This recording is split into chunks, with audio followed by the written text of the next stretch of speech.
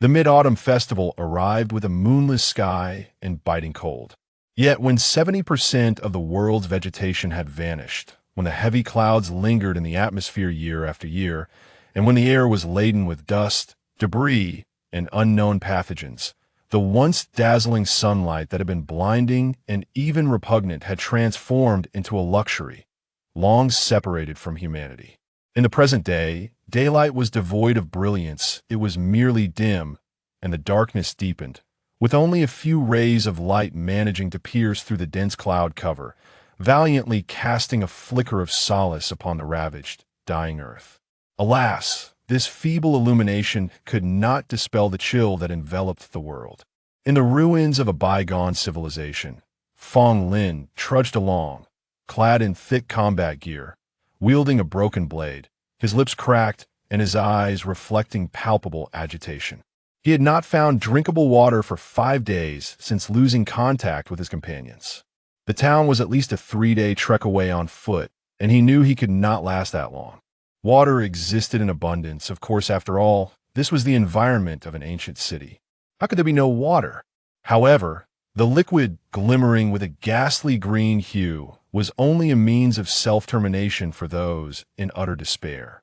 The overwhelming nuclear contamination had transformed the water on this planet into a lethal poison. Any untreated water was a death sentence. Even treated water still bore significant nuclear pollution, though it might not kill immediately. It remained perilous. As for pure water, Fong Lin had forgotten what it tasted like. Refreshing? Sweet? Such words had become entirely alien to the survivors. Yet, in the unpredictable nature of life, Fong Lin could hardly have anticipated that 2 hours later he would not only discover drinkable water, but that it might very well be pure. He found himself in a dark, damp, subterranean chamber. A young man, his left eye clouded and gray, his mouth slightly askew with cracked lips, was illuminating a dusty bookshelf with an old flashlight, casting a yellowish light on a bottle of transparent liquid, his face aglow with astonishment. He was Fong Lin, whose once handsome visage had been marred by years of consuming radiated water. It's unopened, devoid of microorganisms, and lacks that damned green radiation. Could it truly be pure water? The liquid inside the bottle was crystal clear, and the faint inscription on the bottle read, "Certain Mountain Spring," which made Fong Lin's heart swell with excitement. In an instant, his cracked lips split open further, blood oozing forth, filling the air with a metallic scent. He paid it no heed, adjusting the flashlight to scrutinize the bottle with utmost concentration, as if it were a rare treasure. The light refracted through the liquid, casting a halo on the decaying bookshelf, which to him at that moment felt like a beacon of hope in the encroaching darkness. Damn this world of nuclear devastation, he cursed, unable to contain himself as he eagerly twisted the cap off the bottle. This phrase had become a ritual for survivors before consuming food or water. He carefully inhaled, confirming the absence of any foul odor, then tilted the bottle, allowing the pure water to flow into his mouth. So sweet. In that moment, he felt as if he had tasted happiness itself.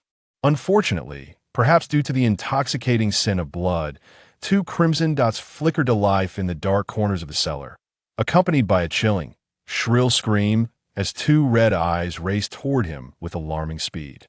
A sharp pain shot through his arm, draining the color from his face.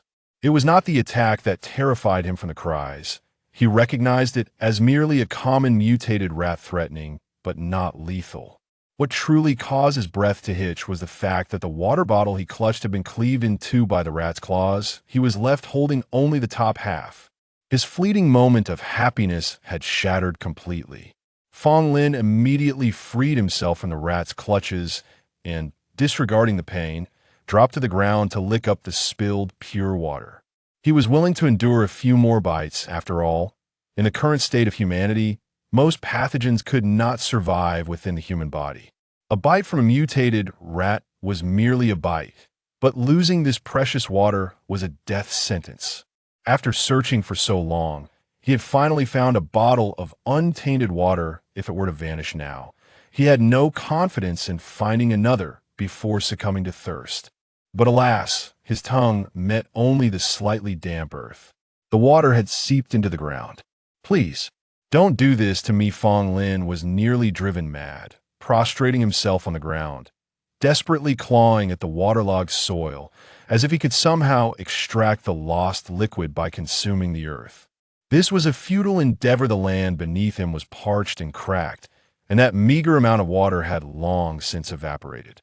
"I will kill you," Fong Lin screamed in a fit of despair, seizing the mutated rat that had returned, drawn by the scent of blood, and squeezed with all his might. The sickening sound of flesh and bone splattering echoed around him. Where there's life, there's hope, they say, and perhaps it is true. After the nuclear devastation, a staggering 70% of Earth's life forms had perished, while the remaining 30% fared little better, undergoing varying degrees of mutation, including humans. Some suffered grotesque afflictions: blindness, deafness, hair growth, tentacle formation, and festering sores, while others experienced beneficial mutations, such as enhanced strength, swiftness, and even the emergence of wings. These symptoms were seldom singular. More often than not, individuals exhibited 2, 3, or even 4 different afflictions simultaneously. Despite treatments, the nuclear contamination in water could not be fully eradicated, and as people continued to consume radiated water, they manifested increasingly severe mutations. Yet, the grim reality remained. Water was indispensable. Drinking it might lead to physical mutations, but abstaining meant immediate death. To choose between a delayed demise and an instant one, humanity's instinctual desire to survive prevailed. They clung to the hope of living another day. After all, any additional day of existence was a gift. Fong Lin had often found solace in the fact that after developing severe mutations, losing vision in one eye, and suffering facial distortion, she had fortuitously acquired beneficial mutations that strengthened him. This was his greatest asset in surviving alone amidst the ever-growing numbers of mutated creatures since losing contact with his companions. However, strength alone could not stave off death without water. 5 days without it, sustained only by the gnawing thirst that had kept him upright, and now, the devastating loss felt like a tenfold despair. He grasped the severed bottle, licking up the last few drops of pure water, despair gnawing at his heart, and he felt as if he had lost the strength to rise. The blood of the mutated rat now glowed with a vivid green luminescence in the darkness, indistinguishable from poison. "Well, I've had enough of this damned world. Let it end like this." Lying on the ground, Fong Lin's single eye grew vacant. "No, before I die, there is still one thing I must do." Suddenly, his gaze ignited with fury, and using the greenish light from the ground, he clenched his fist and brought it down hard upon the already battered corpse of the mutated rat. Thud, thud, thud. Once, again and again. Flesh and blood splattered everywhere. Each strike was infused with profound hatred, a desire to obliterate it 100,000 times over. If it weren't for this wretched beast, I might still be alive. Damn it, this cursed world. I never realized how reluctant I was to part with it. Detection of a strong will to survive. Coordinates: 4th Cosmic Zone, unnumbered human planet, Guardian quota assigned. Welcome to the Doomsday experience game.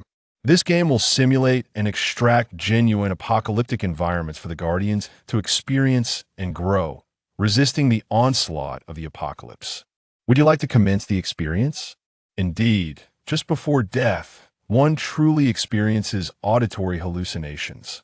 Fong Lin's vacant eyes flickered, disregarding the message.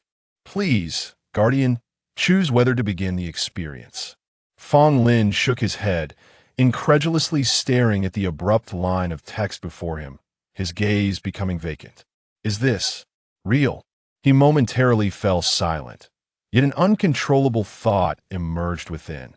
If there were a chance to survive, I would naturally wish to experience it. Received. Initiating the first Doomsday experience. Prioritizing extraction of real-world apocalyptic factors. Construction completed. Teleportation countdown. 10 seconds. Can my thoughts truly be received? Fong Lin's eyes widened. Observing the relentless countdown, his previously resigned attitude toward survival, having decided to end it all, began to waver dramatically. This doomsday experience game is astonishing. Becoming a so-called guardian may not be such a bad thing. After all, there is nothing worse than my current predicament, is there? As Fong Lin's mind was engulfed in chaotic thoughts, the countdown swiftly reached 0. Instantaneously, the green fluorescence and the dim yellow light vanished, and the world around him was rapidly shrouded in darkness, akin to an ink wash painting. A sudden wave of numbness engulfed him, and Fong Lin lost consciousness in an instant. If all of this is indeed real, then I should be able to open my eyes once more, right? This was his final thought. Chapter 2. I detest green. Time passed, and Fong Lin slowly opened his eyes. The first thing that caught his gaze was an opulent chandelier, adorned with intricate patterns and golden threads that exuded a sense of luxury. Rubbing his eyes, he realized he was lying bare upon a vast, plush European-style bed, covered with a velvet quilt that emanated a refreshing aroma. Wait, my eyes. Fong Lin's movements suddenly froze, a tingling sensation coursing through his scalp, causing his breath to slow. He cautiously covered his right eye with his hand. The chandelier, the grand bed, the wardrobe with golden trimmings, and the chocolate bar-like door, all within a spacious room. He could still perceive everything clearly. His blind left eye had miraculously regained its sight. Moreover, upon quickly examining his body, he discovered an unprecedented vigor. All signs of mutation had vanished. Even the purplish spots caused by years of radiation and various scars, including the bite from that mutated rat, had completely disappeared. Is this, for real, a doomsday experience game? Suddenly, memories of previous events rushed back to him. His first foray into a doomsday experience. So, has the experience begun? Can this environment truly be classified as doomsday? Furthermore, why were there no prompts? Was he to navigate this on his own? The elements revealed thus far in this doomsday experience game were sufficient to shatter all his prior scientific understanding. Suppressing the myriad questions swirling in his mind, Fong Lin began to scan his surroundings, instinctively prioritizing the assessment of his environment's safety, a reflex honed from countless experiences. After a brief moment, he could ascertain that this was certainly not an apocalyptic setting. The spacious and luxurious room, with birds chirping and flowers blooming outside the window, painted a picture of paradise, utterly incongruent with the notion of doomsday. If this was the end, then the place he had previously inhabited must have been hell itself. Had the game made an error? Unlikely. The game was far too astonishing for such a mistake. Perhaps the doomsday had yet to manifest. So this was the world before the apocalypse? In other words, all the beautiful memories he held were still intact. Then, pure water, carbonated beverages, juices, fried foods, seafood, barbecued meats, steaks, hot pot. Were they all still here? Instantly, Fong Lin's eyes sparkled with fervor. These items seemed trivial now, but in the wake of the apocalypse, they would be unimaginable luxuries. Of course, he maintained his composure, and at that moment, he felt no trace of the insatiable hunger that had plagued him for years, so he was not in a rush to seek food. Yet, where was this place? What was his purpose here? He lacked fundamental information, and he remained oblivious to the mysterious intentions of this doomsday experience game or what he was required to sacrifice. He could not even ascertain the extent of this world. Beyond this room, was the space truly as idyllic as it appeared outside the window? Thus, he dared not act rashly. After all, the game was called the Doomsday Experience. Just then, perhaps after an adequate adjustment period, Fong Lin noticed a golden light suddenly appear in the lower right corner of his vision. This was not a tangible object.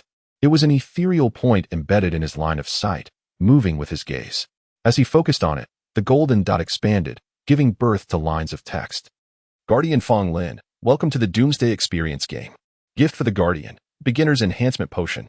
Consuming it will meet the minimum standards for game information integration. Please accept it. Upon reading this, Fong Lin felt a twitch at the corner of his eye as he realized that he truly held a bottle of green potion in his hand. It was astonishing. As if conjured from thin air, transforming from the void to reality in a matter of breaths, the potion bottle now possessed a tangible texture. Damn the color green. I loathe green. The moment he beheld the hue, Fong Lin instinctively wanted to discard the potion, but fortunately, his mind intervened just in time to halt the motion. Even a fool could deduce that although the potion's color was repugnant, it was undoubtedly something beneficial. He refrained from consuming the potion hastily and tentatively inquired, "Is communication possible in the Doomsday Experience game?" It appeared that communication was not feasible, or perhaps his level was insufficient to engage with it. Fong Lin wisely chose not to press further. After all, the system had clearly stated that consuming this so-called beginner's enhancement potion would allow for the integration of game information. With that thought, Fong Lin no longer hesitated. He uncorked the bottle and poured the green potion into his mouth. Contrary to his expectations of bitterness and strangeness, the potion was sweet and delightful, surprisingly palatable. Well, this must be due to the prolonged absence of clean water. Now, anything that was merely clean liquid, as long as it was non-toxic, would likely taste exquisite to him, he mused, feeling a twinge of sadness. Damn this world's nuclear devastation. What have they forced humanity to become? Fong Lin did not have to wait long. The potion quickly took effect. In mere moments, an exquisite tingling sensation surged through his limbs, enveloping his entire being. Quite pleasant. Fong Lin couldn't help but emit a soft hum, and concurrently, he discovered additional information surfacing in his mind. Firstly, it appeared to be a basic introduction to the game. If stars are likened to the cells of the universe, the apocalypse is akin to cellular mutation. Once an apocalypse emerges, a myriad of various categories, levels, and forms of doomsday will follow, ultimately culminating in the destruction of the stars. These two brief sentences left Fong Lin drenched in sweat. In other words, after experiencing global nuclear leakage in reality, various categories, levels, and forms of doomsday would soon follow. This was indeed troubling news. No, it was a grave predicament.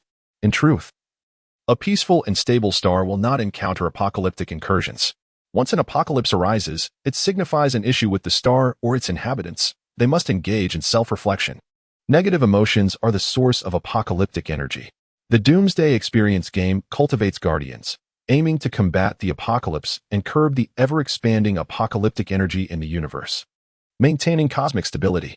Coupled with the initial information provided, this game would simulate and extract real apocalyptic environments for guardians to experience and grow, thus resisting apocalyptic incursions.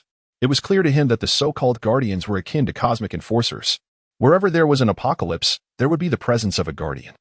If that were the case, the role of this guardian was indeed significant. Maintaining cosmic stability. It sounded incredibly grand. The crux was that the game would empower guardians to become formidable enough to confront the apocalypse, which was paramount, if it truly could make him strong, freeing him from the uncertainties of his past life. Then he would dedicate himself wholeheartedly to this role as a cosmic enforcer, striving earnestly. Thus, Fong Lin mused. At this point, the basic information about the game seemed to have been thoroughly conveyed. Next, he anticipated the details of the impending Doomsday Experience. Chapter 3. The Apocalypse Factor. Global Nuclear Leakage. This apocalyptic experience is set in a simulated game environment. Apocalypse Factor. Global Nuclear Leakage. Single. Origin of the Apocalypse. This planet is covertly ruled by a consortium of tycoons. Yet they are not content to remain in the shadows. 5 years ago, the 6 major conglomerates of the world united to conduct nuclear tests, aiming to develop more advanced nuclear fusion technologies to threaten national governments and establish a global federation led by the tycoons. However, unbeknownst to them, the chief nuclear expert they hired is a veritable madman. Ostensibly serving the tycoons, he has been clandestinely utilizing their resources for his own research. The ostensibly controllable nuclear fusion technology he presented was merely a ruse. In truth, his real research focused on the effects of nuclear radiation on the human body, both harmful and beneficial. To gather sufficient experimental data, he activated a hidden backdoor, leading to the destruction of all nuclear facilities worldwide. The previously controllable fusion technology spiraled out of control, resulting in a catastrophic global radiation leak. This apocalyptic experience task survived for 3 months. Time ratio 1:100. 1 day in reality equates to 100 days in the game. Task reward: small-scale nuclear radiation eliminator. Hint: Guardian Fong Lin is experiencing this for the first time, and thus possesses a privileged status, with the origin of the apocalypse delayed by 1 week. Guardian identity: Fong Lin, the sole heir of the Glory Group. The Glory Group, the largest conglomerate in Xia country and one of the 6 major global tycoons, has interests spanning finance, real estate, military industry, healthcare, entertainment, and department stores. In Xia country, one cannot escape the shadow of the Glory Group. Note: the Guardian is strictly prohibited from in any manner preventing, altering, or warning about the origin of the apocalypse. nor may they disclose their identity as a guardian. Failure to comply will result in an immediate increase in the apocalypse level, rendering it uncontrollable. The aforementioned standards are universally applicable within the apocalyptic experience world and will not be reiterated. The information was overwhelming, and Fong Lin was slowly processing it. Firstly, the delay of the apocalypse by 1 week was remarkably humane. This meant he had a whole week to relish this beautiful world, and with his current status as the sole heir of the Glory Group, he could indulge to his heart's content. How could it be that this splendid scenery outside was indicative of an apocalypse? No wonder this room was so opulent, after all. He was the only heir of a tycoon. This identity was quite the fantasy. Fong Lin couldn't help but feel somewhat bemused. Why did this first experience of the apocalypse feel more like a luxury retreat? In truth, he was mistaken. The apocalyptic experience game does not solely allocate guardian slots to worlds already facing the apocalypse, but also to those on the brink of it, based on the circumstances. Thus, for a seasoned veteran like him, who had long struggled against the realities of an impending apocalypse, this inaugural experience might seem akin to enjoyment. However, for novices who had never encountered an apocalypse, merely knowing that it would descend in a week and that they must survive for 3 months amid it is a tremendous burden. Naturally, compared to the ultimate task reward, such pressure was negligible. Surprisingly, there was a task reward, something Fong Lin had not anticipated. However, upon discerning the specifics of the reward, he immediately became agitated. A small-scale nuclear radiation eliminator. Regardless of the scope, surely it could eliminate radiation from at least a bottle of water? If it could, that would suffice, more than enough. Fong Lin was acutely aware of what being able to eliminate nuclear radiation entailed. It was an extraordinary boon tailored for those suffering from the ravages of nuclear contamination. He had to obtain it.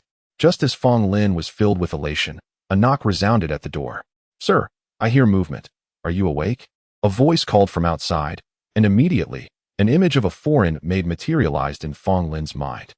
This was not some supernatural ability, but rather a resurgence of memories associated with his identity as the sole heir of the Glory Group, which began to resurface with the maid's appearance. Soon, a vivid image of a spoiled, arrogant, and wayward young man, having grown up in a gilded cage, took shape in Fong Lin's mind, significantly diminishing his sense of unfamiliarity with this world. Notably, the game handled this exceptionally well, as these memories resurfaced. Fong Lin felt like a mere observer, witnessing another's life without being ensnared in it. Thus, the memories of the Glory Group's heir would not impact the true Fong Lin. At most, they would impart a wealth of new insights. To be honest, he had never encountered a woman of such striking beauty before, and in his memories, such women seemed to change daily, and sometimes there were even more than one. What a plight!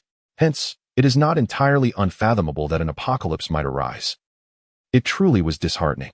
Soup? Hearing the mention of a beverage, Fong Lin instinctively nodded, only to suddenly realize, in his new identity, he should demand more than mere soup. He promptly declared, "Lisa, have the kitchen prepare a grand feast at once." Lavish? No, exceptionally lavish.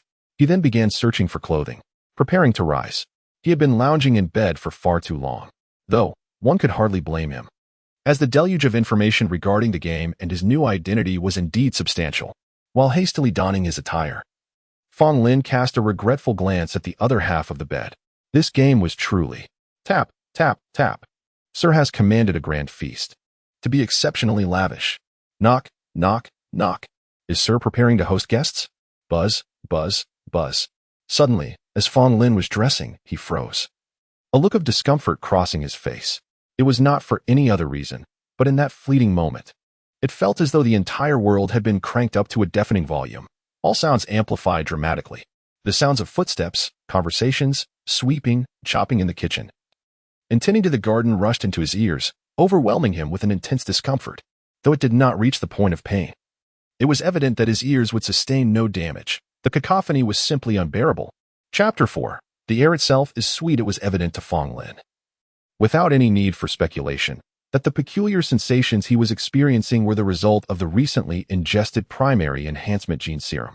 He had not anticipated that this serum would render his auditory perception so remarkably acute. In fact, it was not merely his hearing that had improved. He discovered that his vision had also unexpectedly sharpened. Standing beside his bed, he could now discern even the dust particles in the corners of the room with astonishing clarity. This primary enhancement serum appeared to have comprehensively augmented his physical capabilities. Though the extent of enhancement seemed modest, considering it was a novice gift and provided without charge. Fong Lin felt genuinely content with the results. Indeed, as he became aware of the multifaceted changes within his body, a golden light flickered in his field of vision. Upon focusing on it, a semi-transparent, three-dimensional representation materialized before him. This three-dimensional image depicted a suspended human form, and at first glance, Fong Lin recognized it as his own likeness. Adjacent to this representation were several lines of text. Guardian level, 1 health points, 10 ability points, 10 strength, 1 agility, 1 constitution, 1 mentality, 1. The character attributes were displayed. It truly resembled a game. A wave of nostalgia washed over Fong Lin as he gazed at the standardized game data. As a former gaming enthusiast, he was all too familiar with such statistics. Regrettably, ever since the apocalypse began, computers had become relics of the past, and gaming was but a distant memory. To his astonishment, all attributes were listed as 1. Even after consuming the primary enhancement serum, was this 1 point measured against a superhuman standard, thus carrying such weight? He scrutinized the data anew, marveling at his current physical quality. While not superhuman, it was certainly far superior to that of an ordinary person, and yet it was still merely rated as 1. It seemed that the baseline for game information required a mental score of at least 1 point, and previously, he had not even reached that threshold. No. It appeared he had fallen short of the 1 point mark across various attributes. Realization dawned upon him, and he couldn't help but smile wryly. So, the physical condition of an earthling was truly dismal? After a brief moment of reflection, he redirected his attention to the first line. Guardian level, 1. This indicated the presence of levels beyond the first 2, 3, and potentially more. Fong Lin felt a surge of excitement. Indeed. This game allowed for the continual enhancement of the Guardian's strength, which was the most significant aspect. However, he pondered the absence of any experience bar or similar indicators. How was he to level up? Would it still rely on enhancement serums? He found himself bewildered. Despite repeatedly focusing on the golden light and toggling the character attributes, he discovered no additional information. There were no experience bars, nor were there any skill slots or inventory sections. All were conspicuously absent. Perhaps such features simply did not exist. Or maybe they were yet to be unlocked. He resolved to explore these mysteries gradually.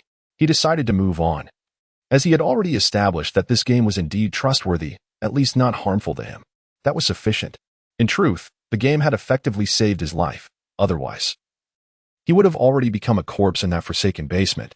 Fong Lin was acutely aware of this fact. Despite the lamentable 1 point across various attributes, he felt remarkably invigorated. The enhancement was particularly evident in his strength. Initially, after the mutation in his body subsided and the symptoms of increased strength had vanished, Fong Lin had assumed that his current strength of 1 point would be noticeably diminished. To his surprise, however, with a few powerful punches, he produced a resounding whoosh through the air. His gaze shifted to a sandbag hanging nearby, and his eyes sparkled with excitement as he approached it and delivered a punch. With a resounding thud, the sandbag exploded. He quickly stepped back, avoiding the flying sand, his expression one of pure delight. Remarkable. This strength was evidently far superior to what he had experienced during his mutations. Moreover, the crucial factor was that his hand had merely grazed the surface, resulting in only a slight abrasion and minimal pain, indicating that his body's resilience was also undergoing enhancement. Quite impressive. While this level of strength may not surpass human limits, every punch and kick felt like a tremendous impact. He couldn't help but grin widely. Having struggled for so long in the post-apocalyptic environment, Fong Lin understood all too well the importance of possessing formidable strength. However, he glanced at the scattered sand and felt a twinge of regret for the mess he had created. This would surely pose a challenge for the cleaning staff. Despite having the memories imparted by the game, he still found it difficult to fully adopt the mindset of a super-rich heir, feeling a fleeting sense of remorse for the cleaners. Of course, this sentiment was short-lived. The game had already established that this was not a true reality, but a simulated experience. Thus, when Fong Lin shifted his perspective, viewing everyone aside from himself as mere NPCs, any lingering guilt evaporated. Food has arrived, he heard, and his mouth watered instantly as he hurried out of the room. At that moment, nothing was more important than indulging in a delightful meal. Despite having the memories of a new identity, Fong Lin was nonetheless awestruck by the opulence of the mansion once he stepped outside. The grand corridor was lined with renowned masterpieces, and he knew that even a single painting could fetch millions at auction. Damn those wealthy tycoons. Damn those capitalists, he muttered under his breath. Although he was now a scion of wealth, he could not help but lament the disparity. Having lived through the pre-apocalyptic society for 5 or 6 years, he could still appreciate the allure of money from his perspective. As he traversed the corridor, passing by a gym, a game room, a cinema, and an enormous indoor swimming pool, his worldview shattered. This was the life of the affluent before the apocalypse. It was beyond extravagant. He walked for over 10 minutes through a single corridor. Before the world was ravaged, he had merely been an ordinary university student, and he had never encountered such scenes outside of a screen. Truthfully, after spending so long in the chaotic and filthy conditions of the apocalypse, being in such an environment now made Fong Lin feel as though even the air he breathed was sweet. Regrettably, this was merely a game. He longed for the day when Earth could reclaim such an environment. It seemed that he must rely on his role as a guardian to ultimately quell the remnants of the apocalypse. He resolved to strive onward. Fong Lin acknowledged that he was, after all, a simple individual, devoid of lofty ideals and ambitions, aside from preserving his own life. The sudden impetus for his fierce resistance against the apocalypse stemmed from a desire to once again live in a world resembling the one he currently inhabited. Perhaps this was the very purpose behind the game's initial design, to allow him to experience such an extraordinary identity. He had to concede. It had succeeded in igniting within him an inexhaustible motivation. Chapter 5. The luxurious shelter no longer allowing his thoughts to wander. Fong Lin swiftly made his way to the dining hall. It goes without saying that the dining area was resplendent, adorned with an array of silver tableware, each piece seemingly worth a small fortune from Fong Lin's perspective. However, at this moment, Fong Lin's attention was firmly captivated by the delectable dishes that tantalized the senses. Towering emperor crabs, succulent lobsters, rich black truffle soup, French-style pan-seared foie gras, an assortment of vibrant seafood, roasted meats, and various regional delicacies. An impressive spread covered the entire table. In an instant, Fong Lin's eyes gleamed with desire. A well-dressed man in his 50s had been waiting in the dining hall and, upon seeing Fong Lin, broke into a smile and inquired, "Young master, are you inviting friends over for dinner?" This was Steward Zhou, the manager of household affairs, who had watched Fong Lin grow up. Despite his spoiled nature, he maintained a good rapport with Zhou, recalling memories recently acquired. Fong Lin suppressed the urge to leap onto the table and simply shook his head, saying, "No, I just suddenly found myself craving it." With that, he hurried to the dining table, no longer restraining his appetite, and began to indulge in the exquisite feast laid before him. After all, in his own home, he had little to hold back. "Take your time, young master," Steward Zhou gently advised. "There's no time to waste. I'm starving," Fong Lin exclaimed, eagerly grabbing a large piece of seafood sashimi drenched in sauce and hastily bringing it to his mouth, mumbling in delight as he did so. His expression instantly transformed into one of pure satisfaction.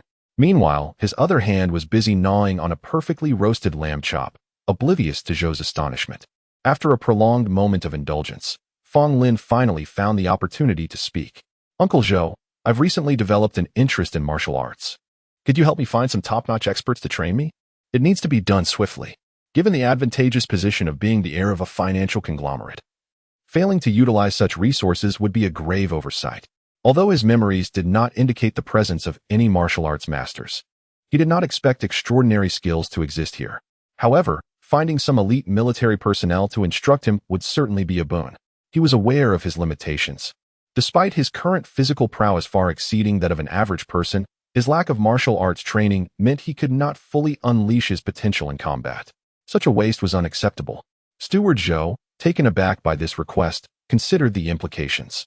While it was true that a multitude of bodyguards accompanied their outings, the uncertainty of unforeseen events lingered. If Fong Lin could indeed acquire some self-defense skills, it would not be a bad thing after all. After a moment of contemplation, Zhou nodded. "The company's security team has recruited some of the world's top retired soldiers. If you are interested, I will screen a few skilled individuals to come and teach you." "Thank you, Uncle Zhou," Fong Lin replied, continuing to feast. Suddenly, he recalled something and asked, "By the way, is there a shelter underground in the house?" Steward Zhou paused, puzzled by the question. "Why do you ask, young master?" "It just crossed my mind." Fong Lin chuckled lightly, somewhat teasingly. "I was wondering, if a nuclear bomb were to explode above us one day, would we survive?" Zhou fell silent, gesturing for the others to leave, and then spoke earnestly to Fong Lin. "Young master, you are aware of the group's plans regarding nuclear weapons. They have long been under the control of our families. Furthermore, Onping City is the stronghold of our glory group. Such a scenario you described is highly improbable. Therefore, your sudden inquiry, does it suggest you have other concerns? Zhou's serious demeanor prompted Fong Lin to nod internally. This game was truly terrifying. It simulated reality to an uncanny degree. His memories indicated that Zhou treated every matter discussed between them with utmost seriousness, regardless of its joking nature, which had garnered their trust and respect. I have no particular concerns, merely an unsettled mind lately, Fong Lin admitted, shaking his head. The game had explicitly stated that the Guardians must not prevent, alter, or signal the origins of the apocalypse in any form. Otherwise, the doomsday level would escalate uncontrollably. As one of the heirs of the glory conglomerate, he was aware that countless eyes were likely watching him. Any overt actions could trigger a series of repercussions. Thus, he dared not reveal any intentions. If it drew the attention of the wrong individuals and interfered with the origins of the apocalypse, it would spell disaster. There is no need for concern, young master. Since the group is involved in nuclear plans, we will certainly have countermeasures, Zhou reassured him, gesturing to the land beneath them. This territory is our stronghold and of utmost importance. In fact, the area within a kilometer beneath us has been entirely excavated to construct a high-spec shelter. The perimeter is enveloped in thick concrete and lead, sufficient to shield against any nuclear radiation, even if a nuclear bomb were to detonate above us. As long as the blast is not too close, we should be safe. Additionally, the shelter is stocked with ample food and medical supplies, along with sufficient generators, air circulation systems, and water recycling systems. Conservatively estimated, it could sustain 500 people for over 50 years. Fong Lin was taken aback by this revelation. This meant that a week from now, he could merely hide in the shelter and complete his task as easily as eating and drinking. However, something felt amiss. He furrowed his brows. Was the simulation of this game merely to allow him to passively partake in trivialities? Could the task truly be so effortlessly accomplished? Still hesitant, he pressed on with his inquiry, and what about weapons and equipment? As a responsible survivor in the aftermath, weaponry was always a primary consideration alongside food and water. Rest assured, we are well equipped. However, to prevent any potential internal conflict should the shelter become isolated, all weapons and equipment are stored in a large secure room. The passcode for which only the master and I know, Zhou confirmed. Of course, if you wish to know the passcode, I can provide it to you now. When the secure room was constructed, you were studying abroad, and the master did not want to cause any misunderstandings by informing you. What misunderstandings? Constructing a shelter is a good thing. Fong Lin smiled and shook his head, but ultimately requested the passcode from Zhou. This was clearly contrary to Fong Lin's usual cautious nature, shaped by his experiences in the apocalypse. His guiding principle was, it is better to be prepared and not need it than to require it and be unprepared. Chapter 6. The Cunning Fong Lin Thus. After the apocalypse erupted, was it more prudent for me to simply hide underground, disregarding everything, and patiently await the passage of 3 months? Or should I make use of this shelter to engage in some endeavors? After pausing his idle banter with butler Zhou, Fong Lin continued to savor his meal while pondering these questions in his mind. From the perspective of merely fulfilling a task, it would naturally suffice to do nothing and simply wait for 3 months to elapse. However, is that truly the best course of action? Fong Lin was inherently astute. His thoughts ran deeper. This apocalyptic experience game had explicitly stated its purpose, to cultivate guardians to combat the apocalypse and curtail the ominous aura of doom looming in the universe. Thus, during the Guardians' inaugural encounter with the apocalypse, beyond providing an introductory experience to help them acclimatize, might there be a hidden test? If I were to actively engage with this crisis, striving to mitigate negative emotions among the populace and suppress the apocalyptic atmosphere, could I perhaps earn additional accolades or rewards? It is not beyond the realm of possibility. After all, doing nothing would render this apocalyptic experience exceedingly simplistic. It would be as if everything had been meticulously prepared in advance, allowing one to merely hide in the shelter without concern. Such an absurdly low level of difficulty compelled Fong Lin to contemplate further. If the aim is to cultivate cosmic peacekeepers, should there not be a test of their character? What if the newly minted guardian were a despicable rogue? I was selected due to my fervent will to survive. Yet a thoroughly reprehensible individual would similarly exhibit a strong desire to live when faced with death. Is it truly so hasty, without any form of screening? Perhaps not. This initial apocalyptic experience may indeed harbor some form of trial. Upon reaching this conclusion, Fong Lin began to strategize internally. Butler Zhou observed him intently, his brow furrowing. After a moment, seeing that Fong Lin showed no signs of stopping, he could not help but inquire, "Young master, would you like to eat more?" As he spoke, he feigned discomfort by clutching his stomach. Unbeknownst to him, he had not truly overindulged. In fact, he seemed only partially sated. The reason for this partial fullness was something he could vaguely infer. Although this apocalyptic experience game had shattered his previous scientific understanding, the principle of energy conservation should still hold true. The effects of the primary enhancement potion were indeed potent, significantly elevating his physical capabilities. However, where did this energy originate? On one hand, the enhancement potion itself must contain a substantial amount of energy. On the other, it was evidently drawn from the food he had just consumed. The reason he felt only partially full was that his body was signaling him, "You may continue to eat, continue to nourish me." Regrettably, that was not feasible. Although Fong Lin believed he could consume more, perhaps even devour the entirety of the banquet spread before him, he thought better of it. He did not wish to be perceived as a gluttonous beast. With a lingering glance at the abundance of food remaining, he could not help but remark, "Please do not waste this. Save it for me to eat later." From his memories, he understood the tendencies of those below him. If he did not speak up, the food would inevitably be discarded. Such waste was intolerable to him. The time was now 2:10 p.m. Butler Zhou promptly inquired, would the young master like to visit the company or continue resting at home? After Fong Lin rose, Zhou's expression soured as he continued, "That reckless Huang kid actually got you drunk to such an extent last night. I believe I need to issue a warning to old Huang. Such is the nature of this world. The colossal entities of the financial elite can indeed elevate even the lowliest of beings." Though Butler Zhou was merely a steward, he possessed the authority and confidence to admonish someone like old Huang, who merely engaged in small business. In the eyes of the Glory Group, a national appliance distributor was indeed just a minor player. "Come now, if I hadn't wished to drink, could he have forced me to such a state?" Fong Lin chuckled, shaking his head, and added with feigned contrition, "However, alcohol is indeed not a beneficial substance. I must endeavor to drink less in the future. That is certainly for the best. Drinking harms the liver. The young master should take care of his health." Butler Zhou nodded in agreement. "Indeed," Fong Lin replied thoughtfully. "Given the time, prepare the car. Let us head to the company." "Very well. Would you prefer the sports car you drove yesterday? Or shall I have a sedan prepared?" "The sports car, please." Butler Zhou nodded, lightly touching his earpiece, and instructed, "Have the sports car that the young master drove yesterday brought to the entrance of the restaurant." This action did not pique Fong Lin's curiosity.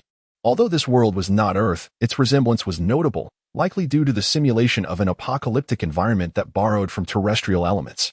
Many aspects aligned closely with Earth, and the technological level seemed akin to that before the nuclear devastation. This was not high technology, it was merely a headset. However, the opulent lifestyle of the nefarious capitalists truly entranced him.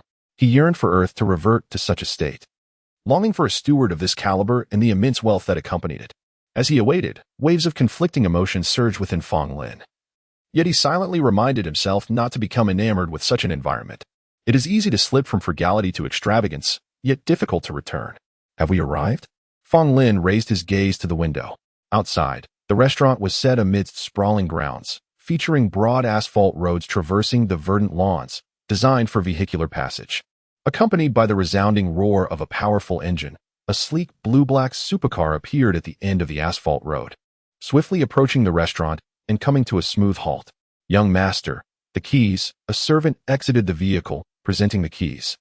Recalling the numerous times he had driven this car, and noting that the vehicle's structure mirrored that of Earth, Fong Lin accepted the keys without hesitation and entered the car. Then, the thrilling engine roared to life once more. "We are off, Zhou uncle," he greeted before driving away. Chapter 7. Scarlet as Fong Lin traversed the familiar route. He felt a peculiar blend of novelty and nostalgia. Each intersection and corner was etched in his memory, evoking a sense of disarray that was both strange and comforting. Marveling at the marvels of memory transmission. However, what truly stirred his emotions was the individual he sought to meet upon his arrival at the headquarters of the conglomerate. At that moment, he stood before the helm of the honor group, located on the top floor of the skyscraper, his father, Fong Tianlin. Gazing upon this middle-aged man, who bore an uncanny resemblance to his deceased father, Fong Lin felt a surge of emotion wash over him. Though he had known of his father's existence in his memories, the reality of their encounter stirred a poignant ache within him. The relentless struggle for survival in a world teetering on the brink of collapse had left little room for nostalgia. Yet, Coming face to face with someone so reminiscent of his father unleashed a torrent of repressed memories that he could not resist. "What is wrong with you?" Fong Tianlin inquired, perplexed by Fong Lin's complex expression. "I came here to discuss serious matters," Fong Lin retorted, a frown crossing his face. Regardless of their striking similarity, he could not bring himself to utter the word father. Fortunately, the bond they shared in his memories was strong enough that he need not force the title. "What serious matters?" Fong Tianlin pressed. "Regarding the energy initiative. I only heard a brief overview and wish to understand it in more detail," Fong Lin replied. "Why the sudden interest?" Fong Tianlin's brow furrowed, his demeanor growing serious. The so-called energy initiative was, in essence, a nuclear program, an endeavor of paramount importance for the 6 major conglomerates, each holding it in high regard. I simply had a whim to learn more about it. After all, it is a significant issue, and I cannot remain indifferent, Fong Lin remarked nonchalantly. He did not believe that merely acquiring information would alter the impending doom. Otherwise, the game would be unplayable. Even remaining idle could potentially trigger a butterfly effect, altering the course of fate. Nodding in understanding, Fong Lin recognized his father's busy schedule and refrained from further discussion, quietly departing. One should not assume that the life of a tycoon revolves solely around indulgence. In reality, those engaged in leisure are often peripheral figures. The core members, particularly the heads of conglomerates, lead lives far busier than most. They are inundated with matters requiring their attention and approval, and once a signature is affixed, it may signify the movement of millions, if not billions, of funds. They must exercise caution, as relinquishing control is not an option. As the sole heir of the conglomerate, Fong Lin was greeted with deference wherever he went. Often addressed as Little Fong by various individuals, including charming women who radiated allure, overwhelming him with their attention. Fong Lin found this attention somewhat overwhelming. How long had it been since he had encountered such beauty? In the outside world, even the most mundane appearances had become increasingly rare, with acne, deformities, and other abnormalities becoming the norm. Damn this world of nuclear desolation, he thought, instinctively uttering his habitual phrase. "Isn't world peace a wonderful thing, Little Fong?" Suddenly, the door swung open, revealing a stunning foreign woman with golden hair and blue eyes, yet possessing an exceptionally Eastern beauty, Scarlet. "Every time I see you, I am tempted to tie you to my side and never let you go," Fong Lin mused, admiring her flawless visage and figure. This was one advantage of new memories. While his character remained unchanged, past experiences had rendered him more eloquent than ever. "Aren't I already by your side?" Scarlet replied, markedly different from the other female staff members. She entered without knocking and even took the liberty of directing the boss. "Being a gentleman, I assume Little Fong wouldn't mind helping me carry this," she said, gesturing toward the hefty stack of documents in her hands. "Of course," Fong Lin smiled, already rising to assist her before she could finish her sentence. "This stack is indeed a bit heavy for you," he commented, weighing the documents in his hands. "In the future, such burdens should be left to others. As the chief assistant to the president, why must you handle it yourself?" "No burden can compare to you," Scarlet replied with a playful glint in her eyes. "I don't recall you being this concerned when I was in trouble. If that's how you feel, I might just lock the door now," Fong Lin said, rubbing his hands together in anticipation. "Please, I still have many tasks to attend to," Scarlet replied, her expression shifting dramatically. Though she was a blend of cultures and possessed a more open mindset, the notion of here and now was still a bit too much for her. "As you wish," Scarlet said, winking before departing. "Damn capitalism. I can hardly withstand it. It is truly corroding me." After Scarlet left, Fang Lin remained still, taking deep breaths to quell the rising heat within him, his expression darkening with frustration. He berated himself for his weakness. This is merely a game. A game, he reminded himself, a virtual environment devoid of reality. Why should he be so concerned for others? He should seize the moment. After all, Scarlet was an old acquaintance of his. Yet, he still found himself unaccustomed to the situation. "Next time, I shall follow my heart," he vowed internally. Unbeknownst to him, his hesitance was not due to a lack of desire, but rather a subconscious restraint. Despite his verbal proclamations of indulgence, he had never fully embraced it. It was not that the game imposed restrictions, thus far. Aside from prohibiting alterations to the apocalypse and concealing the Guardian's identity, it seemed devoid of limitations. Rather, the essence of the game, being a fantasy rather than reality, instilled a fundamental restraint within him, a desire to avoid losing himself in such a life of luxury, lest he become irrevocably ensnared. Once again, it was said that transitioning from luxury to frugality is a daunting task. And the disparity between the outside world and this realm surpassed mere indulgence. It was a chasm of unimaginable proportions. Chapter 8. How could he possibly be a madman? Regardless, it was too late for regrets, as AIN had already departed. After a moment of calm contemplation, Fong Lin resolved to thoroughly investigate the materials concerning the origin of this apocalyptic event. As for everything else, well, that could wait until evening. Evidently, the substantial stack of documents that Scarlet had brought forth comprised the energy plans of the 6 major financial conglomerates, which served as the foundation for this cataclysm. It is entirely reasonable to encapsulate secrets within paper, for computers are hardly reliable for confidentiality. Indeed, any highly classified information could never be input into a computer. Fong Lin swiftly skimmed through the pages, primarily focusing on the energy plans themselves rather than the intricate details. Most of the complex and specialized content within the documents eluded his understanding, and he deemed it unnecessary to grasp it entirely, allowing him to bypass it. After approximately half an hour of perusal, he finally gained a modicum of comprehension regarding the so-called energy plans. His only remark was, wealth truly affords one the liberty to act as one pleases, whether the exaggeration stemmed from the game simulation or not. The notion that conglomerates covertly govern the world is plausible. However, the claim that these 6 financial titans control 80% of global wealth is indeed preposterous. It is no wonder they struggle to contain their ever-expanding ambitions, yearning to transition from the shadows to the light, to establish a federal government that could dominate the world entirely. After all, it seems the conglomerates have little else to occupy their time. Fong Lin's expression grew peculiar. Upon discerning the reasons behind this, he realized that the conglomerate's overwhelming ambition could hardly be blamed. Any individual at the helm of such power might well arrive at similar conclusions under comparable circumstances. Of course, whether the narrative's backdrop harbors inconsistencies or if it is logical was not within Xi Jinping's considerations, as he was primarily concerned with the specific origins of the apocalypse.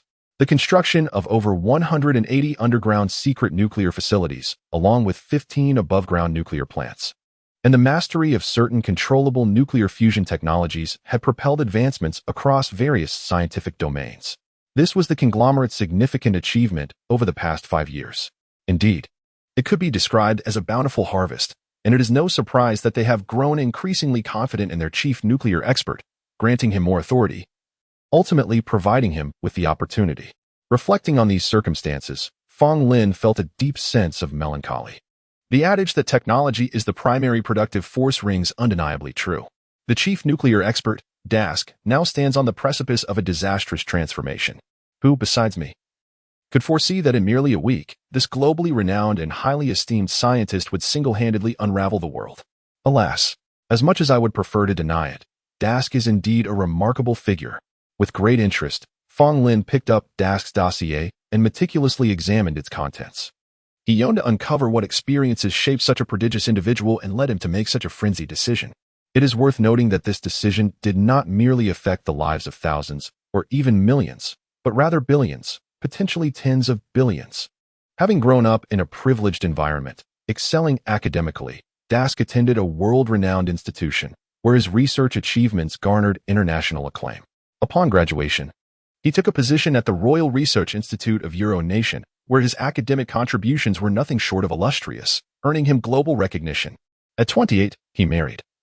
By 30, he welcomed a child. Now, at 45, he is in the prime of life, with both parents alive, a happy marriage, and a fulfilling family life.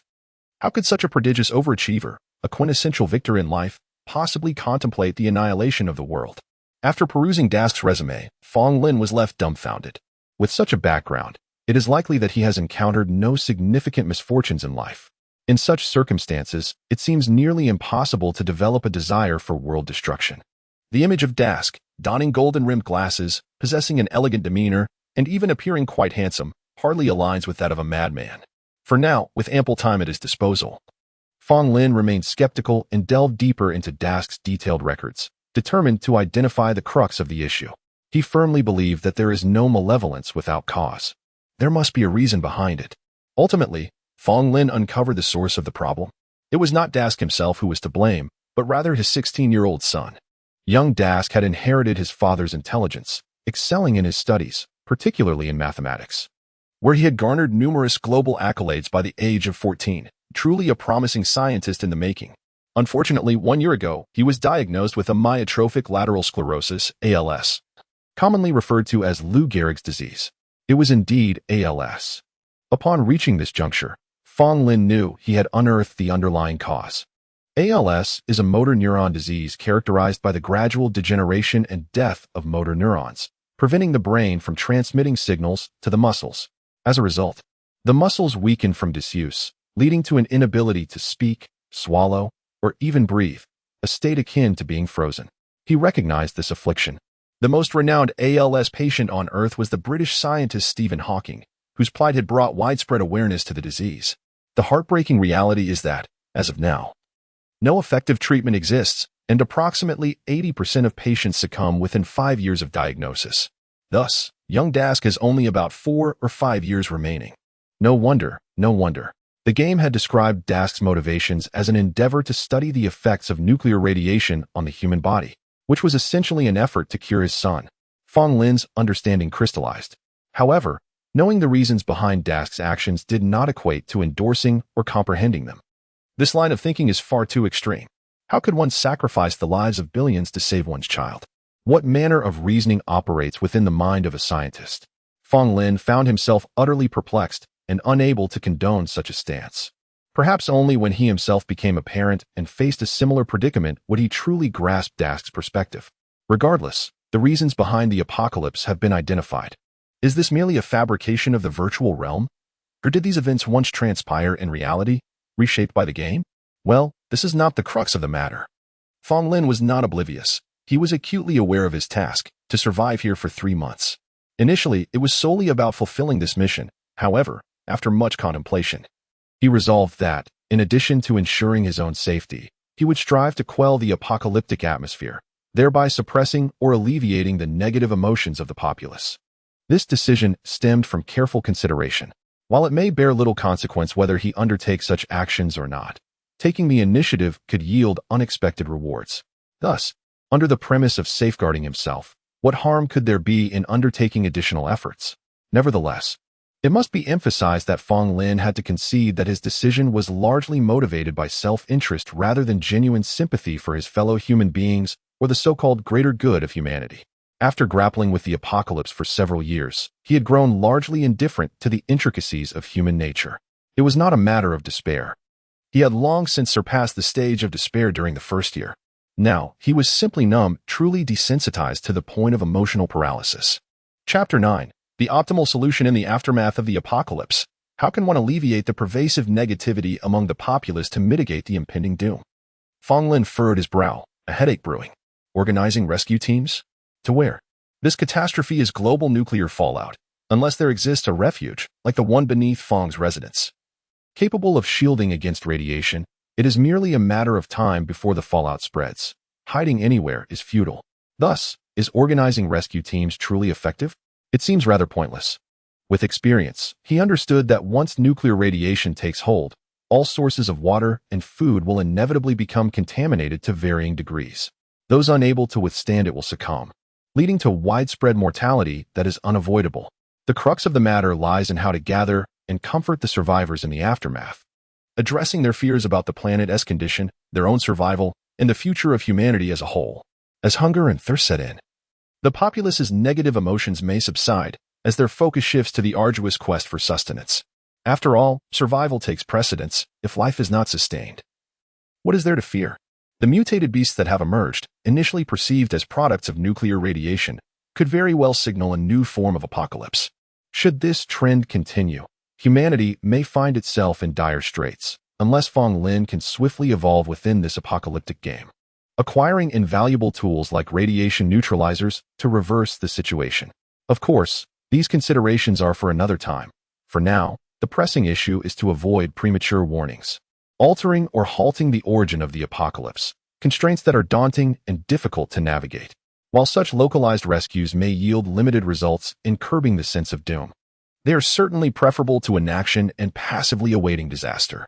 Fong Lin believes the challenge of the game lies not in how much one contains the aura of the apocalypse, but rather in whether one actively engages in containment. This, he deems critical. Naturally, if feasible, the more containment, the better. Wait a moment. If he could mobilize a substantial number of security personnel, that seems plausible. Suddenly, Fong Lin's expression shifted.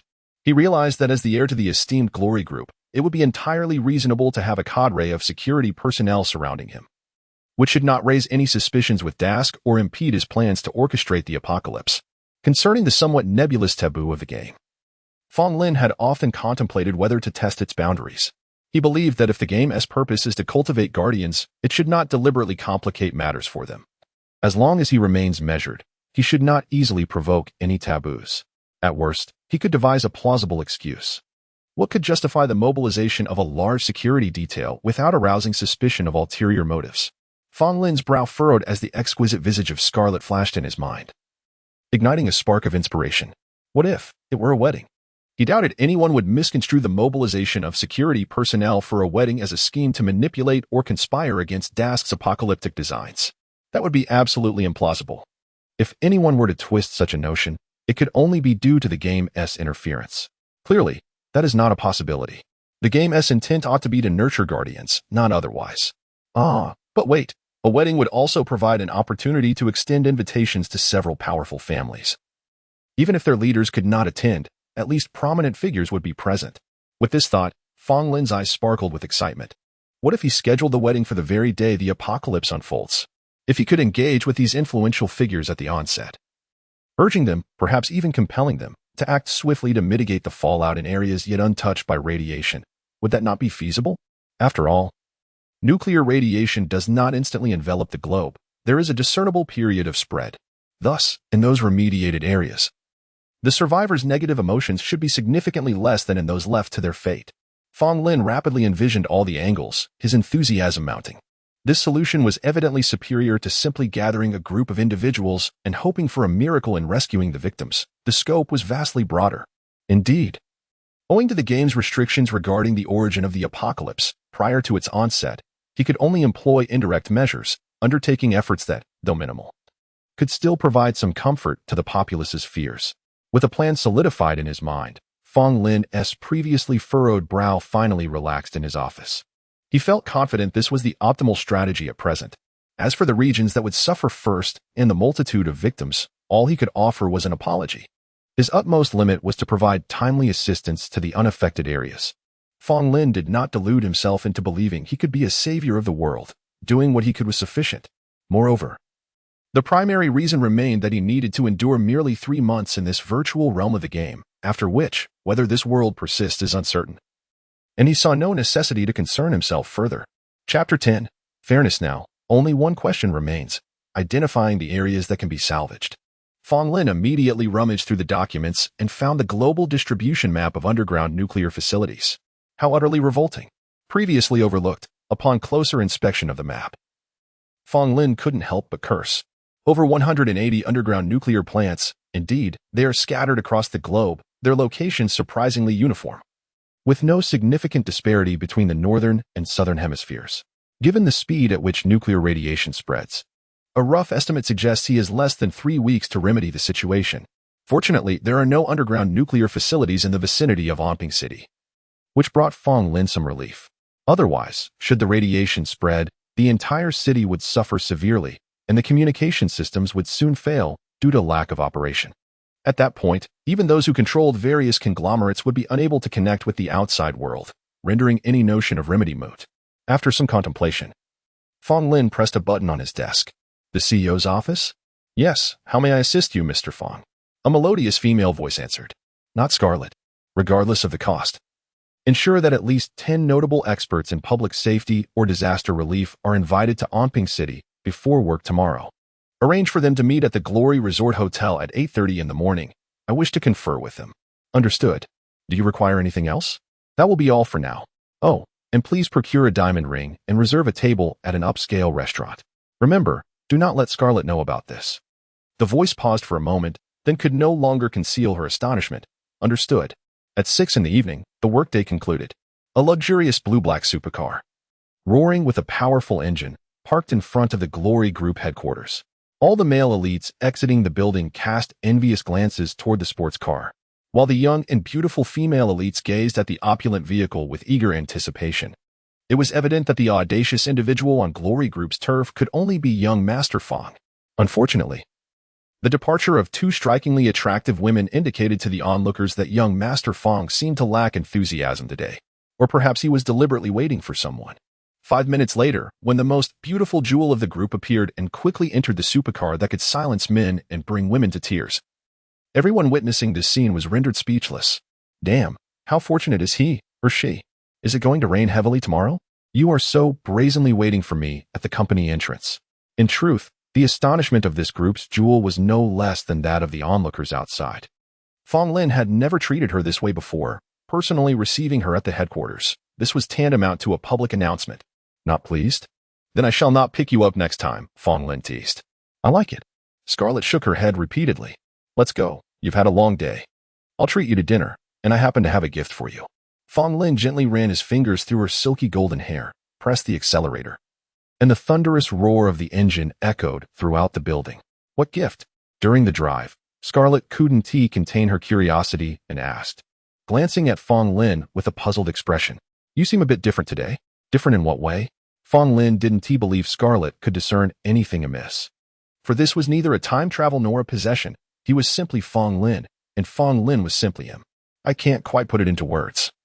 There's just an air of inaccessibility about you. Yet you haven't neglected me. It's rather peculiar. Scarlett tilted her head. Not so simple. You truly understand me well. Fong Lin glanced sideways, realizing that this sensitivity stemmed from the experiences of the past few years. He hadn't anticipated Scarlett would be this perceptive. However, this did not alter his prior decision to choose Scarlett as his bride and host a wedding. The identity of the bride was secondary. The wedding itself was paramount.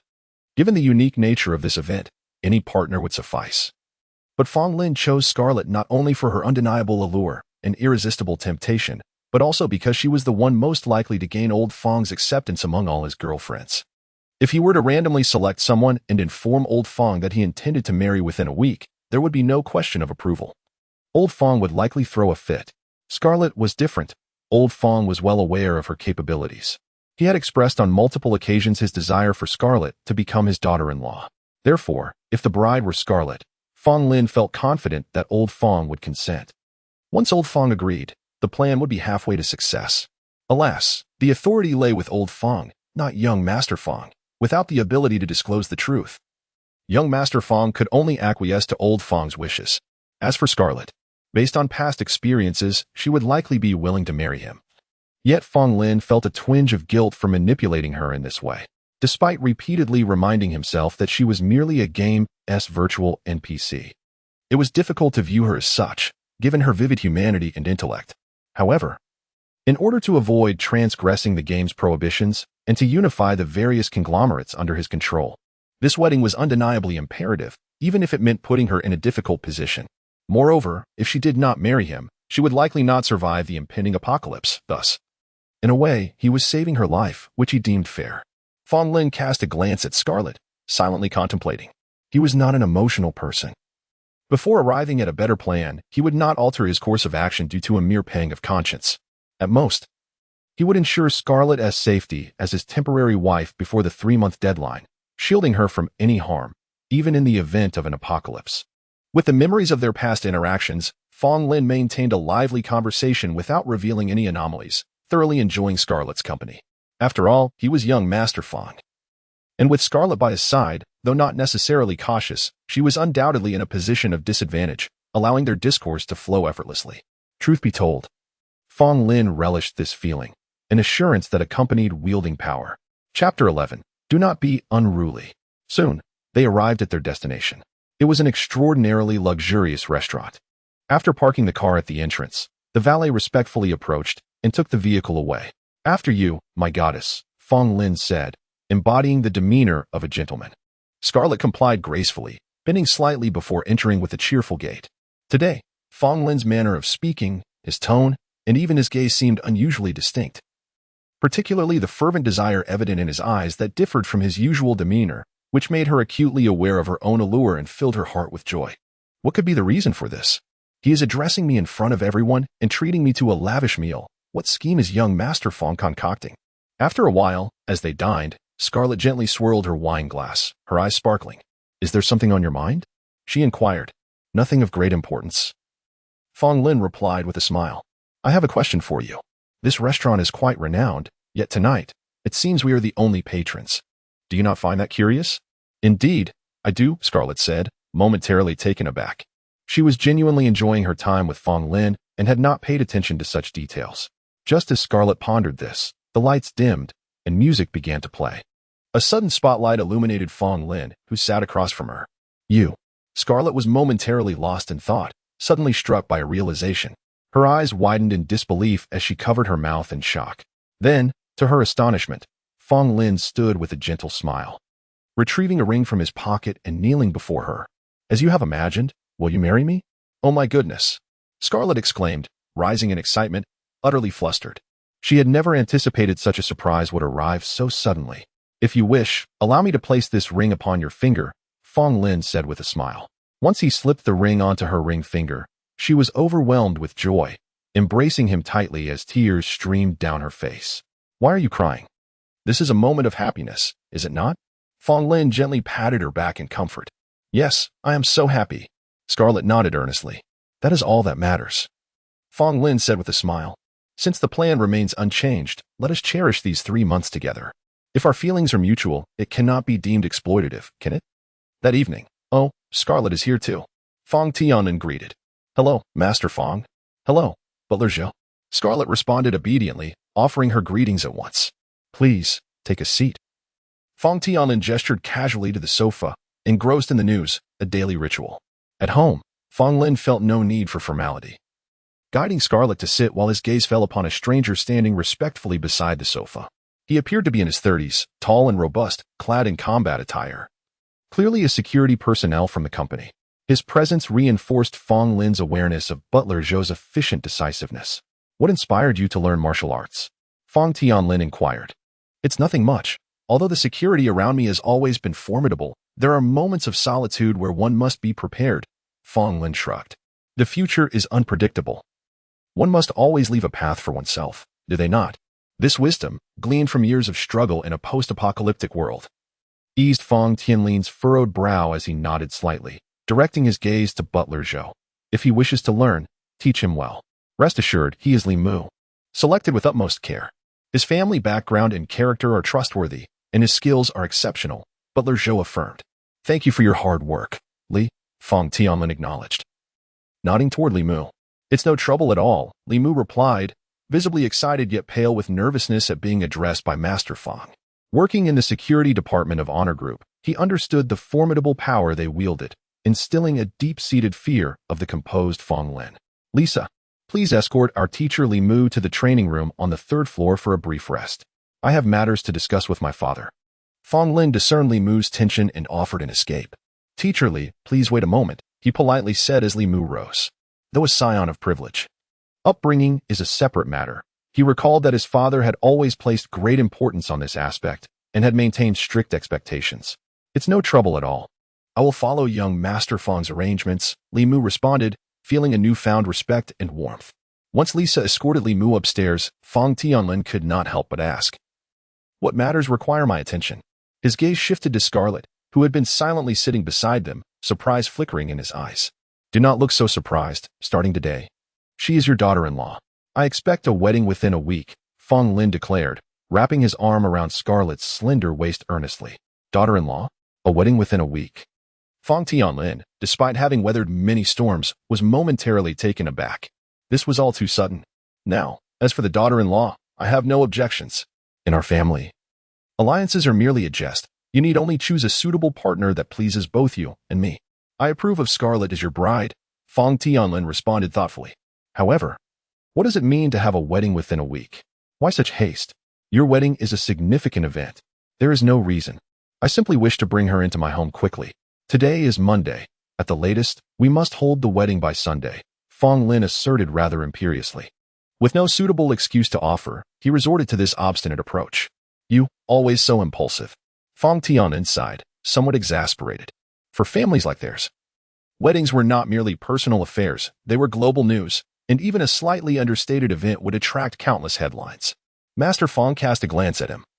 Based on your words, I shall ensure that this week's event is splendidly arranged. Shochin, have a room prepared on the 4th floor, starting today. Scarlet will reside there. He glanced at Fong Lin again. Before the wedding, do not act unruly. Chapter 12. Your body is far more powerful than you imagine. You are being rather intrusive, Fong Lin murmured, noticing old Fong's stern gaze. He quickly added with a forced smile, all right, I shall heed your arrangements. Meanwhile, Scarlet's face had already turned crimson. In that case, Zhou-Chin, accompany me to the study. Time is indeed of the essence. We must deliberate, old Fong declared, rising without glancing at the news. Very well. Fong Tianlin smiled but refrained from further comment as he departed with Butler Zhou. Fong Lin was not one to easily indulge in a reverie of tenderness. After their departure, he spent a brief moment in the lounge with Scarlet before leading her to a room on the 4th floor, prepared by the servants, assuring her to make herself at home while he proceeded to the training room where Li Mu was.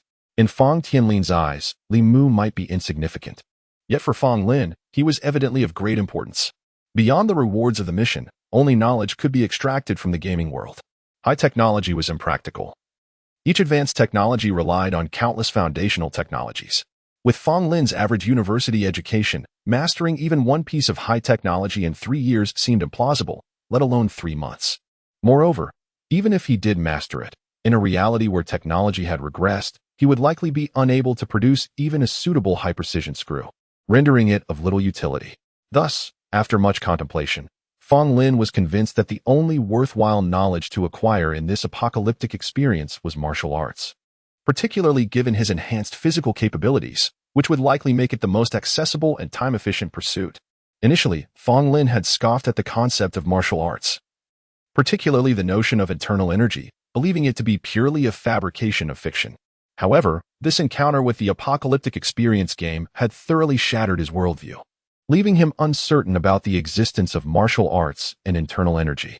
Regrettably, after repeatedly confirming with the instructor, Li Mu, in the training room on the 3rd floor, Fong Lin faced the sobering reality that, at least in this world, martial arts and internal energy did not exist.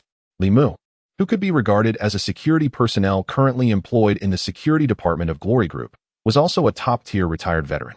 His assertion that he had never heard of internal energy signified that it was indeed absent from this world. Disappointment lingered, yet it was somewhat expected. After all, as one of the 6 largest conglomerates globally, it was improbable for the Fong family to be entirely ignorant of martial arts, even if they were not masters. They would at least be trained in self-defense to maintain their vast enterprise. Subsequently, Fong Lin did not rush to have Li Mu teach him martial arts, but instead engaged in a conversation with him. Butler Zhou had indeed chosen wisely. This instructor, Li Mu, was undoubtedly a top-notch expert, excelling in close combat, firearms, cold weapons, tracking, and counter-tracking, truly a master of warfare.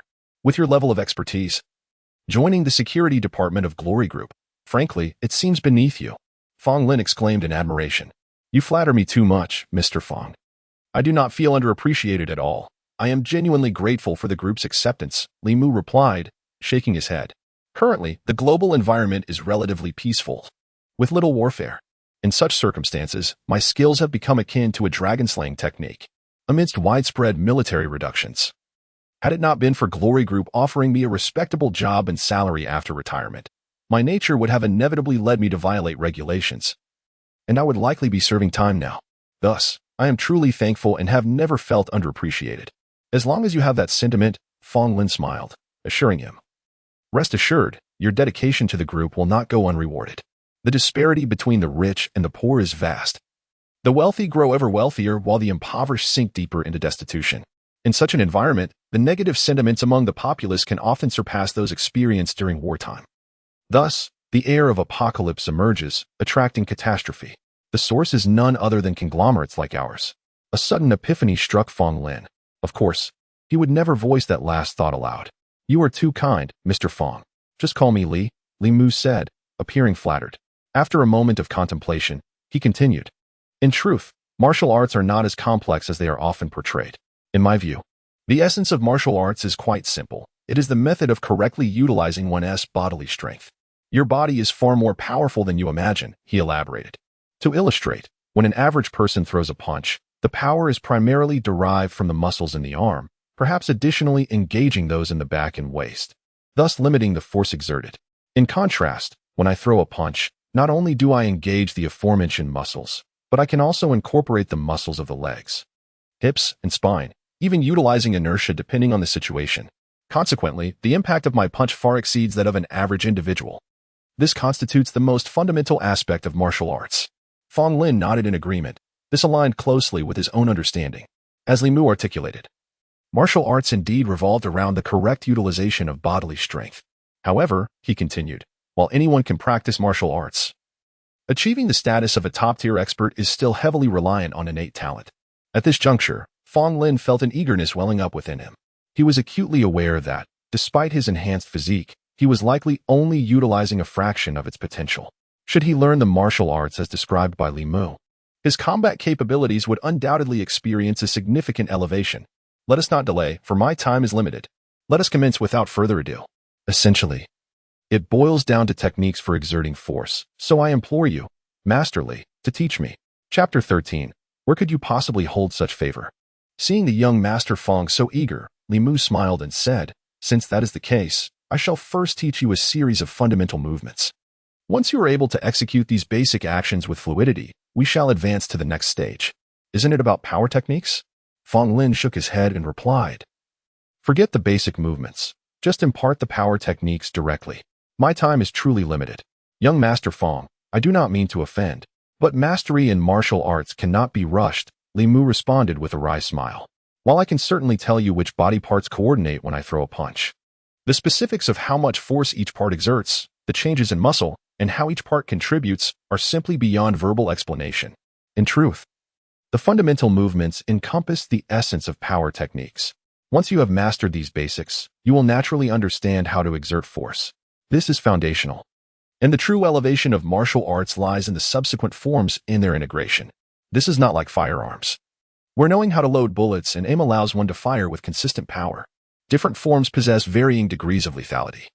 Some techniques can even concentrate the body's entire force into a singular point, unleashing up to 200% of one's strength. These are the crystallizations of wisdom from those who came before us. Learning power techniques is merely the beginning. Mastering these advanced forms is what truly opens the door to proficiency. Following that is a long process of integration, and ultimately, years of accumulation are required. Only after sufficient time has passed can one aspire to become a master. Now I understand. I have indeed been too hasty, Fong Lin conceded. Indeed, martial arts are not merely about learning power techniques, or so it seems. One must also grasp the forms and routines akin to Wing Chun or Bagua in reality, which are distinct styles. These routines represent the various methods that predecessors have continuously summarized and optimized for utilizing bodily strength. This concept is quite comprehensible and thus, Fong Lin quickly grasped it upon hearing Li Mu's explanation. Of course, considering your status and your purpose in learning martial arts, after teaching you the basic movements, I shall also impart some commonly used close combat techniques, grappling methods, and skills for tracking and counter-tracking, prioritizing personal safety, Li Mu continued. Very well. I shall follow your guidance, Fong Lin agreed readily with a nod. Thereafter, Li Mu began to instruct Fong Lin in the fundamental movements. Observing that Fong Lin did not approach this with a frivolous attitude, Li Mu dedicated himself to teaching each basic action meticulously, correcting him earnestly without any hint of negligence.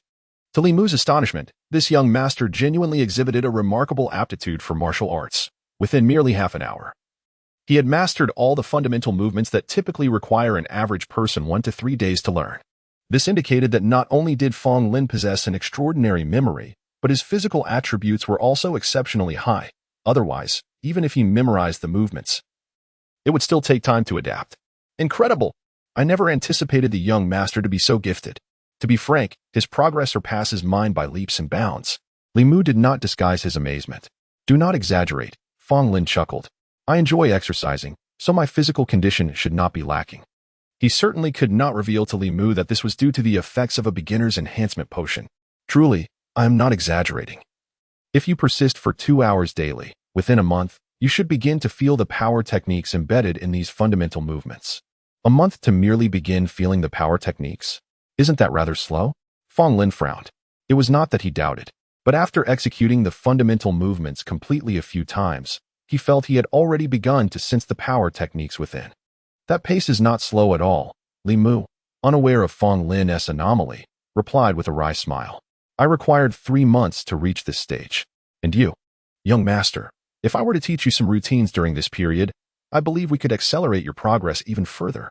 At this rate, with my continuous practice alongside you, within a year or two, you will undoubtedly become quite adept.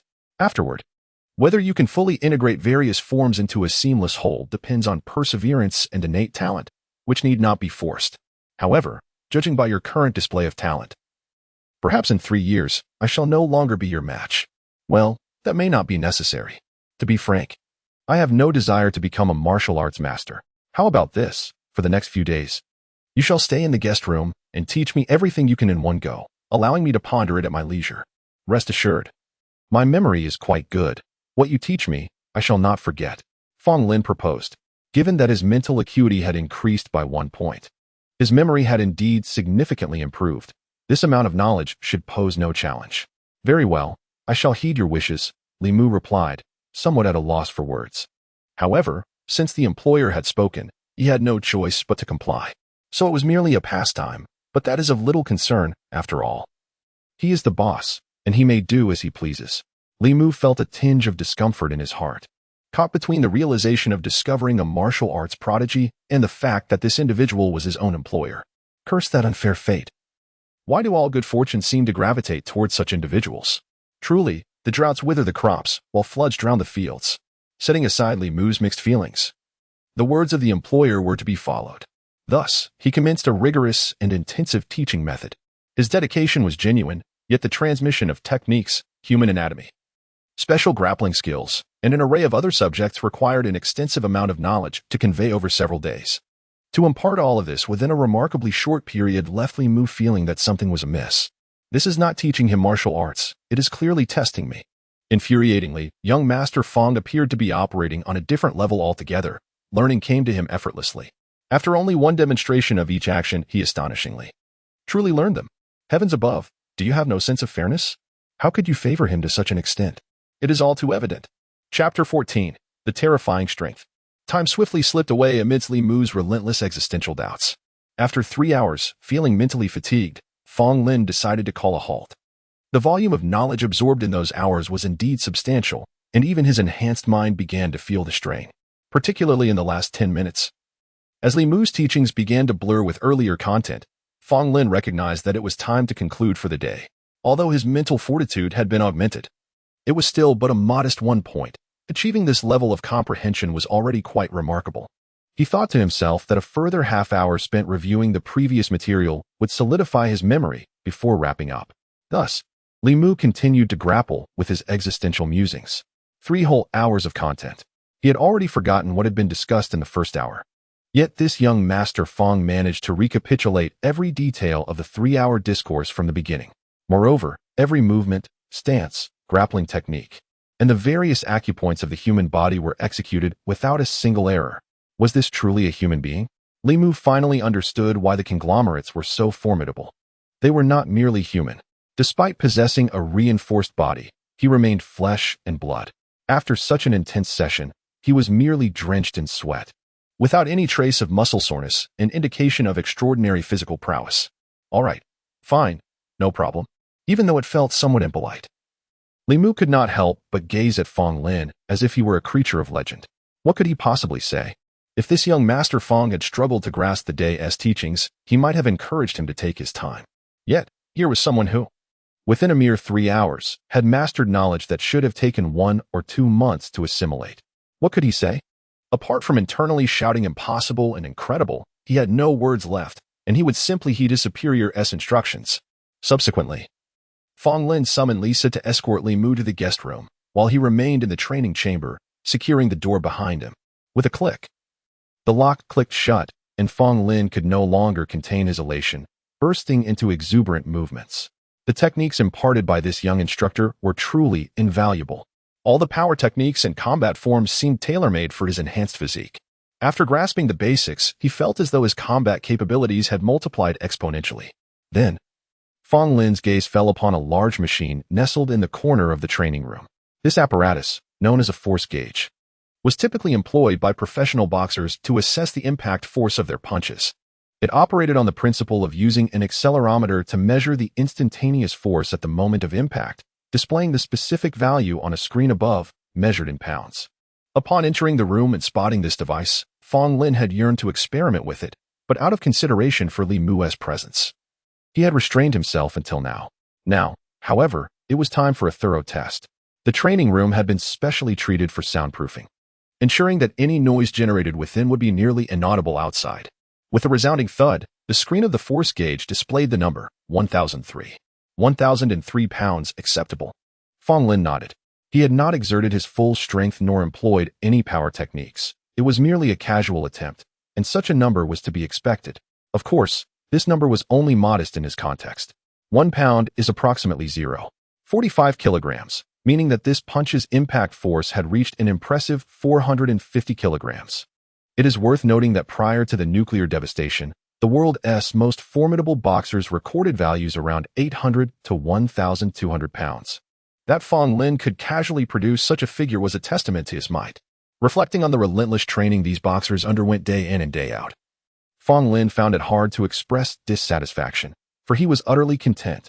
However, one point must be emphasized. The ability to deliver a punch registering 1,000 pounds did not imply he could lift an equivalent weight of 450 kilograms with one hand. The force of a punch and lifting strength are inherently different, with impact force typically exceeding lifting capacity. Continuing, without employing any power techniques, he decided to unleash his full strength. He struck again, and the results were as follows. Bang. 1521. Bang. 1590. 2 punches, with both figures vastly exceeding those of top-tier boxers. Finally, he resolved to utilize power techniques, employing the most potent striking form he had just learned. Bang. 2,234. This figure left Fong Lin utterly astonished. Indeed, the limits he had previously envisioned were far from reality. It was only through the application of power techniques that he could truly unleash the strength within his body. At 2,200 pounds, this represented approximately 1,000 kilograms of impact force. Such power was terrifying, and this was merely a preliminary grasp of the techniques. As he honed his skills, he could potentially elevate this figure even further. Most importantly, he realized that his physical attributes were still only at 1 point. A single point of strength enabling such a formidable punch. What would it be like if all attributes reached 100 points? Would he still be considered human? After ceasing his experimentation, Fong Lin analyzed his results, his eyes gleaming with excitement. The power derived from just this 1 point of strength hinted at a future where he might possess the terrifying capability to single-handedly avert the impending doom of the stars. Of course, such thoughts were somewhat premature. For now, he needed to navigate through this initial apocalyptic experience to fully understand the landscape of this doomsday simulation game. At this moment, he remained only partially informed about the doomsday experience game. Besides task rewards, were there other methods to enhance physical attributes? How could he acquire more strengthening potions? After this current experience concludes, when would the next one take place? Could he choose his own timing for future experiences? With so many uncertainties, it was prudent to refrain from considering the future. Such contemplation would only waste time, given the myriad of variables involved. Fong Lin was not one to engage in such inefficient endeavors, so he quickly set aside these thoughts, awaiting the conclusion of this doomsday experience. Having exhausted himself throughout the day, he found himself unwilling to contemplate anything further, nor was he inclined to take any action. Not entirely, however. Thoughts of Scarlet ignited a fervor within him, and he felt no inclination to adhere to the old man's rules. He promptly exited the training room and ascended to the 4th floor. What brings you here? What? Is it not permissible for me to visit my own home? No, but didn't you say? Can he truly dictate my actions? Chapter 15. Did not expect him to be so timid. The following morning, Scarlet seemed to have twisted her ankle, moving with some difficulty, yet she insisted on attending breakfast with the Fong family. Girl, what happened to your foot? Fong Tianlin inquired with concern upon noticing her condition, as Scarlet was soon to be a member of the Fong family. He could no longer address her in the tone reserved for subordinates. It's nothing, just a little twist, Scarlet replied, her cheeks flushed as she shook her head. Despite her words, she couldn't resist casting a sharp glance at Fong Lin, who sat beside her, engrossed in his meal as if oblivious to everything else. She thought, isn't it this rascal's fault? Who knows what kind of stimulus he received last night? As if he had never seen a woman before. Little did she know. The Fong Lin she was familiar with was fundamentally different from the one who had emerged since last night. Slow down. You're eating as if you haven't had a meal in days, Fong Tianlin remarked, noticing Fong Lin's voracious appetite. Huh. If you were struggling to survive in a post-apocalyptic world for a few years, your performance might not be any better than mine, Fong Lin silently mused. But he had eaten enough and chose not to retort, pausing his feast. Since you twisted your ankle last night, you should take the day off from the company, he advised Scarlett, showing a softer side now that the moment for tenderness had arrived. It was true. Their physical intimacy seemed to have fostered a deeper emotional connection. Fong Lin felt more attentive to Scarlett than he had before. It's all right. There are still many matters at the company waiting for my attention, Scarlett replied, shooting a reproachful glance at Fong Lin, thinking, how will your father perceive me if I don't go to work on my first day living under your roof? Fong Tianlin, however, did not dwell on such thoughts and supported Fong Lin's suggestion. If you're uncomfortable, it's better to rest at home. Limping around the office won't present a good image. All right, Scarlett conceded, lacking the courage to counter Fong Tianlin's reasoning. Are you going to the company this morning? Would you like to join me? Fong Tianlin asked, turning to Fong Lin. No, Fong Lin shook his head. I have some matters to attend to. Fine. Then do as you wish, Fong Tianlin nodded. By the way, did you let that young Li stay at your place last night? Yes. I need to consult him on some matters every evening, so I had him stay for a few days. Uncle Zhou, please take good care of him, Fong Lin instructed. Rest assured, young master, Uncle Zhou replied. After finishing his meal, Fong Lin couldn't resist one last morsel, then reminded Scarlett to rest well at home before departing in his vehicle. What could this boy be up to, rising so early and leaving in such a mysterious manner? Fong Tianlin inquired of Uncle Zhou once the dining area was empty. The young master invited several experts on public safety and disaster relief to Anping City yesterday. It appears he intends to meet with them, Uncle Zhou reported. As for how he knew this, it was unnecessary to elaborate. His responsibilities extended far beyond merely managing the Fong household. Public safety and disaster relief experts? What does he need them for? Fong Tianlin questioned, perplexed.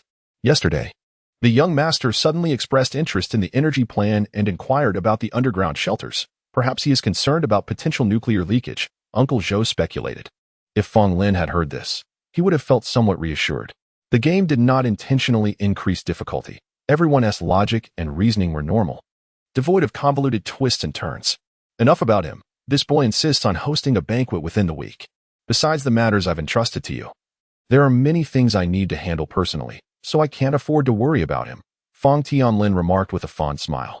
Indeed, the young master had always been reliable in his endeavors, causing little concern for Fong Tianlin, who felt quite content. Certainly, the young master is always measured in his actions, never stepping out of line, which is far better than the young rascals from other families. Uncle Zhou agreed with a smile. Those pampered youths from other families could never be compared to my Fong Lin, Fong Tianlin scoffed. Unbeknownst to Fong Lin, while driving, he had no idea that the tasks he had assigned to his subordinates were already known to Uncle Zhou. He had occasionally pondered whether his daily actions were being recorded and relayed to old Fong. It was not a matter of privacy. As the sole heir of the Glory Consortium, his safety was paramount. Last night, having learned invaluable information from Li Mu, he had already noticed that dozens of concealed security vehicles were following him in traffic.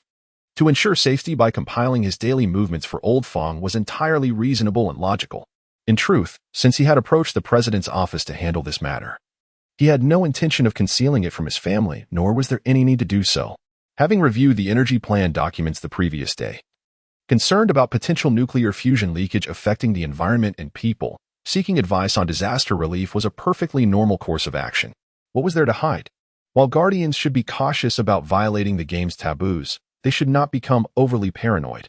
Acting within normal logic was entirely acceptable. Nuclear radiation spreads rapidly and is virtually insurmountable. How could one possibly undertake remedial actions? Inside the car, Fong Lin gripped the steering wheel with one hand while rubbing his brow with the other. He truly had no clear ideas on this issue, as he had never experienced any disaster relief firsthand. After the world was leveled by nuclear conflict, all order collapsed, and lives became as inconsequential as grass. Whether he could survive was a question in itself. Who had the heart to care for others? Well, thinking alone won't yield answers. I should consult with the experts and scholars first, he resolved. 20 minutes later, he arrived at his destination, the Glory Holiday Hotel. The name alone indicated that it was under the Glory Group. Having received feedback last night, Fong Lin knew that the president's office had exceeded expectations by inviting over 30 relevant experts and scholars, all accommodated at the Glory Holiday Hotel, making it convenient to hold the meeting directly in the hotel's conference room. Chapter 16. Stimulation. At his own hotel, Fong Lin was no stranger to the place. Upon spotting his car from a distance, a handful of valet attendants promptly rushed along the corridor, awaiting his arrival with utmost respect. Casually tossing the car keys to one of the attendants, he entered the hotel lobby amidst a chorus of greetings. Mr. Fong. A female employee from the executive office approached him briskly, her demeanor warm and engaging. The experts are already waiting in the conference room. Have you had breakfast? Would you like to eat first or head straight to the meeting? Let us proceed to the meeting, Fong Lin replied with a wave of his hand. To be frank, while such scenarios were commonplace in his memory, the recollection paled in comparison to the actual experience. How should he articulate this sensation of embodying a high-ranking executive? Well, it was simply exhilarating. He even mused that if one were to randomly select an individual from a tumultuous reality and offer them a week of such experiences in exchange for their lifespan, undoubtedly, they would leap at the opportunity. Truly, only those who have traversed the depths of despair can appreciate the beauty of life, and this place felt akin to paradise. Returning to the present, Fong Lin soon arrived at the conference room, where over 30 experts awaited him. Upon his entrance, there was little reaction from the attendees. Most were engrossed in their own conversations, seemingly well acquainted with one another. This was to be expected, as scholars often maintained a fa befitting their esteemed positions. Fong Lin, however, was not burdened by the pretentious airs that often accompany wealth. He did not expect a grand welcome upon his arrival. He chose not to rush into conversation, instead listening with keen interest as they shared experiences related to disaster relief. Mr. Fong, we are curious about the purpose of your gathering us today. An elder among the experts finally inquired after a while. His stature seemed significant, as the surrounding chatter subsided upon his words. Recognizing the elder's seniority, Fong Lin stood to demonstrate respect before smiling and addressing the group. First, I would like to express my gratitude for your presence. There isn't any urgent matter at hand. I merely wish to discuss a project concerning post-disaster recovery and invite your expertise to assist me in its completion. Naturally, I assure you that the compensation will be satisfactory. Before we delve into compensation, the elder interjected, I believe there have been no significant disasters lately. Indeed, the matter at hand is not in response to any past events, but rather a preventative measure. Fong Lin nodded, cutting to the chase. As you are aware, Glory Group is collaborating with several international tycoons on the development of nuclear fusion technology, and preliminary results have significantly benefited various industries, propelling technological advancement. However, the risks associated with nuclear fusion research are of the highest degree, making it imperative to preemptively address potential nuclear leaks. We must also be prepared for post-disaster recovery efforts. To speak candidly, this is essential to ensure we possess the capability to respond effectively in the event of a serious nuclear leak. Thus, the meeting was convened to discuss the prevention of global nuclear leaks and the associated post-disaster recovery measures. Prevention is somewhat of a misnomer, as global nuclear leakage is an inevitable reality that cannot be averted, Fong Lin continued, carefully choosing his words to avoid unnecessary complications.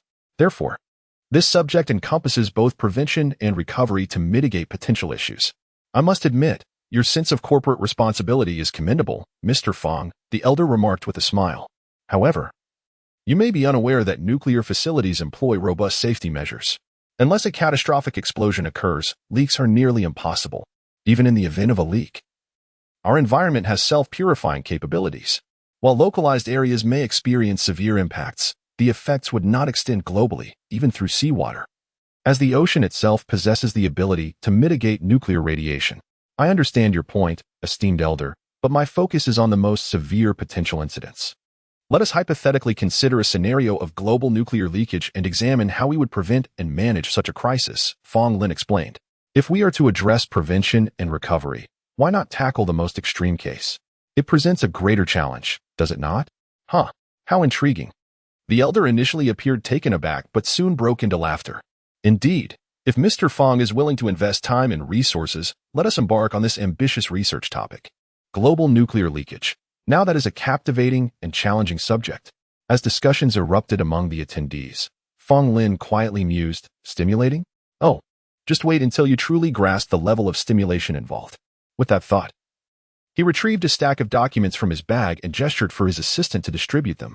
Please review the documents. We shall briefly bypass disaster prevention. The map on the cover displays over 180 red dots. These represent the simulated global nuclear leakage points.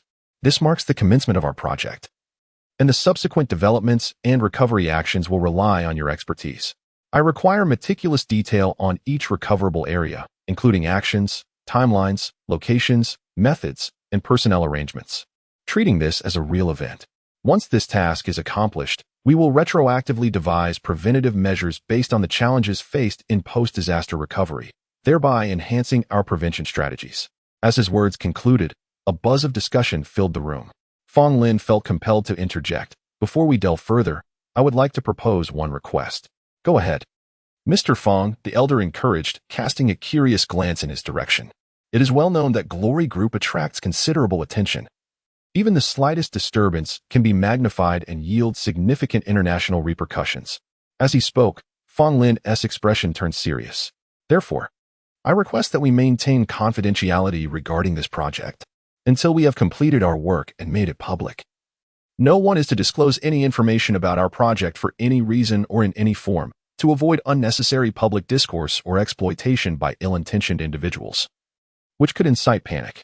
Our topic is indeed sensitive and may sound alarming.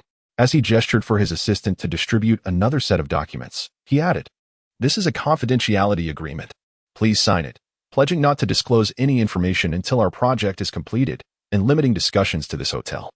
Signing a confidentiality agreement is one thing, but restricting our movement seems excessive.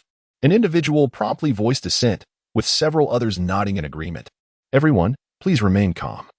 Fong Lin began to speak, but the elder raised a hand, signaling for silence. Chapter 17. Black Wings. Mr. Wu expressed his agreement with Mr. Fong's proposal.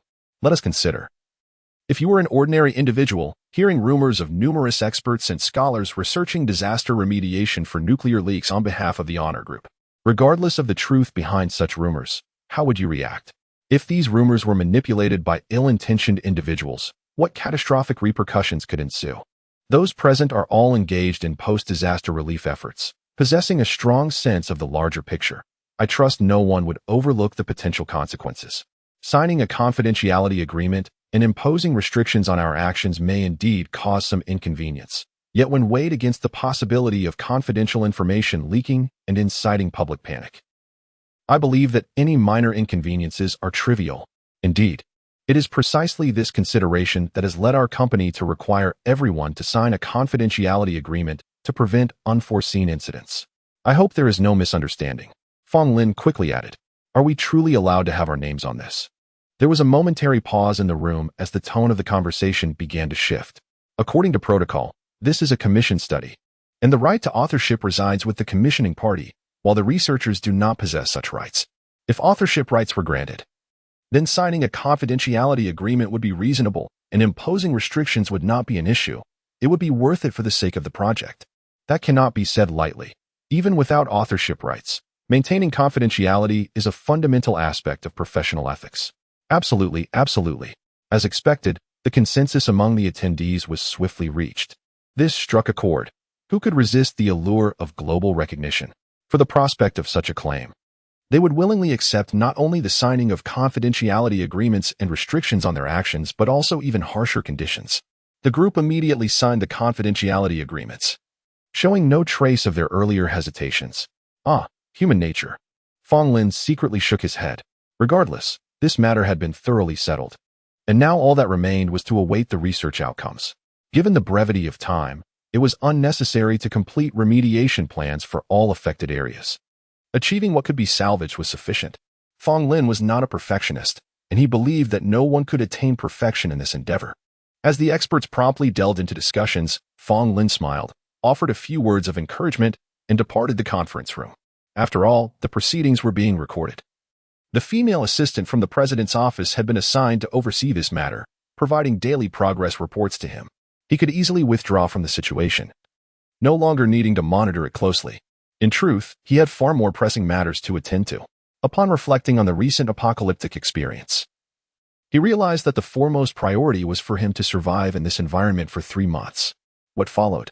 Was it his wedding with Scarlet? Or perhaps controlling the tycoons to align their actions with the remediation plans, aiming to mitigate negative sentiments among the populace? Neither. Fong Lin believed that aside from the paramount task of surviving for 3 months, the second most important aspect of this apocalyptic experience was none other than his personal growth. Was the remediation plan significant? Ultimately, it was merely a test, an exploration of the game, and a probe into the possibility of additional rewards. Yet, this was not the crux of the matter. Even without any remediation efforts, simply assisting a few individuals post-disaster would yield no extra rewards. But he truly did not believe the game would punish him for it. To put it bluntly, he was not inactive or without initiative. He simply recognized that his actions were not as effective as they could be. Thus, Fong Lin understood clearly that, aside from the mission to survive for 3 months, the most crucial factor was himself.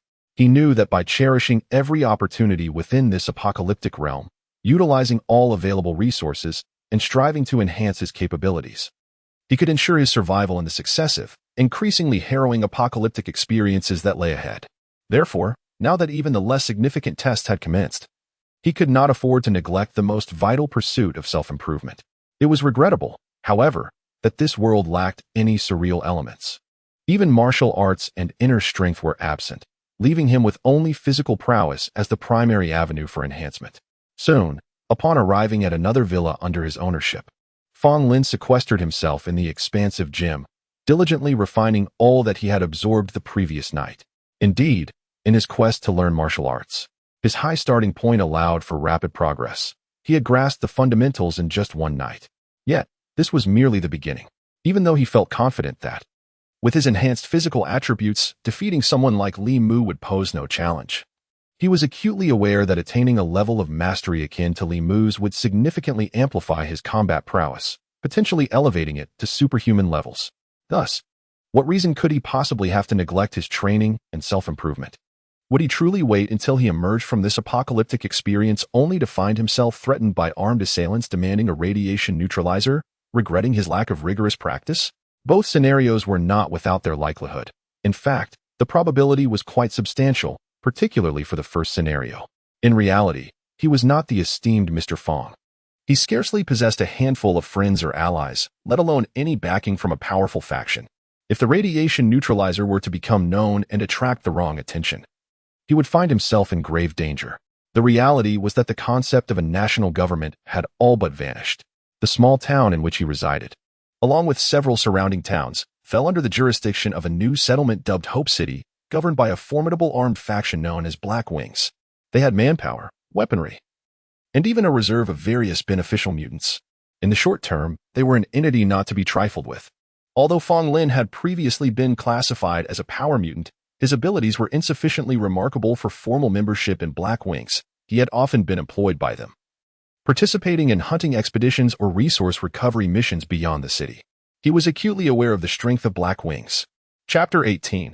I must cherish the opportunity. Faced with a colossal entity like the Black Wing, Fong Lin harbored no illusions about his ability to safeguard himself. Armed only with a body that was merely in the early stages of enhancement and a nascent understanding of martial arts, he yearned to grow stronger, sufficiently formidable to contend with, or even surpass, the Black Wing after enduring 2 apocalyptic experiences.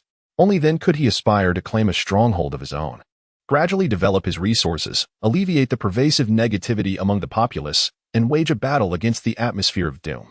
This constituted Fong Lin's preliminary plan. Thus, he had every reason to train diligently, fortifying himself as much as possible. In stark reality, Fong Lin had been preoccupied with a singular thought. The unfortunate circumstance of finding himself stranded in the wilderness stemmed from his participation in a hunting expedition outside the city, where he had encountered a formidable mutated beast and lost contact with his companions. This hunting expedition had its origins in the Black Wing. Despite being merely an armed faction, their control over Hope City was exceedingly stringent, bordering on militarized governance.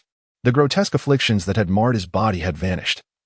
All scars and symptoms of nuclear radiation infection were eradicated, and his complexion no longer bore the pallor typical of survivors. How could he possibly explain such a transformation? There was no feasible way to rationalize it. Return?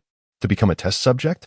More likely, he would be subjected to brutal control, tortured by the Black Wing, or even used for dissection. This was no exaggeration. The Black Wing wielded authority over the very rights of procreation. Recalling his forced participation in the Black Wing's so-called mutation optimization program, and the several women who, despite gaining speed and strength. Suffered from ghastly symptoms such as decay and severed limbs. Fong Lin's expression darkened, and he nearly retched with disgust. Damn the Black Wing. I shall see to it that you are utterly eradicated. They treat humanity with utter contempt. Fong Lin's countenance remained grim. Nevertheless, the reward from this mission was serendipitously fortuitous. Equipped with a nuclear radiation eliminator, access to clean water in the wilderness was no longer a concern.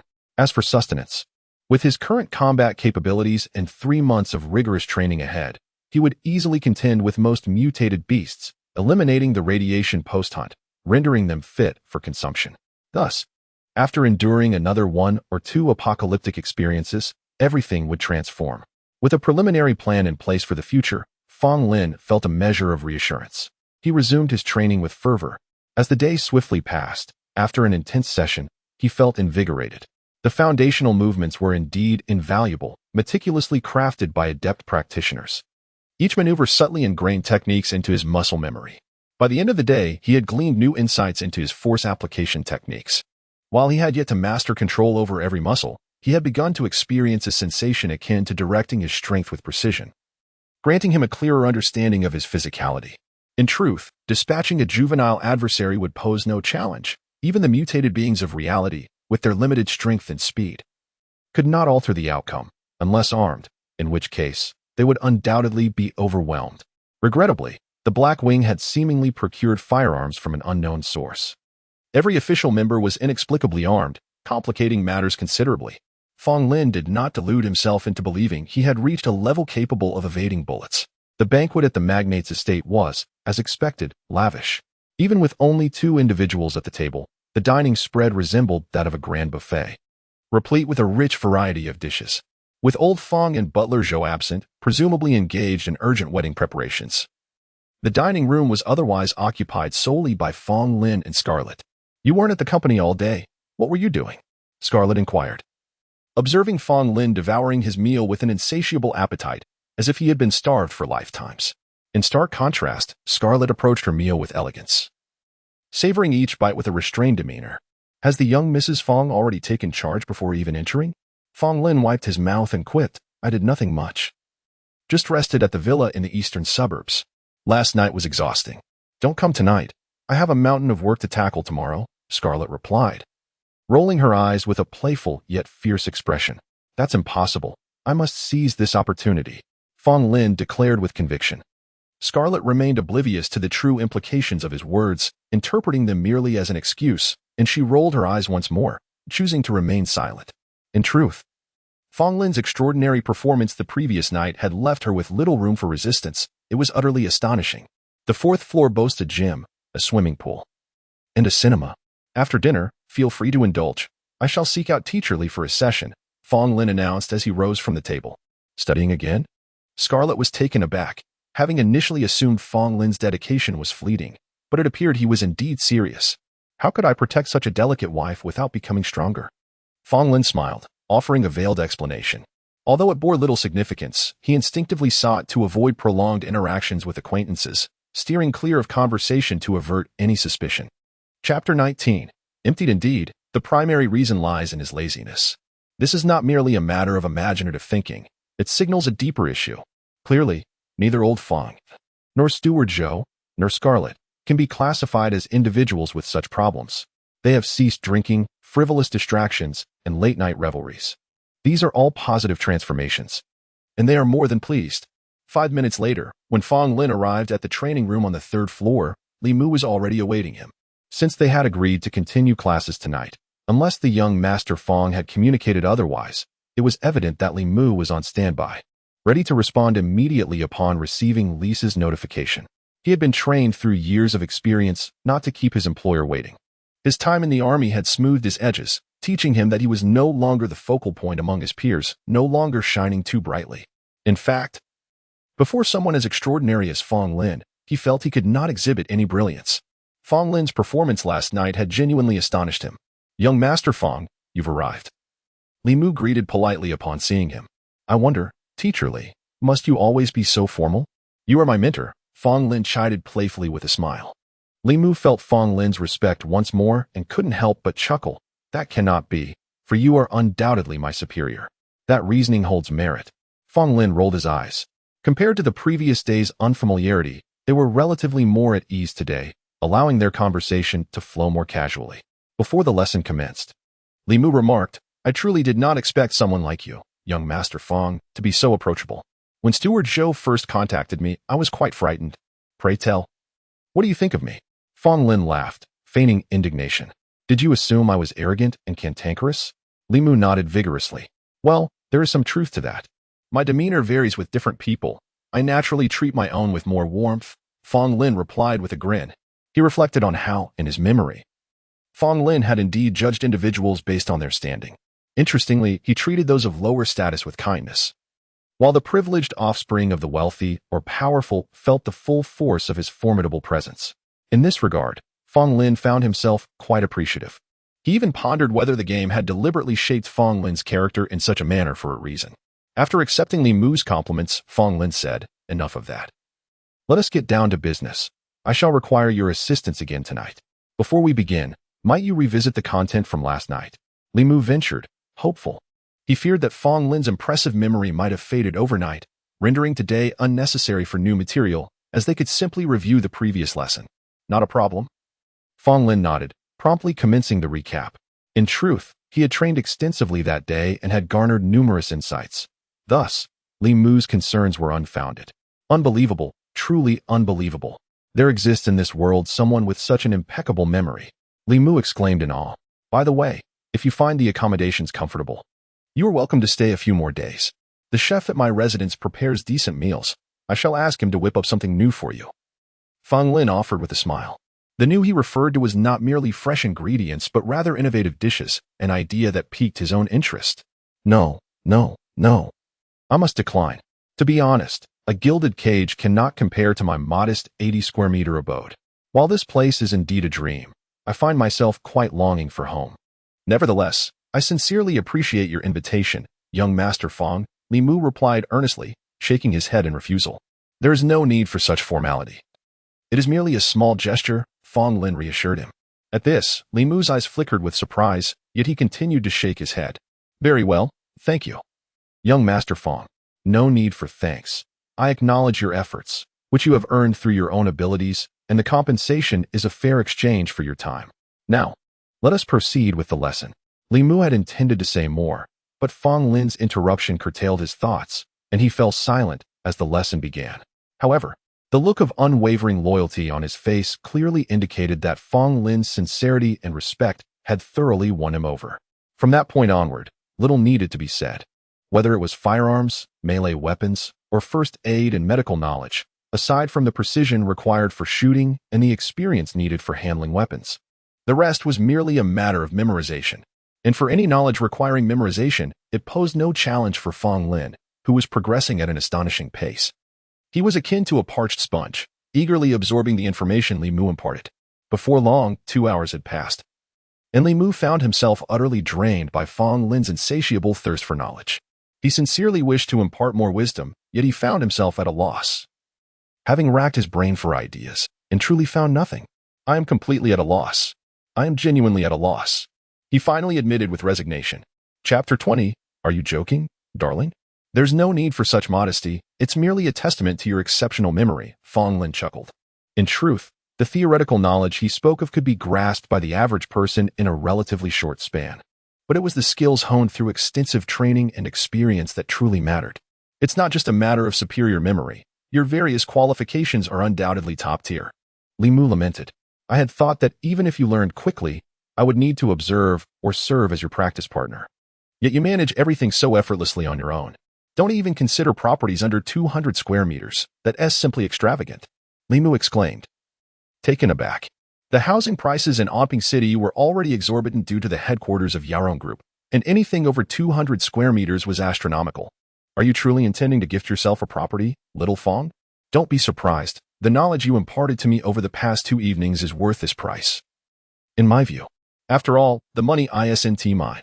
Fong Lin wouldn't concern himself with old Fong's feelings. If he wished to give, he would give. Besides, such high prices can only be maintained for 5 days at most. By the way, today is Tuesday, and this Sunday I'm marrying Scarlett.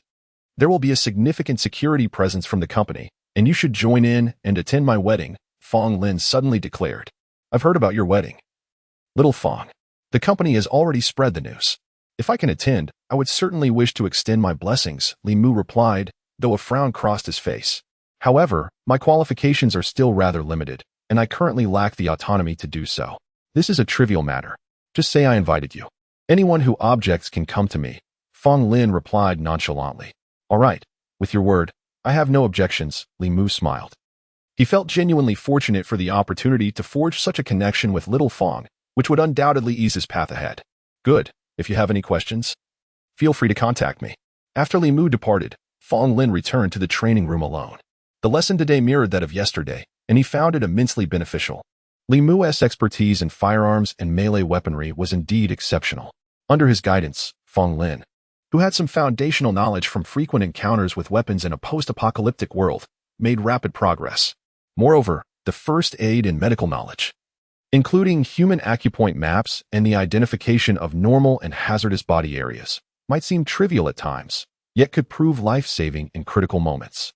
Fong Lin took this knowledge seriously, reviewing and committing it to memory with great diligence. Finally, he conducted a test on the force gauge.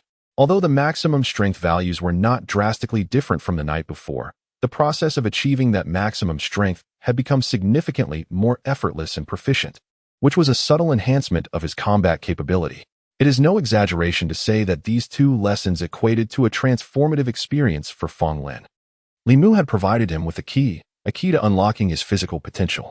This key would remain effective as his body continued to strengthen, unless he reached an incomprehensible level of power by human standards. This was the value of the key, and it explained why Fong Lin was so courteous to Li Mu. His gratitude was genuine and heartfelt. After practicing in the training room for a while, Fong Lin received a call from the female assistant in the president's office. Is it Xiaomei? How is the expert group progressing today? Fong Lin answered the call. Hello, little Fong. Everything is running smoothly. The experts are diligently conducting their research.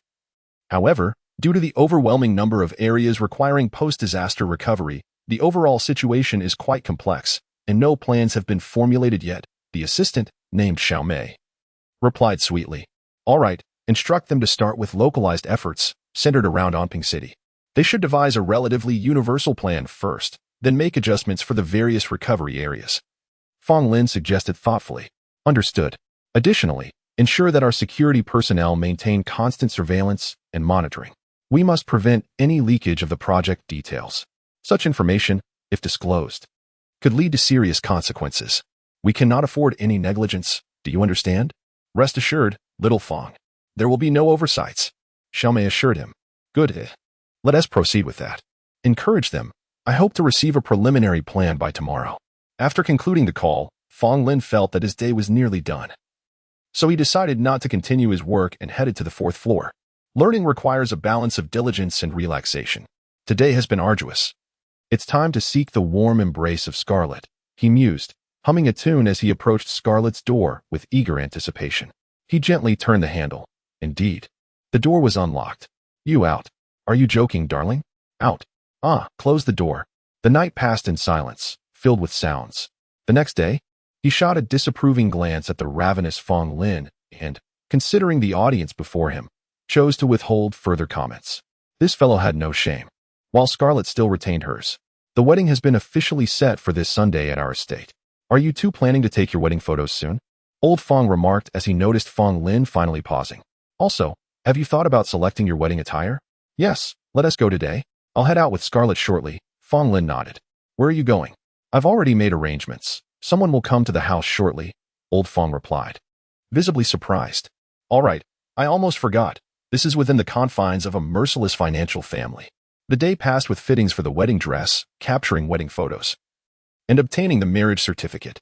Fong Lin, embarking on his first marriage, genuinely did not anticipate the extent of the complexities involved, especially considering that most of the arrangements were handled by Old Fong. Otherwise, securing the venue, finalizing the guest list, and more would have been even more overwhelming. Chapter 21. Racing against time. No more marriage. Too troublesome. After settling everything, Fong Lin silently reflected. A whole day had been squandered. However, it was fortunate that all matters had been addressed at once, allowing him to focus solely on his training in the days to come. Fong Lin organized his thoughts, patiently awaiting the wedding, while simultaneously anticipating the impending apocalypse. Of course, he was also waiting for the experts' remedial plans. That evening, when the remedial plan had yet to materialize, Fong Lin was greatly displeased and even erupted in fury. Time was of the essence. What were these experts doing? If not for Assistant Xiao Mei assuring him that the universal plan would surely be released by tonight at the earliest or by tomorrow night at the latest, he would have nearly succumbed to the urge to personally oversee the situation at the hotel. The clock was ticking. Despite the game indicating that this world was a virtual environment, by the third day of his arrival, he could no longer perceive the living beings around him as mere NPCs. They were indeed real, flesh and blood individuals. Thus, a few days later, the consequences would be dire. That night, Fong Lin found himself too anxious to even seek out Scarlet, consumed by the wait for the plan's completion. Ultimately, it wasn't until the following day, Thursday afternoon, that he received the report. The post-disaster remedial plan for Anping City, a universal template, had finally been released.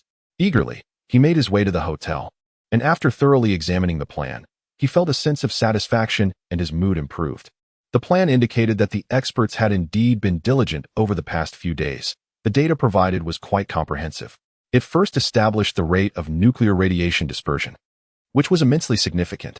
Based on this, they determined the scope of the areas eligible for remediation and assessed the extent of remediation required in various regions according to the daily spread of nuclear radiation. The two core aspects of this remedial plan were the scope of the remedial areas and the extent of remediation. It was essentially a race against time, with over 180 radiation sources radiating outward in a circular manner.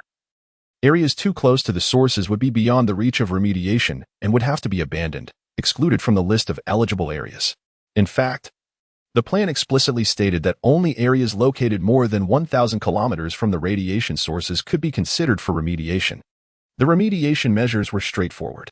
It involved gathering all available manpower and resources to construct sealed concrete structures or wrapping existing concrete buildings with a minimum 5 centimeter thick layer of lead to block the intrusion of nuclear radiation. These actions required time, and regions too close to the radiation sources would not have the luxury of executing such operations. Thus, having defined the scope of the remedial areas, the plan had acquired its essence and soul, which Fong Lin found satisfactory.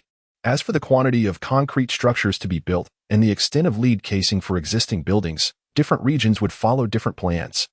This represented another core aspect of the plan, the extent of remediation. The variations in the extent of remediation were determined by the proximity to the radiation sources. The closer one was, the less time there was for action, thus requiring a lower extent of remediation, and vice versa. Only those fortunate areas situated far from all radiation sources had the potential for an extreme degree of remediation with no casualties. However, this possibility was rather slim, as the local reserves of concrete and lead were likely insufficient. Yet, this concern was beyond Fong Lin's purview. To address this issue, local authorities would need to be notified in advance to stockpile supplies, but such prior notice would violate the game's prohibitions, making it an impractical course of action. In truth, if the honor group were under his command, he could announce the construction of numerous large commercial buildings in these areas to amass concrete supplies. However, that was unrealistic. Old Fong, in his time, would never suddenly grant him authority within just a few days. Thus, Fong Lin dismissed this notion. As always, he was not a perfectionist. Achieving the objectives outlined in the plan was already commendable. Demanding perfection was unnecessary and unworthy. Having reviewed the two core aspects of the remedial plan, Fong Lin was fundamentally satisfied. In fact, if these measures were genuinely implemented, they would suffice. Regarding the reserves of food, water, and post-disaster management, the plan provided various methods and channels, though it was too specialized for Fong Lin to delve into deeply. Regardless, following human instinct, people would instinctively begin stockpiling food upon realizing that their region was about to face a crisis. Short-term survival would not pose a problem. Thus, Fong Lin saw no need to concern himself with these matters during the 3-month timeframe. Indeed, if one disregarded external factors, implementing this plan would save countless lives. The experts had proven themselves to be true professionals. After reviewing the plan, Fong Lin wore a satisfied smile and addressed the experts. In truth, possessing this plan was already sufficient. However, to prevent them from spreading word carelessly, Fong Lin decided to retain their presence until the apocalypse unfolded. Consequently, he continued, while the universal template serves as a foundation, local circumstances must be considered, and I ask each of you to persist in your efforts to refine the detailed plans as soon as possible. Of course, there is no need for overtime. I must apologize for my demeanor yesterday. I hope you can forgive me. Once the minor details are resolved, we shall all feel much lighter. Not at all. With the universal template in place, things will be straightforward, the experts responded in unison. After offering another apology and promising to increase their compensation by 20%, Fong Lin departed the hotel with the universal plan template in hand. This was a reassuring prospect. With it, the impending apocalypse felt more stable, and it was imperative that he safeguarded. Moving forward, Friday would consist of training during the day and activities at night. Saturday would follow the same pattern, except that there would be no activities that night. The bride naturally could not spend the night before the wedding at the groom's home, as she needed to prepare for the morning's ceremony. Moreover, tomorrow was Sunday, the day the apocalypse would commence. Tonight, Fong Lin was not in the mood for any distractions. He isolated himself in his study, continuously simulating the scenarios for the following day to ensure absolute preparedness. Strangely, as Sunday drew nearer, he found an unexpected tranquility settling over him, dispelling the earlier tension. He suddenly realized that he was somewhat looking forward to the apocalypse. After all, only with the outbreak of the apocalypse could his previous conjectures about the game be validated. It was through enduring one catastrophe after another that he would gradually grow stronger, acquiring the power to shape his own destiny. Recognizing this, the apocalypse no longer represented a mere end. It became a catalyst for his growth and a source of motivation. Chapter 22. This is the salvation of the world. It is worth noting that on Saturday evening, the Fong family residence was already ablaze with light and bustling with activity. Due to the urgency of time, preparations for tomorrow's wedding were still underway. Thus, Old Fong decided to illuminate the entire estate, enhancing the festive atmosphere with the throngs of people and the abundant red decorations. That evening, a well-trained security team, clad in uniform, made their appearance at the Fong residence. Clearly, they were the elite of the elite from the Group S security department, tasked with maintaining order during the wedding and ensuring the safety of the estate. Tomorrow, numerous international magnates and high-ranking officials from various countries would attend the wedding, making security a paramount concern. To put it bluntly, should anything untoward occur here tomorrow, the global economy would undoubtedly regress in accordance with the severity of the incident. If a bomb were to obliterate this place, it could potentially trigger a worldwide financial crisis. One can only imagine the critical importance of security. In fact, preparations regarding security had long been made. Tonight's gathering was merely a final adjustment and rehearsal. As for the security team, Fong Lin did not interfere, nor did he inform them of the plans in advance to ensure their cooperation for tomorrow's actions. This was neither feasible nor realistic. It is essential to understand that the attendees tomorrow would include dignitaries and international tycoons. Even if Old Fong made such a request, the security personnel would undoubtedly refuse. They might as well resign, after all. Working security merely to earn a living while risking their lives was an untenable proposition. Fong Lin's only intervention was to include his acquaintance, Li Mu, among the security team, assigning him as one of the leaders of the 8 groups. This was done without ulterior motives, merely as a precaution for unforeseen circumstances. Familiarity breeds ease in tasks. And with the completion of the transfer of the 200-plus square meter duplex villa yesterday, he felt confident that Li Mu would cooperate, given his decent character. After all, what he was doing was not inherently malicious. In a sense, it was a salvation for the world. As time progressed, the sky gradually brightened. Amidst the crowd, Fong Lin, clad in a bespoke suit, made his way to the courtyard where the grand and luxurious wedding procession awaited. The groomsmen's lineup was indeed extravagant, encompassing elite second-generation wealthy individuals and top-tier celebrities. In the public eye, they shone like stars, yet to those in the know, these celebrities were merely there to carry bags. Scarlett did not hail from a wealthy family, nor did she reside in the first-tier city of Anping. However, to avoid the fatigue of travel, Old Fong promptly brought her parents to Anping, accommodating them in a villa located in the city center. Thus, the journey to fetch the bride was not long, taking merely around 20 minutes to reach the destination. Given Fong Lin's status, the process of fetching the bride was bound to be smooth. And with the generous distribution of red envelopes, it was successfully accomplished. Without belaboring the intricate procedures that followed, a few hours later, the newlyweds were ready at the entrance of the Fong residence to greet their guests. As it was a Western-style wedding, the ceremony was held at noon in the expansive garden of the estate. adorned with an array of exquisite flowers and a lavish buffet featuring various gourmet dishes. While it did not exude ostentation, it radiated sophistication. In truth, the opulence of a wedding does not hinge on external factors, but rather on the stature of the attending guests. The jovial laughter of old Fong, typically stern, as he mingled around, was indicative that the guests, regardless of their rank, were of considerable importance. Furthermore, at such a grand event, the presence of reporters was inevitable. However, this was the advantage of being a tycoon. The journalists were all from their own company. This exemplifies the power to control public opinion in this era. Failing to manage the narrative renders one a mere pretender to wealth. As time flowed, everything related to the wedding progressed seamlessly, and soon the couple would ascend the stage to exchange vows and receive the blessings of the guests. Fong Lin felt no anxiety. His composure was steady, and he understood the purpose of this wedding.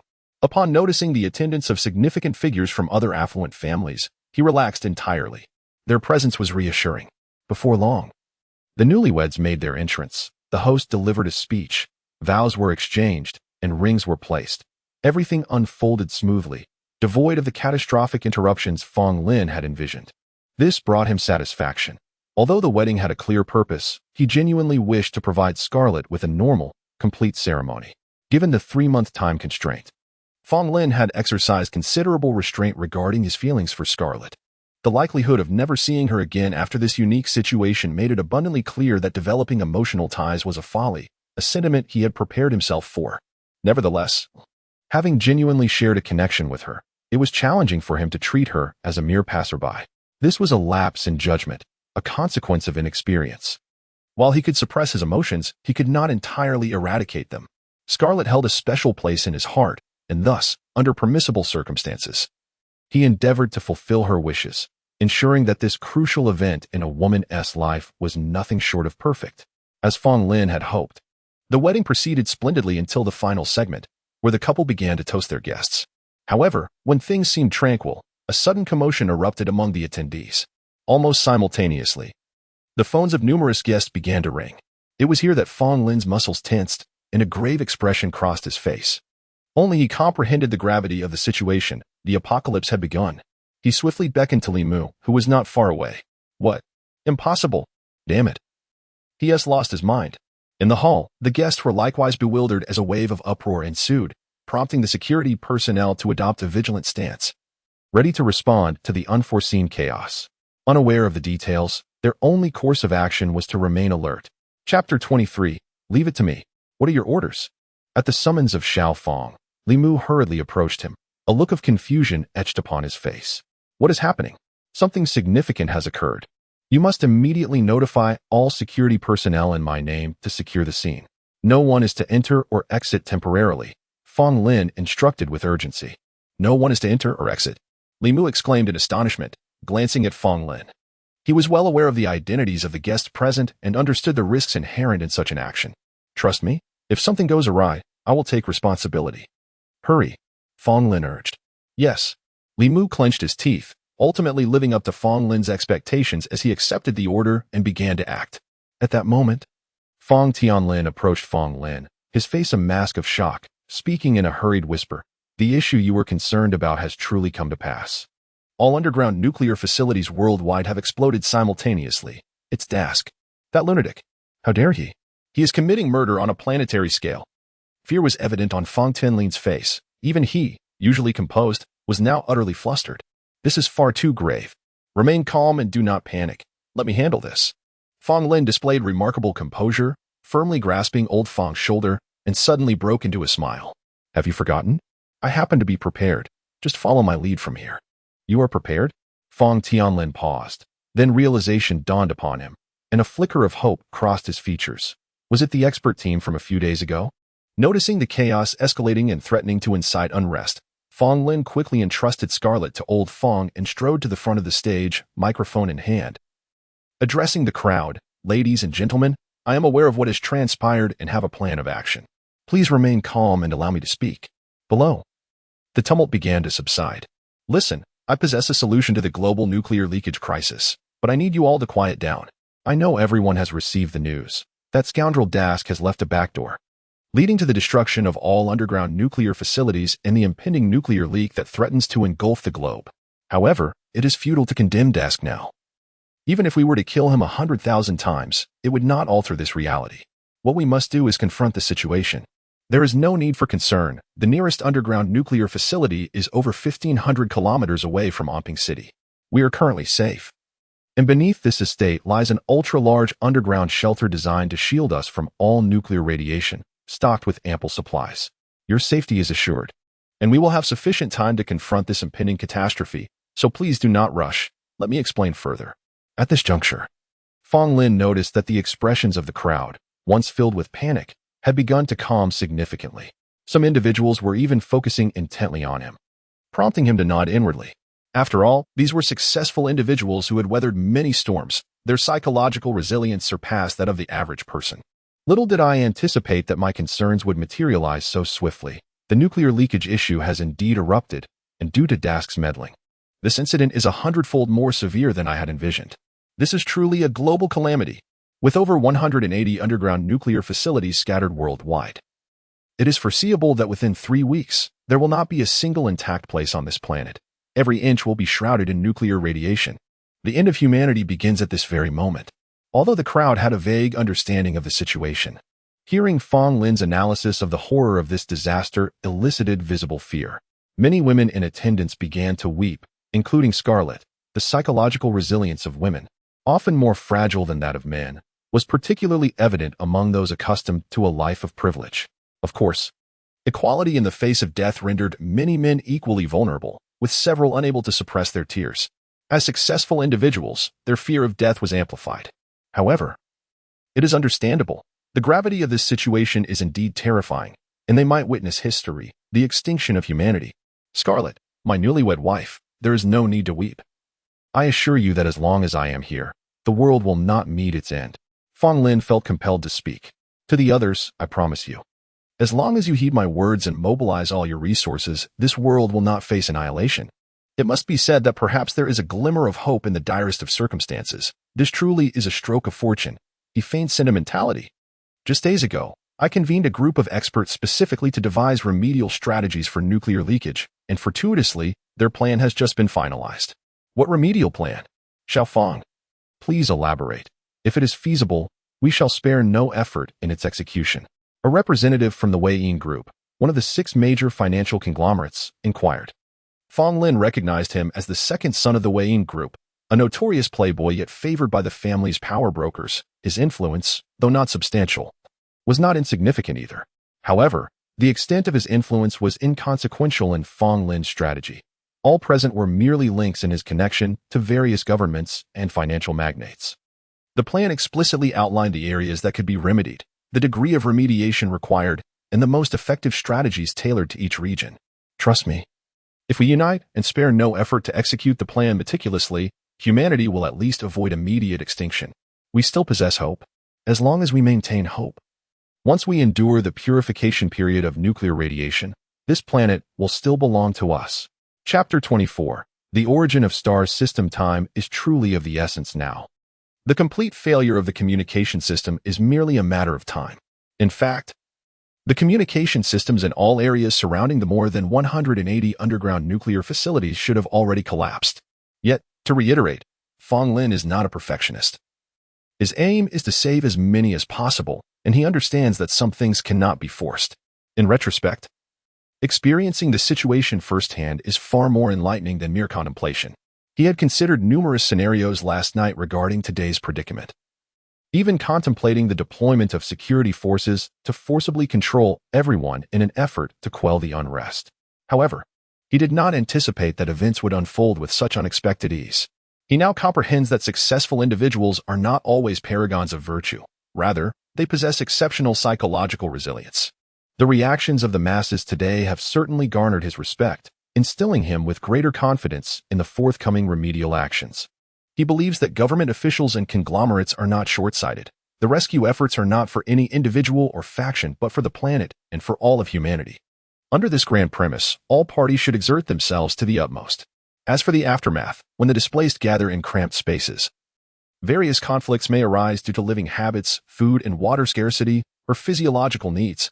Well, those are not matters for immediate consideration, and Fong Lin has chosen to set them aside for now. However, having experienced the darker sides of human nature. He is acutely aware that the forthcoming events may not be as idyllic as one might hope. Indeed, after the establishment of numerous survivor bases, significant riots may erupt concerning who may enter and who may not. Yet, such matters are beyond Fong Lin's influence. Having managed the overarching situation to this extent is already a considerable achievement, and he need not concern himself further with the grand scheme. Based on experience, it will not be long before the communication systems collapse entirely, and the transportation networks will follow suit. Each survivor base will become an independent microcosm, where only the survivors themselves can intervene. In truth, Fong Lin cannot transcend the limitations of reality. Once transportation fails, he too will be confined to this vast shelter, unable to venture far. At most, he could don a radiation suit and take a brief stroll to breathe in the familiar desolate atmosphere. But he would not be able to wander far. Curse it, I can no longer reach the rear. Fong Lin recalls a high-ranking official from a minor nation's Ministry of Commerce, who had, out of sheer determination, secured an invitation to attend a wedding. Despite not being on the original guest list, owing to the vast business interests of the honor group in that nation, which could sway its economy. Little did he know that this decision might have saved his life. Fong Lin can only regard him with sympathetic eyes. The more than 180 underground nuclear facilities are not all situated in desolate regions. Some are in close proximity to national capitals. Given that the nuclear leak has been ongoing for some time, it is only natural that some individuals are unable to establish communication with their bases, as their rear may have already transformed into a hellish nightmare. In fact, he is not alone in his inability to contact the rear. Several others exhibit despair, collapsing to the ground and weeping uncontrollably. It is understandable. They may have lost their families, friends, or even their entire nation. Fortunately, Fong Lin places great importance on the conglomerates due to their international stature. Compared to national officials, the 6 major conglomerates wield true global influence. They are the real titans of the international arena. These high-ranking officials likely reside in their respective capitals, and their inability to reach their bases may indicate that their capitals have already fallen. However, other relatively remote cities may still hold potential for rescue. Their failure to establish contact does not imply that the conglomerates are similarly incapacitated, as they maintain operations worldwide. In this global rescue effort, Fong Lin does not pin his hopes on government officials, but rather on the conglomerates. This is a solid foundation. Rough estimates suggest that, compared to inaction, his efforts should successfully mitigate the impending negative emotions by at least 30%. If the game indeed presents trials, he should have passed with flying colors now. From this point onward, his selflessness is no longer necessary. He must solely consider himself and the well-being of Lao Fong and Scarlet. Husband, you are incredible. As if summoned by his thoughts, Fong Lin notices Scarlet standing beside him, her face radiating admiration. Just fortunate, he replies, shaking his head and gently wiping away her tears. Rest assured, I promised that I would ensure your safety. Yes, I believe you. Scarlet nods fervently. Without hesitation, he focuses his attention on the golden light. In an instant, lines of text materialize before his eyes. Guardian Fong Lin. Activating the Origin of Stars system. Origin of Stars system initiated. Note: basic operational cost is one of the Origin of Stars, applicable to all apocalyptic experience worlds. Note: Guardian Fong Lin possesses a privileged status in this inaugural apocalyptic experience world. Thus, the basic operational cost is 50 of the Origin of Stars. The Origin of Stars system? Intriguing. It appears that the stars will reward the Guardian for staving off the apocalyptic aura. The game indeed possesses depth, allowing for a covenant with the stars. Therefore, are the stars, in essence, sentient? Yet, this sentience seems incapable of actively controlling living beings to restrain the apocalypse. The reward of the Origin of Stars likely stems from a primal instinct. Fong Lin rapidly analyzes the situation, unable to suppress his delight. Regardless, he can now level up. He had long suspected that, given the presence of Guardian level 1, there must be a mechanism for advancement, and now the experience pool has finally opened. Chapter 25. These individuals are utterly dangerous. Fong Lin hurriedly summoned the status of his character for inspection. Indeed, beneath the miniature 3-dimensional projection, an experience bar had appeared, indicating an increase of 1. This marked the first level, which had already gained 1 experience. Not too shabby, considering it was merely the beginning, and no remedial actions had yet been initiated. If he could gain 1 at this stage, perhaps he could reach the 2nd level in less than 3 months. However, the operational costs were somewhat burdensome. This time, half of his experience had been deducted. If it were merely a one deduction, he might have been able to level up several times. Fong Lin felt a tinge of frustration. Nonetheless, he could comprehend the necessity of the basic operational fees. He recalled that even transferring money through payment software previously incurred transaction fees. The game was nurturing his guardian and only charged a one fee. Was that truly excessive? It was, in fact, quite reasonable, given the disparity in status between the game and the guardian. Even a consistent 50 deduction would leave him with little choice but to comply with their rules. Fong Lin understood this principle well. At that moment, Li Mu approached swiftly to report, interrupting Fong Lin's contemplation. Young Master Fong, several guests attempting to leave have been stopped by us and are now in dispute. How should we handle this? Fong Lin snapped back to reality, momentarily setting aside his concerns about leveling up. He instructed, let them pass. There is no need for further obstruction. Initially, he had ordered the lockdown of the estate to prevent unrest and insurrection, as well as to ensure that other tycoons would heed his commands. Thus, he had prepared for the worst-case scenario, even resorting to force if necessary. In truth, Fong Lin hoped that these individuals would depart in droves. The shelter beneath their feet, while spacious, needed to accommodate a considerable number of people. The members of the Fong family alone numbered over 100, not to mention the 8 elite security teams of 5 members each, along with many relatives and friends from the Fong and Scarlet families, bringing the total to nearly 500. The other guests also numbered around 500 to 600, culminating in approximately 1,000 individuals. It was essential to note that the specifications of the shelter and the food reserves were only sufficient to sustain 500 people for 50 years. With the number of individuals now doubled to 1,000, if everyone were to enter, the resources would only last for 20 years. This was clearly untenable. Of course, Onping City had a relatively favorable geographical position, and there was still time to compress the activities of those present and stockpile additional food for the shelter. However, food would eventually run out. Thus, every person who did not enter the shelter meant one less mouth to feed. And Fong Lin was naturally disinclined to impede the guests' departures. In fact, he hoped they would all leave. Nonetheless, the guests were not oblivious. They had clearly grasped the dire situation that Fong Lin had just delineated on stage, a genuine global catastrophe from which no region could escape. In such circumstances, only those with substantial power would choose to depart. As for those lacking capability or resources, or those whose territories were separated by several radiation zones, they had no choice but to remain, relying solely on the shelter beneath their feet. Soon, as Fong Lin opened the passage, the guests with the means and capability departed, while those unable to leave gazed longingly at Fong Lin and Fong Tianlin, their eyes conveying a clear message. What are we waiting for? Please arrange for us to enter the shelter, esteemed leader. In fact, not only did they refuse to leave, but some even discreetly sent messages to family members urging them to come quickly. Having observed everything, Fong Lin was about to speak when Fong Tianlin interrupted him, gathering him, Scarlet, and Steward Zhou together.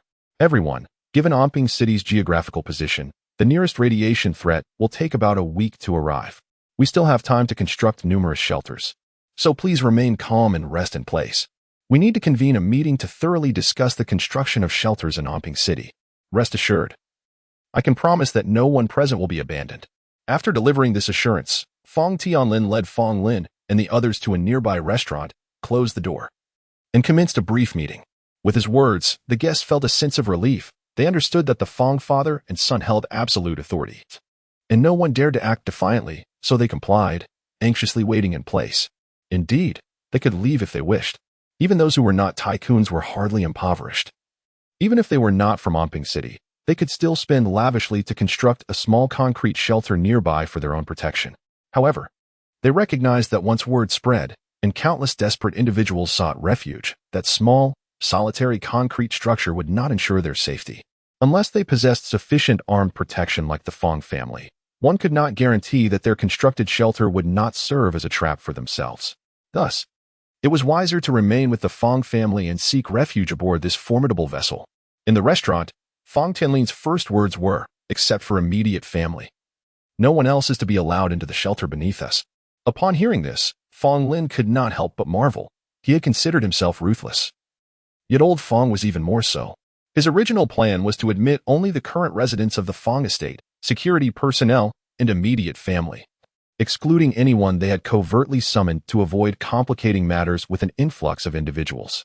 Old Fong, however, had drastically narrowed it down and had just made promises to others, only to retract them immediately. Truly, a master of the financial realm, remarkably ruthless. Nevertheless, Old Fong had evidently overlooked a critical point.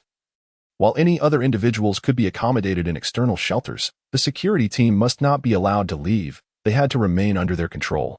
The security team must descend with us, Fong Lin asserted, voicing his perspective. This was not the time to concern themselves with Old Fong's pride.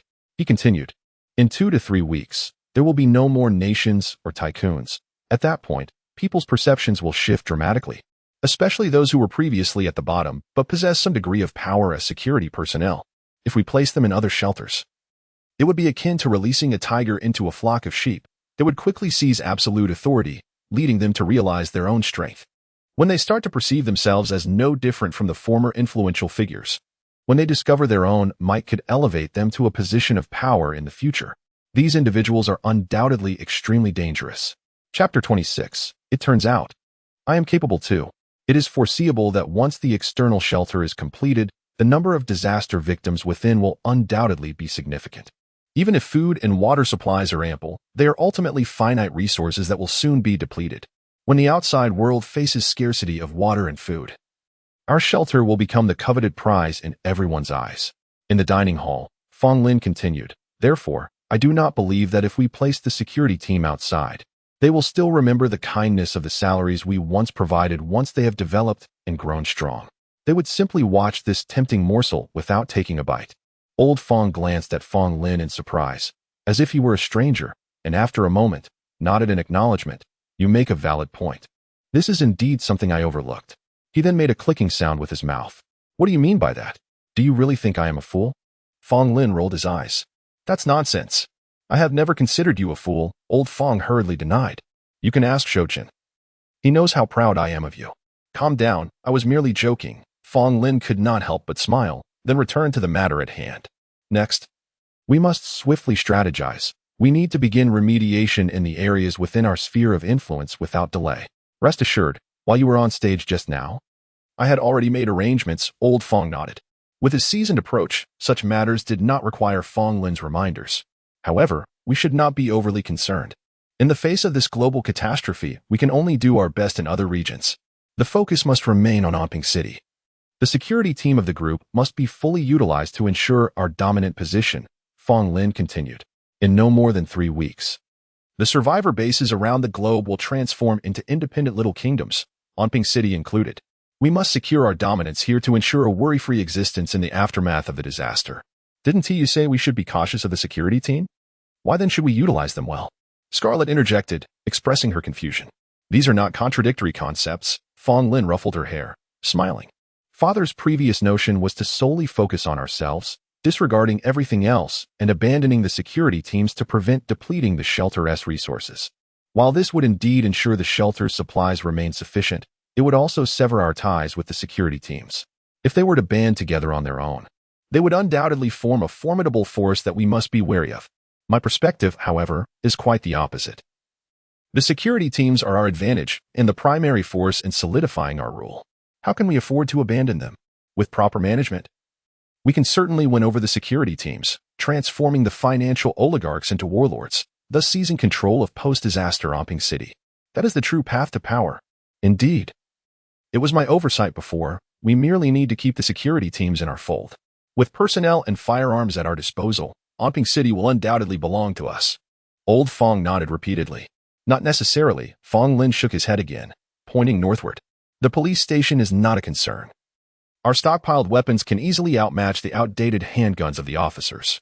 However, the military district in the northern suburbs poses a significant threat. Understand that when nuclear radiation spreads globally and the concepts of nations and governments dissolve, the original official powers cease to exist as they once did. These powers become entirely independent. Whether they are benevolent or malevolent, conservative or radical, entirely depends on their highest commander. Therefore, we cannot dismiss the possibility of the northern military district transforming into warlords with intentions to seize Impending City. Fong Lin spoke from experience. Various indications suggest that the ruling force in Hope City, known as Black Wing, originated from a military district nearby. Following the global nuclear devastation and the severance from higher authorities, their commander decisively established an independent faction, equipped with superior weaponry, effortlessly conquering Hope City. Over the years, Blackwing has grown increasingly powerful, becoming the undisputed overlord of Hope City, dictating any rules at their whim. It is indeed a possibility we cannot rule out. It is certain that before the nuclear radiation reaches Onping City, any faction will desperately hoard food. However, the food supply within the city is ultimately limited, and it is impossible for every faction to acquire sufficient provisions, especially for a large entity like the military district, which will face even greater food shortages. Old Fong concurred deeply. In the short term, their mindset may not change, but when food becomes critically scarce, even to the point of starvation, everything becomes uncertain, and we must remain vigilant. Vigilance is futile. Fong Lin continued to shake his head. A military district is inherently backed by official authority. If we clash with them, they are the just side by default. Thus, before they exhibit hostility, we cannot openly show animosity. Instead, we must keep a close watch on them, and even offer food and water when necessary to suppress any potential dark turn they may take. If possible, integrating them into our group would be ideal. Even if they ultimately do turn against us, we will stand on moral high ground, condemning their ingratitude, thus justifying our actions should conflict arise. Otherwise, most of the security team hails from military backgrounds. I fear many would turn against us if we ordered them to confront their comrades in the military district. Clap, clap, clap. Fong Tianlin could not help but applaud. I truly had no idea you were so astute. He looked at Fong Lin with astonishment, his tone filled with deep appreciation. Beside them, Butler Zhou also wore an expression of incredulity, staring at Fong Lin in amazement. Scarlet needed no mention. In her heart, her husband was the most formidable of all. It's nothing special. I simply lacked opportunities to showcase my abilities in the past, Fong Lin replied nonchalantly, though the smile on his lips betrayed his true feelings. In fact, being able to accomplish so much at the onset of the apocalypse felt like the fulfillment of a long-held wish. Years ago, he had neither the clarity nor the meticulousness of thought he possessed now. He had merely drifted through life, relying heavily on luck to survive until now. Seizing this opportunity, akin to a second chance at life, he was truly satisfied with the preparations he had made and the advantageous conditions he had acquired. He even felt grateful for the game that had granted him this opportunity, allowing him to experience a different perspective. It made him realize, it turns out, I am capable too. Chapter 27, The Square Valve. Well, since the general direction has been established, we can almost head to the shelter. As for the people outside, let them come along as well. After sufficient discussion, Fong Tianlin stood up to give orders. Following Fong Lin's line of thought, retaining a security team would provide us with ample military strength. These uninvited guests can be temporarily accommodated in our shelter until the construction is completed in a few days. This way, we can demonstrate the grandeur of the Fong family. Is this really the Fong family? Fong Lin's lips twitched upon hearing this. Old Fong, beneath his surface, certainly harbors ambition. It is only natural. Without ambition, how could one unite with other tycoons to jointly research nuclear technology, ultimately leading to this catastrophe? To speak fairly, the true culprit behind this disaster is not merely Dask, who has gone mad for his son. Without the support of the 6 major conglomerates, no matter how deranged Dask became, he would lack the capability to orchestrate such a calamity. The true instigators are still the 6 great financial powers. Of course, discussing this now is futile and cannot alter the present circumstances. What is most crucial at this moment is simply to survive, especially for Fong Lin. He has already done everything he could. Now, he just needs to endure the remaining 3 months. He hoped that there would be fewer unexpected complications in the near future. Fong Lin mused as he exited the dining hall.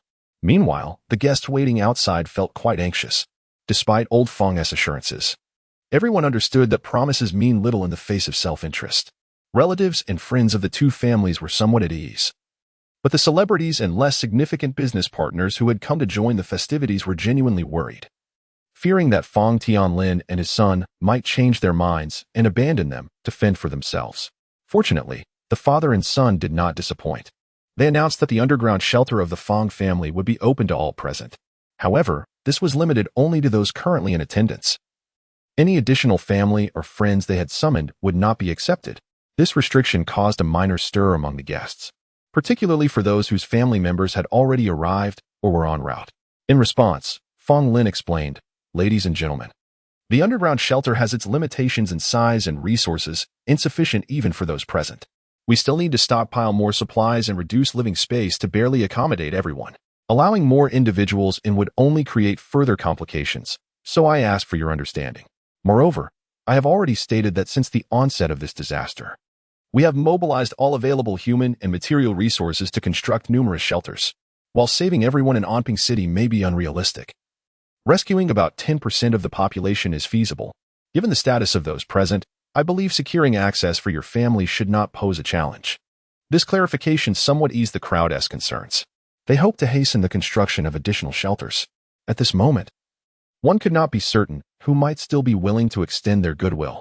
Mr. Fong, there is no need to bring the household staff and security personnel down as well, right?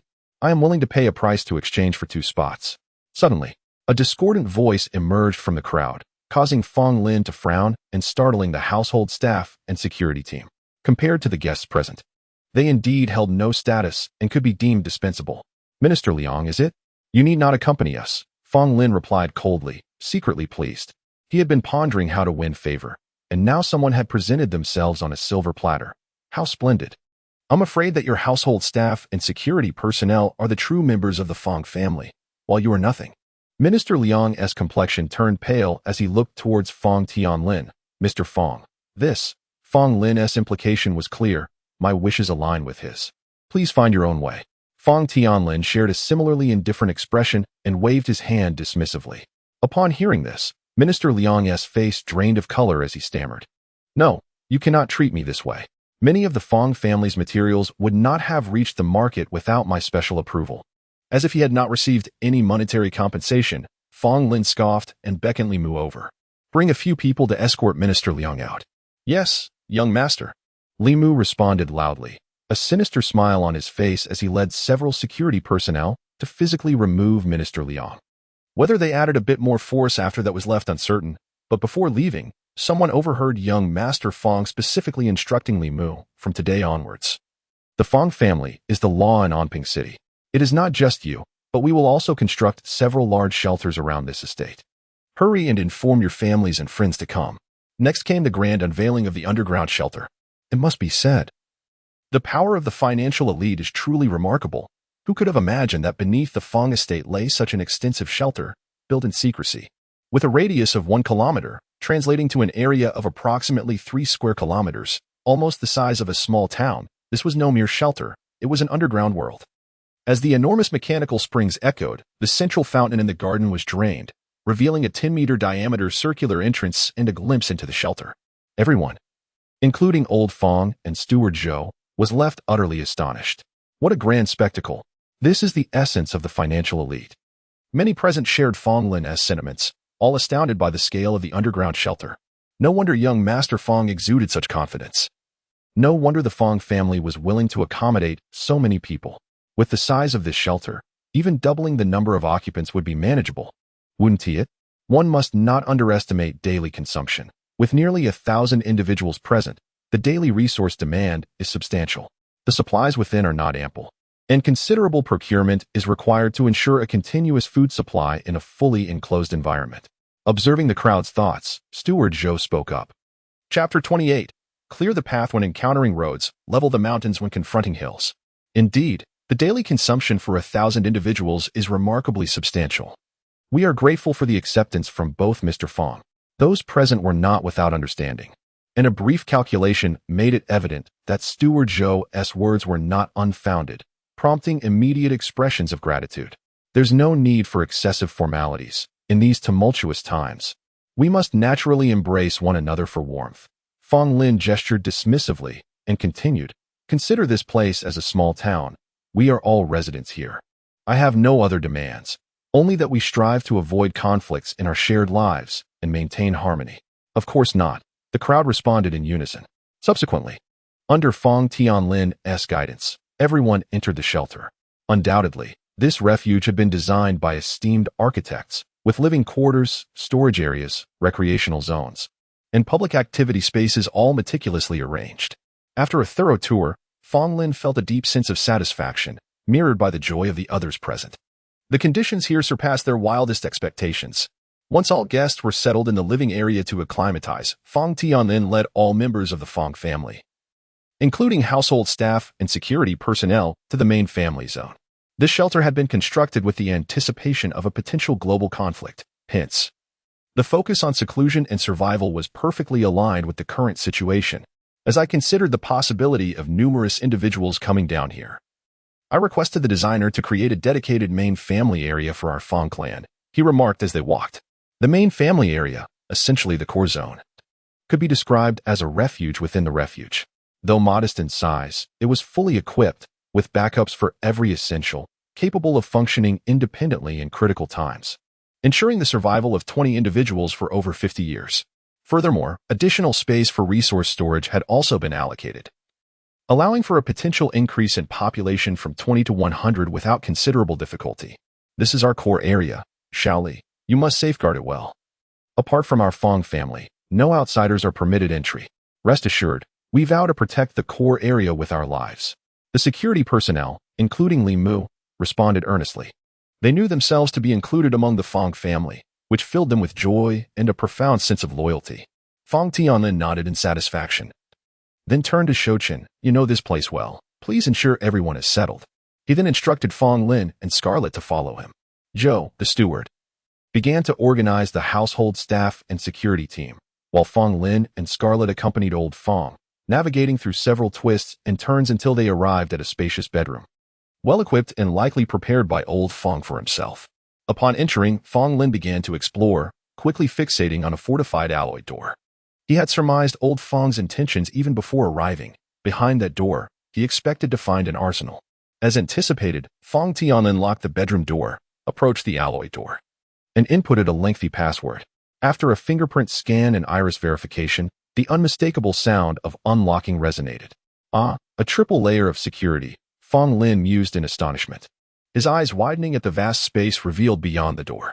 It was far larger than he had imagined, spanning thousands of square meters, with rows upon rows of exquisite weaponry, and even 2 tanks equipped with rocket launchers, exuding an overwhelming aura of power. Good heavens, Old Fong is extraordinary, he gasped. But how do we get these out? This door is accessible only to Shou Chen and myself. I have also recorded your fingerprint and iris data, allowing you to unlock it with the password, Fong Tianlin explained. As for you, Scarlet, as a member of the Fong family, you will also be granted unlocking privileges. I will register your information shortly, just in case. I don't think I need that. Scarlet stammered, still in shock. One must not dismiss any possibility. There may come a time when you need to unlock it, though ideally, that would not be the case, Fong Tianlin replied, smiling as he input Scarlet's information. Fong Lin, intrigued by the tanks, could not contain his curiosity. I must ask, how do we maneuver these out? Do you think I am foolish? Old Fong replied with a smirk, pointing to a concealed area. There is a hidden exit that slopes upward, leading directly to the surface, serving as our final escape route. When necessary, we can drive the tanks out. We will forge our path through roads and level mountains. Fong Lin was left speechless, utterly impressed by Old Fong's cunning. He admitted to previously underestimating him. Indeed, one does not become a magnate without considerable ingenuity. Wait a moment, but I can't drive this thing. Can you? He suddenly realized. Zhou Chun can operate it, and most of our security team consists of elite retired special forces. Among 10, at least 8 can drive. Fong Tianlin reassured him with a laugh. Well then, Fong Lin fell silent again, recognizing Old Fong's meticulous preparations for every conceivable scenario. Naturally, the wealthier individuals harbor the greatest fear of death, he mused, acknowledging the thoroughness with which Old Fong had prepared for the unknown. Regarding firearms, Fong Tianlin stated, unless we are faced with unavoidable conflict, only our own members, and at most the leaders of the security team, should possess weapons. Others must be restricted. As he spoke, Old Fong's demeanor grew serious, picking up a sleek, dark submachine gun and running his fingers along its surface. Indeed, it is prudent to exercise caution regarding the security team until we firmly establish our dominance in the post-disaster landscape, Fong Lin concurred, picking up a finely crafted handgun and sliding it into his pocket. Are you proficient? Teach Scarlet when the time comes, Fong Tianlin instructed. Certainly, Fong Lin nodded, inquiring. What arrangements have been made outside? Quite simple. 2 main focuses, thoroughly construct the shelter and amass resources, Fong Tianlin replied. I estimate that the global nuclear leak will not be disclosed by any faction, at least not until they have stockpiled sufficient resources. Revealing it would only incite panic and complicate the efforts to accumulate supplies and build shelters. Everyone is likely racing against time, desperately constructing shelters and gathering resources before the public becomes aware. Chapter 29. Indeed, this seems somewhat unscrupulous. I, too, have similar intentions, Fong Tianlin continued. At this very moment, all human and material resources in the major cities within the group's sphere of influence should have been fully dedicated to constructing shelters and stockpiling supplies. Of course, as you mentioned, other cities are merely doing their part. The true focus is undoubtedly on our own Onping city. Thus, I have urgently mobilized the surrounding forces to ensure the construction of Onping City proceeds without a hitch. Simultaneously, I have ordered all security personnel within Onping City to assemble and are currently en route. Once the shelters are completed and a substantial number of disaster victims have taken residence, I plan to disperse the security teams into smaller groups, assigning them to various shelters to maintain order, instilling in these personnel a sense of superiority that comes from being members of the Fong family. This should help mitigate any misguided thoughts they might harbor. Given time, once the situation stabilizes, as long as we treat them fairly, they will not harbor dissenting feelings. What do you think? He inquired at last. Fong Lin's performance today far exceeded his expectations, providing him with immense delight. Consequently, he now places greater importance on Fong Lin's thoughts, regarding him as a worthy partner in serious discussions. For instance, the various security teams must frequently be restructured to prevent the emergence of what they call camaraderie. Furthermore, all teams are required to report to headquarters every morning to provide updates, after which headquarters will designate the shelters they will oversee for the day, ensuring frequent rotation to prevent any team from growing too comfortable or developing a sense of entitlement. Little fox, you possess even more cunning ideas than I do. Fong Tianlin exclaimed, a satisfied expression gracing his face as he couldn't help but commend him. Not at all. I still have much to learn from you, old fox. Fong Lin replied with a hearty laugh. Thank goodness we are family. Otherwise, I would truly hesitate to stand before you. I hope I won't end up being sold out by you all.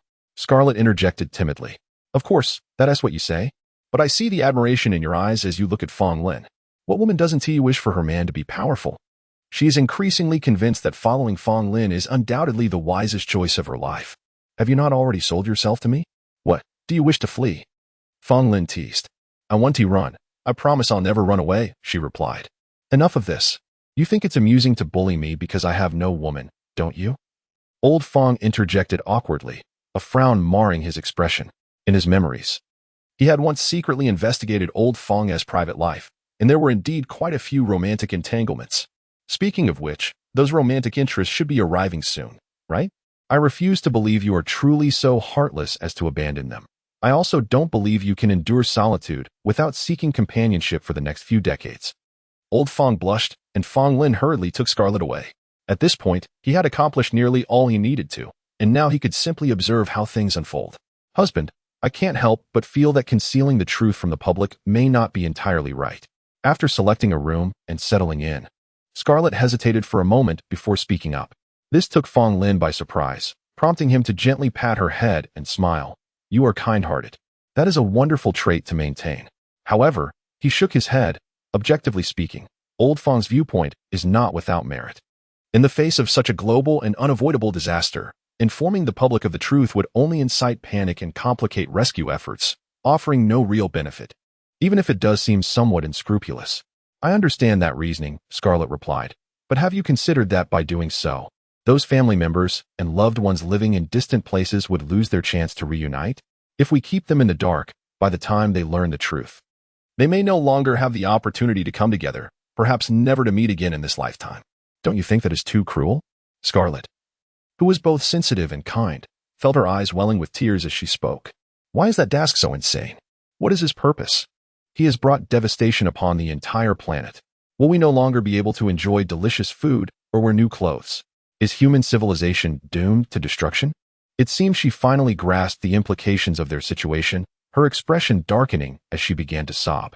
Human civilization will not simply perish, as far as I know. The number of civilized planets inhabited by humanity in this universe may far exceed your imagination. If destruction is to occur, it would only be this one planet that falls, Fong Lin silently thought, unable to voice his thoughts. He could only continue to stroke her silky hair in an attempt to comfort her. "Do not worry. Things will gradually improve. Do not give up," he murmured.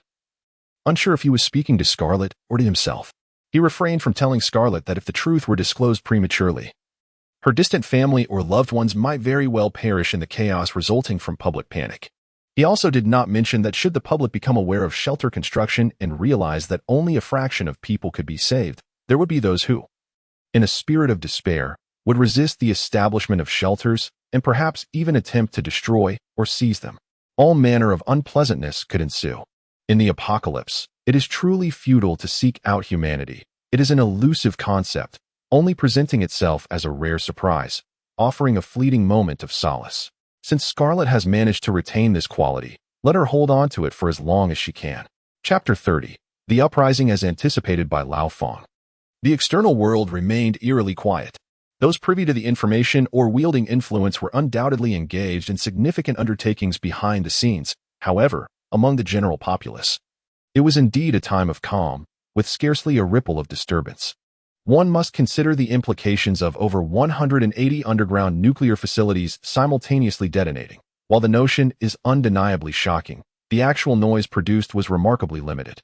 The propagation of sound is exceedingly constrained, to say nothing of the global scale, within a radius of 100 kilometers from each facility. It is likely that not even the faintest whisper of commotion could be perceived. Furthermore, as nuclear radiation began to disperse, its lethal concentration ensured that in close proximity, all living beings would perish, leaving no survivors. In such circumstances, aside from official announcements, the uninformed had no means of awareness, while those in the know had already succumbed. Thus, tranquility reigned among the populace. Imagine, even Fong Lin, who was aware of the situation, remained oblivious to the apocalypse unfolding during the wedding banquet. Had it not been for the guests receiving urgent calls, it is clear that without official communication, the ordinary citizens could not possibly grasp the gravity of events in a short span. Naturally, the death toll was immense, and it was implausible that it would not evoke any reactions. After all, who among the deceased lacked distant relatives or close friends? The sudden inability to reach loved ones would undoubtedly raise suspicions.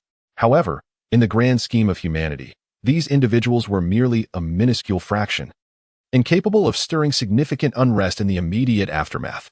For the conglomerates, the absence of upheaval in the short term sufficed. After 3 to 5 days, the truth could no longer be concealed. Their supplies had been stockpiled, and preparations were nearly complete. At this juncture, whether the public was aware of the reality became irrelevant. For those who controlled the shelters, they held absolute power. The desire to survive? A simple act of submission sufficed. Fong Lin had foreseen this. The criteria for shelter access would inevitably become a potent weapon for the magnates to manipulate the populace and solidify their dominion. Yet, there was no time for further preparations. He could only let the currents flow, indifferent to the loss of dignity. After all, survival took precedence over pride. He had once endured great sacrifices to be accepted into Hope City, fully aware that for the sake of life, dignity could be wholly discarded. In the ensuing days, nuclear radiation spread rapidly. On the third day, the outermost regions designated as salvageable began to witness the conglomerate's initial remedial actions, with shelters emerging fully formed and meeting the necessary standards for entry. The pace was neither swift nor slow, as previously mentioned. There were 2 types of shelters. One involved encasing existing concrete structures in a layer of lead to shield against radiation, while the other was constructed from reinforced concrete poured as a single entity. Both types were relatively easy to build, given the current construction capabilities. An ample workforce and resources could yield a significant number of shelters within 3 days. Thus, it became a matter of fortune. Cities further from the radiation source had more time to construct shelters, resulting in higher survival rates. Rough estimates suggested that in the most distant cities, over 70% of the population could survive. Fong Lin earnestly hoped for even more. For this not only signified the lives of countless individuals but also represented his imminent surge in experience. However, matters did not proceed as smoothly as anticipated. According to Fong Lin's projections, the first major disturbance following the disaster would soon arise, the uprising, on the 4th day post-nuclear leak. As vast quantities of radiation threatened to engulf the cities at the edges of the salvageable zones, the announcement of shelter access criteria by the conglomerates inevitably brought the global nuclear leak incident to light, laying bare the reality before the masses. In that moment, The world plunged into profound panic and fury. In truth, the wisdom of the populace should not be underestimated. Prior to this, the extensive construction of shelters by the conglomerates worldwide, coupled with the increasing loss of contact with family and friends, along with various rumors circulating online, led the public to surmise that a monumental catastrophe had indeed occurred, even if they could not pinpoint a nuclear leak. Thus, as early as the day following the leak, a handful of astute individuals began hoarding supplies, and as time passed and the radiation spread from over 180 sources, more and more people sensed the anomaly and rushed to stockpile resources. Simultaneously, inquiries directed at national authorities flooded the internet. Regrettably, the authorities remained silent. This planet, unlike Earth, had officials directly supported by the conglomerates. The survival of various personnel depended on the magnates. What could the public realistically expect them to communicate? The silence of the authorities only exacerbated the populace's anxiety, leading to restless nights. Now, with the truth revealed and shelter criteria disclosed, the people's emotions erupted. While the prioritization of children for shelter access was understandable, why should public servants also be favored? Why should teachers, engineers, and scientists receive preferential treatment? Are ordinary citizens not human? This was a matter of life and death. In contrast to the aggrieved masses, those granted access were not at ease either, for the number of people far exceeded the capacity of the shelters. Ultimately, whether they would gain entry to the shelters, whether they would live, hinged on the whims of the conglomerates. Consequently, a global uprising commenced as frenzied individuals flocked to the shelters in their respective cities, voicing their dissent, protesting, and even attempting to breach the barriers to seize limited spots, with some audacious enough to contemplate destroying the shelters in a desperate bid for survival. Alas, by this point, the conglomerates had ceased any pretense of upholding human rights or equality. Well-equipped guards, armed to the teeth, ruthlessly quelled the unrest, temporarily suppressing the rebellion.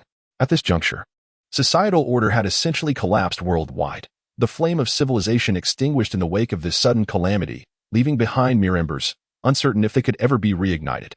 However, the unfolding events had become irrelevant to Fonglin, for the city of Onping, perilously close to the radiation source, had been utterly engulfed by the overwhelming tide of nuclear fallout. Chapter 31. A little more tolerance. The communication system has collapsed, traffic is paralyzed, and all social order has disintegrated.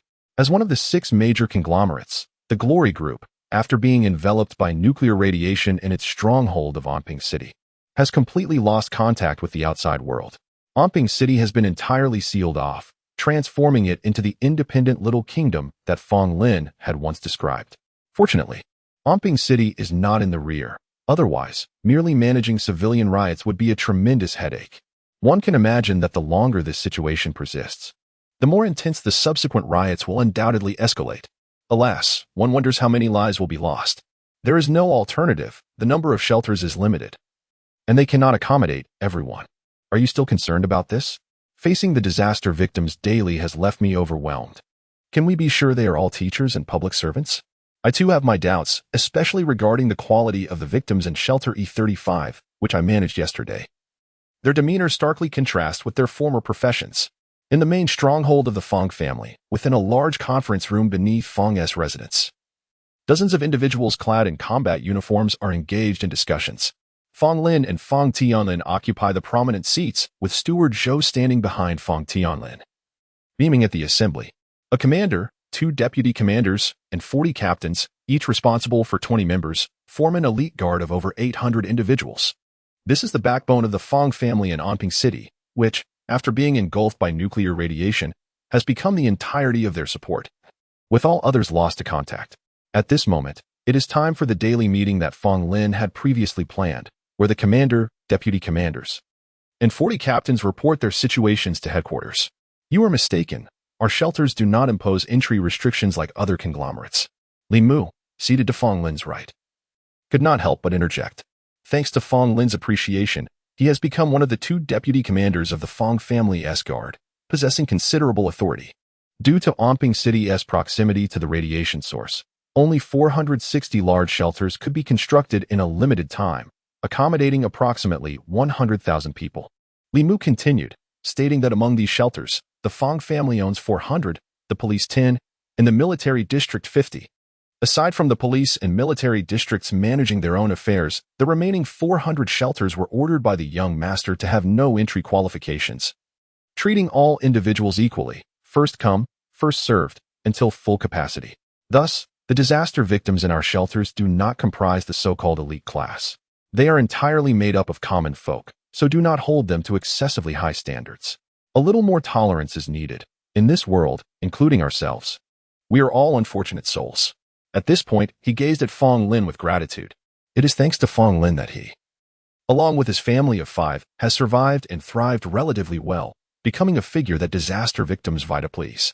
He feels no gratitude towards anyone else, only towards Fong Lin. Fong Lin, perceiving his expression, nodded in approval and remarked, "The first come, first served mechanism can indeed appear unfair, as there are many victims who have been separated from their loved ones. Nevertheless, it does offer everyone an equal chance, preventing an immediate death sentence. My capabilities are limited. I can only allow them to rely on fate, with life and death left to destiny." The crowd, upon hearing this, exhibited expressions of contemplation. Achieving this much is already sufficient. Indeed, everyone is aware that the shelters cannot possibly accommodate everyone. The riot stemmed from a desire for equal and relatively fair opportunities, such as the noble conduct of the young master. "That is enough flattery. Who asked for your compliments?" Fong Lin interrupted them playfully, laughing as he continued. "Listen to me first." The crowd chuckled and promptly fell silent. Fong Lin surveyed the room, suddenly adopting a serious demeanor, stating, "My actions have inadvertently resulted in a mix of individuals in our shelters, making them more challenging to manage compared to those of other conglomerates, leading to an increase in troublesome individuals. I hope you can exercise more tolerance during your daily inspections. Humanity is in a precarious state, and the future is shrouded in uncertainty. We should unite for warmth rather than flaunt personal power and indulge in a false sense of superiority. I am aware that among you, there are those who have recently felt quite pleased with themselves. The flattery from the victims may have inflated your sense of superiority, correct?" Faced with Fong Lin's inquiry, the crowd fell silent, hesitant to respond. It is acceptable to feel a sense of superiority, but moderation is essential. One can enjoy pleasures, yet again, within limits. Fong Lin's tone grew more solemn. "As long as the women are willing, I do not care if you sleep with 10 at night.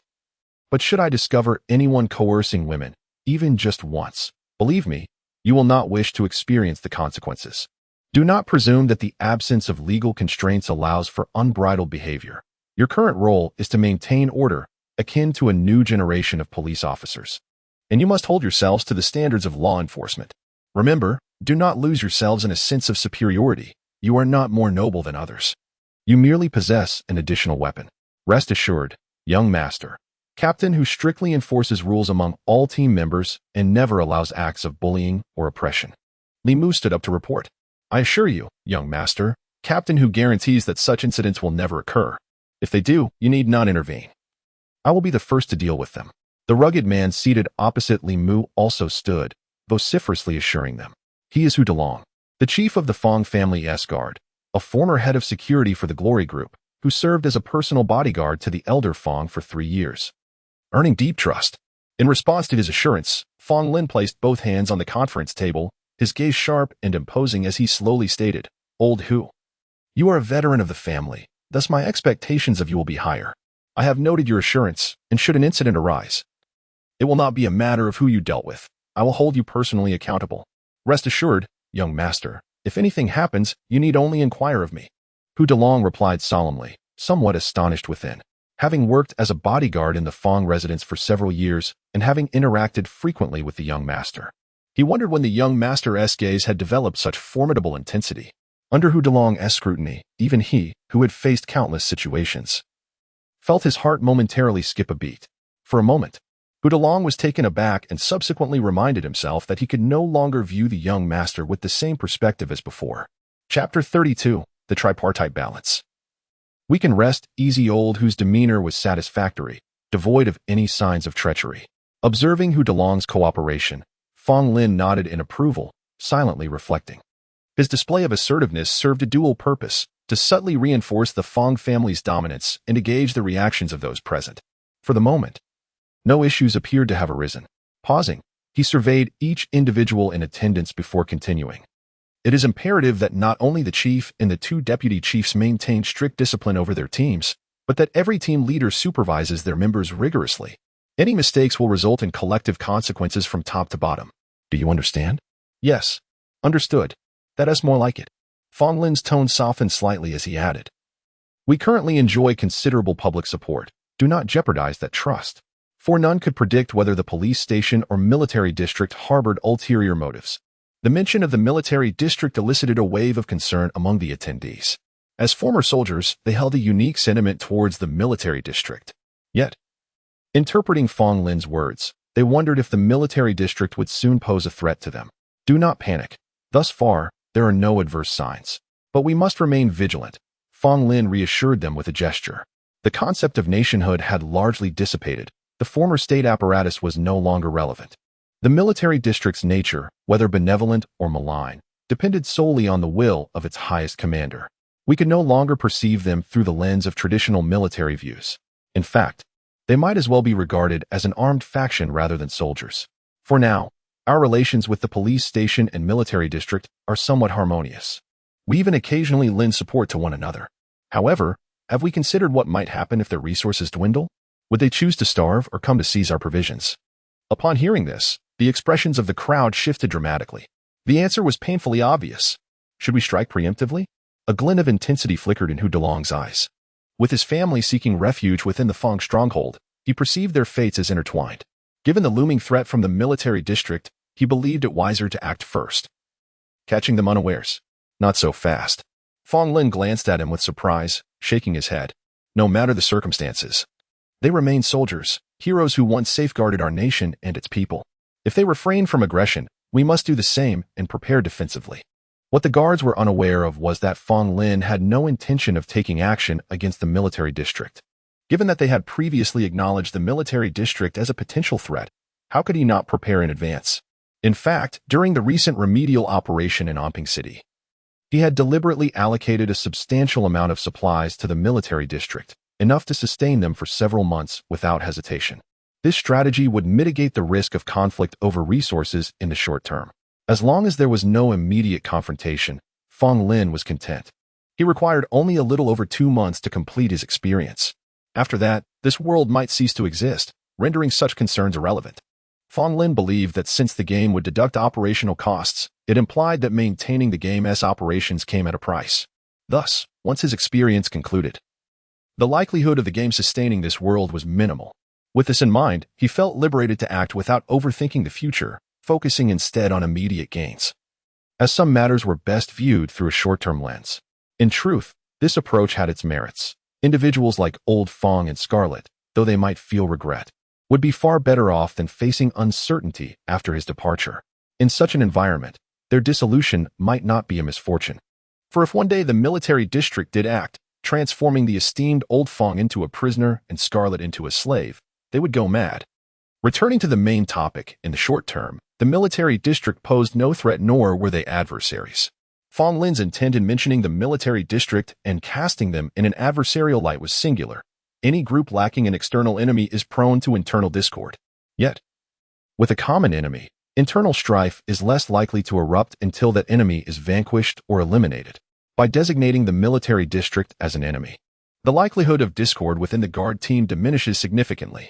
Fong Lin's expectations were straightforward. For both internal and external matters, everyone should remain stable, allowing him to weather these 2 months of experience. That concludes today's meeting. According to today's directives, each team should patrol their designated shelters, Fong Tianlin summarized. Remember, be lenient with the displaced. They may very well be our only allies in the future. Furthermore, if you encounter anyone from the military district, refrain from displaying hostility. For now, they are allies, not foes. Yes, they responded respectfully before departing. The team leaders sought out their members, leading them to their assigned areas. While the 2 deputy chiefs conducted random inspections across all shelters under the Fong jurisdiction, Chief Hu Delong led his 20 subordinates to oversee the underground shelter and the 8 above-ground family area shelters. This was the extent of the arrangements made by Fong Lin and his father for the security team, consistent with prior discussions. The allocation of weapons had not changed. Only those present in the conference room were authorized to carry firearms, while the remaining team members were equipped with the cold weapons procured in recent days. They had swords, knives, military daggers, and clubs, whatever suited their preferences. Once all the guards had vacated the conference room, the stern demeanor of the Fong father and son faded, and they exchanged smiles. I must admit, the young master's presence was formidable just now. Even I felt intimidated, remarked Butler Zhou, gazing at Fong Lin with pride. Having watched Fong Lin grow, he may not have regarded him as a son, but certainly as family. Notably, Butler Zhou had never married nor had offspring, which was a source of great comfort for old Fong. If he had children, he would hesitate to keep someone so intimately acquainted with his family. Possessing the codes to their armory, close by, now is the time to solidify our dominance. If we do not assert ourselves, they may develop a sense of superiority, which could lead to future complications, Fong Lin remarked with a wave of his hand and a smile. Old Fong and Butler Zhou understood this principle well, hence their earlier somber expressions. At present, I have no concerns. Old Hu is trustworthy, and you have personally elevated Li Mu, so he can be relied upon. Young Zhao is also a long-standing member of the group, known for his loyalty. While he may not command the room, he is unlikely to stir up much trouble, Fong Tianlin stated. With these three overseeing the guard team, mutually supervising one another, we can rest easy. Let us not be too hasty in our assurances, Fong Lin cautioned. In this world, nothing is certain. Do you truly believe that if we were to be eliminated, the remaining members would rise in vengeance on our behalf? They would not. In this realm, might makes right. Gratitude to the reader, 201907160529285572, for the generous tips. By the way, did you forget to choose a name, or are you simply feeling lazy? Chapter 33 Upgrade. Are you overthinking this? Fong Tianlin furrowed his brow.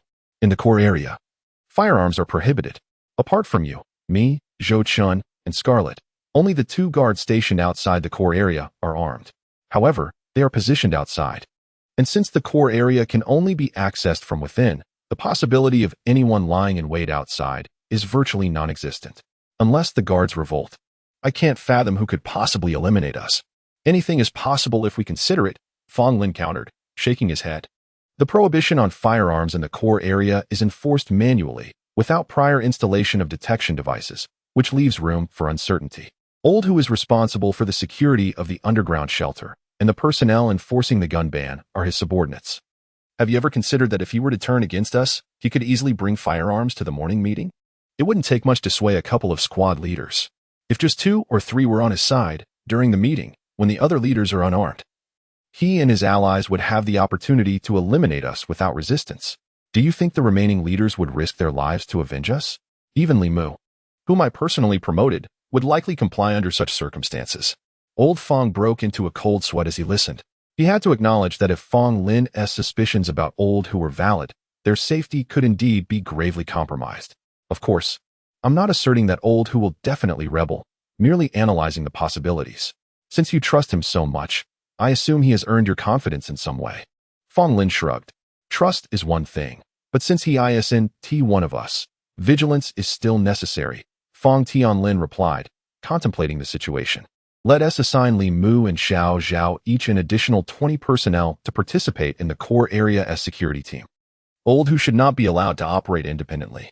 Furthermore, the responsibility for the gun ban during daily meetings will no longer fall on Old Hu. Let the household staff manage it on a rotating basis. Also, we should relocate the families of the 3 division leaders to reside in the core area, providing them with the best possible environment. Excellent. Fong Lin nodded, giving a thumbs up. With these measures, the safety risks are nearly eliminated, and the situation should be manageable. If anyone contemplates rebellion, it will require a far greater number of allies, and the difficulty of swaying them will be immense. Thus, unless they act recklessly, we should be secure for the foreseeable future. That seems to be settled, Fong Lin reassured himself, nodding in satisfaction. Indeed, it appears there are no loopholes left. Old Fong also nodded, teasing, if it weren't for your cautious nature, I might not have considered such details. In matters of self-preservation, caution is never excessive, Fong Lin thought, rolling his eyes. Ironically, he had never been particularly fearful of death, but now, as a guardian, his perspective had shifted.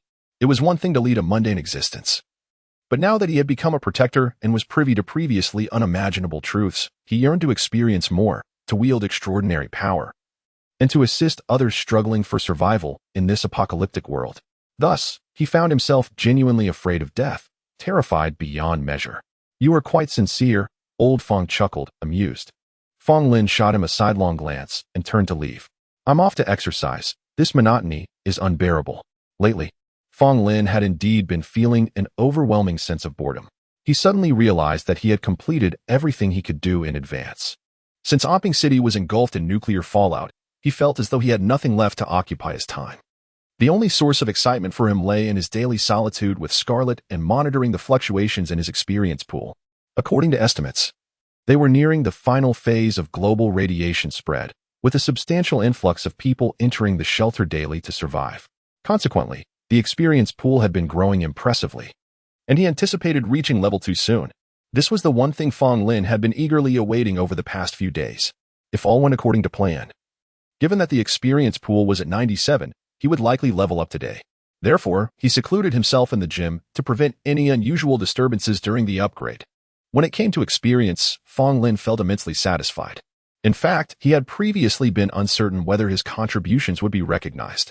After all, he had merely devised the plan. The global remedial actions were not solely his doing.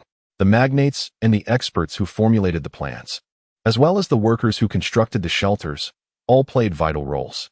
However, the marked increase in experience points over the past few days indicated that his contributions were indeed being acknowledged. The calculation mechanism seemed to suggest that for every disaster survivor entering the shelter, a corresponding reduction in apocalyptic energy occurred, and the experience points were credited to him after operational costs were deducted. Thus, as more survivors entered the shelter, his daily experience points surged. This was quite intriguing, as it implied that every action he, as a guardian, took would leave some trace or record. And any mitigation of the apocalyptic energy due to those actions would ultimately be quantified into experience points attributed to him. Naturally, this filled him with immense satisfaction. Fong Lin did not have to wait long. Half a day later, with a crisp chime, a golden dot appeared, flickering in the lower right corner of his vision. Simultaneously, a sudden warmth coursed through his body, reminiscent of the delightful sensation he felt after consuming the initial enhancement potion. He promptly opened his character panel. Guardian level 2, health 20, ability points 20, strength 2, agility 2, constitution 2, mentality 2. Indeed, he had leveled up. Upon seeing the character attributes, Fong Lin was overjoyed. Every attribute had increased by 1 point. One should not underestimate this single point. The previous assessments of his physical capabilities had already demonstrated the significance of this attribute. An additional point meant that he had effectively doubled his strength. Chapter 34. Warning. Warning. Warning. With a firm clenching of his fist, feeling the immense power within, Fong Lin's joy was palpable. In truth, it was not merely the increase of one attribute point that captivated him, but rather the growth potential of the Guardian. The prospect of leveling up directly enhancing attributes was simply marvelous. This signified that, with the passage of time and the elevation of levels, his attributes across the board would continue to grow, becoming ever more formidable, which undoubtedly instilled in him a profound confidence. Yet, he could not help but ponder whether there would be any special rewards for actively suppressing the apocalyptic aura and rescuing so many souls. Or perhaps, upon the conclusion of this experiential world, there would be a final reckoning? After stretching his limbs and relishing in his newfound strength, Fong Lin, amidst his excitement, found himself somewhat greedily contemplating this matter. It was hardly his fault. Who would turn down additional benefits? However, this question would evidently remain unanswered until the passage of the next 2 months, when he could fully complete the task at hand. Warning, warning, warning, Guardian Fong Lin. Your level has surpassed the initial apocalyptic experience standard. The difficulty of this experience has been elevated. Randomly generating tasks. Generation complete. Increased apocalyptic factor. Mutated creatures. Task description. Excessive nuclear radiation has resulted in significant mutations in exposed organisms, rendering them bloodthirsty and murderous, particularly sensitive to the sin of the living. And they are poised to assault all shelters. Task objective. Eliminate 3,000 mutated creatures. Task reward. Random reward of 1 black iron grade weapon. Note: original tasks and rewards remain unchanged. Upon receiving the sudden notification from the game, Fong Lin's smile froze on his face, not yet fully subsided. Is this even permissible? The difficulty can be raised just like that, and creatures can mutate at will? It seems the virtual world is entirely at your whim. No rewards would have sufficed, but to directly escalate the difficulty. Fong Lin grumbled inwardly. His previously relaxed nerves, having awaited the task's conclusion, tightened once more. However, After reviewing the game's description several times, he felt a measure of reassurance. On one hand, nuclear radiation had ravaged the real world for years. The mutated creatures were manageable. Even if some formidable mutated beasts were beyond human capacity to combat, conventional weaponry would still suffice. On the other hand, the game's purpose is to cultivate guardians, not to lead them to their demise. Since the task demands the elimination of 3,000 mutated creatures within the remaining 2 months, it stands to reason that these creatures could not be excessively powerful. After all, to complete the task, he would need to eliminate at least 30 to 50 mutated creatures daily. If they were too formidable, it would render the game unplayable. Yet, he was curious about how long this imminent threat would take to manifest. There was no rush to venture out. He would first acclimate to his upgraded physical prowess and engage in battle once the mutated creatures launched their attack. Besides, outside the shelter, there should still be a handful of survivors. When the time came, he could wander through Onping City and rescue as many as he could. Fong Lin made his plans. Yes, the presence of survivors in Onping City does not imply that the population had been entirely wiped out. Most of the residential buildings are constructed from reinforced concrete. Excluding those areas immediately engulfed by nuclear radiation, many citizens, upon learning the truth, took timely measures to seal their homes with concrete, effectively transforming them into makeshift shelters. Such individuals may not be numerous, but they certainly exist. Many have endured in the real world in similar fashion. However, unlike the nuclear devastation in reality, the radiation here is merely a leakage, albeit more severe. People cannot expose themselves without protective gear, making survival exceedingly difficult, not only due to food scarcity, but also because of the imminent lack of clean water. They would soon find themselves without potable water. The oceans might fare slightly better, but other rivers and lakes, especially those within urban areas, would undoubtedly become polluted in a short time. Therefore, within a week or 2 at most, aside from the fortunate souls who have entered the shelters, the rest of the population on this planet would perish. Of course, this estimate of 1 to 2 weeks is based on prior conditions. Now, with the emergence of mutated creatures, they might not even survive a single day. Suddenly, he realized that he might have misjudged the situation. The game does not seem to impose any moral tests on the Guardians. Consider this.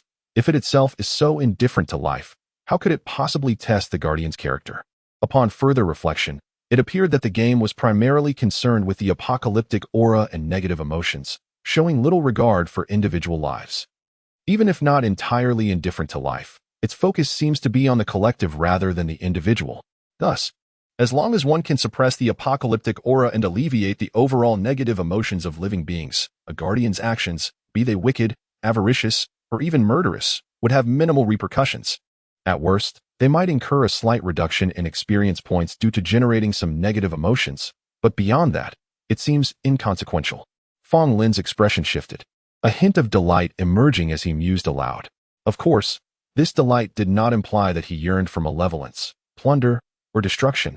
Rather, he found that the degree of freedom afforded to Guardians appeared to be far greater than he had previously imagined.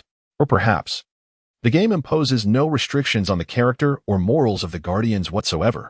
From a certain perspective, this could indeed be viewed as a boon. Wait a moment. So within our cosmic police group, not all members are virtuous. Even if they align with the overarching theme of saving the stars, individually, they must possess both good and evil traits.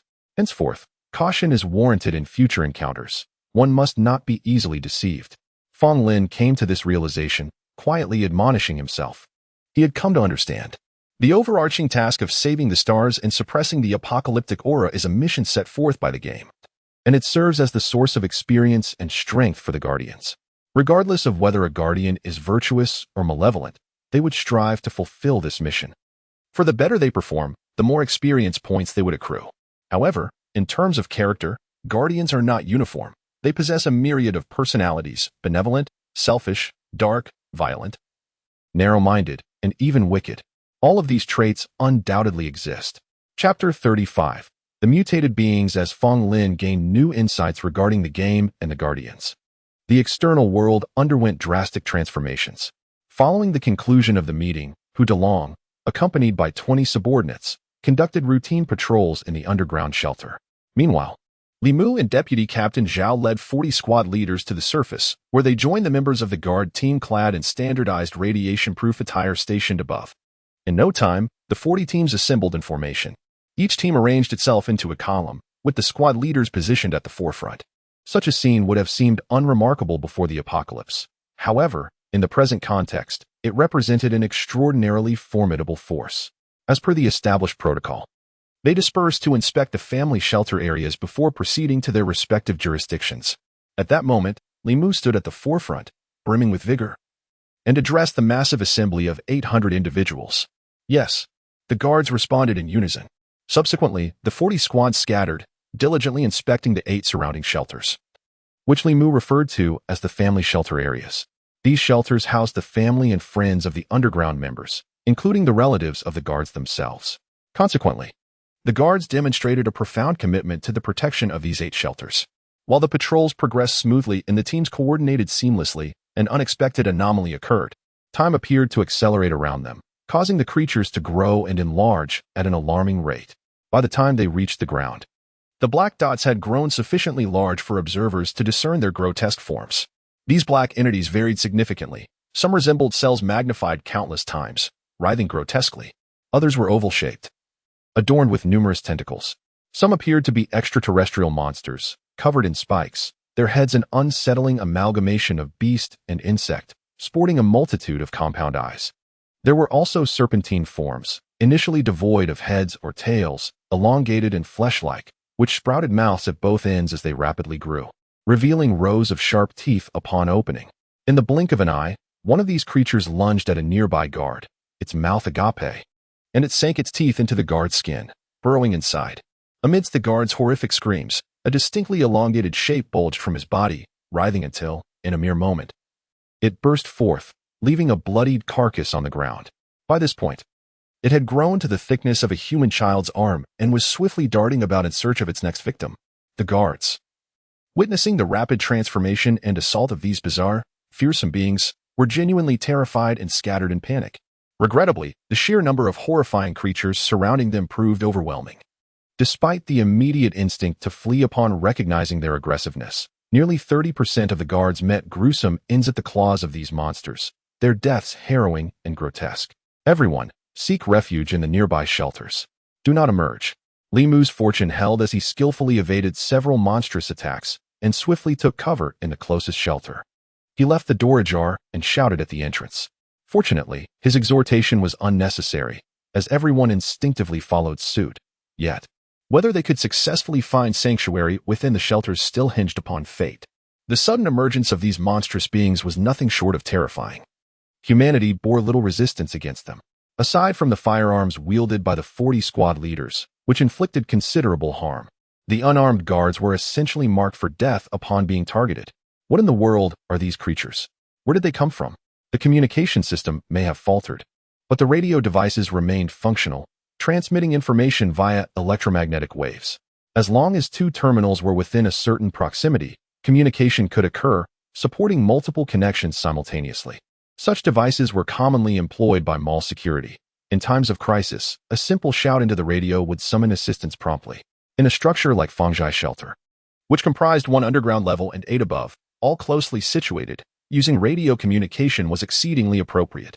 Fong Lin quickly became aware of the situation, astonished not merely by the emergence of mutated beings but by their rapid approach and formidable strength. Unlike previous assumptions, these mutated beings bore little resemblance to those in reality. The real-world mutated beings were creatures that had survived nuclear radiation, pets like cats and dogs, as well as various snakes, insects, and wild beasts. Though mutated, they remained recognizable. In contrast, the mutated beings here were expressly engineered by the game, grotesquely enlarged from bacteria and microorganisms in the air, imbued with a thirst for blood and destruction. It truly was a targeted mission. Therefore, the prospect of rescuing survivors from the city seemed futile. Sustaining the existing shelters was uncertain at best. Fong Lin's expression darkened.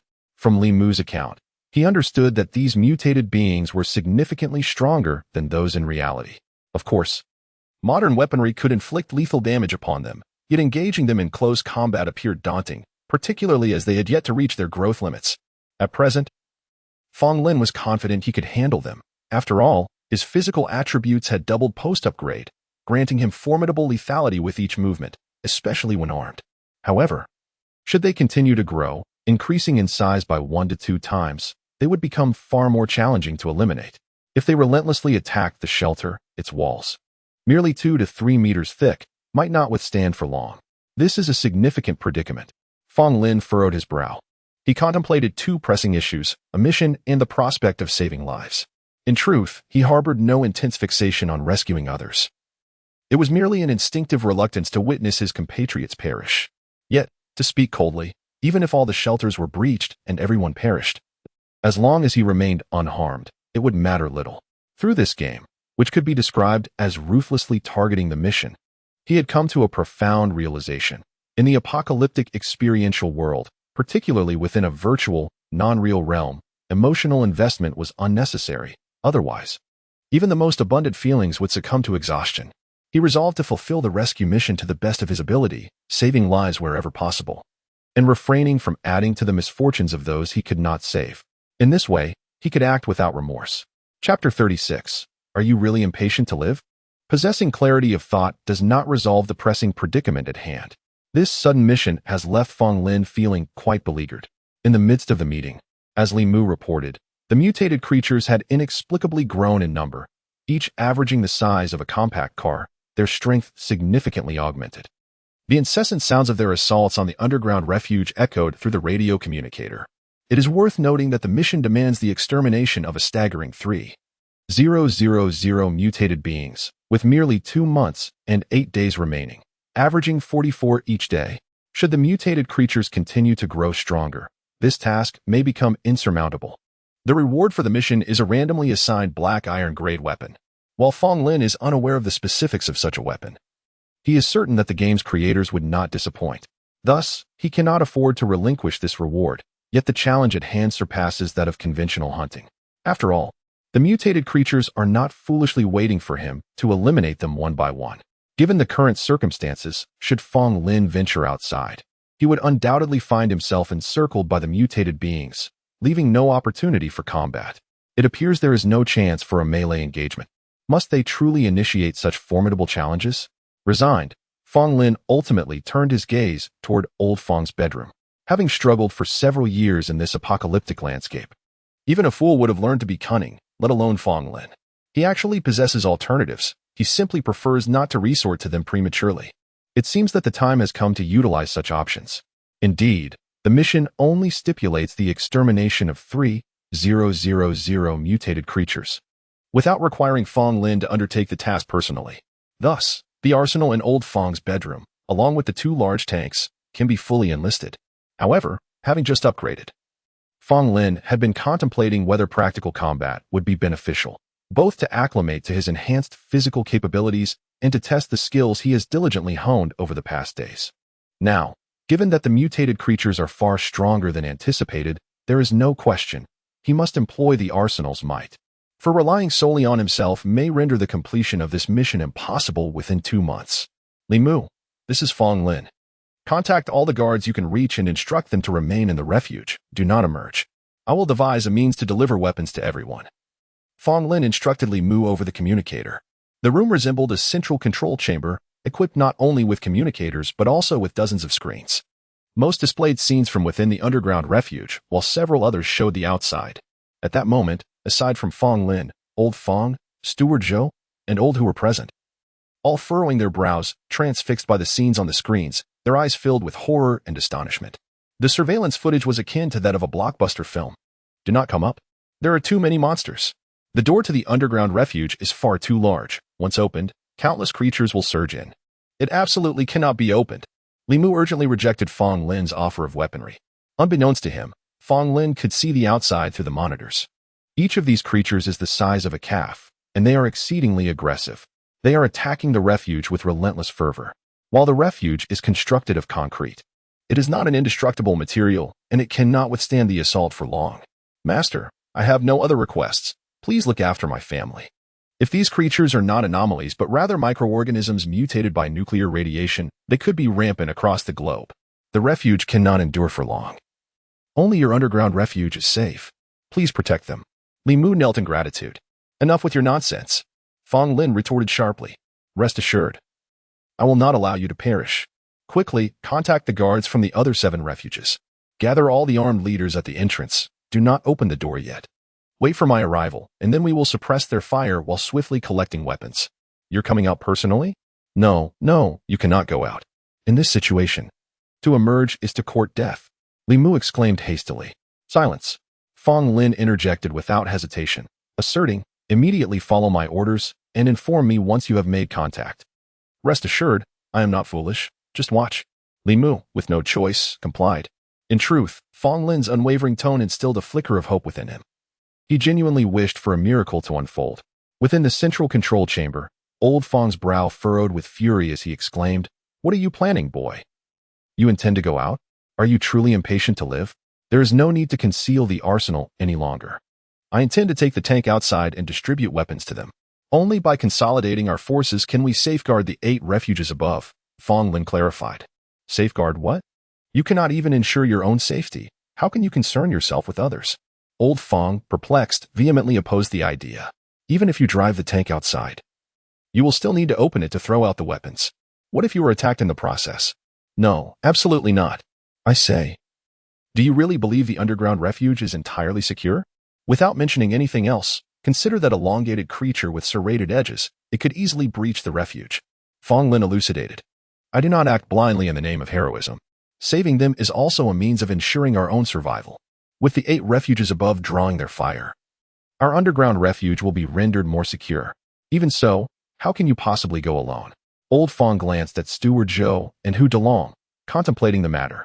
He candidly stated, Old Hu has over 20 soldiers outside. Allowing anyone else to go is preferable to you. What can you do? Fong Lin, what can I do? Well, it is not too late now. Old Hu, let us spar. Without hesitation, Fong Lin approached Hu Delong, ready to demonstrate his strength to Old Fong, lest he seem lacking in persuasion. Master, Hu Delong was taken aback by Fong Lin's punch. In Old Fong's presence, he dared not retaliate, bracing himself to endure the blow, thinking that as he was tough-skinned and robust, taking a punch from the master would not be a concern. However, this decision soon left him regretting his choice immensely. Chapter 37, The War Machine Unleashed. With a resounding thud, Hu Delong was sent hurtling backward as if struck by a speeding automobile, crashing violently against the alloy gate behind him. Gasping, he struggled to rise, clutching his shoulder. And despite his efforts to suppress it, blood sputtered from his mouth, his face contorted in agony. Yet, amidst his pain, his eyes were filled with astonishment as they met Fong Lin's. Old Hu, why did you not evade? Had I not tempered my strength, that blow might have truly been fatal. Fong Lin quickly helped Hu Delong to his feet, his expression laden with remorse. In that fleeting moment, having witnessed Hu Delong's inability to dodge, he had significantly reduced his force and redirected his punch aimed at his chest to his shoulder instead. Otherwise, that strike could have indeed claimed his life. Is Old Hu all right? Fong Tianlin and Butler Zhou rushed forward, concern etched across their faces, their eyes equally wide with disbelief. They were oblivious to the full extent of Fong Lin's formidable power. But the sheer force that sent a burly man soaring through the air and crashing into the metal door was unmistakable. Anyone with common sense could perceive the terrifying might contained within that punch. When did you become so skilled? Did you learn from Shaoli? Fong Tianlin marveled, utterly astonished that after merely a few days of training, Fong Lin could incapacitate Old Hu to such a degree. Even Shaoli himself might not match Old Hu's prowess. Li Mu once remarked upon my extraordinary talent, one that he found almost unbelievable. Fong Lin shrugged nonchalantly. He then turned to Hu Delong, stating, Old Hu did not dodge at all this time. However, with my combat prowess, even if you gave it your all, you would still be no match for me. Do you concede? Indeed, young master, I cannot withstand that punch. A martial artist's pride prevented him from outright admitting defeat. Instead, he merely acknowledged the inability to block the attack, which subtly hinted at his lingering defiance. After all, being unable to block did not equate to being unable to evade. As long as one could dodge, there remained a glimmer of hope. Fong Lin discerned the underlying meaning in his words, chuckling lightly without further comment, and then turned his gaze back to Fong Tianlin. So, may I proceed to deliver the weapons now? There are only 2 tanks. Losing one would be a significant blow, and I am not comfortable entrusting this task to others. He sought to rationalize his actions, though his true intention was to investigate the situation regarding the mutated creatures. While the tanks were indeed crucial, Fong Tianlin's eyes were filled with hesitation and confusion. This wretched world had inexplicably morphed into something bizarre. Logically, given the nuclear radiation levels in Onping City, such mutations among living beings should have been impossible. Who knows, regardless of how the world has changed. We must strive to survive. Fong Lin feigned ignorance, sighing, in truth, I could have acted directly from the start. My request for your approval stemmed from respect for you. However, I also ask that you respect my decision. Besides, although these mutated creatures are terrifying, they are not invulnerable to bullets. Trust me, I can handle it. Fong Lin was aware that once he uttered those words, it would be futile to restrain him. Bring 2 individuals capable of operating a tank and come with me. I am not joking. Hurry up. 5 minutes later, a tank laden with munitions roared to life. Emerging from a secret passage of the underground shelter and arriving at a certain location within the Fong Manor, the war machine was unleashed. Indeed, as soon as they emerged, the tank was besieged by a ferocious onslaught from the mutated creatures. Without hesitation, the tank's mounted machine gun activated, unleashing a torrent of fire that inflicted significant damage upon the attacking monsters. Damn it, these creatures are revolting. So, this is what the microorganisms on our bodies used to resemble. They truly look like extraterrestrial beings. Report. The laser rangefinder and infrared detector indicate a large group of monsters engaged in mutual slaughter at 10 o'clock to the left. Shall we fire a shot? What the hell? The priority now is to deliver support to our comrades, not to waste a shot. Use your brain. Inside the tank, apart from Fong Lin, the other 3 individuals were engaged in lighthearted banter. After their earlier testing, they had discovered these mutated creatures to be far more formidable than lions or tigers, yet still not powerful enough to breach steel, allowing them to feel relatively secure within the tank. Wait, you might have a point. Let's test the firepower. Fong Lin suddenly interjected. Li Mu and the others were currently holed up in the shelter, safe for the time being. It would be prudent to gauge the tank's capabilities first. The guard, who had been driving the tank and berating his teammate, felt a bit awkward at Fong Lin's command. However, he took the young master's orders very seriously, promptly halting the vehicle. Fong Lin's reason for bringing 3 individuals was not out of fear for safety in numbers, but rather due to the necessity of additional hands to operate the tank. At the very least, they needed a driver, a gunner, and an operator for the 2 rocket launchers mounted on the tank, ensuring preparedness for any unforeseen circumstances. Of course, the rocket launchers were not to be used lightly. The entire arsenal contained only 8 rockets, with each tank carrying 2 and 4 held in reserve. Every shot counted. Fong Lin's intention in stopping was not to test the rockets, but to evaluate the tank's cannon's firepower. Just as with the rockets, the tank's ammunition was limited. And without prior experience, he needed to ascertain the impact of a single shell to formulate his subsequent strategies. Otherwise, if they indiscriminately fired until all their shells were expended, they would only manage to eliminate a few hundred mutated creatures, making the mission near impossible. Boom. Thanks to advancements in technology, modern tank operations were not particularly challenging. To Fong Lin's eyes, the guard merely needed to aim at the target displayed on the screen before pressing the ignition button, unleashing the shell. It was akin to playing a game. However, the force of the shell was far from child's play. Through the infrared imaging device, they could see that the dozen or so mutated creatures entangled in deadly combat were all sent flying by the explosion, collapsing to the ground. Struggling slightly but unable to rise again, likely meeting their demise. Chapter 38. Are you going out? He discovered that at the task target, the original 3000 remained unchanged, not altered by the recent explosion. Such a disappointment. After contemplating for a moment, he leaned closer and selected a region teeming with mutated creatures, taking complete control himself. After aiming, he pressed the ignition button. Boom. Several mutated creatures, each the size of a calf, were sent flying, causing those nearby to scatter in fear, unwilling to approach. Remarkably, they seemed to possess a degree of intelligence. A guard, witnessing this spectacle, was astounded. Naturally, it's instinctual for living beings to avoid danger. They would flee regardless of their intelligence, remarked a companion dismissively. No, they genuinely possess intelligence. Observe, after 2 rounds of artillery, no mutated creature dares to come near the tank. The guard responsible for the rocket launcher had been unscathed and was most alert to the surroundings. Fong Lin, however, paid little heed to this, his expression darker than before. The data remained at 3000, not a single change. Was this truly necessary? He had personally executed the action. Why did it not count towards his kill tally? After pondering, Fong Lin seized the control stick from the machine gunner and opened fire on the nearby mutated creatures, concentrating his fire on one that had been blasted close by yet still lived. After a flurry of concentrated shooting, Fong Lin finally revealed a hint of joy. 2998, 3000. Finally. A change. So, Electronic control does not count. Only manual control does. Though he had unraveled this logic, Fong Lin's expression remained less than pleased. This indicated that his workload would significantly increase, and all the ammunition in stock would become meaningless. Fortunately, he had observed closely enough to realize that the mutated creatures were not as formidable as he had initially imagined, as long as he was not besieged at the outset. In situations like the current one, he could easily exit the tank and use either melee or ranged weapons to secure kills solo. After all, the tank was right beside him. If the mutated creatures became overwhelming, he could always retreat into the tank, fire a few rounds to reduce their numbers, and then continue his hunt, repeating the process. This aligned perfectly with his desire for practical combat to enhance his physical capabilities and combat skills. If he continued to undertake tasks in this manner, he imagined his combat ability would ascend to new heights. Fong Lin contemplated this.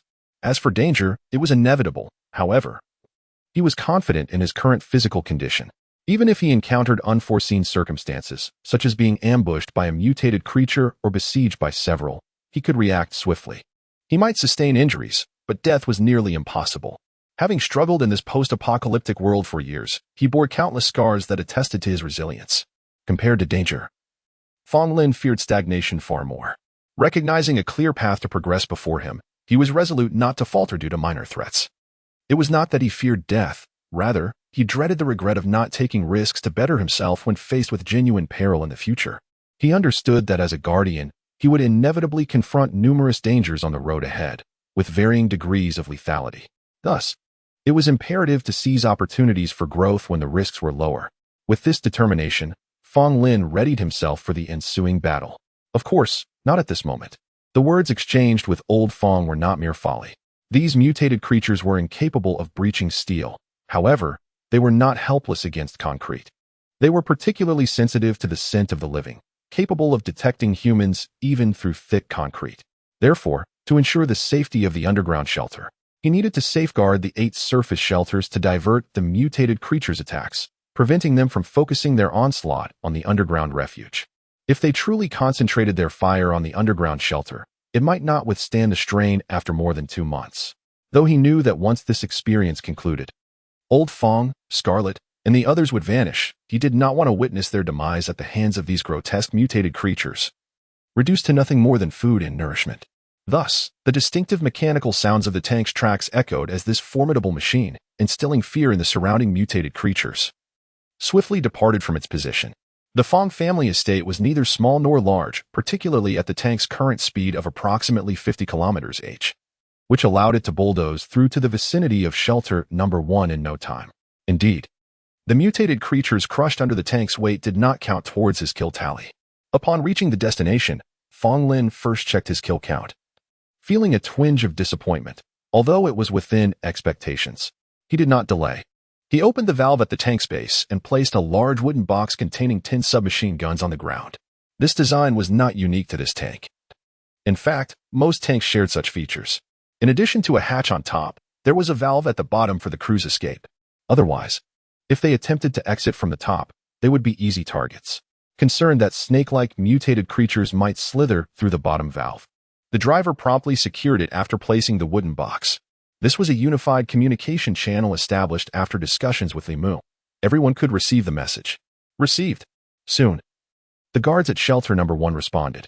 Fong Lin took the communicator and said, "This is Fong Lin. There are numerous mutated creatures at the entrance, so hold off on exiting for now." Then, addressing the driver, he instructed, "I'll go out to cover them. Once I clear the surrounding mutated creatures, you can notify them to come out and collect their weapons." "Yes, huh?" The driver instinctively acknowledged, then froze in shock upon realizing what he had just agreed to. The other 2 guards nearby shared the same astonishment. "Young master, you intend to go out? You want to confront the mutated creatures? This is no jest." Chapter 39. A turn of events. "Young master, I am the deputy commander of the guard, and you should address me as commander," Fong Lin barked, interrupting their attempts at persuasion. "You are no longer mere security personnel of the Glory Group. You are now members of the guard, part of the military, and must follow orders. Commander, we truly cannot bear to see you go out and throw your life away." The 3 guards felt aggrieved, believing they were acting in his best interests. "Throw my life away? Even if you perish, I shall remain unscathed. Do you think I am a fool?" Fong Lin scoffed. "Rest assured, I have much life left to live. You will understand shortly. Now, obey my command. I shall not repeat myself." The guards wished to protest further, but Fong Lin disregarded them. Grasping the prepared alloy blade and forcefully pressing the button to reopen the hatch at the bottom, leaping down. The moment he descended, his muscles tensed, entering a state of heightened alertness. The space beneath the tank was confined, with the undercarriage barely a meter above the ground, requiring him to crawl. This was the most perilous moment. If he encountered a slender, mutated creature, even he would be at risk. To Fong Lin's dismay, his fears were realized. Just as he had hoped to avoid such creatures until he could crawl out and secure his footing, he felt a sudden tightness around his leg, as if ensnared by something. What is this? Fong Lin's heart raced as he glanced at his leg, only to see a long, rope-like object coiling around his calf, which then yanked him forcefully from beneath the tank. Fong Lin could not allow the mutated creature to pull him away. He swiftly swung his blade, aiming to sever the rope. With his current strength and the specially crafted alloy knife, this proved to be an effortless task, and the rope was easily cleaved. At that moment, he was half extricated, with both legs exposed, placing him in grave danger. Indeed, a creature resembling an oversized flea lunged at Fong Lin, nearly biting off his calf. Had he not reacted swiftly, yanking on the tank's chassis, he would have been in dire straits. Upon advancing to level 2, Fong Lin's strength had significantly surpassed that of an ordinary person. In a moment of desperation, he pulled with all his might, and the force propelled him across the tank's underbelly, colliding with a weapons crate, which, along with him, skidded out the opposite side. With a powerful slash of his blade, he repelled the encroaching mutated creatures, finally catching his breath and stabilizing the situation. Indeed, theoretical discussions could not compare to the realities of action. Practical experience was indispensable. Rubbing his head where he had struck the weapons crate, Fong Lin felt a tinge of embarrassment. What a turn of events. My first strike resulted in a mishap. I nearly met my end in the gutter. Thankfully, my physical prowess has been fully enhanced, including my defensive capabilities. Otherwise, that collision could have rendered me unconscious, which would have been a calamity. This lesson would remain etched in his memory. In the future, when exiting the tank, he resolved to fire a few rounds to ensure the mutated creatures would retreat before opening the hatch, for one could never predict what awaited them outside. Unbeknownst to him, his actions had left the 3 guards inside the tank in a cold sweat. The tank's thermal imaging equipment was relatively advanced, capable of capturing a 360-degree view, allowing them to witness everything that had transpired, and they were genuinely concerned for Fong Lin. However, Fong Lin's response astonished them even more, leaving them exchanging incredulous glances. All of them possessed some combat skills and recognized the sheer force behind Fong Lin's pull. The weapons crate, containing 10 submachine guns and a considerable quantity of ammunition, weighed no less than 30 kilograms, yet he had managed to slide it out alongside himself. What did this imply? Considering his body weight, the crate's weight, and the force he exerted, he must have generated at least 200 kilograms of power. It was remarkable. Was he truly endowed with innate strength? Young master? No, commander. No wonder the commander dared to descend alone. It turned out he was extraordinarily strong. I wonder how he honed such abilities. Fong Lin remained oblivious to the awe his actions inspired in the guards. In truth, even if he were aware, it mattered little. In such dire circumstances, revealing his strength was imperative for the successful completion of their mission. Regardless of any doubts about his identity, who could question such prowess now? Even if someone were to speculate, what would it matter? This batch of weapons and supplies would not sustain them for long, and beyond himself, who else could transport resources? Thus, with his mind made up, Fong Lin exhibited his capabilities without reservation or pretense.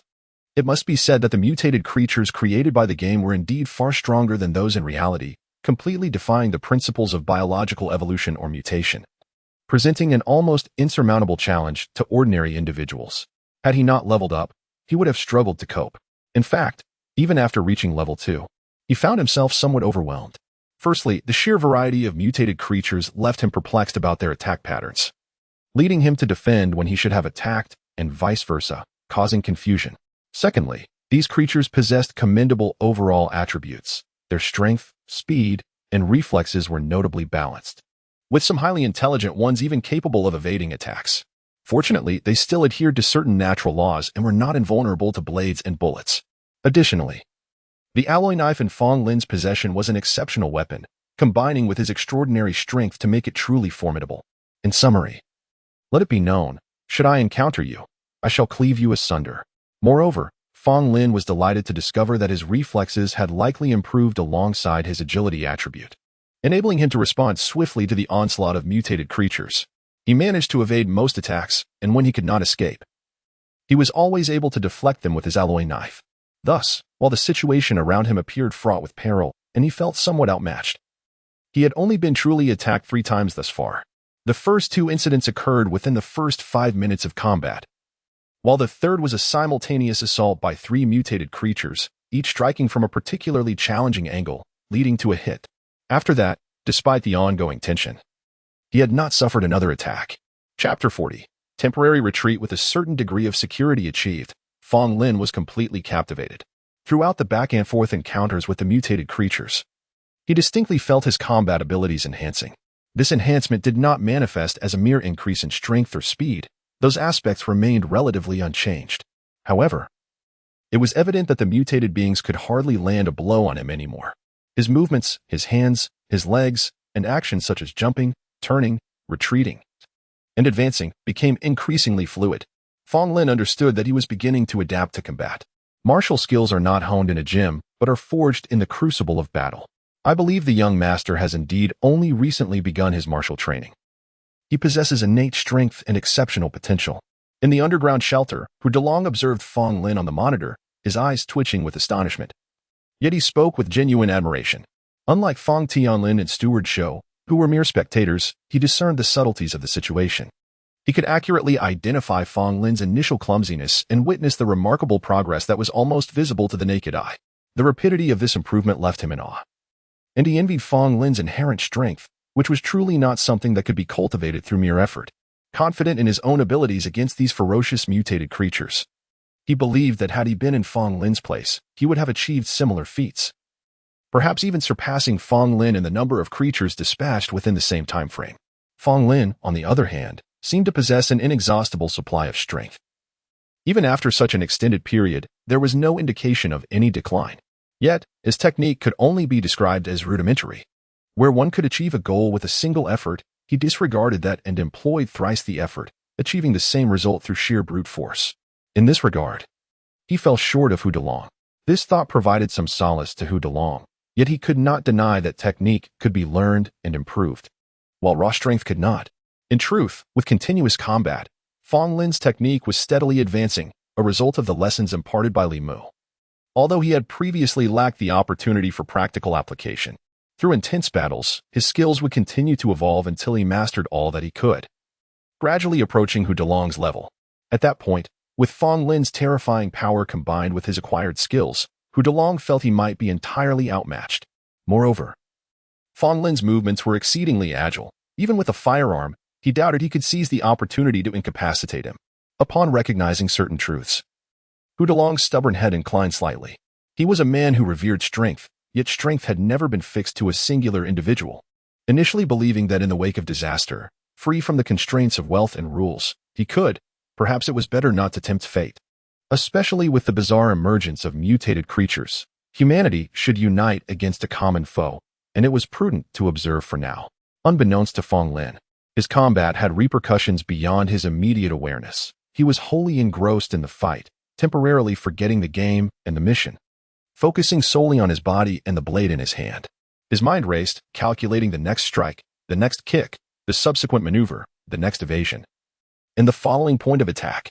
The effects of 2 points of mental acuity not only enhanced his memory but also created a gap in computational ability between him and ordinary individuals. Though this disparity was not overtly apparent, nevertheless, human endurance has its limits, or rather, his current physical condition did not suffice for prolonged exertion. As the battle wore on, he began to feel the strain of fatigue creeping in. However, the mutated creatures showed no signs of relenting in their assault due to his waning strength. In fact, the noise of the ongoing skirmish attracted an increasing number of mutated beings to converge upon him. "Are you 3 dead, or what?" he growled, approaching the tank and slapping the alloy knife in his hand against it. "I said to wait until I've dealt with the mutated creatures before notifying you. Can't you see I've kicked the weapon crate right to your doorstep?" With an incessant stream of mutated creatures advancing, unable to eliminate them all, he urgently called for them to come out and retrieve the weapons. "I'll draw their attention." After his reprimand, he did not linger in place. These shouts only served to attract more mutated beings, surpassing what he could withstand. He needed to retreat into shelter number 1 for a moment of respite. Just as he sprinted towards the entrance of shelter number 1, the door cracked open slightly, and a guard, gun in hand, cautiously peered outside, assessing the situation. Yes, the guard called back, and 2 figures swiftly emerged, carrying the weapon crate close to the door. "Young master, hurry." Fortunately, they had the presence of mind to recognize Fong Lin's intent to enter the shelter and did not close the door, instead waiting at the threshold to provide some suppressive fire. "You go in. The door is open, so it's safe. I'll close it," he instructed. "Take. Once I'm inside, fire a shot at an appropriate moment to deter them. Don't let them cluster at the entrance." Seeing that his voice was drawing an ever-growing number of mutated creatures, Fong Lin shouted one last time, then hastened toward the door, refraining from further speech. With barely 20 meters to go, a distance insignificant given Fong Lin's speed, he quickly entered shelter number 1 and shut the door behind him. This time, the tank did not falter. Once the door of shelter number 1 closed, a resounding explosion echoed just outside, killing numerous mutated creatures while simultaneously intimidating those nearby, causing them to scatter. Chapter 41. Grasping both sides firmly within the confines of shelter number 1, Fong Lin beamed as he observed the surveillance footage beside the door. He dreaded the notion of the tank malfunctioning and inadvertently bombarding the shelter, which would surely spell disaster. Simultaneously, this surveillance allowed him to comprehend the bewildered gazes directed at him by those around. Although the camera angle precluded a complete view of his battle with the mutated creatures, fragments of the conflict were visible, and the spectators were naturally left in awe. "That's Li Mu's voice," he noted. "Received.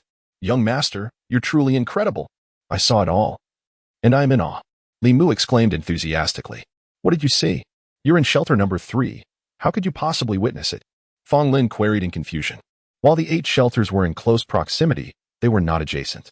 Given the position of shelter number 3, it should have been impossible for him to view the battle. "I adjusted the settings at the underground headquarters. All 8 shelters, including the communal entertainment screens for the refugees, were displaying your combat footage. We wanted everyone to see how valiantly you fight for them." Fong Tenlin's voice, brimming with pride, emanated from the radio. To win hearts while instilling fear in the unscrupulous. Grasping both sides firmly, Old Fong is quite astute. Fong Lin immediately understood Old Fong's intentions and couldn't help but admire them. He had not anticipated such a strategic maneuver. Old Fong had seamlessly maximized the impact of his recent battle. This tactic not only heightened his favor among the onlookers but also showcased his prowess, emphasizing his significance. Consequently, at least until the issue with the mutated creatures was resolved, the Fong family need not worry about internal discord. Indeed, in such dire times, anyone still contemplating internal strife to ascend to power possessed an intelligence bordering on zero. What upheaval could such dim-witted adversaries possibly incite? Fong Lin harbored no concerns on this front.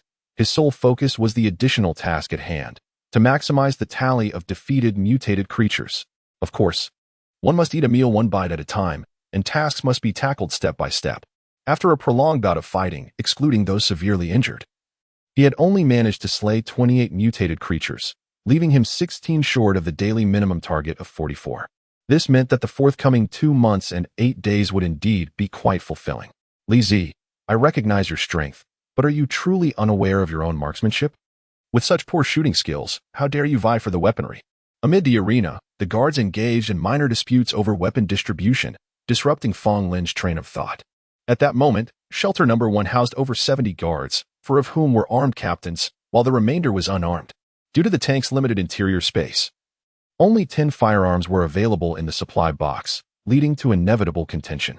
"Enough of this bickering," Fong Lin admonished, unable to contain himself. Instantly, all arguments ceased. In the eyes of the others, Fong Lin had become a savior. When he spoke, no one dared to dissent. The tank's interior space is limited. Dropping off 8 boxes is already the maximum. Each shelter will receive 1. These 10 firearms will be distributed randomly for now. Tomorrow, I shall continue delivering weapons. Eventually, everyone will have a firearm. Tomorrow's delivery is far too dangerous." A concerned guard interjected. This individual was of captain rank, and while Fong Lin couldn't recall his name, he recognized him. Fong Lin glanced at him and replied with a smile, "You seem to possess some conscience. Look at the others." Their eyes practically gleaming with excitement at the prospect of my return tomorrow. "Of course not, young master," the crowd responded sheepishly. "Next time, You needn't bring the tank. Simply drop the boxes at the entrance, and we can manage on our own. Indeed, bringing the tank is far too perilous. There is no need for you to take such risks, young master. Enough, I understand. Fong Lin raised his hand to quell the clamoring voices. He was well aware that dropping the boxes would suffice. These guards were primarily veterans, and while they may not match his skills, they could still hold their own against the mutated creatures when armed. Coordinated efforts to retrieve supplies would pose no issues. Were it not for his desire to personally gauge the strength of the mutated beings, fulfill his kill quota, and enhance his combat abilities, he would have no inclination to risk himself. All right, it seems you've rested enough. Other shelters are awaiting assistance. I shall proceed with the delivery of weapons. You may allocate the firearms yourselves, and during these times, refrain from creating disturbances, Fong Lin warned. Rest assured, we will handle it, the four captains assured him, though a ripple of unease stirred within them. At this juncture, he was utterly fatigued. In truth, due to the considerable exertion during combat, he had found himself struggling to defeat the last few mutated creatures, resulting in a couple of minor injuries. His radiation-resistant suit had been torn, leaving a small chunk of flesh missing from his forearm, and his health points had decreased from 20 to 19. Such minor injuries were inconsequential. A bit of radiation posed no real threat. However, this incident made Fong Lin acutely aware of the stamina limitations of a level 2 guardian. While certainly stronger than an average person, their capabilities remained finite, particularly during high-intensity battles, where stamina depleted rapidly, making it impossible to maintain peak performance for extended periods. This was to be expected. For the time being, guardians were still human, merely a tad more formidable than ordinary individuals. You've been injured. Are you all right? Upon entering the tank, 3 guards expressed their concern, their faces reflecting anxiety. Will the torn radiation suit lead to infection? Where is the first aid kit? Quickly. Let me tend to the officer's wounds. As they hurriedly prepared to assist him, Fong Lin waved his hand, took the first aid kit, and said, "There's no need for alarm. These minor wounds are nothing. I'll handle it myself. You all notify headquarters. We shall prepare for our return." "Yes, officer." At that moment, the 3 guards were thoroughly impressed by Fong Lin's composure and decisiveness, leaving no room for doubt in their minds as they promptly obeyed his orders. Chapter 42. What kind of person do you think I am? Old Fong likely intended to seize this moment to strengthen the cohesion among the crowd, or perhaps to instill a sense of awe through Fong Lin. Everyone was gathered together, awaiting Fong Lin's emergence from the core area, at which point thunderous applause erupted. Indeed, despite the ostentation of this display, when faced with it, Fong Lin found it difficult to remain composed. A sense of accomplishment surged uncontainably from within, bringing him immense satisfaction. However, due to his injury and the fear of potential infection, he refrained from engaging in much conversation with the crowd, leaving the scene in old Fong's capable hands while he hastened to the medical facility accompanied by professional medical personnel. Astute as old Fong was, the presence of medical staff and a treatment room in the shelter was indispensable. Upon receiving his invitation, the medical personnel, already fraught with anxiety due to the recent revelations, were overjoyed and accepted without hesitation, taking refuge in the underground facility. After a thorough examination, the conclusion was that Fong Lin was in remarkably good health, with his wound already stopped from bleeding and showing no signs of infection. This revelation eased the tension on his face, and the concerned expression mirrored by Scarlet beside him indicated her relief as well. In truth, he had harbored some worries about the possibility of infection, considering that the mutated creatures were based on microorganisms. Who could tell what viruses they might carry?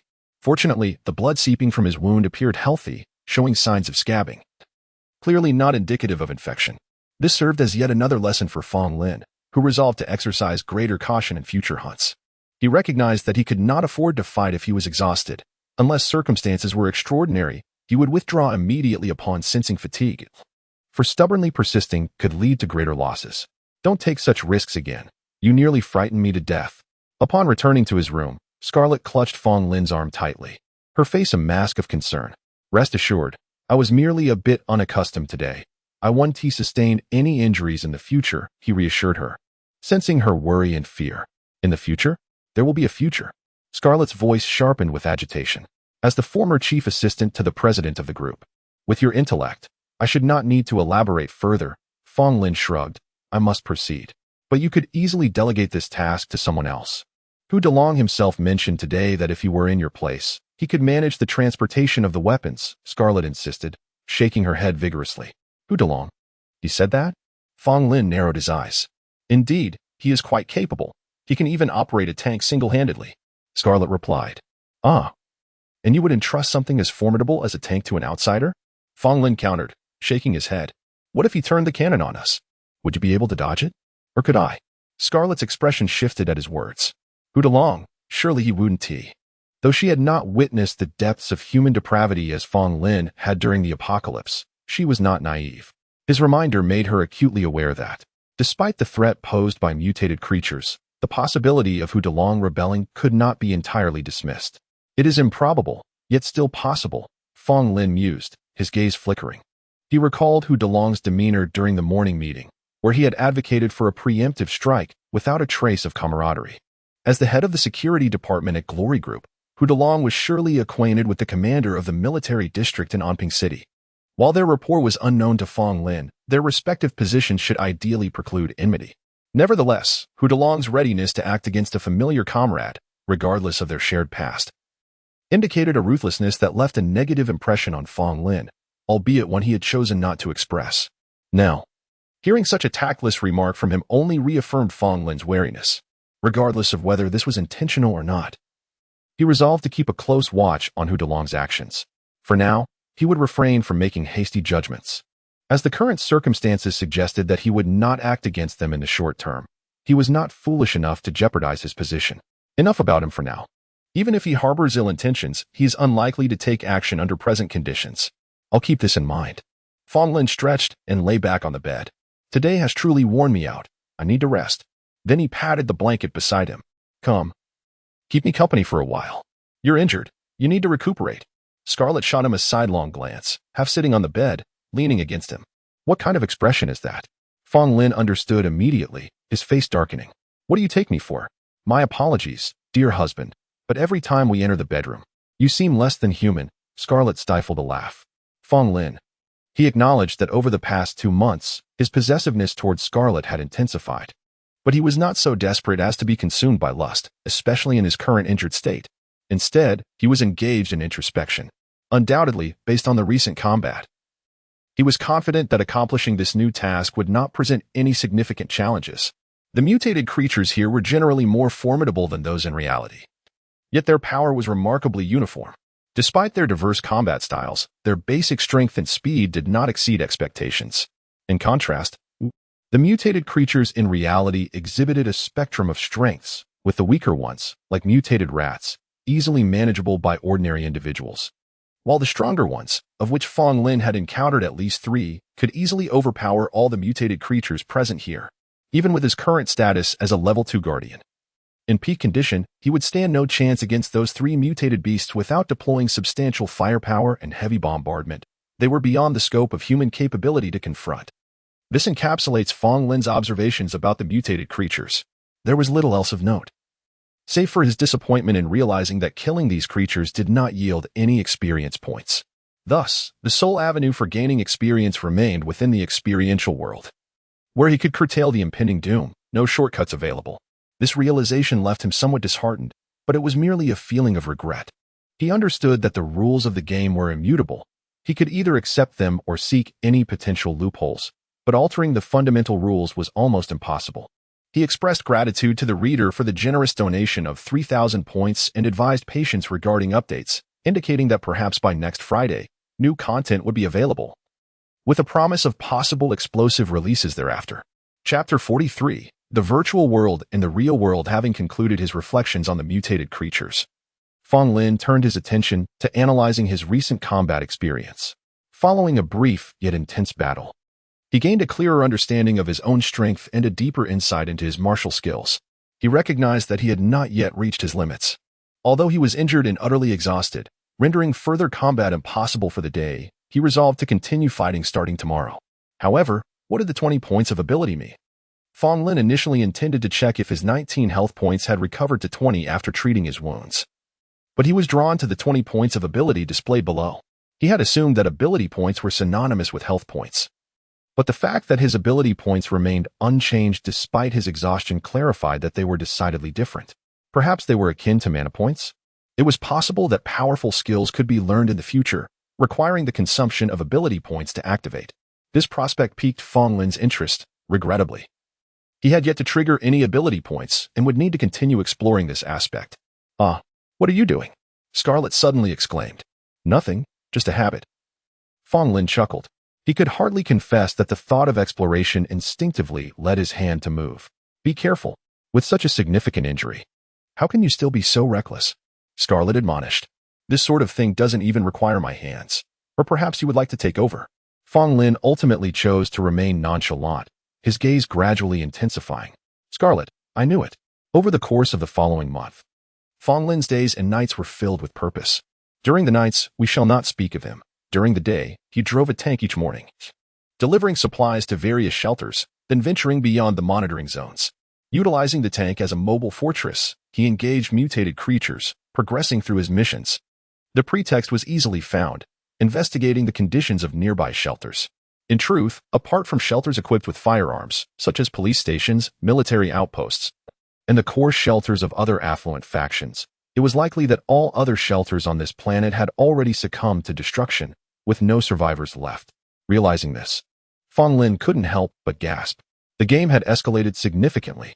From the perspective of a guardian, a more formidable game was certainly preferable. Yet from the standpoint of humanity, or life itself, such gameplay was genuinely difficult to accept. Nevertheless, he reminded himself that it was not yet his place to voice his thoughts. All that was intolerable could be accepted with a closed eye. There was no need for dramatics. One could not indulge in the benefits of the game while simultaneously cursing it in the shadows. That would be a classic case of biting the hand that feeds. He felt he had no right to contemplate such matters. All that was required was acceptance and growth. When he reached a sufficient level of strength strong enough to engage with the underlying existence of the game and even influence it, his opinions would naturally warrant attention. He believed that the game could not arbitrarily alter rules within the authentic environment of reality. Otherwise, it would be utterly outrageous. He recalled that the game had clearly stated from the outset that the experiential world was divided into virtual and real realms.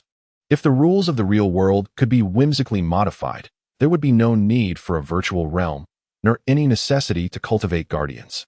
Rules could simply be altered to extinguish the apocalyptic atmosphere. He pondered this revelation, realizing that his suspicions had nearly aligned with the truth. The experiential world of the real realm consisted of two types, the past real world and the present real world. The present real world operated in sync with reality. Or one could assert that the game had transported the Guardians to a celestial body currently experiencing an apocalypse. As for the virtual world, it was simpler. Everything was a mere figment of the game's imagination, perhaps a world that once existed, perhaps entirely fabricated, or even a blend of both, unpredictable and randomly generated by the game. Excluding the present real world, the other realms, virtual and past real worlds, were subject to the game's manipulation and alteration of rules. For instance, this time, Fong Lin's level exceeded the game's stipulated standards for the initial apocalyptic experience, prompting the game to modify the rules and generate targeted missions to test him. This was a mild adjustment. If necessary, the game could create or obliterate anything within its virtual realm. However, such matters were irrelevant to Fong Lin as a guardian. He need not concern himself with them. How have things been lately? Any discoveries? In a lounge of an underground shelter, Fong Lin met privately with Li Mu. I am uncertain of his previous intentions, but based on my observations over the past month, it appears that old Hu harbors no ulterior motives. Does Hu Delong dare to defy you? He seeks death. At that moment, Li Mu's gaze towards Fong Lin brimmed with admiration and reverence. Over the past month, the young master's achievements had been nothing short of remarkable. His prowess was evident, and the combat qualities he exhibited left even the most knowledgeable practitioners in disbelief. That's good to hear. Fong Lin nodded, refraining from further inquiry. In truth, he himself found it hard to believe that old Hu would entertain any disloyalty under such circumstances. He merely had Li Mu observe discreetly as a precaution. Recently, we have delivered ample supplies, and many shelters still have substantial stock. Today, we shall refrain from further deliveries. Instead, let South find someone to drive both tanks out for a thorough cleansing today, he instructed. A thorough cleansing? Li Mu's eyes brightened at the words. Understood. I will call for assistance immediately. Chapter 44. Rockets, Launch. While awaiting Li Mu's arrival, Fong Lin first visited the armory to select armaments. Over the past month, he had accomplished a remarkable feat, achieving a task completion of 1260 out of 3000. This meant that only 1,260 more mutated creatures needed to be defeated to fulfill the mission. Given his current pace, barring any unforeseen circumstances, the task was certainly achievable. However, he was not inclined to venture out for solitary hunts any longer. After a month of intense combat, his attributes had reached a plateau, with his martial prowess attaining an extraordinary state. His techniques and combat styles had been thoroughly assimilated, and any further improvement would be minimal, requiring time and patience. Therefore, the cost-effectiveness of continuing to engage in battles was diminishing. It was time to seek a shortcut. To neglect the abundant arsenal within the armory would be a gross waste. The mutated creatures vanquished by tank artillery did not count towards his kill count, and he could hardly believe that the bombs he personally deployed would not be accounted for either. Truth be told, he had grown weary of slaying and desired a moment of respite. It is human nature to seek ease. When the opportunity for idleness arises, few choose to exert effort. Yet most fail to discern when it is truly time to rest, leading them to blend into the crowd. While effort does not guarantee success, lack of endeavor ensures failure. Fong Lin, managing to overlook the formidable armaments in the armory until reaching 1260 out of 3,000, rather than waiting for the full 3,000, demonstrated a certain clarity of thought. Returning to the matter at hand, Li Mu soon arrived with his trusted confidants. At Fong Lin's signal, each took command of a tank and set off. Fong Lin sat within the tank driven by Li Mu. Beside them lay several high-explosive bombs, while the rocket launchers mounted on the tanks remained intact. Indeed, despite Fong Lin's suspicion that such devastating weapons would be harmonized by the game and thus not count towards kill counts, it was worth a trial. After all, the rockets could be ignited electrically from within the tank or manually by opening the top valve. He intended to test the manual ignition method. If it didn't T-count towards the kill count, so be it. However, if it did, he could potentially complete his task in a single day. If the task were completed ahead of schedule, could he claim his reward earlier? What might a random black iron-level weapon be? The greatness and mystery of the game filled him with anticipation. Thus, filled with hope, Fong Lin arrived at the surface. Remarkably, the intelligence of the mutated creatures was indeed striking. Regardless of how impressively Fong Lin had showcased his might the previous day, using a tank to keep them at bay. The following day they would still rush towards the tank without hesitation. However, this was a fortunate occurrence. If their intelligence were to reach a concerning level, it would leave Fong Lin feeling uneasy, as if sitting on needles or having a thorn in his throat. Disregarding them for the moment, the two tanks split up, circling around Fong's residence to attract as many mutated creatures as possible from the nearby shelters. Fong Lin communicated with the tanks via radio. The noise generated by the tanks was considerable, especially under Fong Lin's command, as the anti-aircraft machine guns occasionally unleashed a few bursts, creating even more commotion, effectively drawing nearby mutated creatures to attack. However, unlike before, this time both tanks did not stop to engage. Instead, they adhered to their original plan, continuing to move, encircling the residence and gathering a significant number of mutated creatures. After 15 minutes, the two tanks met at the entrance of Fong's residence, each followed by a throng of mutated creatures. They pressed on without pause, the tanks moving in unison, consolidating the two waves of creatures. Fong Lin continued to direct them. Eventually, the two tanks converged, marching side by side. Behind them loomed a dense mass of mutated creatures. Fong Lin opened the top valve, leaned out, and surveyed the scene. There were at least 1,000 mutated creatures. This indicated that if the rocket launcher's kills could be counted, a single shot could nearly complete his task. Yet, it seemed too simple. Surely the game would not allow him to complete the task so effortlessly. Fong Lin hesitated. Logically, the rocket launcher was operated by him personally, and it was reasonable for him to use it against the creatures. However, he felt that such ease was almost too good to be true. Although the bombs had a smaller radius, they counted towards the kill count.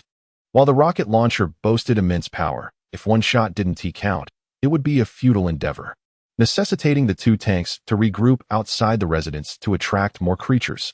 After a brief contemplation, Fong Lin made a decision. He would use the rocket launcher. It was worth a try, as the outcome of this shot could reveal insights into the game's logic for future explorations. Moreover, even if it proved ineffective, they could still continue attracting creatures. After all, it was Li Mu and his team in control, and he merely needed to observe, with no risk of failure. With this thought in mind, he promptly took control of the targeting device, confirmed the direction, opened the tank's top valve, and leaned out. Rockets, launch. With a resounding roar, flames erupted from the tail of the rocket, which swiftly surged forth, piercing through the cluster of mutated creatures in mere moments. Boom. In an instant, flames soared into the sky. A visible ripple and wave of heat radiated from the explosion's epicenter, propelling countless shattered bodies and severed limbs into the air, creating a profoundly impactful scene. Ecstasy. It had been ages since he witnessed such a grand spectacle. Beside him, Li Mu was exhilarated, seeing Fong Lin remain calm and composed. He couldn't help but admire him. After all, such composure was befitting of a young master. Fong Lin, unaware of Li Mu's thoughts, would have liked to inform him that his demeanor was not one of calm but rather astonishment, not due to the explosion. He had witnessed far more impressive scenes in reality, including genuine missile bombardments that dwarfed this mere rocket. Rather, it was the sudden change in his kill count that astonished him. 2,698, 3,000. Good heavens, the rocket launcher actually worked? Once he processed this, Fong Lin clicked his tongue in amazement. Thus, the game's logic dictated that as long as the Guardian personally operated the weapon, there were no restrictions. Realizing this brought him immense joy, as it would undoubtedly simplify many tasks in the future. Chapter 45, Black Iron Level Weapon. Although it was only now that Fong Lin had come to understand the rules regarding kill confirmations in the game, he harbored no regrets about the month-long hunting endeavors he had undertaken. Laziness should not be approached in such a manner when it comes to enhancing one's abilities. One must never allow even the slightest hint of lethargy. Only when one finds oneself ensnared in a bottleneck, unable to make significant progress in a short span, can one consider taking shortcuts. However, frequent reliance on such shortcuts could easily lead one to a dead end, a truth that Fong Lin comprehended quite clearly. Of course, his current elation was genuine. Regardless of whether the task rewards were distributed prematurely, completing the task ahead of schedule was undoubtedly preferable, alleviating a burden from his mind. He then repeated the process, igniting yet another rocket and launching it. Boom. Following the familiar explosion, the kill count swiftly fluctuated, halting abruptly at 3,000. Congratulations on completing the task. You have received a random black iron level weapon. Please check. Storage space activated. Task rewards have been deposited into the storage space. Indeed.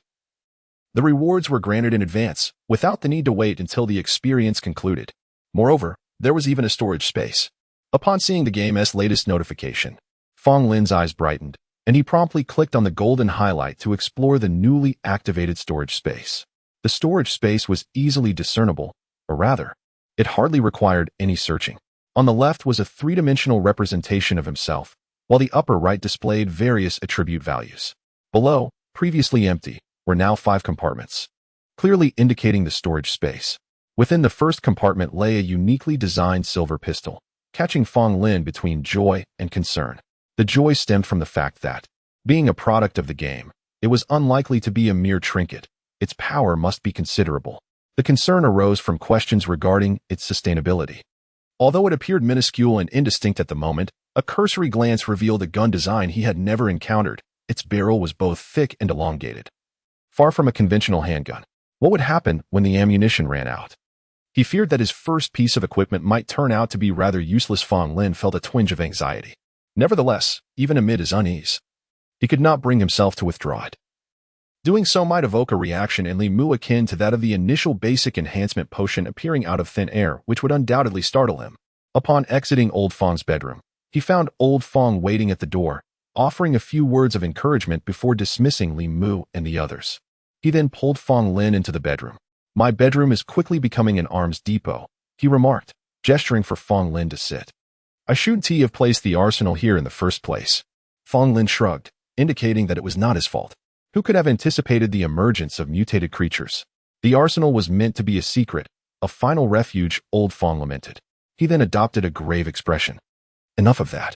Let me ask you, given the current dire situation, why did you waste a rocket? That could be our lifeline in a critical moment. Fong Lin found himself at a loss for words in response to Old Fong's inquiry. He couldn't very well admit. I merely wished to test the game's kill confirmation system. Instead, he settled for a more evasive answer. I just wanted to see the power of the rocket. Old Fong, hearing this explanation, was momentarily taken aback. What is with that expression? There are only 8 rockets in total. They won't save anyone, but I might. Fong Lin chuckled awkwardly. As you said, the purpose of the arsenal was not to engage in protracted battles, but to prepare for retreat. Hence, its scale is somewhat inadequate. After a month of usage, I know, and you know, it won't last much longer. At most, we have another month, and that's with conservative use. If we employ them aggressively, the arsenal might be depleted in just 20 days. The situation ahead would become increasingly severe, and the issue was far more complex than merely the rockets. Old Fong's expression darkened as he nodded in acknowledgement. I understand that. But I specifically reinforced the core area. In addition to concrete, I layered it with lead, so the mutated creatures shouldn't find it easy to breach. However, the population residing within the core area has severely exceeded its limits. With so many people, the food reserves can only sustain us for a decade or two at most.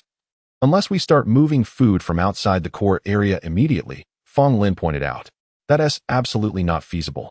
Everyone is quite fragile at this moment. Even minor issues could trigger emotional breakdowns, let alone seizing their food. Old Fong shook his head firmly. Thus, the rockets won't save anyone, but I might. Once the area outside the core is breached, only I will possess the ability to venture out for food. What use are the rockets? If they explode outside the core, they could even damage the air circulation and water recycling systems, which would truly be disastrous. Old Fong was clearly expressing his dissatisfaction. In response, Fong Lin nodded earnestly. Understood. I'll consult with you before making any decisions in the future. He did not wish to disregard Old Fong despite his own formidable strength. It was not a matter of courage, but rather a matter of respect. Not to mention, Old Fong bore an uncanny resemblance to his deceased father. A fact that prevented him from ever contemplating actions detrimental to Old Fong, unless Old Fong himself initiated such a course. That too was improbable in Old Fong's eyes. Fong Lin was akin to his own son. Unless in the rarest of extreme cases, what father would act against his own child? Scarlett happened to be absent, possibly at the gym or in the entertainment room, so Fong Lin paid her no mind and quickly locked the bedroom door. Regarding the methods of storing and retrieving items, due to the lack of additional instructions from the game, Fong Lin found himself at a loss. He could only suppress his impatience and open the three-dimensional view to observe those 5 storage compartments. Thus far, all operations within the game had been conducted through visual focus, and he instinctively directed his gaze toward the gun. Indeed, when his gaze lingered on the weapon for 3 seconds, it vanished from the compartment without delay, instantaneously appearing in his hand. Wow, no prompt whatsoever, Fong Lin exclaimed in astonishment, unable to suppress his frustration. The item had manifested without a hint of forewarning, and fortunately, his reflexes were sharp enough to prevent it from dropping to the ground. Chapter 46. Silver Fox. Fong Lin was pleasantly surprised as soon as he grasped the firearm. An unfamiliar stream of information surged into his mind regarding the weapon. Item name: Silver Fox. Type: Firearm. Grade: Black Iron. Attribute: Agility 3. Skill: Energy Bullet. Consumes 10 ability points to unleash an energy bullet. No cooldown. Agility 3. Energy Bullet. In an instant, Fong Lin's eyes sparkled with excitement. No wonder he felt an exhilarating lightness upon wielding this gun. Indeed, the quality of the game's products was exceptional. With only 2 points of agility to begin with, he now found himself endowed with a staggering increase of 3 points, effectively more than doubling his agility. The implications were profound. It could be said that this singular boost in agility was already immensely beneficial to Fong Lin.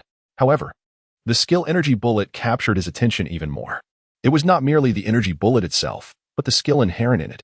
His previous speculation was validated. There truly was a skill, and ability points were indeed allocated for skill consumption. Realizing this filled Fong Lin with joy, as it signified boundless possibilities for the Guardian in the future. Although the energy bullet appeared somewhat trivial at present, capable of activation only twice, its potential loomed large. Once his ability points expanded, the number of bullets would increase, perhaps even to infinity, with 10 ability points yielding a single bullet. Its power would undoubtedly surpass that of ordinary ammunition. He longed for an opportunity to test it soon. Gently caressing the uniquely shaped, silver Snowbright's Silver Fox pistol, which was slightly larger than a standard handgun, Fong Lin felt an overwhelming sense of exhilaration.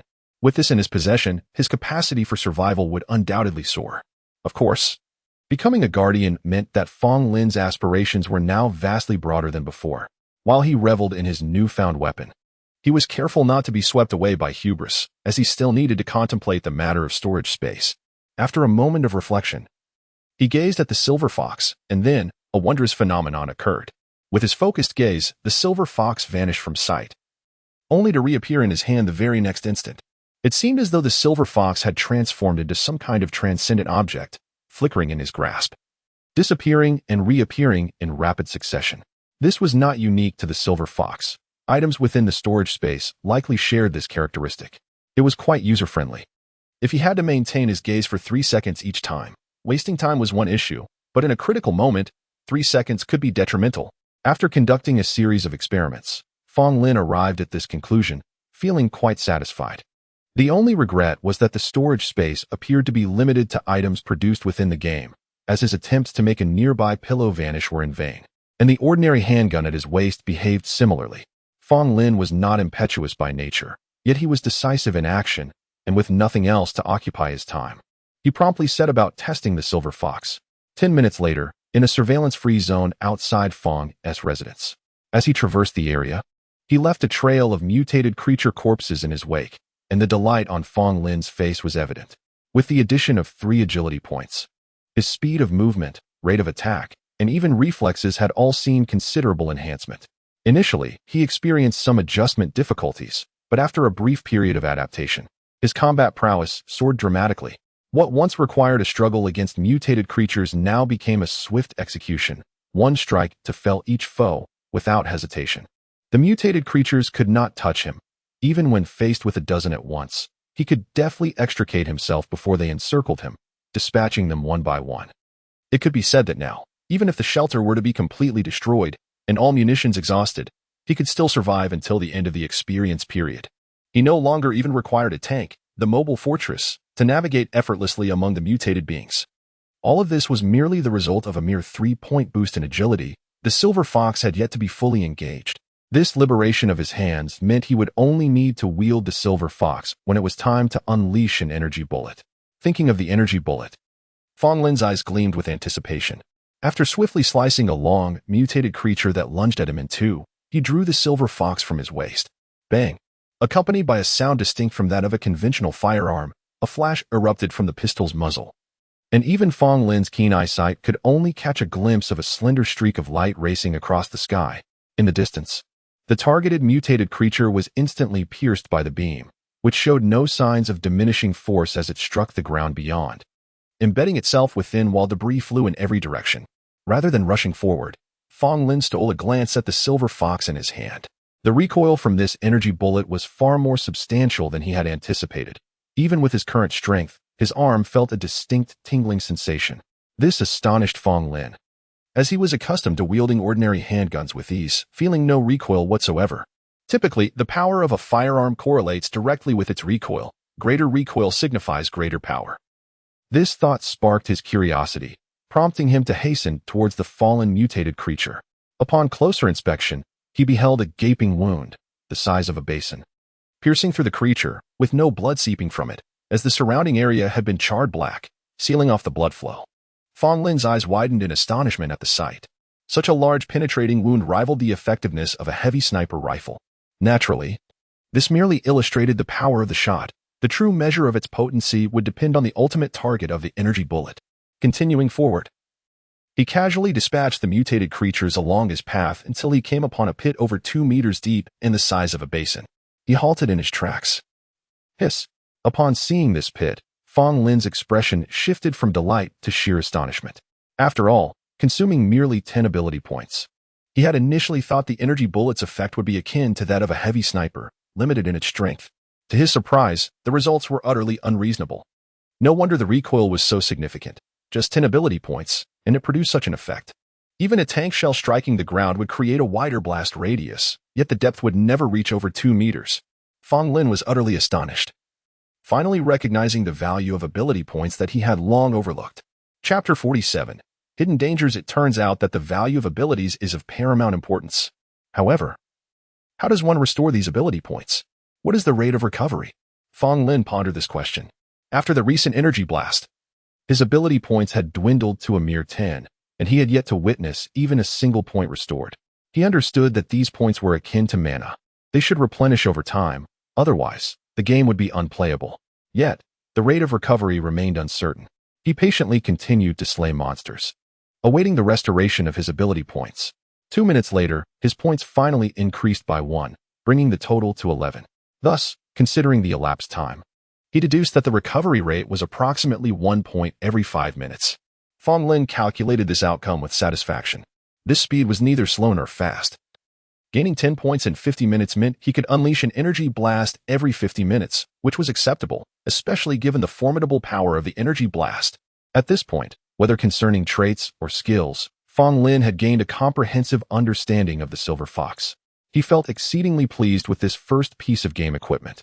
Although the black iron grade might not seem particularly prestigious, given the task's difficulty, it was likely a low-level or perhaps the lowest tier of equipment. If such basic gear was already this powerful, one could only imagine the explosive effectiveness of higher-tier equipment in the future.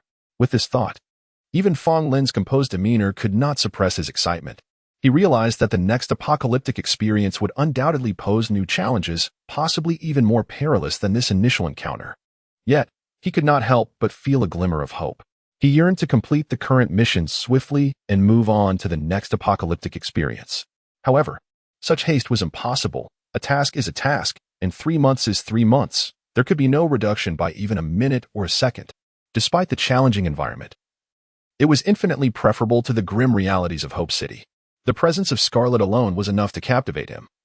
Along with the variety of food in the cold storage, the entertainment facilities in the recreation room, and his position as Little Fong. Upon returning to reality, all of this would vanish.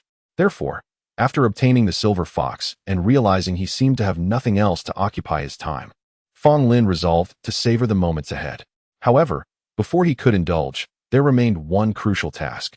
Although he suspected that upon his departure, this world would likely dissipate, he could not be entirely certain. Perhaps it would only vanish once all living beings on this planet had perished, or maybe it would not disappear at all. Creating a virtual world surely demanded immense resources, but it seemed illogical to squander them. The game would not be so wasteful. The current apocalyptic realm could easily serve as an initial or secondary experience for other novice guardians. Yet, Fong Lin could not affirm any of these possibilities. Thus, he wished to pave the way for Lao Fong and Scarlet, eliminating potential hazards within his means. It was not so much an obsession as it was a desire to act without regret, and besides, he was simply idle. Fong Lin would never admit that the latter point was the most pivotal. The hidden dangers included the military district, Hu Delong, and the guards, each posing a risk in their own right. After a moment of contemplation, Fong Lin's eyes glimmered with thought. The military district was indeed the most significant issue. He could not fathom how the leader of such a district could fail to recognize that 50 shelters could not withstand the onslaught of mutated creatures. Entering the Fong family's underground shelter was undoubtedly the most prudent course of action, given that the leader could discern this. Would they simply stand by and watch as the mutated creatures ravaged their shelters, leading to their demise? Unlikely. Perhaps they would not even wait for his departure. Within the next month or so, on any given day, they might choose to invade the Fong family's underground refuge. In the face of survival, morality often takes a back seat. They might abandon their former honor and betray the friendship that Fong Lin had previously extended, seeking to seize control of the Fong territory. Once again, the reality was that they were no longer the military of old. They had transformed into an armed force swayed by the personal will of their commander, a force where the lines between right and wrong were obscured. Fong Lin harbored doubts about the commander's sense of justice. After all, when survival is at stake, individuals are capable of unimaginable acts, especially in the absence of belief. And in an apocalyptic scenario, what even is faith? To survive the apocalypse, only to succumb to the darker aspects of humanity. Betrayed by one's comrades, such irony was almost too much to bear. As for Hu Delong, his character was one that loathed being subordinate to others. He wielded considerable influence among the guards and was known for his ruthlessness. Regardless of whether he currently harbored treachery, it was better to err on the side of caution, as it was preferable to kill wrongly than to let him escape. Lastly, there were the guards. Objectively, they posed a certain degree of danger.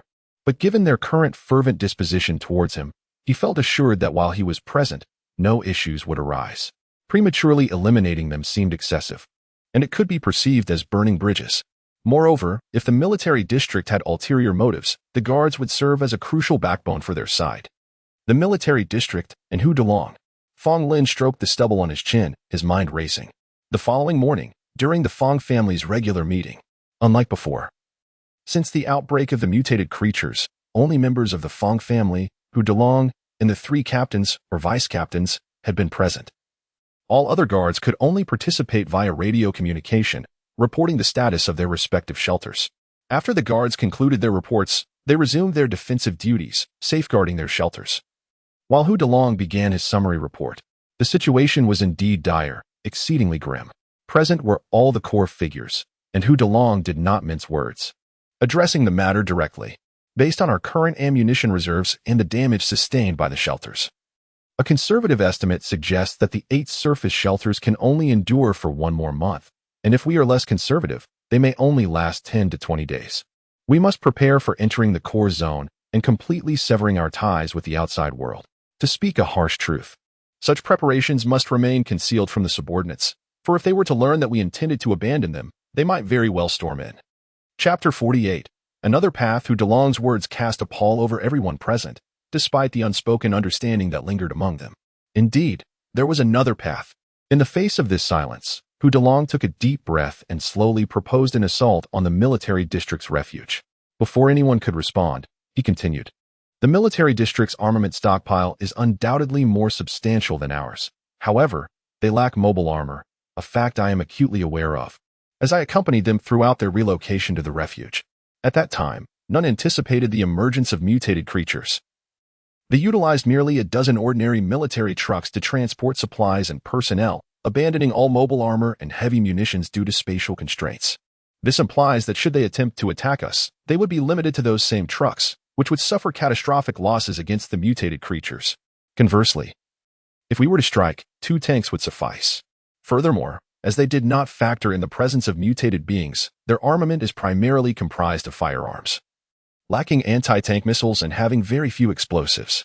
Therefore, my suggestion is to deploy 2 tanks to seize the military district's munitions. After all, they cannot sustain themselves for long. The disadvantages of ground shelters are apparent.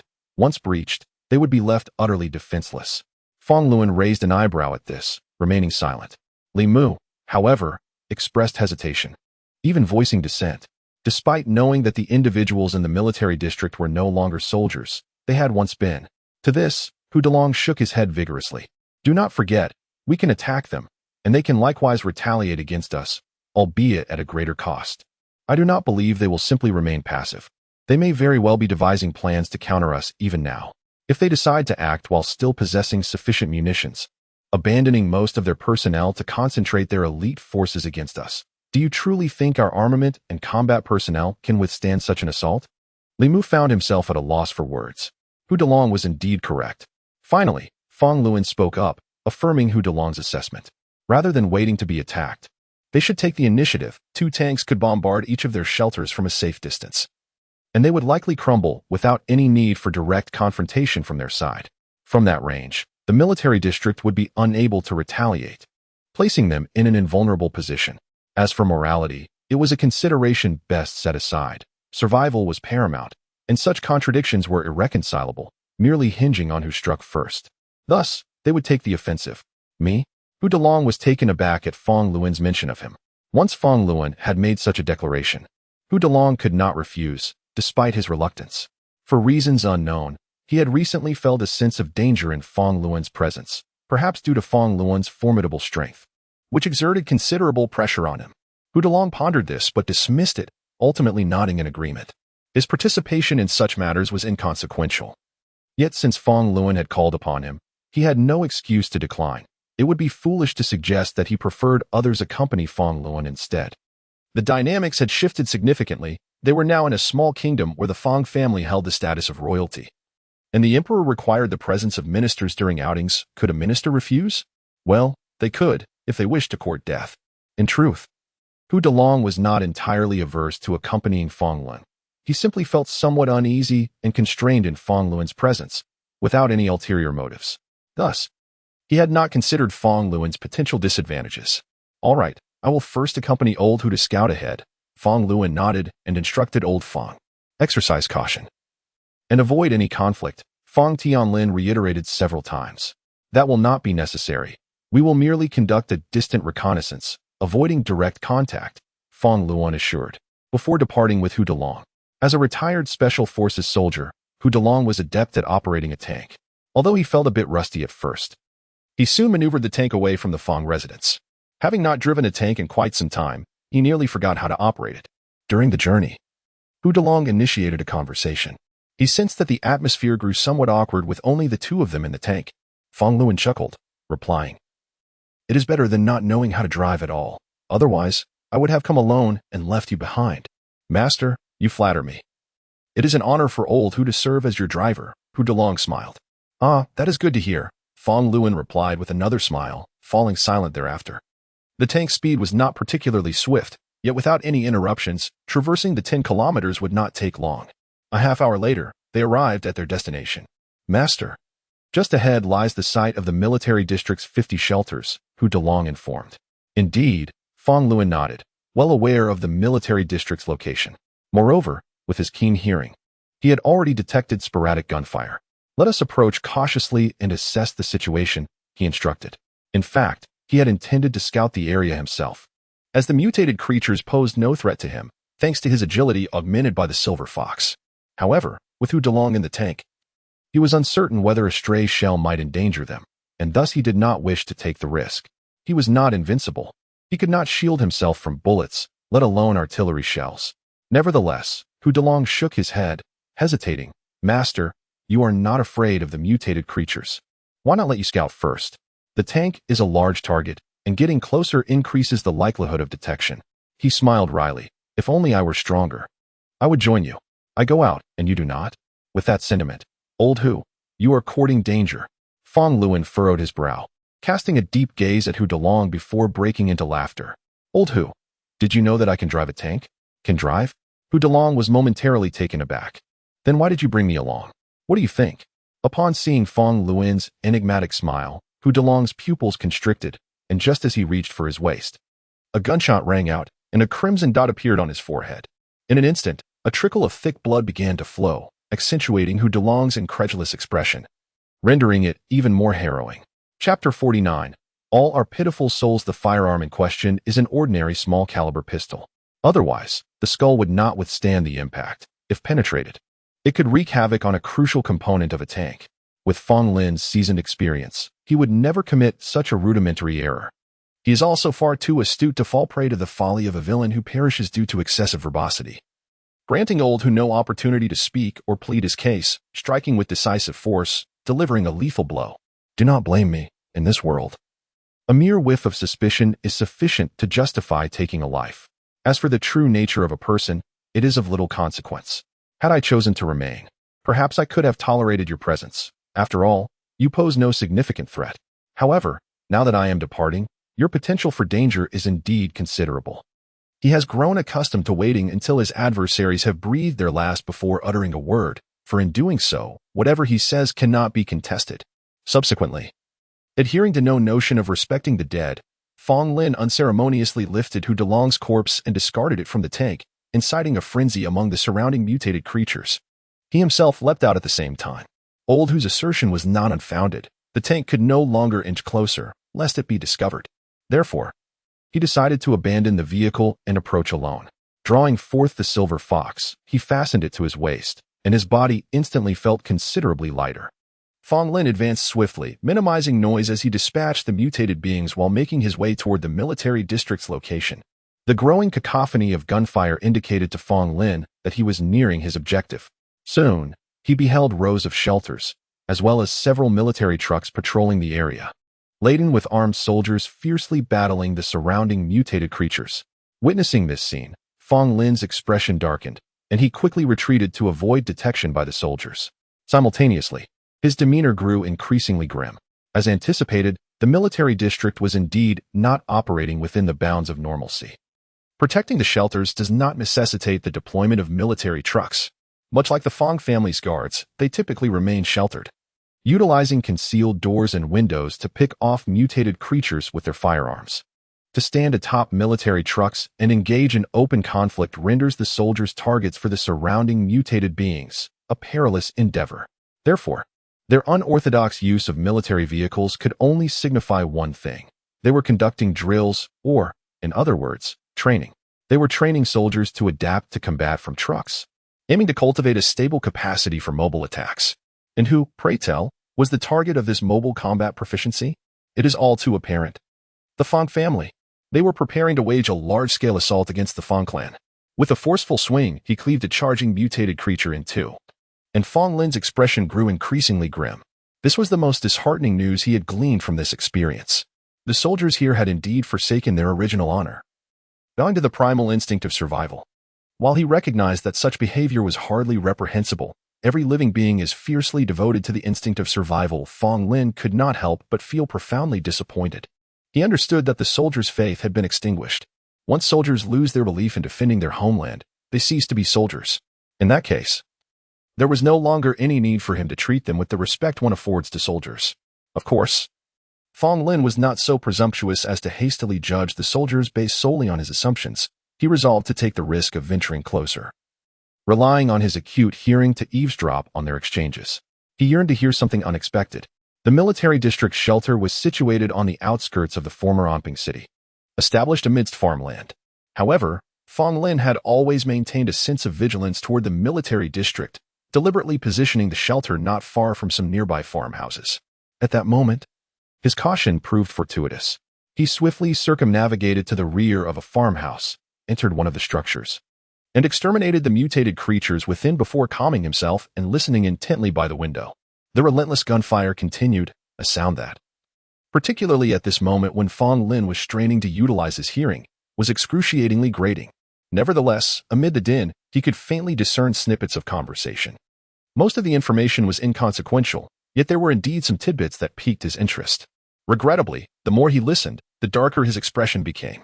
How much longer until we initiate the assault? Our munition stockpile is dwindling. It should be soon. I overheard someone mention we would act in half a month. The Fong family is truly formidable. They even constructed underground shelters in advance. Hurry up. What is the commander waiting for? Remember to keep it discreet. Only a select few of our elite can be involved. Indeed, the topic of the Fong family was quite prevalent among the soldiers. Yet the nature of the discussions was utterly unacceptable to Fong Lin. The content was invariably detrimental to the Fong family. However, despite his grim countenance, he found his anger subsiding as he listened. In truth, it was not a matter of righteousness or villainy. Everyone was merely striving to survive. Therefore, regardless of which side struck first or who ultimately triumphed, no one held the right to mock or condemn the other. They were all pitiable souls.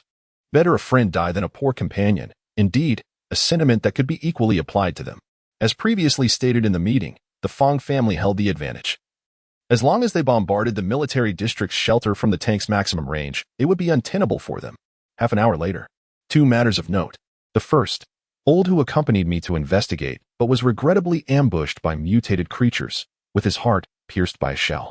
I had no time to save him. Inform his family they shall be treated with utmost respect moving forward. The second matter, as expected. The military district is indeed conducting drills in preparation for an assault against us. We must act swiftly, striking preemptively to eliminate them. Whether willing or not, my friends. War has arrived. Tomorrow, the book will be launched. Dear readers, this book will be launched tomorrow at noon. I kindly request your support for Doomsday Experience game. Please stay tuned for updates. Chapter 50. Fire. The words of Fong Lin caused an immediate pall to descend upon all present. The news of Hu Delong's death was naturally a bitter pill for his family to swallow. Yet, among the core members of the Fong family, shock mingled with a peculiar expression in their eyes. Yes, this matter was understood without further elaboration. The revelation that the military district was conducting drills sent a shiver through everyone. Indeed, we would have to confront the military division. With Old Hu's sacrifice, his family must be treated with utmost respect. Zhou Chen, this task falls to you. Fong Tianlin spoke first, his tone heavy with sorrow. Yet a glimmer of admiration flickered in his gaze towards Fong Lin. Understood. Zhou, the steward, promptly replied. As for the military district, how should we proceed? What did you observe? Fong Tianlin continued his inquiry. Fong Lin, of course, did not hold back, recounting the scene he had just witnessed. Cursed Jiaofeng. All of their shelters, supplies, were provided by our Fong family, and still, we could not tame this ingrate. Old Fong, despite having prepared himself, was still consumed with rage upon hearing this. Zhao Feng was the commander of the military district, and under Fong Lin's guidance, Old Fong had genuinely endeavored to assist them, hoping to cultivate a bond of mutual support in the days to come. Who could have foreseen that it would culminate in such a dire situation? It is pointless to lament. They are merely striving to survive. Fong Lin shook his head and stated directly, regardless, since this battle is unavoidable, let us take the initiative and eliminate them. The advantages of our tanks are abundantly clear, as long as the enemy lacks anti-tank measures. We can secure victory with minimal effort. Regarding ammunition supplies, I must admit my ignorance. Li Mu, please elucidate. He turned to Li Mu. Indeed, our two tanks are medium-sized. Their range is not extensive, but sufficient to suppress the enemy thoroughly. Li Mu explained. As for supplies, it poses no significant issue. Each tank can carry 20 shells, totaling 40 between both vehicles. They possess merely 50 shelters. Even without resupply, we can inflict catastrophic damage upon them. Resupply is straightforward as well. We can store extra shells within the tanks, and once expended, we can manually reload from the top valve. Though it requires some time, that delay is negligible, especially considering the numerous mutated creatures between us. They will take longer to approach. The only concern is that modern artillery has high chamber pressure, and the barrel's lifespan is limited, typically a few hundred rounds. Moreover, accuracy diminishes with use. However, it matters little, as the target is sufficiently large. Then it is settled. Why delay any further? We shall act immediately. Old Fong's anger lingered, his voice low and resolute. Li Mu, summon a few individuals to finalize preparations for departure. Fong Lin, embodying decisiveness, issued commands without pause for rest. At once, Li Mu acknowledged the order. In truth, preparations were minimal. It merely entailed filling the tanks with fuel and ensuring ample ammunition supply, which did not take long. Under the swift actions of a team of guards, everything was ready within 5 minutes. I will drive one tank. Li Mu, you take the other, selecting 2 proficient loaders for each vehicle. Additionally, to prevent interference with their radio channels, we will adjust our frequency upon arrival. Fong Lin was the first to leap into one of the tanks. Li Mu offered no objection, promptly choosing 4 subordinates, 2 for his tank and 2 for Fong Lin's. When faced with a situation where it was a matter of survival, he could no longer afford to dwell on camaraderie. They were coming to attack. To linger on such concerns would be foolish. Let us proceed. Thus, both tanks roared to life and surged forward at full speed. After approximately half an hour, they arrived side by side at their destination, roughly 3 kilometers from the military district shelter. This is headquarters. A 6, take over a 5's patrol in 10 minutes. A 5, report casualties. This is a 5. We have 6 injured and 1 dead. Understood. Hold on for a few more days. Once our vehicles are more adept at maneuvering, we shall strike at the Fong family. Hearing the chaotic sounds from the radio communication, Fong Lin chuckled. How fortuitous, they had indeed intercepted the enemy's channel, and he overheard their intentions against the Fong family. Attacking the Fong family? A fool's errand. A guard beside Fong Lin could not suppress a mocking remark. Of course, they did not broadcast over the radio. Arrogance leads to downfall. Let us speak less. We will talk after we emerge victorious. For now, let us select our channel. Fong Lin commanded. Indeed. In fact, their positioning, 3 kilometers from the military district shelter, was strategic for radio reconnaissance. Civilian radios have a maximum range of 3 kilometers, while professional walkie-talkies range from 3 to 10 kilometers. Unsure of which type the enemy employed, Fong Lin chose this middle ground, and to his surprise, they indeed intercepted the channel. Fong Lin was astute enough to avoid such a blunder once the guards completed their tuning and selected an empty frequency. He opened the valve and struck the tank's hull 13 times with an alloy knife, repeating the process twice. Instantly, Li Mu's voice echoed through the radio. Young master, how shall we engage them? Please advise. Li Mu's tone was laced with palpable anger, having also overheard the enemy's intentions against the Fong family. You are familiar with the tank. Find a suitable position for attack, and I will adjust accordingly. Understood. Li Mu acknowledged, then began to maneuver. After advancing approximately 500 meters, he brought the vehicle to a halt. Upon stopping, Li Mu promptly explained. The effective range of the tank extends to about 20 kilometers. However, for precise strikes, we require a distance of 5 kilometers or less. Given the military district's shelter occupies a considerable area, 2.5 kilometers should suffice. Good. You have been here before during construction. How shall we proceed? You may direct the next steps. It is simple. Fire. Chapter 51. The best antidote after the war from near to far, rapid bombardment, each shelter receiving a shell, as soon as any shelter showed signs of damage. There was no need for us to intervene. Mutated creatures would ensure they tasted the essence of fear. Indeed, under Li Mu's command, 2 tanks simultaneously fired their cannons. Boom, boom. The sudden explosions left everyone in the military district in a state of shock. Damn it, who fired that cannon? Everyone scrambled to locate the source of the shells. Inside the tanks, the backup radio crackled with two furious roars. Haha, I can vividly imagine the bewildered expression on that speaker's face. They had no clue where the shells came from. Devoid of modern reconnaissance equipment, they were truly at a loss. In stark contrast to the panicked military district, Channel 13 was suddenly filled with amusement. Enough talk. Quickly now, it's normal for them not to react immediately. With such a loud commotion from our artillery, they'll soon discover our position. Let us strike before they can respond, Fong Lin declared. In truth, even without his urging, the others had not halted their actions. Following the first shot, one shell after another was unleashed, leaving the enemy no time to react. Li Mu, in a stroke of brilliance, recalled that someone had once suggested using a particular shelter as headquarters and immediately aimed for that location, firing a shell directly at it. The headquarters was struck. Where's the commander? It must be the Fong family. Panic erupted over the communicator. Of course, being well-trained soldiers, they quickly organized themselves despite the chaos. 5 or 6 military trucks roared to life, with several soldiers standing atop, firing at the encroaching mutated creatures while hastily making their way towards the tanks. Clearly, they had identified their target. Damn, it's a tank. The Fong family has tanks? Forget everything else, charge forward. The commander of the military district, displaying some intellect, understood that ordinary firearms were futile against tanks and directly ordered the military trucks to ram into them. Just smash the cannon. However, Fong Lin and his comrades, who had overheard their conversations, would not allow that to happen. Their military trucks numbered only about 10. While each tank had not only the standard 50 shells, but also an additional 20 prepared for just such an occasion, more than enough to obliterate them. In fact, even without hearing their dialogue, Fong Lin and his team would have chosen to bombard them at the first opportunity. Boom, boom, boom, boom, boom, boom. The two tanks fired their shells almost simultaneously, and the guards Li Mu had gathered were indeed skilled. Only one shell missed its target, while the rest struck true. The 6 military trucks that had been rapidly approaching the tanks instantly transformed into blazing fireballs, halting in place, engulfed in brilliant flames. The scorching fire deterred the nearby mutated creatures, who retreated in fear. To be candid, despite the exhilarating explosions, including Fong Lin, there was little joy among them. This was a stark reminder that humanity had lost in the battle against mutated beings, lost utterly. To survive, they had to encroach upon the living space of their fellow beings. And regardless of who emerged victorious, there was no cause for pride. As a guardian, Fong Lin distanced himself to reflect on the matter, feeling a heaviness in his heart.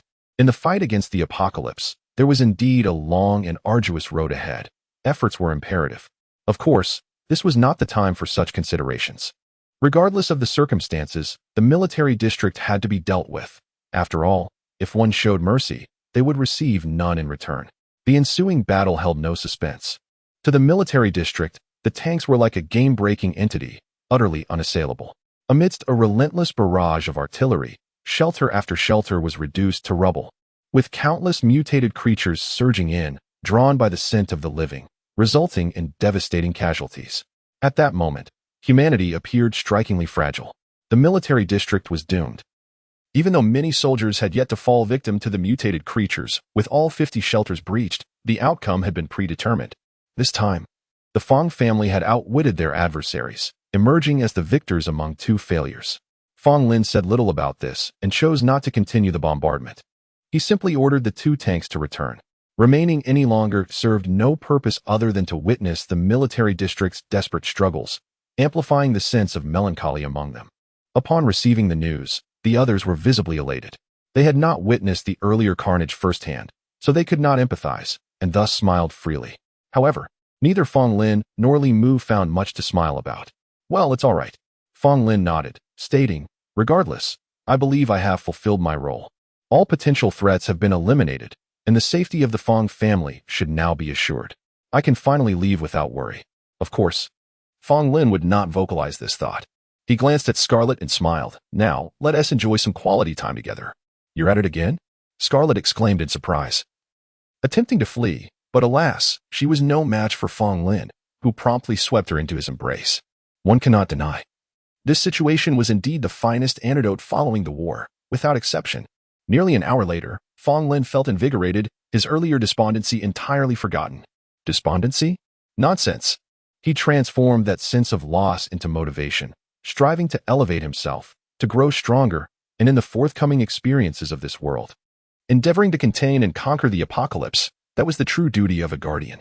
In the face of the apocalypse, any being may falter, but a guardian cannot. For they represent the final bastion. Ah, why are you less chatter? Each day is one day less. What do you mean by each day less? From this day forth, Fong Deshao prepared to embrace a life of opulence befitting his status. Chapter 52. The sealed core area. Thus, time progressed at a leisurely pace. Much to Fong Lin's reluctance. A month had passed. This was after seizing the remaining munitions from the military district. Otherwise, the timeline would have been pushed back by another week. Despite the guards' relentless vigilance day and night, the 8 surface shelters had inevitably suffered some damage from the attacks of mutated creatures. Upon detecting a significant human presence, these creatures were provoked, escalating their assault and attracting even more of their kind from the vicinity. Consequently, the consumption of munitions surged alarmingly. In light of this situation, 3 days prior, Old Fong, well aware of their dwindling ammunition reserves, had broached the topic of supplies with Fong Lin. He hoped to transfer resources from the surface and the core area of the underground shelters to the core zone before their munitions ran out, essentially abandoning everything but the core area. Fong Lin, however, was opposed to this notion. No one was oblivious to the reality of their situation. Although the exact stockpile of munitions was unclear, it was evident from the increasingly stingy behavior of the Fong family that their reserves were likely insufficient. Even if they were reasonably stocked, how long could they endure such conditions? A week? 2 weeks? A month? 2 months? And then what? Munitions would inevitably run out, while the mutated creatures showed no signs of diminishing in number. Thus, whether it was the surface shelters or the underground ones, apart from the core area of the Fong family, everyone was apprehensive. They knew they were akin to a solitary boat in a vast sea, at risk of capsizing at any moment. The only solution was to gain entry into the core zone of the Fong family. However, disregarding the fact that the Fong family would not permit outsiders to enter, even if they did, the core area could accommodate only a limited number of individuals. Both Old Fong and Fong Lin understood that there were certainly many who harbored intentions towards the core area. After all, facing death, who wouldn't wish to act as they pleased? Being killed by others was at least preferable to being devoured by the beasts outside. Of course, they retained a semblance of rationality. No matter how chaotic the situation became, they dared not provoke the armed guards. Meanwhile, the guards were preoccupied with ensuring the safety of the shelters, barely able to protect themselves, let alone maintain order within. In stark contrast to the tumult and unrest of the surface shelters, the underground shelter remained surprisingly calm, situated beneath the Emperor's feet. With the Fong family wielding munitions to maintain order, chaos was simply not an option.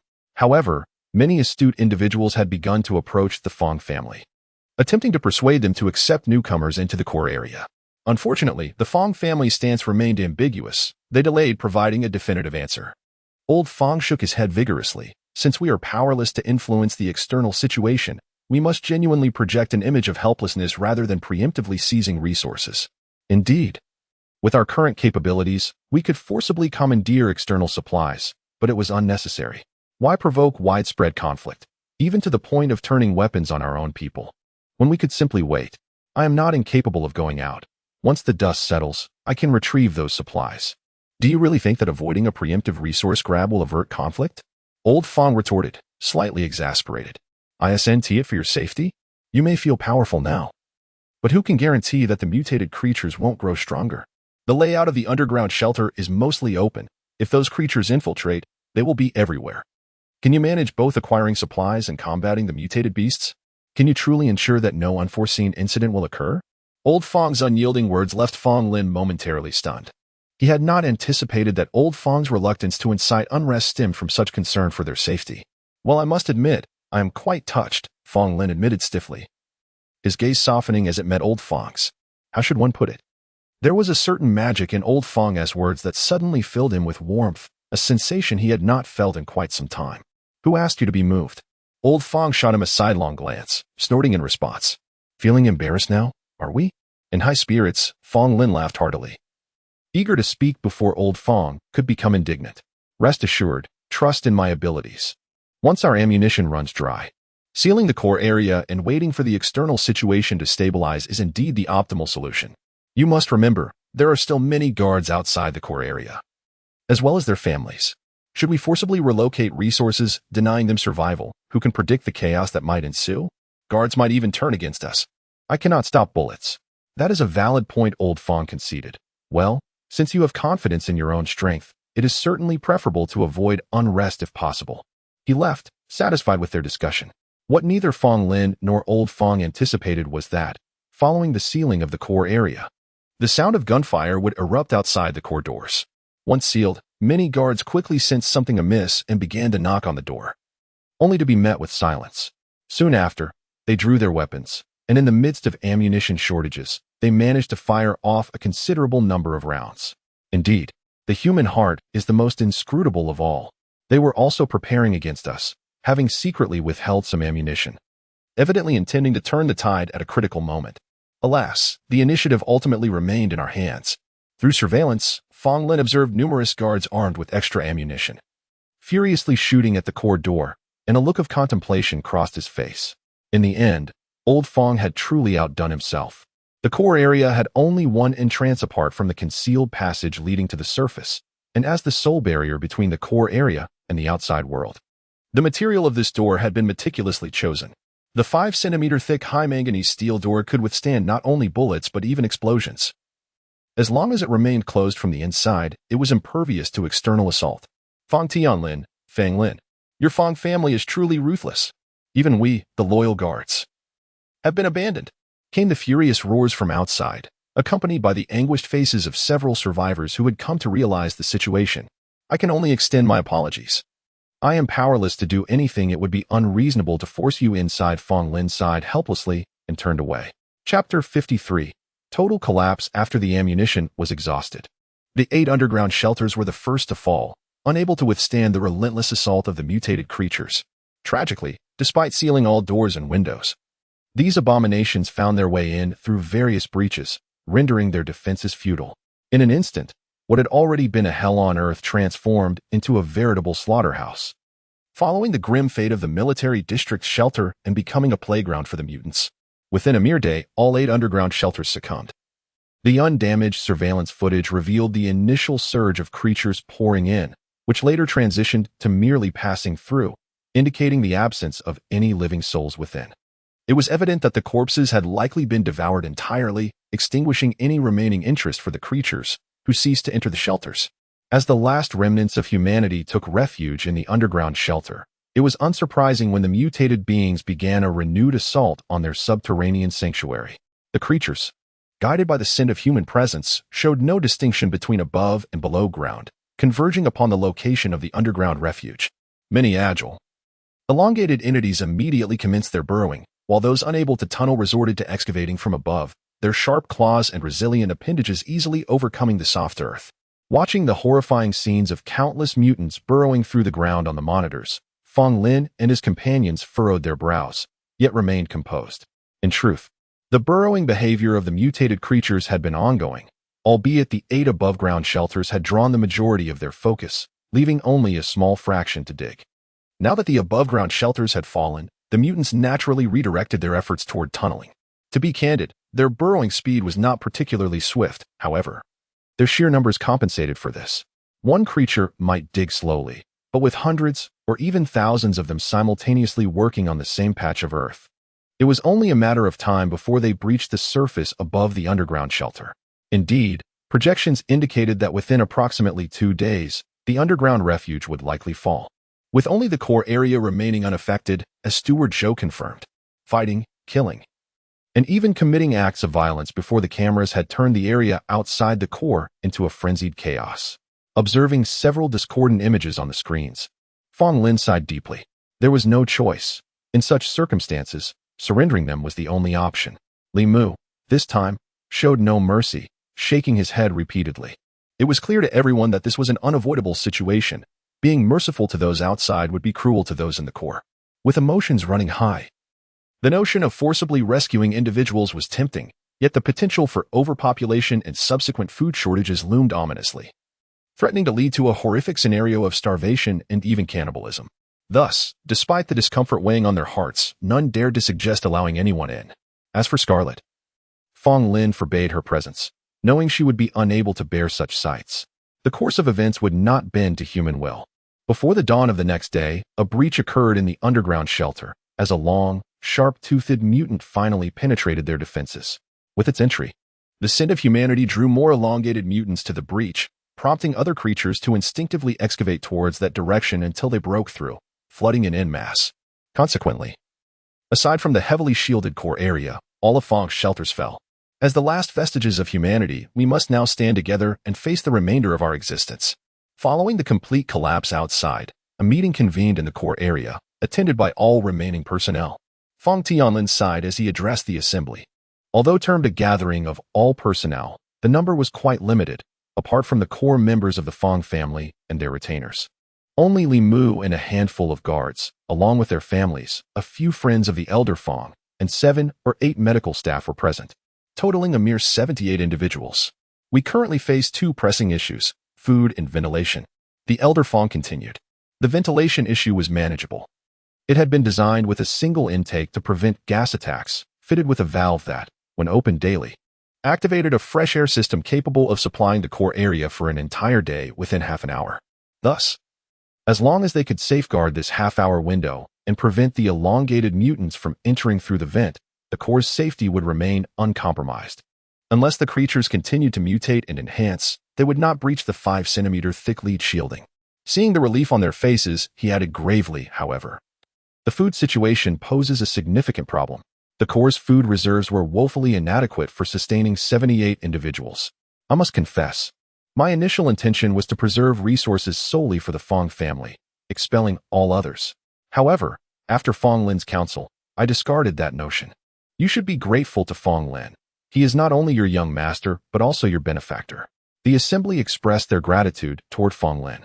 There is no need for such formalities. Fong Lin waved his hand, aware that the elder Fong was deliberately trying to win the hearts of the people. Yet he remained indifferent to it. Leave the food issue to me. I shall find a solution, he pledged, drawing surprised gazes from the crowd. In the absence of ammunition, Fong Lin was the only one with the capability to procure food, and with his declaration, the others felt reassured. Unbeknownst to them, however, they would soon be disappointed. Fong Lin had no intention of venturing out. Was it the bed's lack of comfort or her insufficient allure? He had no desire to leave the warmth of his refuge. Chapter 54, Return, S-Rank Rating. Young Master, are you planning to venture out for sustenance? Li Mu inquired, astonished. The underground shelter is vastly different from the surface. The breaches are located above, 3 to 4 meters high. Once the mutated creatures descend, they cannot simply wander out. Additionally, our scent is a magnet, drawing in an increasing density of these aberrations, rendering movement nearly impossible. You may find it challenging to move, but I shall not, Fong Lin replied with a smile. Rest assured, I am fully aware of what I am doing. Indeed, considering your prowess, I am left at a loss for words. Is this truly the result of my teachings? The thought of Fong Lin's strength left Li Mu astounded. No, it is my innate talent, Fong Lin chuckled. In the ensuing days, Fong Lin relished the final moments, showing no inclination to seek food outside. Thus, he enjoyed 8 days of leisure until the inevitable moment arrived. On the evening of the 8th day, as the last second ticked away, golden flecks of light suddenly flickered in Fong Lin's vision. His eyes brightened, eagerly fixating on the shimmering gold. Congratulations on completing your first apocalyptic experience. Please prepare, Guardian. 3 seconds passed in the blink of an eye. Fong Lin could only steal a lingering glance at Scarlet beside him before darkness enveloped his vision, a sensation of weightlessness sweeping through his body. Then, a pungent odor of mildew and blood assaulted his senses. Fong Lin, unaccustomed to such foul air, stifled the urge to cough and immediately began to assess his surroundings. The pool of blood from the mutated rat still emitted a phosphorescent green glow. While the nearby flashlight had succumbed to darkness, its power depleted. The environment was shrouded in pitch blackness. Even with Fong Lin's extraordinary vision, he could barely discern outlines. It was evident that the flashlight had indeed run out of power. The ratio of time in the experience world to reality was 100. 3 months equated to 90 days, meaning that approximately 9 days, or about 21 hours, had elapsed in reality. The flashlight could not possibly last that long. Fong Lin quickly calculated, achieving clarity in his mind. He harbored no doubts regarding the game's authority. In fact, regardless of the extraordinary time ratio, it did not diminish his enthusiasm for this game as a guardian. For in his grasp, a uniquely designed silver pistol had appeared unbeknownst to him. The silver fox had indeed manifested in reality, and simultaneously, his body felt the familiar lightness. He tested his legs, the tangible strength reassuring him that his current body was in sync with the one in the experience world. Real equipment and synchronized physique. These two aspects alone warranted Fong Lin's exuberance for the apocalyptic experience game. It confirmed that the experience world was genuinely real and not a mere figment of his imagination. Once this realization settled in, Fong Lin could not help but smile broadly. What remarkable fortune! Oh, and with the completion of the first experience, there were reward tasks to consider. After a brief moment of excitement, he finally directed his gaze toward the continuously flickering golden fleck in the lower right corner of his vision. Indeed, in reality, the golden fleck remained. Task completed. Reward. Small-scale nuclear radiation eliminator. Please collect. Overall experience rating. S. Reward. 5 attribute points. 1 delay privilege. Comprehensive rating. The Guardian's performance in the experience world will be monitored throughout, with a final rating assigned. Outstanding performers shall receive system rewards. S rank reward. 5 attribute points. A rank reward. 1 attribute point. Below A rank. No reward. Next apocalypse experience countdown. 7 days. Using delay privilege can double the countdown. 5 additional attribute points. Each experience even had a rating. I achieved an S rank this time. Outstanding performance. Where did this excellence manifest? It must pertain to the suppression of the apocalyptic aura. The more I subdued it, the higher my rating. It seems I must actively suppress the apocalyptic aura while accomplishing various tasks in the future.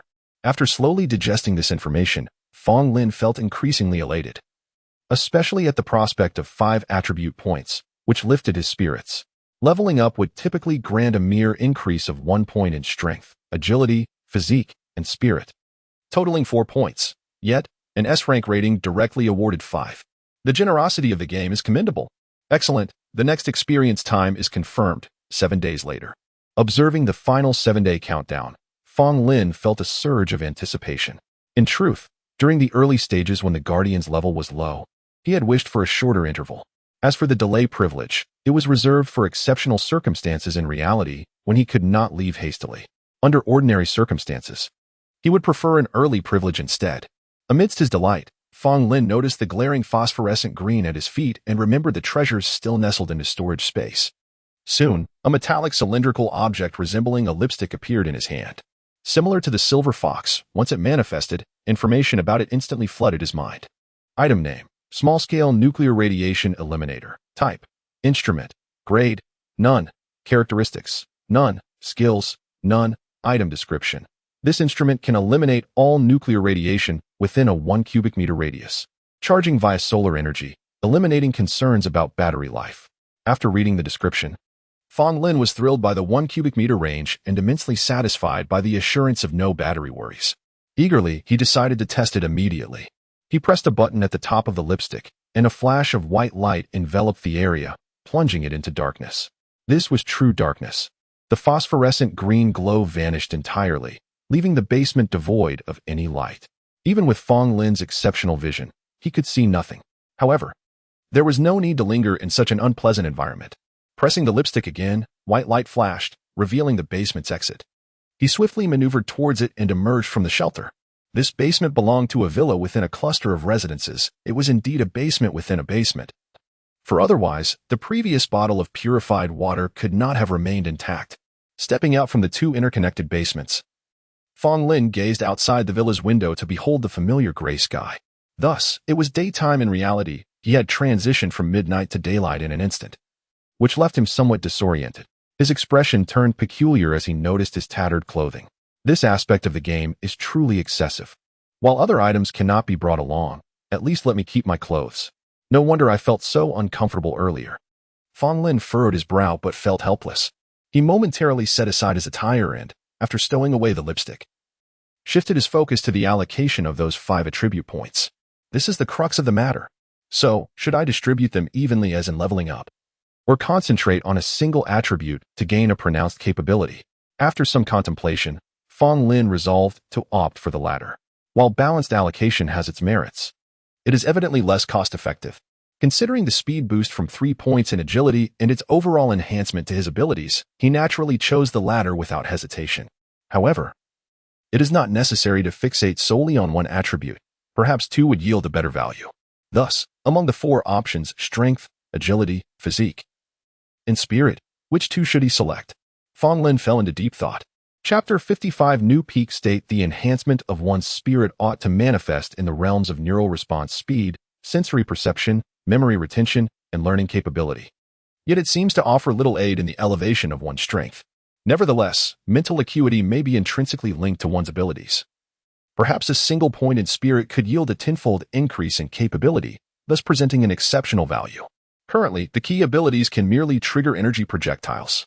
While these projectiles are undeniably powerful, a few shots may not suffice to vanquish an adversary unless one's capability is extraordinarily high, boasting an unbounded arsenal. Otherwise, firing multiple rounds appears futile. It seems prudent to prioritize physical attributes for the time being, as these provide tangible enhancements. Momentarily, Fong Lin found himself ensnared in a delightful quandary. After careful deliberation, he summarized the four fundamental attributes. The strength attribute is self-evident. Higher values correlate with greater power. Agility pertains to bodily coordination and reflexes, with a crucial distinction. The concept of reflexes here diverges from the mental neural responses. In simpler terms, it is the difference between cerebral and physical reactions. When one says, the mind reacted, yet the body did not, it signifies insufficient agility. Whereas a body that instinctively reacts before the mind catches up indicates a lack of mental acuity.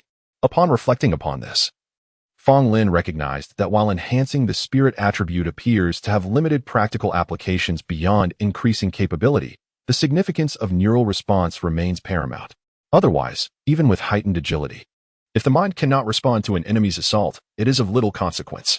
Finally, there is the constitution, which is the most straightforward, akin to vitality, encompassing stamina, bodily recuperation, and defensive capabilities.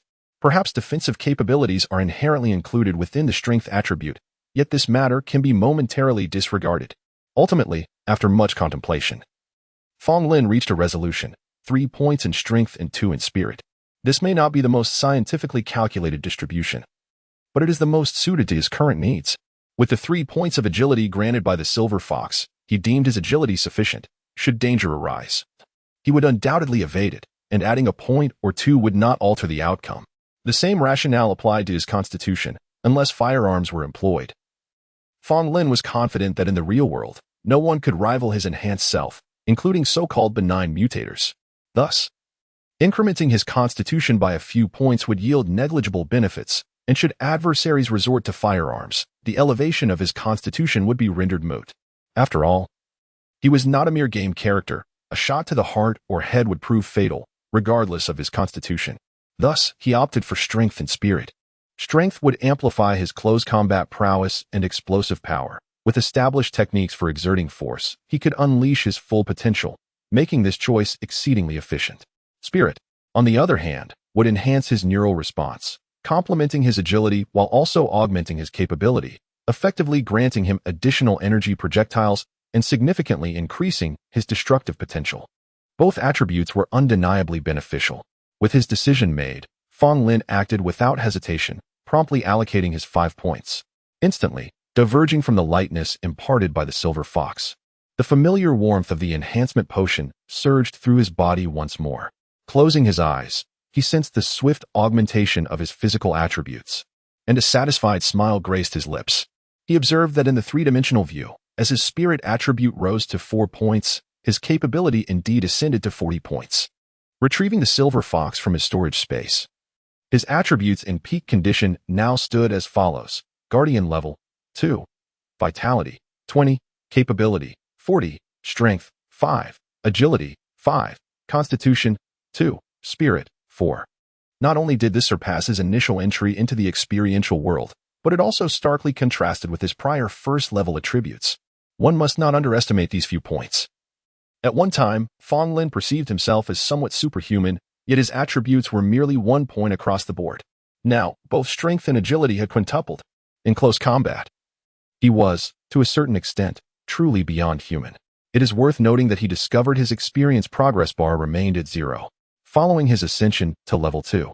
The game had altered its rules, introducing targeted tasks centered around defeating mutated creatures.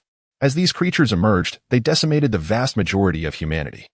resulting in a cessation of subsequent experience accrual. This left Fong Lin somewhat discontent, had the rules not shifted. The continuous accumulation of experience might have propelled him to level 3. Yet, no amount of discontent would change the reality. The game's creators provided no such opportunity. Thus, Fong Lin resigned himself to acceptance of this reality. With such a significant enhancement in strength, far exceeding mere doubling, he pondered testing his defensive capabilities to ascertain whether they stemmed from strength or constitution. With this thought in mind, he stepped out of the abandoned living room and delivered a mighty punch to the ground in the garden. Boom! The immense recoil sent pain coursing through his hand, causing his arm to ache, yet he beamed with delight. His defensive capabilities had indeed intensified had he possessed his previous defensive strength. This punch would have surely resulted in injury and bloodshed. Hence, it was confirmed that defensive capabilities were indeed encompassed within the strength attribute excellent. This realization greatly enhanced the safety of his upcoming doomsday experience. As for why he referred to the next doomsday experience rather than the present reality, Fong Lin harbored no concern for his safety in the real world, even if his current strength was insufficient to contend with colossal entities like the Black Wings. Avoiding confrontation was preferable. He was not one to harbor lofty arrogance, and in the face of inadequate strength, retreating from the spotlight was the wisest course of action. On this matter, Fong Lin felt a tinge of disappointment, as the game offered no solutions, seemingly indifferent to his plight. Yet, upon reflection, this was entirely reasonable. The game was not his caretaker, and its assistance in his growth and empowerment was already substantial. Should it also shield his identity? Such trivialities, if the Guardian could not resolve them on his own, would be unworthy of the title. In truth, Fong Lin had no expectations of the game regarding identity issues. Under the stringent military control of the Black Wings, identity concerns could not be resolved with mere masks or similar items. Unless the game could provide some extraordinary equipment capable of altering appearances, otherwise, it remained unsolvable. Thus, Fong Lin naturally opted for the former, as he had no means to select the latter. Thanks to the reader, Starry Sky accompanied by Moonlight, for the 300-point reward. I recently concluded my marriage and have been exceedingly busy. I will resume regular updates shortly, with an explosive increase in content starting next week. Chapter 56. The plan outside the city. He truly could not believe that he might provoke the Black Wings while living alone in the wilderness, engaging in conflict with them. Moreover, if it came to a skirmish or guerrilla warfare in the great outdoors, he harbored no fear of them. As long as he was not besieged by the main force of the Black Wings, he was confident that, with his current strength, the ones who would ultimately face defeat would surely be the Black Wings. Regardless, his immediate priority was to find some decent clothing. Reality was not akin to a game. The biting cold was intolerable. Although his physical constitution allowed him to withstand the chill, it was still rather uncomfortable. Furthermore, his tattered garments were replete with a nauseating stench of blood and decay, which his heightened sense of smell found unbearable. Indeed, transitioning from frugality to luxury is a simple task, yet descending from luxury to frugality proves quite challenging. After merely 3 months of refinement, he found himself unaccustomed to the disarray he had once endured for years. Subsequently, after a thorough search of the villa, he unearthed several useful items: a reasonably sized mountaineering backpack, an 800 milliliters thermos, half a pack of black masks, a lighter with half a canister of gas left, and some clothing. Although the garments were somewhat ill-fitting and a tad moldy from prolonged storage, they were certainly an improvement over his previous rags.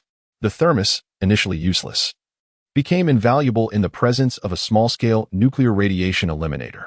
In a world ravaged by nuclear devastation, where water and electricity were scarce, and although radioactive rivers were abundant, they were not always accessible. With the thermos, he could ensure a steady supply of potable water. The masks were a pleasant surprise. Given the proximity to Hope City and several of its surrounding towns, it was prudent to wear one when venturing out, lest he attract unwanted attention. If anyone were to notice his pristine skin devoid of any malignant symptoms, he could easily find himself in a precarious situation. The lighter was of little consequence. With his current prowess, starting a fire with friction was a trivial endeavor. Perhaps, if he were to indulge, he could simply use his silver fox to ignite a pile of kindling, but convenience dictated that he should keep the lighter. In summary, armed with these newfound possessions and his previously acquired broken blade, he felt assured that he could sustain himself well in the wilderness. As for sleeping at night, he could simply find any closed room in the villa, lock the door, and rest easy knowing that his acute senses would alert him to any approaching mutated creatures long before they could breach his sanctuary. Having organized his thoughts, he felt a wave of relaxation wash over him. However, a pang of hunger soon reminded him of his needs, prompting him to prepare for a hunt for mutated creatures. Suddenly, the thought of Scarlet crossed his mind, causing him to pause and exhibit a complex expression.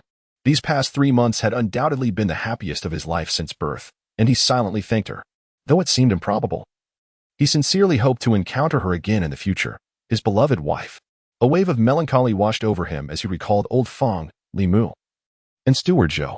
During their time together, he hadn't felt much, but now, knowing he would never see them again, a sense of longing emerged. This was a habit he resolved to break. Otherwise, this apocalyptic experience would surely bring him more pain than joy. Firmly shaking his head, he endeavored to cast their images from his mind, reminding himself to exercise greater restraint regarding emotions in this world of trials and tribulations. With this thought, he quelled his longing and felt a sense of relief. As his hunger grew increasingly insistent, he dismissed all distractions, donned his mask, and prepared to venture out for a hunt. Regardless of the state of the world, sustenance remained paramount. Since the silver fox activated its abilities merely by being worn, he ensured to keep it closed to maintain peak performance. With agility rated at 5, he moved with remarkable speed and bolstered by 5 points of strength. A single leap propelled him a considerable distance, swift and light on his feet. Before long, he spotted a mutated creature. It was a mutated wild dog. Distinct from the creatures he had encountered in the game, this one bore a familiar form, retaining its canine appearance. He could even discern that it was a Shiba Inu. Albeit larger in size, its teeth and claws sharpened, devoid of the adorability typically associated with the breed. A massive green, festering wound marked its back, suggesting some malignant mutation or injury inflicted by another mutated beast. In truth, mutated creatures in reality adhere to a semblance of evolutionary logic, unlike their game counterparts. Common domestic animals like cats and dogs were not inherently dangerous. The true threats arose from those animals that were already perilous before mutation: snakes, insects, and large carnivorous beasts. These creatures, once altered, posed genuine danger. Of course, exceptions existed. He had previously encountered 3 terrifying creatures capable of decimating all mutated beings within the game. One such entity was an immensely fearsome mutated bird that once soared above Hope City, instilling terror in its inhabitants. Its massive size dwarfed even aircraft, with wings spanning hundreds of meters.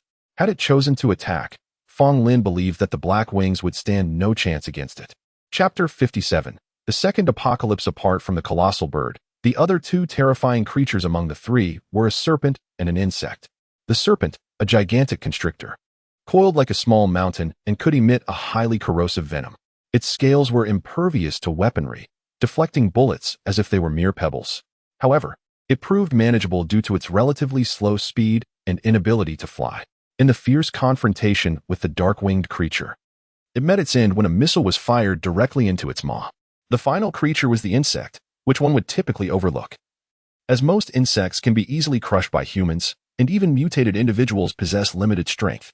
Yet this mutated insect was unlike any other, arguably the most fearsome of the trio. Its species was indiscernible, boasting an immense physique comparable to a large commercial building, with an exoskeleton tougher than steel, rendering it impervious to bombardment. Furthermore, it exhibited an extraordinary reproductive capacity, unleashing countless offspring every second. These newly hatched larvae inflicted devastating casualties upon Hope City, plunging the dark-winged creature into despair. Had it not been for its lack of aggressive intent, merely traversing Hope City with a brutish demeanor, the city would have already been lost, and Fong Lin would never see the day he could become a guardian. Initially, Fong Lin, lacking information, was only aware of the terror these mutated beings instilled. Now enlightened about their true nature, he realized their formidable threat was not solely due to their mutations, but rather indicative of a second apocalypse emerging after several years of a cataclysmic reality, fueled by humanity's overwhelming negative emotions. Upon this realization, anxiety consumed Fong Lin. He yearned for immense power, not just for humanity's sake, but for his own survival. He did not believe he could endure alone if every human on Earth perished. Once all life is extinguished, the celestial bodies would succumb to the relentless onslaught of apocalyptic events. Despite his ability to grow stronger through experiences in this world, he doubted his rate of growth could outpace the devastation. Of course, these thoughts veered into the realm of the speculative. Fong Lin did not indulge in self-imposed dread. He believed that seizing opportunities to fortify himself swiftly, asserting control over Hope City as a base, would eventually lead to the restoration of Earth to its pristine beauty and harmony. Such lofty aspirations were best pondered in moderation. Pragmatism was paramount. The immediate concern was to satiate his hunger, scout for water sources, and locate a relatively safe refuge, no matter how much he wished to enter the experiential world. The next 7 days in reality required him to face each day as it came. Ahead, the mutated Shiba Inu had evidently spotted Fong Lin. It approached cautiously, emitting a low growl. In this apocalyptic landscape, scarcity reigned, with even mutated creatures occasionally succumbing to hunger. Thus, upon encountering Fong Lin, it regarded him as potential prey. Fong Lin, however, felt no trepidation. His extensive combat experience from slaying mutated beings in the game endowed him with a stable mindset. Faced with the mutated Shiba Inu, his heart remained unperturbed. He regarded it not as an adversary, but as sustenance. Though the prospect of consuming such a creature was somewhat unappealing, in this reality, having any meat was a significant luxury. The outcome of the confrontation was inevitable. As the mutated Shiba Inu lunged with a fierce howl, Fong Lin swiftly executed a clean strike, severing its head with decisive precision, given that this creature was vastly inferior even to the mutated beings encountered in the game. And with Fong Lin's heightened senses combined with equal agility and strength, not only was decapitating it feasible, but executing a precise strike was hardly a challenge. With little regard for the carcass, he retrieved his lipstick, neutralizing the surrounding nuclear radiation. The creature's eerie green blood transformed into a vibrant red, and Fong Lin felt a wave of relief wash over him. Dog meat. How delightful it should taste. Seizing the carcass, his growing hunger propelled him swiftly towards the previously encountered villa. He recalled seeing several gas canisters in the kitchen, and he intended to check if any liquefied gas remained. If so, it would greatly facilitate his endeavors in the coming days. The villa's former owner was evidently affluent. They may have received forewarning of the impending catastrophe and vacated to a safer location, leaving the villa largely abandoned. While it could not compare to the sustenance of the Fong family, it was still a premium find in this reality, a luxury that even the commander of the Dark Wing might not enjoy. Elated by his bounty, Fong Lin gathered all items, neutralizing any lingering radiation before preparing to process the mutated Shiba Inu's remains. Soon, the frying pan sizzled with anticipation. 15 minutes later, a generous platter of steaming, savory salt-fried dog meat emerged, tempting Fong Lin's taste buds and inviting him to indulge. This delicacy demanded comparison. He did not measure it against the Fong family's fare, but rather against that of Hope City's residents. This single bite was sheer bliss. Fong Lin reassured himself as he devoured the entire platter, finally quelling the gnawing hunger within. After finishing the fourth platter, he paused in contentment, feeling fully satiated. Redirecting his gaze to the remains of the mutated Shiba Inu, he contemplated before skillfully dismembering it, extracting the meatiest fore and hind limbs, and discarding the torso far from the villa. This creature was substantial, larger than an ordinary large dog, and its limbs would suffice for nourishment. Given the frigid temperatures, there was no need for preservation. Simply placing the meat in a sealed room, neutralizing the radiation, would ensure its edibility for at least a week. Chapter 58.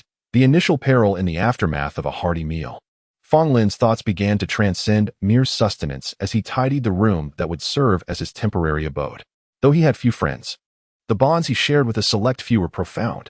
Since their last separation, he had not been indifferent to their fates. These were comrades who had saved one another's lives. They had endured the gnawing hunger of perilous nights in the wilderness, resorting to gnawing on tree roots, and had also shared moments of unrestrained laughter amidst a pile of edible supplies in an underground warehouse. They were companions forged in adversity, capable of entrusting their backs to one another. There was the fiercely protective figure of Dezhua, a former chef whose daughter had perished in the global devastation. His volatile temperament often led him to clashes, yet he would unhesitatingly shield his brothers from the jaws of mutated creatures, almost losing an arm in the process. Then there was Zhao Yang, a former auxiliary police officer, whose youthful exuberance belied his high school background, and who possessed dual mutations of strength and speed, leading him to rescue others most frequently. Lastly, there was Sun Pongzi, a former mall security guard who, despite his timid demeanor, had faced and fought members of the Black Wings in the wild. Now, as a guardian, Fong Lin fervently wished for their safety, convinced that he could offer them a bright future. Reflecting on the harrowing encounter with the swarm of mutated insects, he recalled how he had faltered, ensnared by one of the creatures and dragged from the truck. His companions had remained inside, likely unharmed and able to escape. The memory of that perilous moment still sent a chill down his spine. The sheer number of mutated insects had been staggering, their sudden aggression bewildering.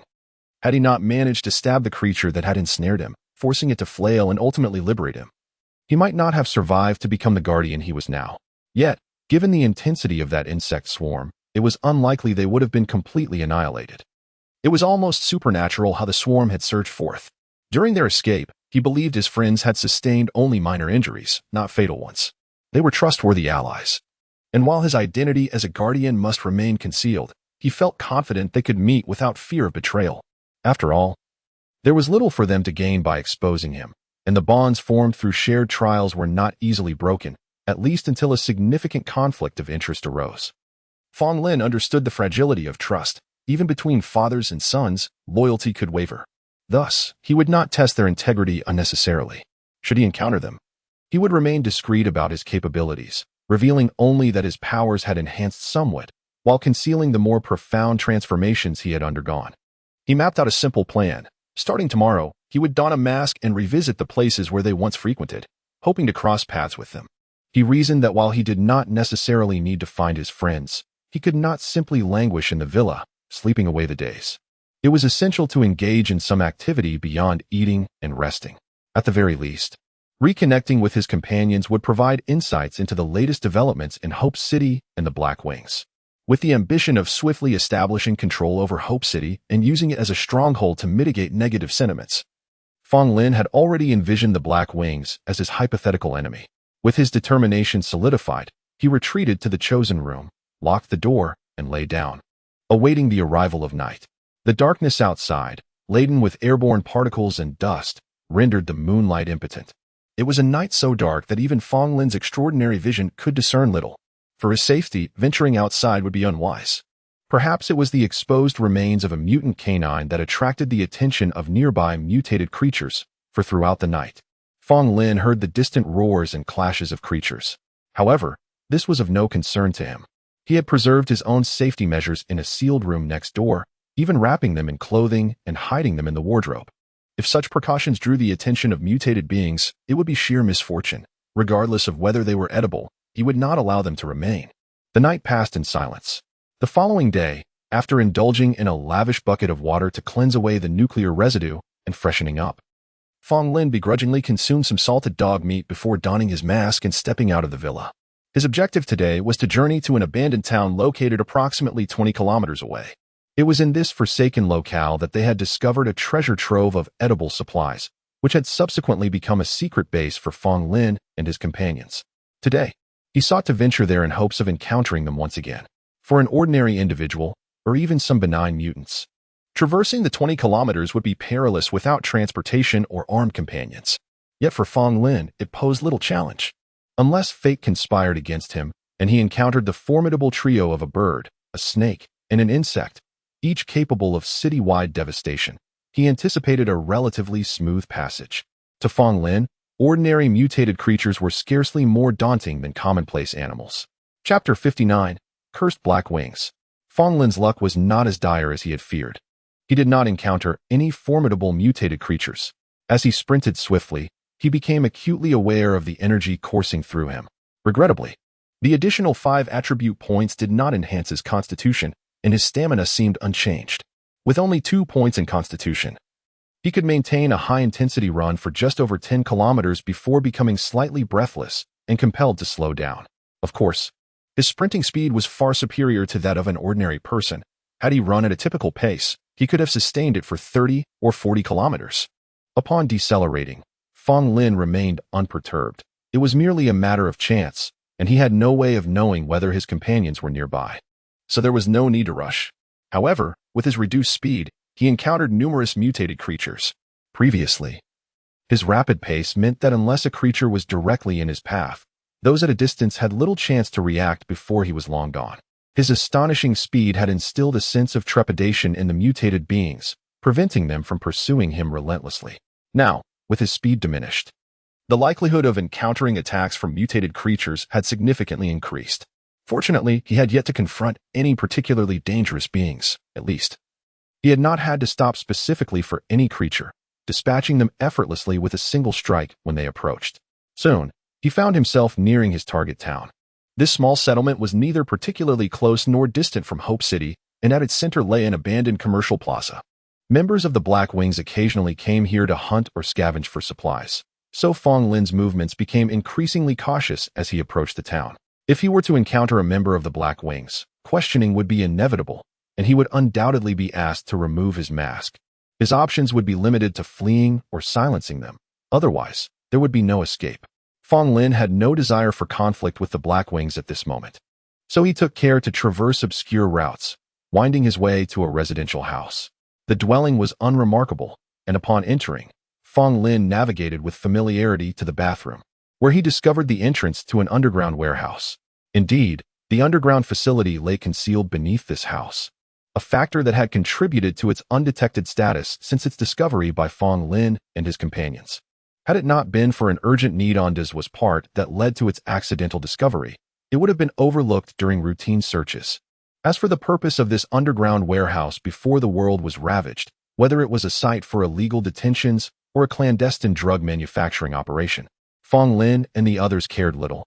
Once they discovered it, they recognized it as their future secret base. Unless discovered and exposed by the Black Wings, none but their own would ever enter. To Fong Lin's astonishment, as he descended into the underground warehouse, he heard the slow, rhythmic breaths of several individuals. Were they all here? A look of joy spread across his face as he hurried to the entrance, swiftly climbing down the ladder.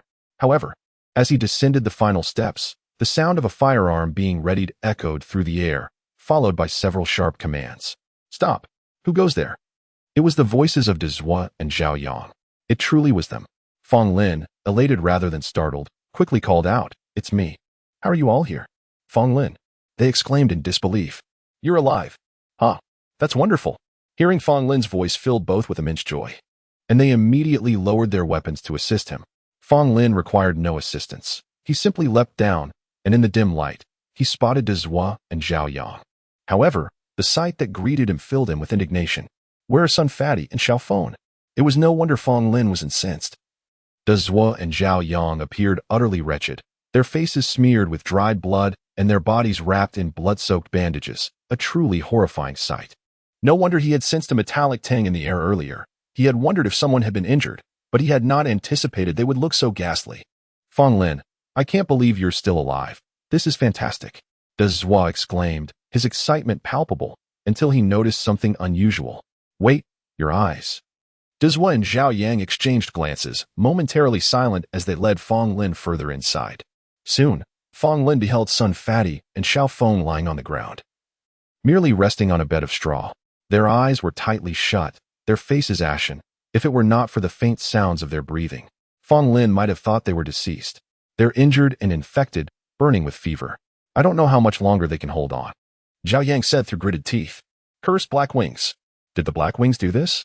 Fong Lin furrowed his brow, too pressed for time to inquire further.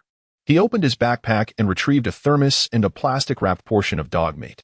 "First, let's give them some water. You both should drink too, rest assured. It's free of radiation. This meat is clean. You can eat it without worry," though he need not have said it. The bond among them meant there was no need for formality. Dezwa and Zhao Yang immediately grabbed handfuls of meat, stuffing their mouths while also feeding water to Sun Fatty and Xiao Feng. "You've done well, surviving in that situation and managing to find such good supplies," Dezwa, whose injuries were the least severe, teased. "Not only that, but I also turned misfortune into fortune," Fong Lin replied, removing his mask. What on earth? What is going on?" Dezwa and Zhao Yang stood in stunned silence. They were all too familiar with Fong Lin's previous appearance, even having nicknamed him the one-eyed crooked dragon in jest. They had never expected him to have completely healed. "Before I share my story, you must first tell me what you encountered after we were separated," Fong Lin insisted gravely. "Hurry, they're burning up with fever. I need to find some clean water to cleanse their wounds and look for antibiotics." "Where will you find that?" Zhao Yang asked, astonished. "If you keep talking, they'll be dead before we know it." Fong Lin shot him a glare. "All right, I'll tell you, but you must remain calm. We cannot afford to provoke the Black Wings," Dezwa sighed. "I am calm." "Speak," Fong Lin nodded. "The situation is rather straightforward. The Black Wings have indeed established a special laboratory. The swarm of mutated insects we encountered was triggered by their tampering with the truck, which caused the insects to pursue us frantically. However, they underestimated our combat capabilities and Zhao Yang's driving skills. Only you were unfortunate enough to be dragged away by the mutated insects. The rest of us were unharmed. Chapter 60. The truth, I must emphasize that Zhao Yang intended to rescue you. Our truck indeed followed you for a while, which you must have noticed. However, the mutated insect that captured you suddenly veered off and flew into the swarm. We truly had no means to intervene. Dizwa sighed wryly. I am well aware of that, and there is no need for emphasis. I harbor no grievances against you, Fong Lin interjected, waving his hand. He genuinely bore no resentment towards them. In such dire circumstances, Zhao Yang pursued him for a time before ultimately conceding. Even merely reducing speed was a testament to their camaraderie. This equated to risking 4 lives in the vehicle to save his single life. What transpired next? How did you come to know of the existence of the special laboratory? And how could you ascertain that this was the nefarious doing of Hei? Fong Lin pressed on. Initially, we had no knowledge of this. However, Hei subsequently dispatched a team to ambush us, which revealed the truth, Zhao Yang scoffed. Dizwa elaborated. When we encountered Hei's team, darkness had already fallen. Despite their numbers, visibility was compromised, granting us an opportunity. After an intense chase and exchange of gunfire, Sun Fatty and Xiao Feng were each struck by a bullet, and both Xiao Yang and I sustained injuries as well. Fortunately, a stray bullet struck their fuel tank, causing an explosion. Otherwise, we would have perished. That sounds perilous. Fong Lin's brow furrowed as he vividly imagined the scene. Indeed, it was sheer luck. Otherwise, we would have faced total annihilation. Zhao Yang nodded, visibly shaken. Dizwa continued, after we disembarked to assess the situation. We learned the truth from a half-dead unfortunate soul. It turned out that the mission we had undertaken was entirely fabricated. Hei devised this mission to test a newly developed pheromone, deliberately coating our truck with it, awaiting the arrival of unsuspecting subjects. Thus, we 5 became those unwitting test subjects. Upon hearing this, Fong Lin's understanding deepened. He had mentally immersed himself in the narrative, anxiously inquiring, what happened next? They could locate you with such precision. They must have installed a tracker in your vehicle. Indeed, the truck was undoubtedly equipped with a tracker, which is why we dared not linger. We drove through the night to reach the vicinity of this town, abandoned the vehicle, and concealed ourselves here, Zhao Yang affirmed. You disposed of the evidence, correct? Is that even a question? Although we were merely auxiliary police without formal status, we had spent 3 to 4 years at the police station, so we understood a thing or two about this. Zhao Yang gestured upwards. Since the vehicle was near the town, there had already been 2 disturbances without them discovering the underground warehouse, so we should be fine. After all, we disguised the entrance thoroughly afterwards. It would be nearly impossible to find unless one deliberately searched the restroom. That's reassuring, Fong Lin nodded. Despite Zhao Yang's fiery temperament, he was remarkably steady in his actions, displaying greater meticulousness than Dizwa. We have since remained hidden here. The bullets have been extracted. We consider ourselves fortunate that our wounds did not become infected. However, Sun Fatty and Xiao Feng have both suffered infections and developed high fevers. At this, Dizwa's expression reflected relief. Thankfully, we treated this place as a secret base and stocked some food and water, or we would not have lasted until now. Damn Hei. Their oppressive policies are one thing. After all, managing a large group is complicated and understandable, but using us as test subjects is truly excessive. They do not regard us as human beings. Your words imply they ever treated us as such. Zhao Yang replied with a hint of sarcasm. Fong Lin's expression darkened. There have been persistent rumors that Hei is conducting various nefarious experiments. We initially did not believe them. But now it seems we have solid evidence. What does it matter if we have proof? Let alone confronting them. The question remains whether we can survive. Even Zhao Yang, with his fiery disposition, felt deflated in the face of such a colossal threat as Hei, devoid of any will to fight. There are numerous medications available. Have you forgotten? Not far from this residential building lies a pharmacy, stocked with all manner of drugs, yet they are all contaminated and unusable. Dizwa shook his head, stating that their survival now depended solely on their own vitality. If they could endure, they would live. True. There is indeed an abandoned pharmacy nearby. That is fortuitous. Fong Lin smiled. Do not worry. I will manage to procure clean medicine. At the same time, he cautioned, both of you should remain vigilant. The absence of infection thus far does not guarantee immunity. As long as you have not fully recovered, there remains a risk of infection. The thermos contains clean water. You should rinse your wounds again. Given that our secret base is here, Hei's members must have visited this town numerous times and are quite familiar with it.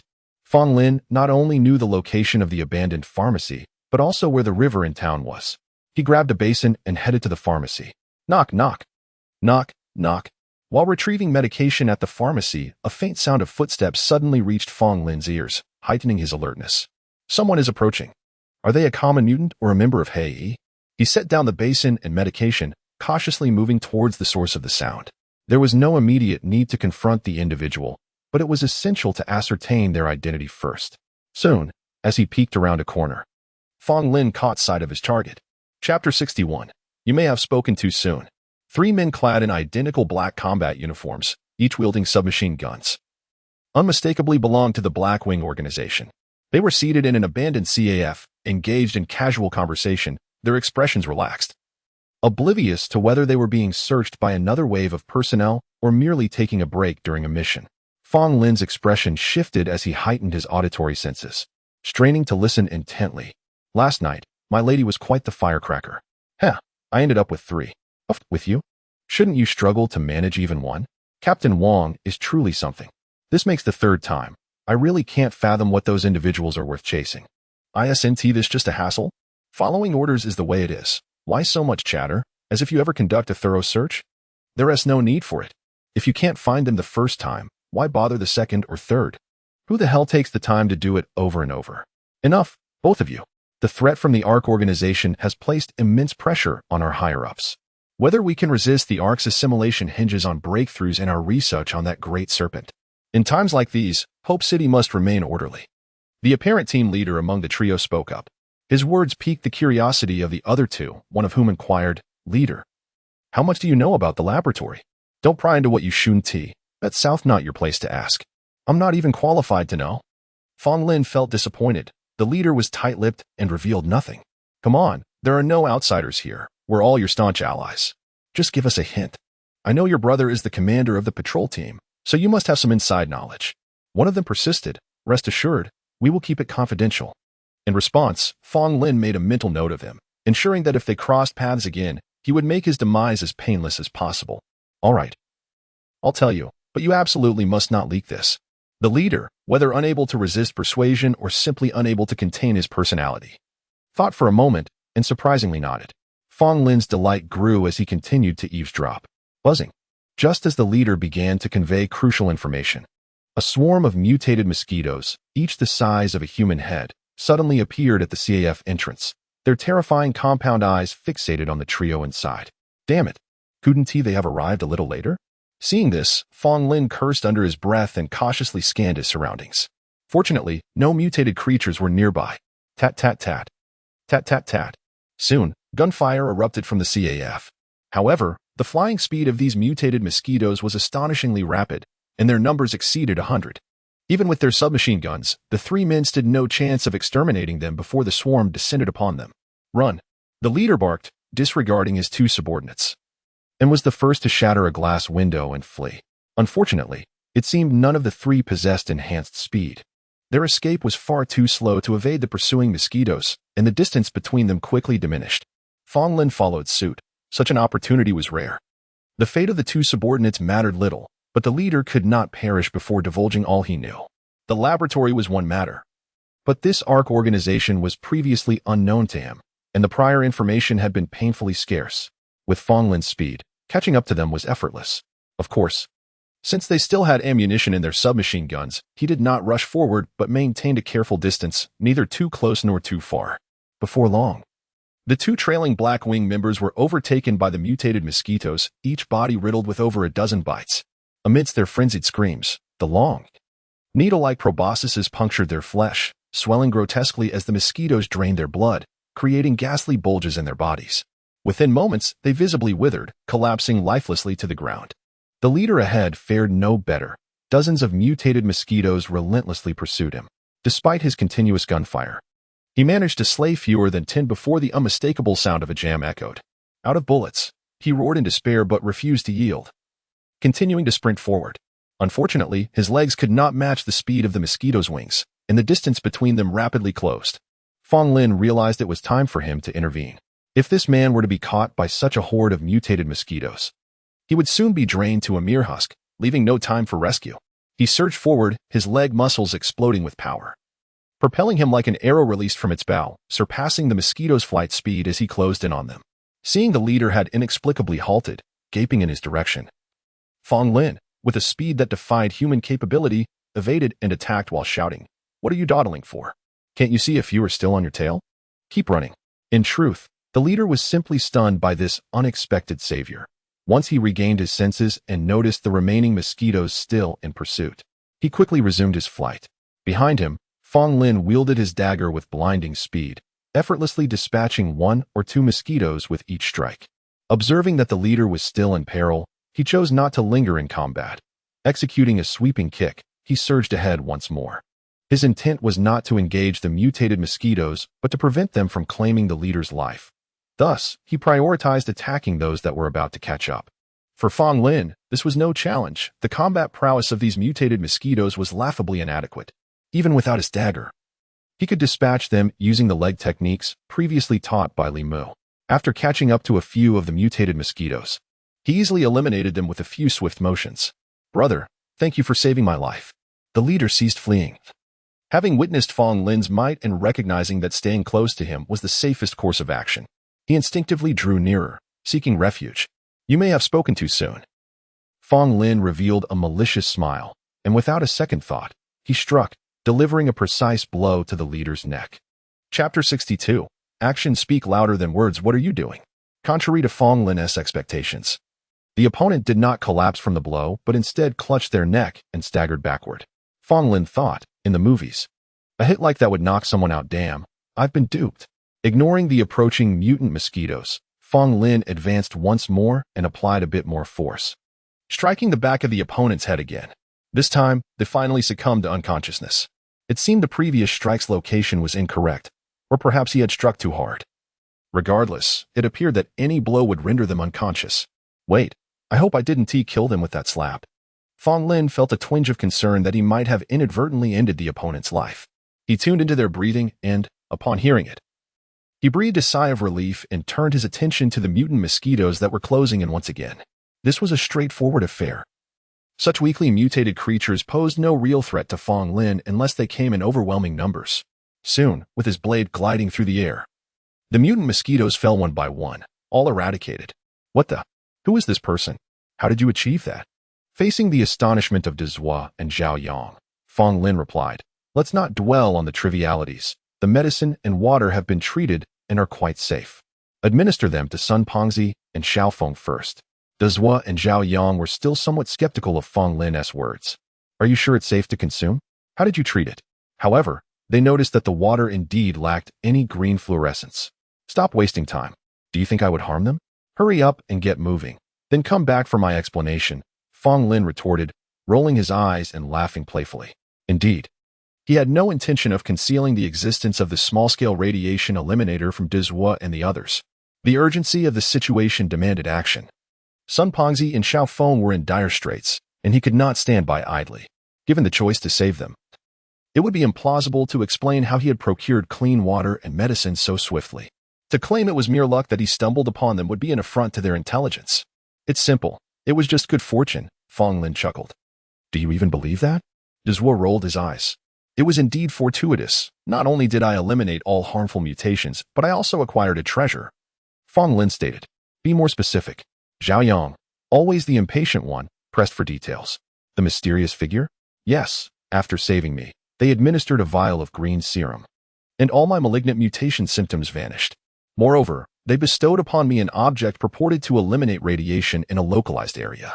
"Is that for real?" Dezhua and Zhao Yang exchanged incredulous glances.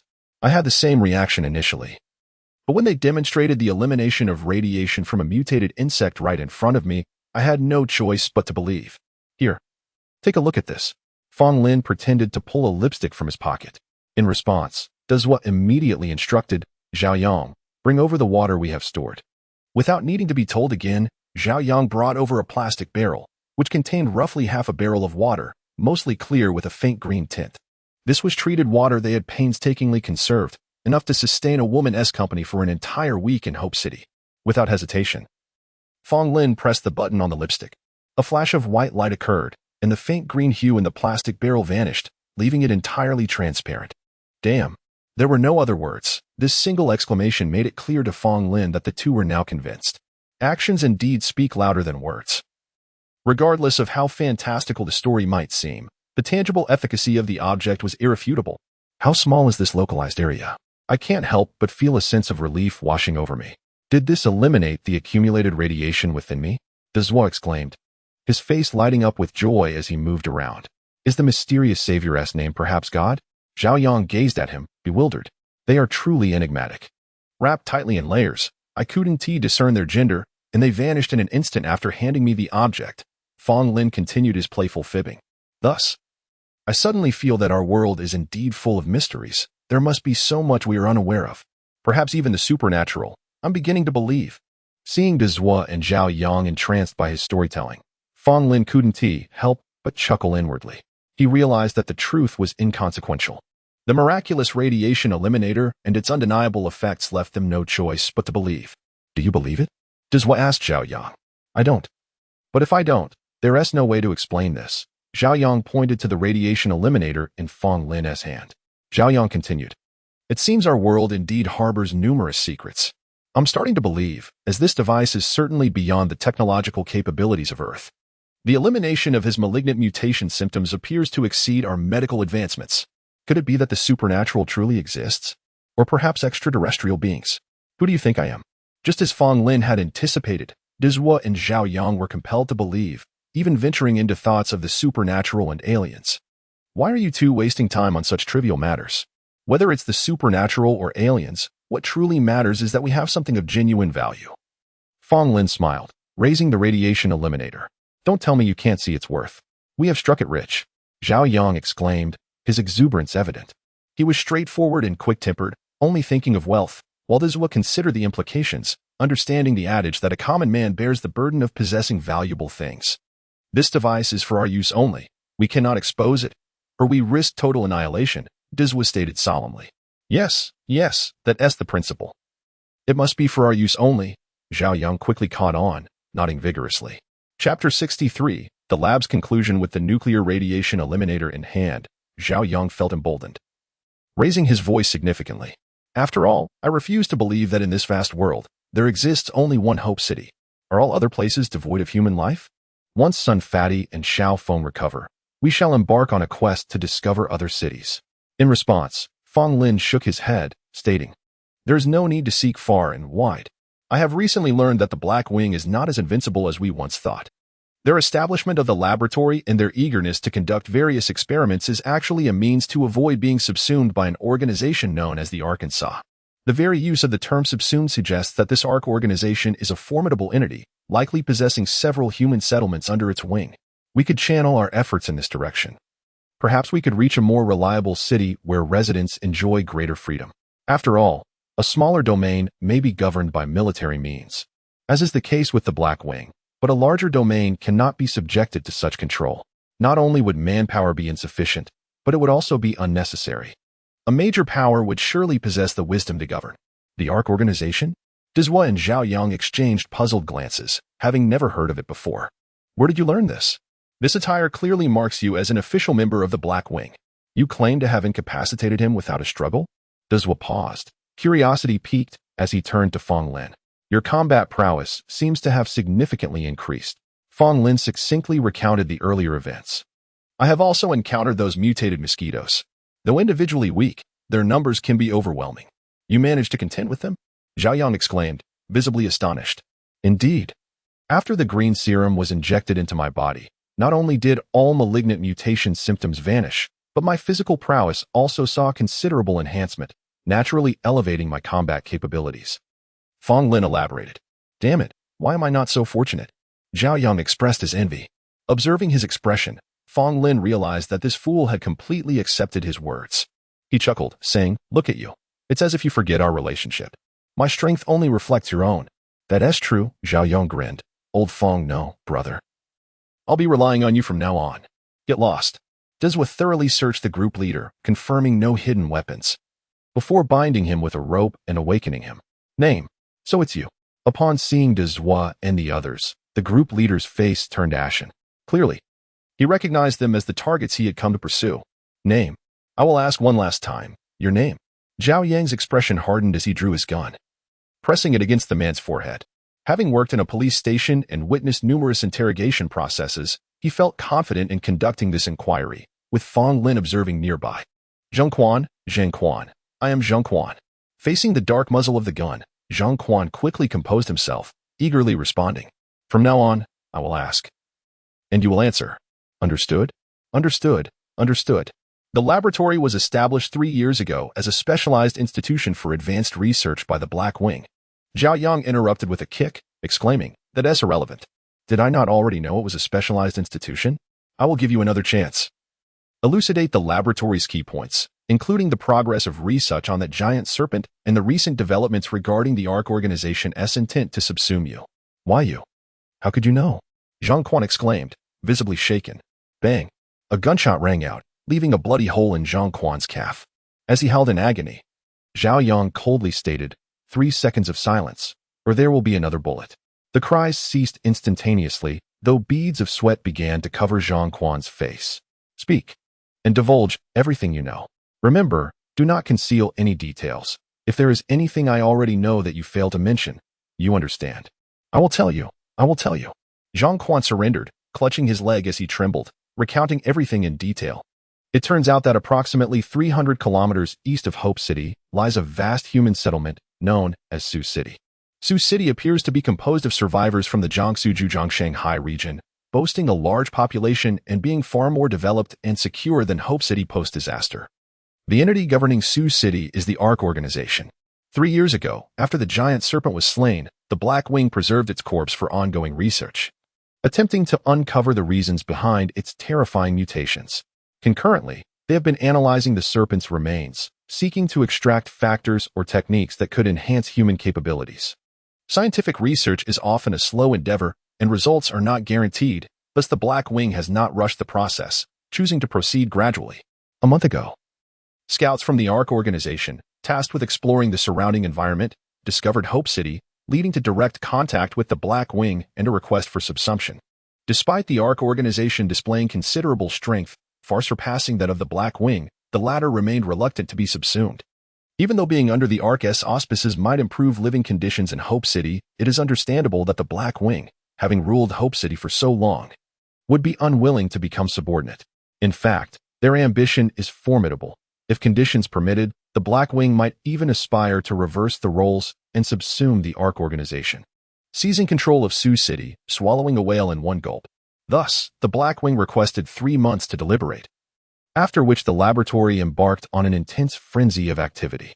In just 3 months, achieving a seemingly impossible reversal demanded a singular path. The laboratory must achieve monumental success, exponentially enhancing the Black Wing's power in a short span. This was the entirety of Zhang Quan's account, the full story as he knew it. Fong Lin and the others confirmed their experiences, largely believing his words. Indeed, while the Black Wing had previously enforced strict military control, they had nevertheless safeguarded Hope City and its residents. Despite the grumbling about their oppressive rule, gratitude lingered in the air. Yet recently, it seemed they had truly begun to descend into madness. Chapter 64, New Hints in the Game. Life always finds a glimmer of hope in seemingly impossible situations, I remarked. In such a vast world, how could there be only one Hope City? Dazwa responded with excitement. Since there is Sioux City, perhaps there are numerous other cities, large and small. It's just that due to the collapse of communication systems, everyone is unable to connect with one another. Let's head straight to Sioux City. It must offer better living conditions. Unlike Zhao Yang, who relished adventure and conflict, he preferred a carefree existence reminiscent of peaceful times. Perhaps Sioux City is already close to that lifestyle. It seems like a splendid choice. However, Fong Lin pondered, before we resolve our issues with the Black Wings, Sioux City might not be the best destination. Are you skeptical of the ARC organization? Zhao Yang inquired, somewhat perplexed. According to Zhang Quan, the ARC organization is significantly more powerful than the Black Wings and is not something they can contend with. My doubts do not lie with the ARC organization, but rather with the Black Wings. Fong Lin shook his head. Have you forgotten how he descended to this state? I wonder. While the Black Wings might not be a match for the ARC organization, what if they enlist the help of mutated creatures to assault Sioux City? You mean pheromones? A weak voice from behind chimed in, igniting joy among Fong Lin and the others. Fatty Sun is awake. When did you regain consciousness? Fong Lin swiftly approached Fatty Sun with concern. I was startled awake by Zhao Yang's gunshot, Zhang Quan replied weakly, casting an annoyed glance at Zhao Yang. For such a weakling, isn't it enough to frighten them a few times? Was it necessary to fire a gun? You nearly gave me a heart attack. Haha. Stop your rambling. How do you feel now? Zhao Yang laughed. Not bad, just a bit dizzy. Fatty Sun nodded, glancing at Fong Lin with surprise. Where did you come from? You survived that ordeal. You truly have a strong constitution. Wait, your face. Be quiet and rest well. Fong Lin scolded playfully. For now, I'm fine.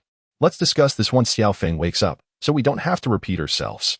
If such pheromones can attract a multitude of mutated insects even in small quantities, then when they appear in Sioux City at a sufficient concentration, who can guarantee that a horde of mutated creatures won't be drawn to it, besieging the city? Fong Lin agreed with Fatty Sun's thoughts. His earlier hesitation about suggesting a journey to Sioux City stemmed from this very concern. Although all of this is merely speculation, the likelihood is not negligible. In fact, it is quite high. Under pressure from the ARC organization, they chose not to isolate themselves for experimentation but instead embarked on extensive research, selecting numerous lab mice for testing with varying dosages. Verifying this is quite straightforward. Even from Zhang Quan's demeanor, it is evident that he is unaware of the specifics. Yet, many factors do not require precise knowledge. One can derive the desired answers through indirect inquiries. I ask you, has the Black Wings recently issued numerous outdoor exploration missions? He inquired, recalling the list of targets for elimination. Additionally, apart from us, are there any other mutated beings on the hit list? Zhang Quan was momentarily bewildered by the abruptness of the questions, unsure of their meaning. Yet he answered earnestly, the supplies in the city are dwindling, and indeed, many hunting and resource-gathering missions have been issued. As for the hit list, besides you, there are about 10 other mutated beings, but their corpses have already been located. Well, that's close enough. Fong Lin nodded slightly, confirming his suspicions. The technology regarding pheromones may indeed be relatively advanced. As the deadline for the ARC organization's ultimatum to the Black Wings approaches, they may truly resort to desperate measures to launch a fierce attack on Sioux City. Damn the Black Wings. Those wretched scoundrels regard human life as worthless. Regardless of who ultimately prevails, the residents of Sioux City will suffer tremendously. A band of fools, utterly oblivious to the fact that a plethora of civilian deaths will incite a terrifying wave of negative emotions, hastening the evolution of the apocalypse. Just as Fong Lin simmered with rage, an unexpected occurrence unfolded. A golden dot in the lower right corner of his vision began to flicker. Normally, the golden dot remains static, but when it flashes, it signifies either a new mission or information. Without hesitation, Fong Lin clicked on the golden dot in front of everyone, eager to test whether the game information displayed would be visible to others. The outcome was predictably negative, which aligned with Fong Lin's expectations. The game would not overlook such a significant detail. However, the information that appeared upon clicking the golden dot left Fong Lin rather astonished. Friendly reminder, the Star Origin system is not only effective within the experiential world but also in reality. Guardians can gain corresponding experience points by suppressing apocalyptic energies in the real world, and no fees will be charged for reality-based experience points.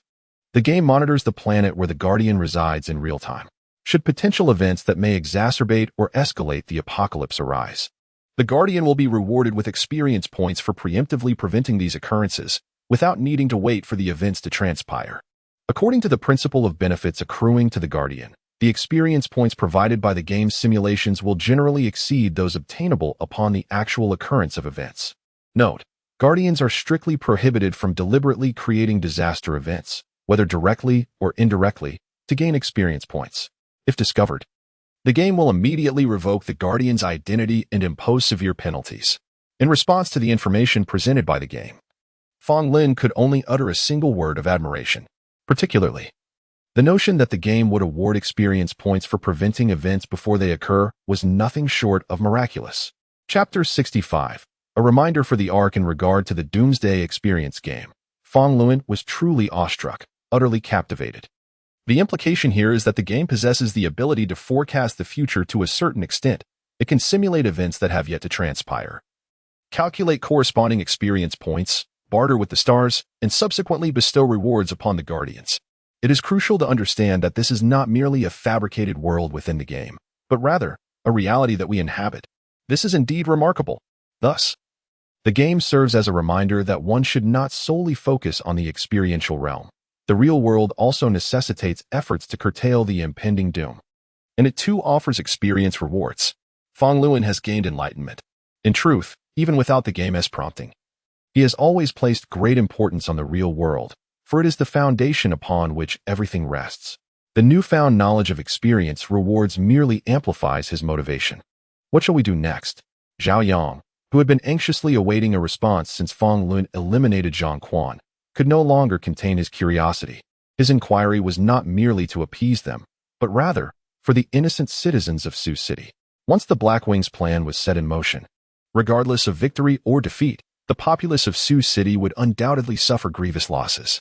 Of course, if this could also forge a benevolent bond with the Ark and strengthen their relationship, it would be a fortunate outcome indeed. I did not realize you possessed such awareness. Dizwa remarked with a smile, evidently in strong agreement with Fong Luan's decision. Needless to say, even without this awareness, one would be compelled to act for the experience. Fong Luan mused silently.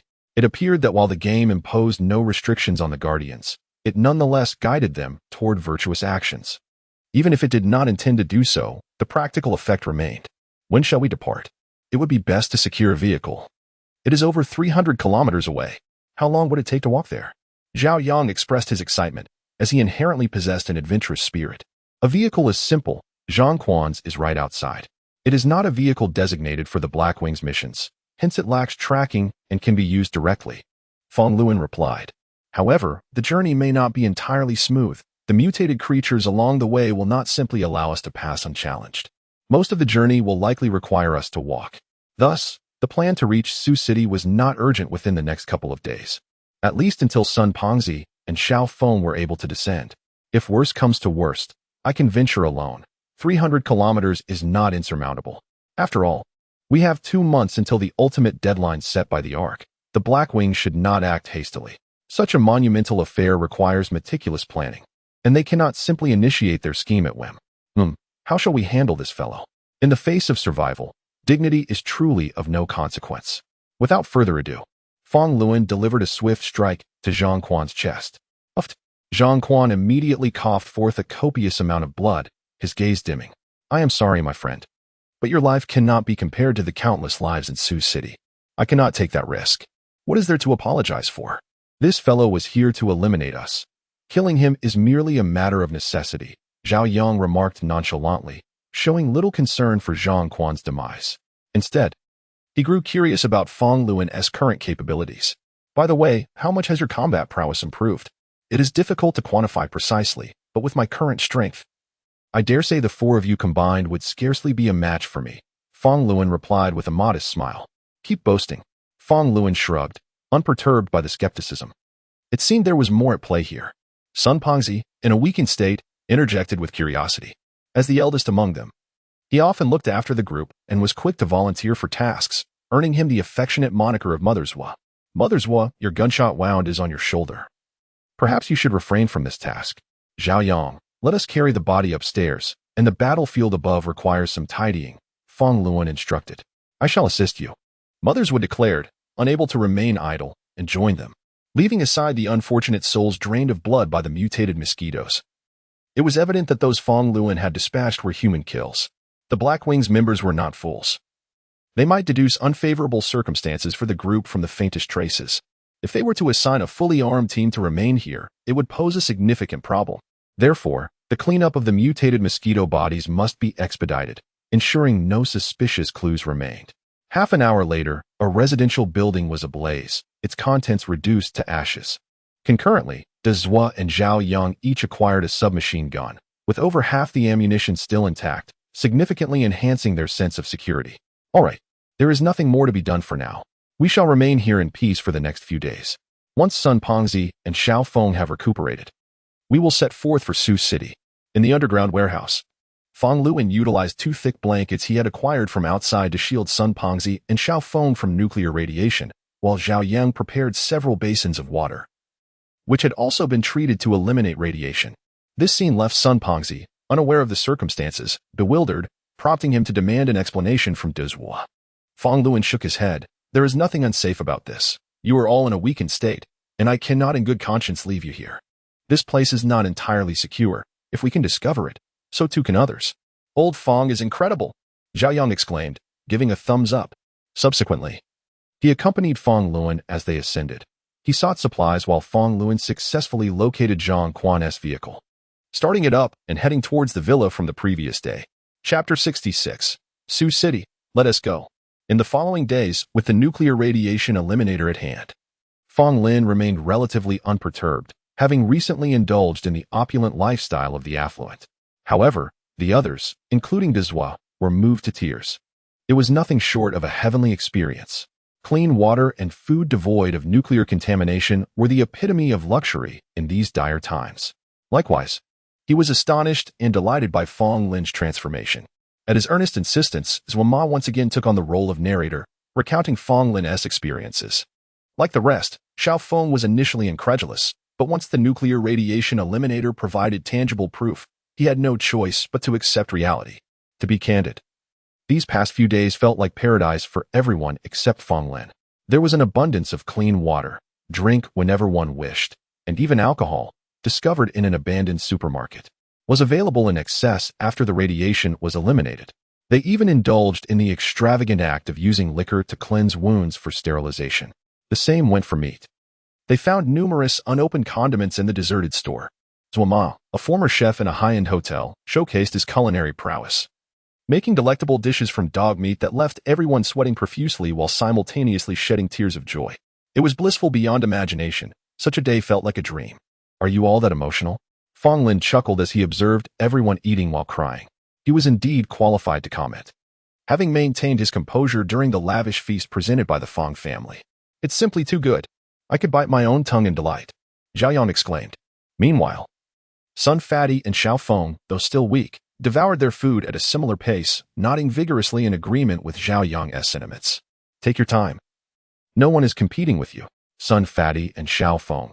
You two should pace yourselves. You've just recovered. Don't overindulge, Zhuama chimed in cheerfully. As a chef, his sense of accomplishment grew with every ravenous bite taken by his patrons.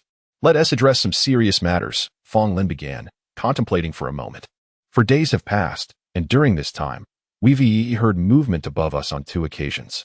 Clearly, after your vehicle was abandoned nearby and Zhang Quan and his companions went missing, this location has indeed drawn the attention of the Black Wing. It is not an exaggeration to say that a thorough search is imminent, and lingering here is ill-advised. Do not harbor any illusions that Black Wing will cease their search. While Zhang Quan's disappearance may be dismissed, we are the primary targets.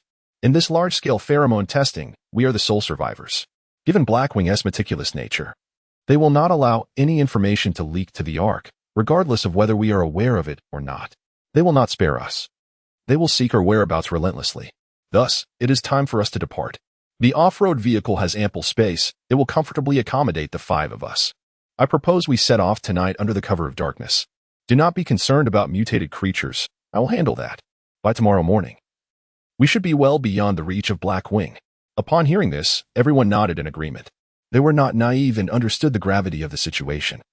Hiding here was not a viable option. The underground warehouse was not sufficiently concealed, and should Black Wing truly mobilize for a thorough search, they would undoubtedly be discovered. Don't worry about mutated creatures. Old Fong, you seem quite confident now. After taking that green serum, how much have your abilities really improved? Xiao Feng inquired curiously. Despite being the youngest, he was a dual mutant of strength and speed and had always been a powerhouse among them. Seeing Fong Lin so self-assured piqued his interest. I've told you, dealing with the 4 of you should pose no challenge, Fong Lin said, allowing himself a rare moment of bravado. He believed that impressing strangers held little appeal, but doing so in front of friends was exhilarating. Come on. I don't believe it. Let us see for ourselves. Zhao Yang, who relished fighting, immediately stood up, eager to test his mettle. Fong Lin did not refuse. It was indeed perilous to venture out into the wild at night, and without reassuring them, they would harbor doubts. Thus, he decided to demonstrate his newfound strength. Zhao Yang, like the former Fong Lin, was also a strength mutant with comparable abilities. Although he had previously bested Fong Lin in their encounters, that was then. The present Fong Lin was a different entity altogether. Before Zhao Yang could react, he found himself propelled backward by a swift kick. You sneaked up on me. Zhao Yang grimaced, rubbing his shoulder in protest. Let us go again. Fong Lin laughed. In the next moment, their fists collided, and Zhao Yang was sent flying once more. However, this time, he did not protest. Instead, he wore an expression of astonishment. While others remained oblivious, he, as a participant, understood fully. Fong Lin's palm not only effortlessly blocked his punch, but also transmitted a powerful force that sent him sprawling. In that moment, he felt like an ordinary person, while Fong Lin embodied the essence of a formidable mutant. As the saying goes, the skilled perceive the subtleties with this single encounter. Zhao Yang grasped that Fong Lin's strength far surpassed his own. There's no need to continue. The disparity is too great, and I fear injuring you. Especially since you're not yet fully recovered, Fong Lin said, gesturing for Zhao Yang to reconsider. Let me put it this way, previously, I stood amidst hundreds of mutated mosquitoes unscathed, effortlessly vanquishing them. My strength, speed, senses, and neural reactions have all seen a substantial and balanced enhancement. Unless faced with those 3 city-level mutants, ordinary mutated creatures no longer pose any threat to me. So rest assured, I will ensure your safety. In response, the others could only express their disbelief at his fortune, quickly gathering their belongings in preparation for their night departure. With such a formidable mutant by their side, what was there to fear? Sioux City, let us embark. Chapter 67. The night journey. It became evident that the Black Wings did not prioritize the survival of individuals like Dazhua and his companions as much as they had initially feared. That evening, Fong Lin ventured out to scout the area, discovering that no members of the Black Wings were stationed there, which alleviated his concerns. This was not a solo mission. If the Black Wings were to discover and pursue him, he could escape, but Dazhua and the others would be in peril. Hastening to the underground garage, they retrieved their vehicle and brought it above ground. Everyone gathered their belongings and climbed aboard. The luggage was minimal, consisting mainly of a single backpack for each person, containing a thermos, some cooking essentials, and perhaps a few lighters, nothing more. After all, the journey did not lead through barren lands. There were numerous abandoned towns, and their dilapidated supermarkets, deemed worthless by others, held great value for them. Equipped as they were with a nuclear radiation eliminator, let us double-check the supplies and weapons, Fong Lin suggested. The nuclear radiation eliminator was his sole responsibility. The group, while curious, refrained from handling it, allowing him to operate and safeguard it alone. Everything is in order, and the weapons are fine. You should let Zhao Yang drive. We'll each take a submachine gun, and Sun and Xiao Feng will sit in the back. You two are still quite weak, so I'll stay beside you for protection. Fong Lin, you take the front seat, Dazhua quickly organized. Zhao Yang started the vehicle. Left Ma, you sit in the front. I'll go to the back, Fong Lin replied, shaking his head. I don't mind where I sit, but the front seat offers a better view. You sitting there would be more advantageous, Dazhua remarked, puzzled. Fong Lin replied, my vision at night is sufficient to survey our surroundings. I want to be seated in the back. Instead, I'll stand in the rear. Zhao Yang, open the sunroof so I can keep watch. Isn't that going to be tiring? Dazhua hesitated. Which is more important, fatigue or safety? Fong Lin smiled. Now, let us not waste time. Get in the vehicle. All right, Dazhua conceded. And everyone quickly boarded. The vehicle roared to life and sped towards Sioux City, as described by Zhang Quan. Over 300 kilometers, under normal circumstances, would take merely 3 hours, or 2 if one were to drive recklessly on the highway. However, in the aftermath of the nuclear devastation, such a distance had transformed into an unimaginable journey for ordinary people. It was unlikely for anyone to traverse even 5 kilometers outside the city, given the ferocity of mutated creatures, far from the docile pets of yore. Thus, the journey commenced amidst the cacophony of the engine. The first night posed the greatest danger. The Black Wings were highly alert to unfamiliar vehicles. If detected, they would undoubtedly be stopped for inquiry. The greatest concern for the group was encountering a patrol from the Black Wings, as such an encounter would spell trouble, especially since the patrols communicated with one another. If not resolved swiftly, entanglement with them could lead to dire consequences. Fortunately, it was nighttime, and although the Black Wings maintained patrols, their numbers were significantly reduced, decreasing the likelihood of an encounter. Fortune favored Fong Lin and his companions. Throughout the night, they evaded the Black Wings entirely, successfully exiting their sphere of influence. However, they had not traveled far.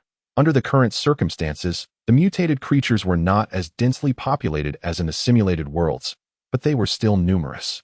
With abandoned vehicles littering the roads, they had covered less than 60 kilometers by dawn, despite not having rested for a moment.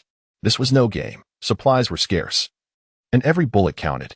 Thus, when confronted with weaker mutated creatures that could obstruct their vehicle, Fong Lin and the others were compelled to disembark and eliminate them. This presented a dilemma. They had only 70 to 80 rounds of ammunition in total.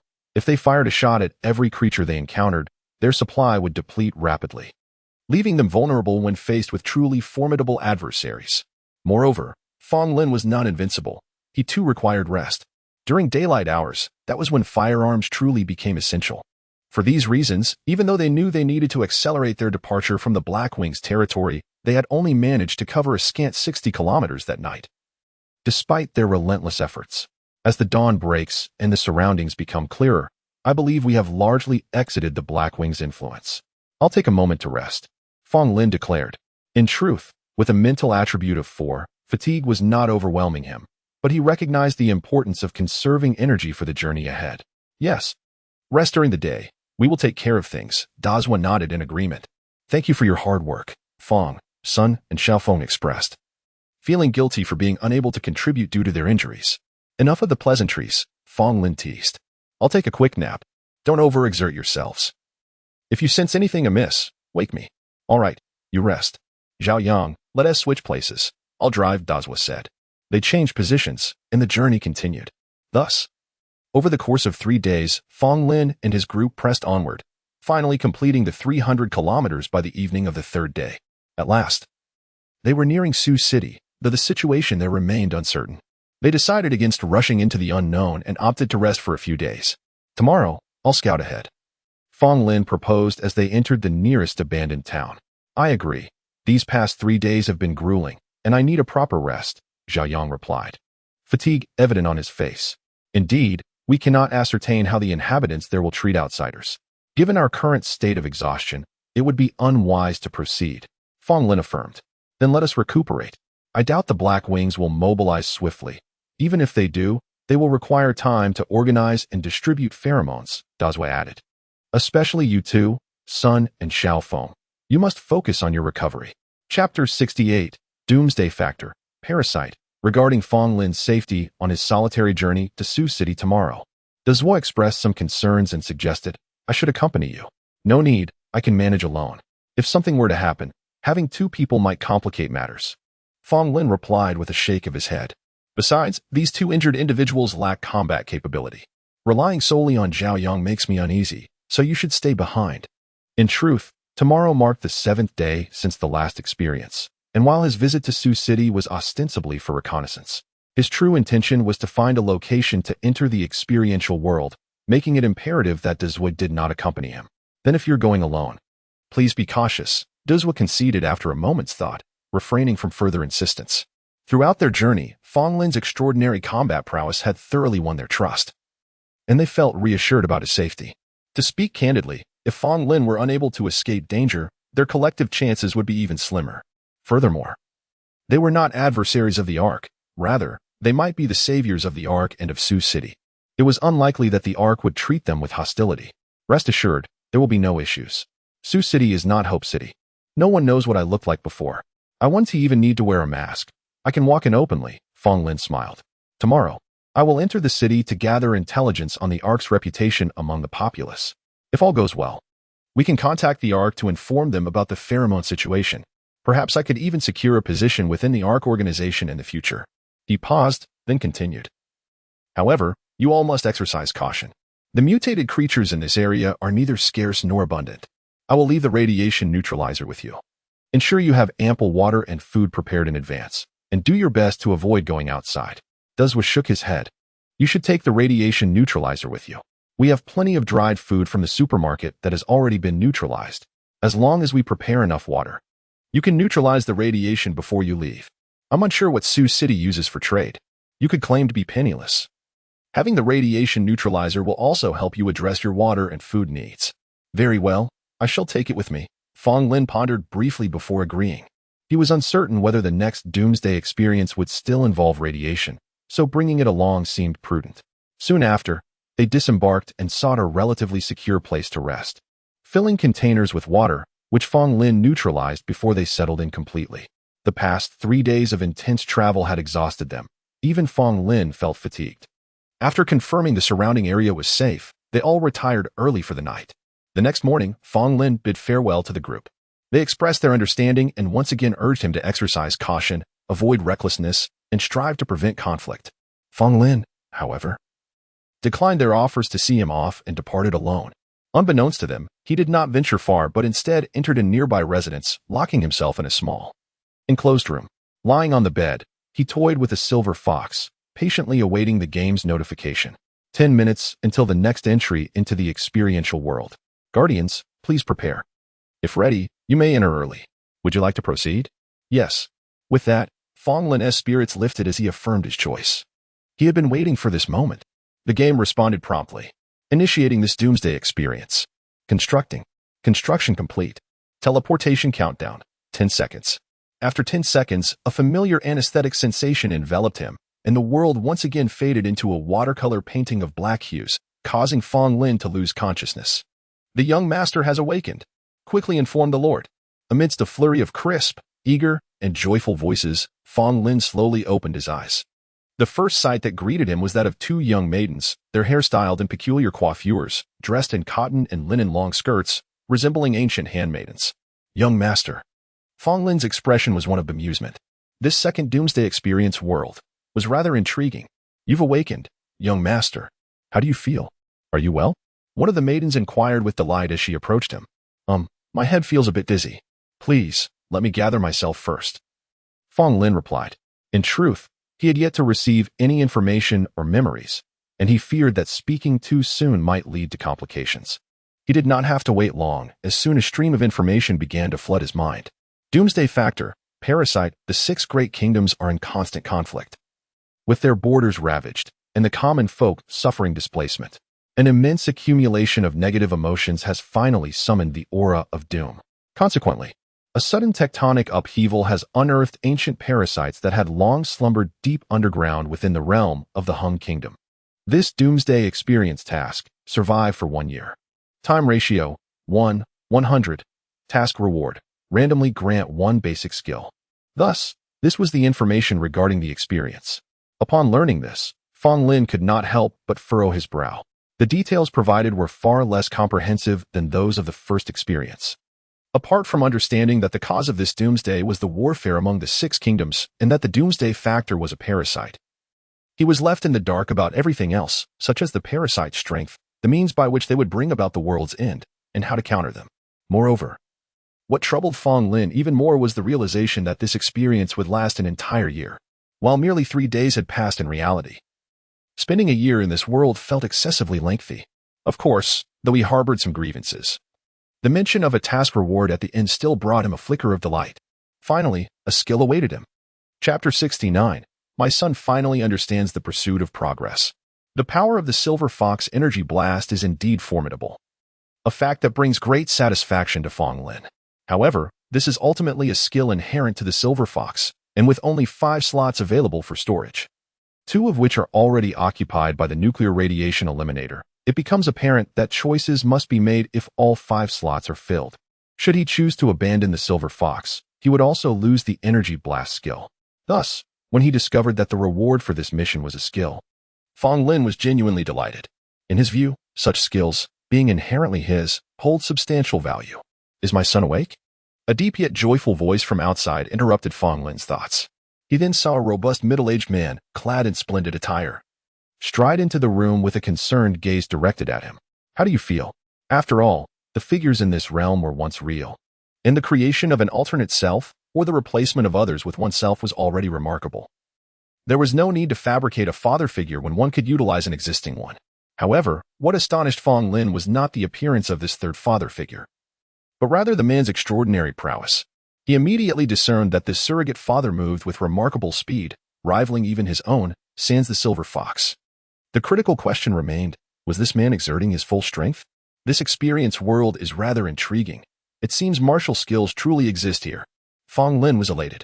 Do not worry, continue to rest, his surrogate father replied, entirely unfazed by Fong Lin's evasive response.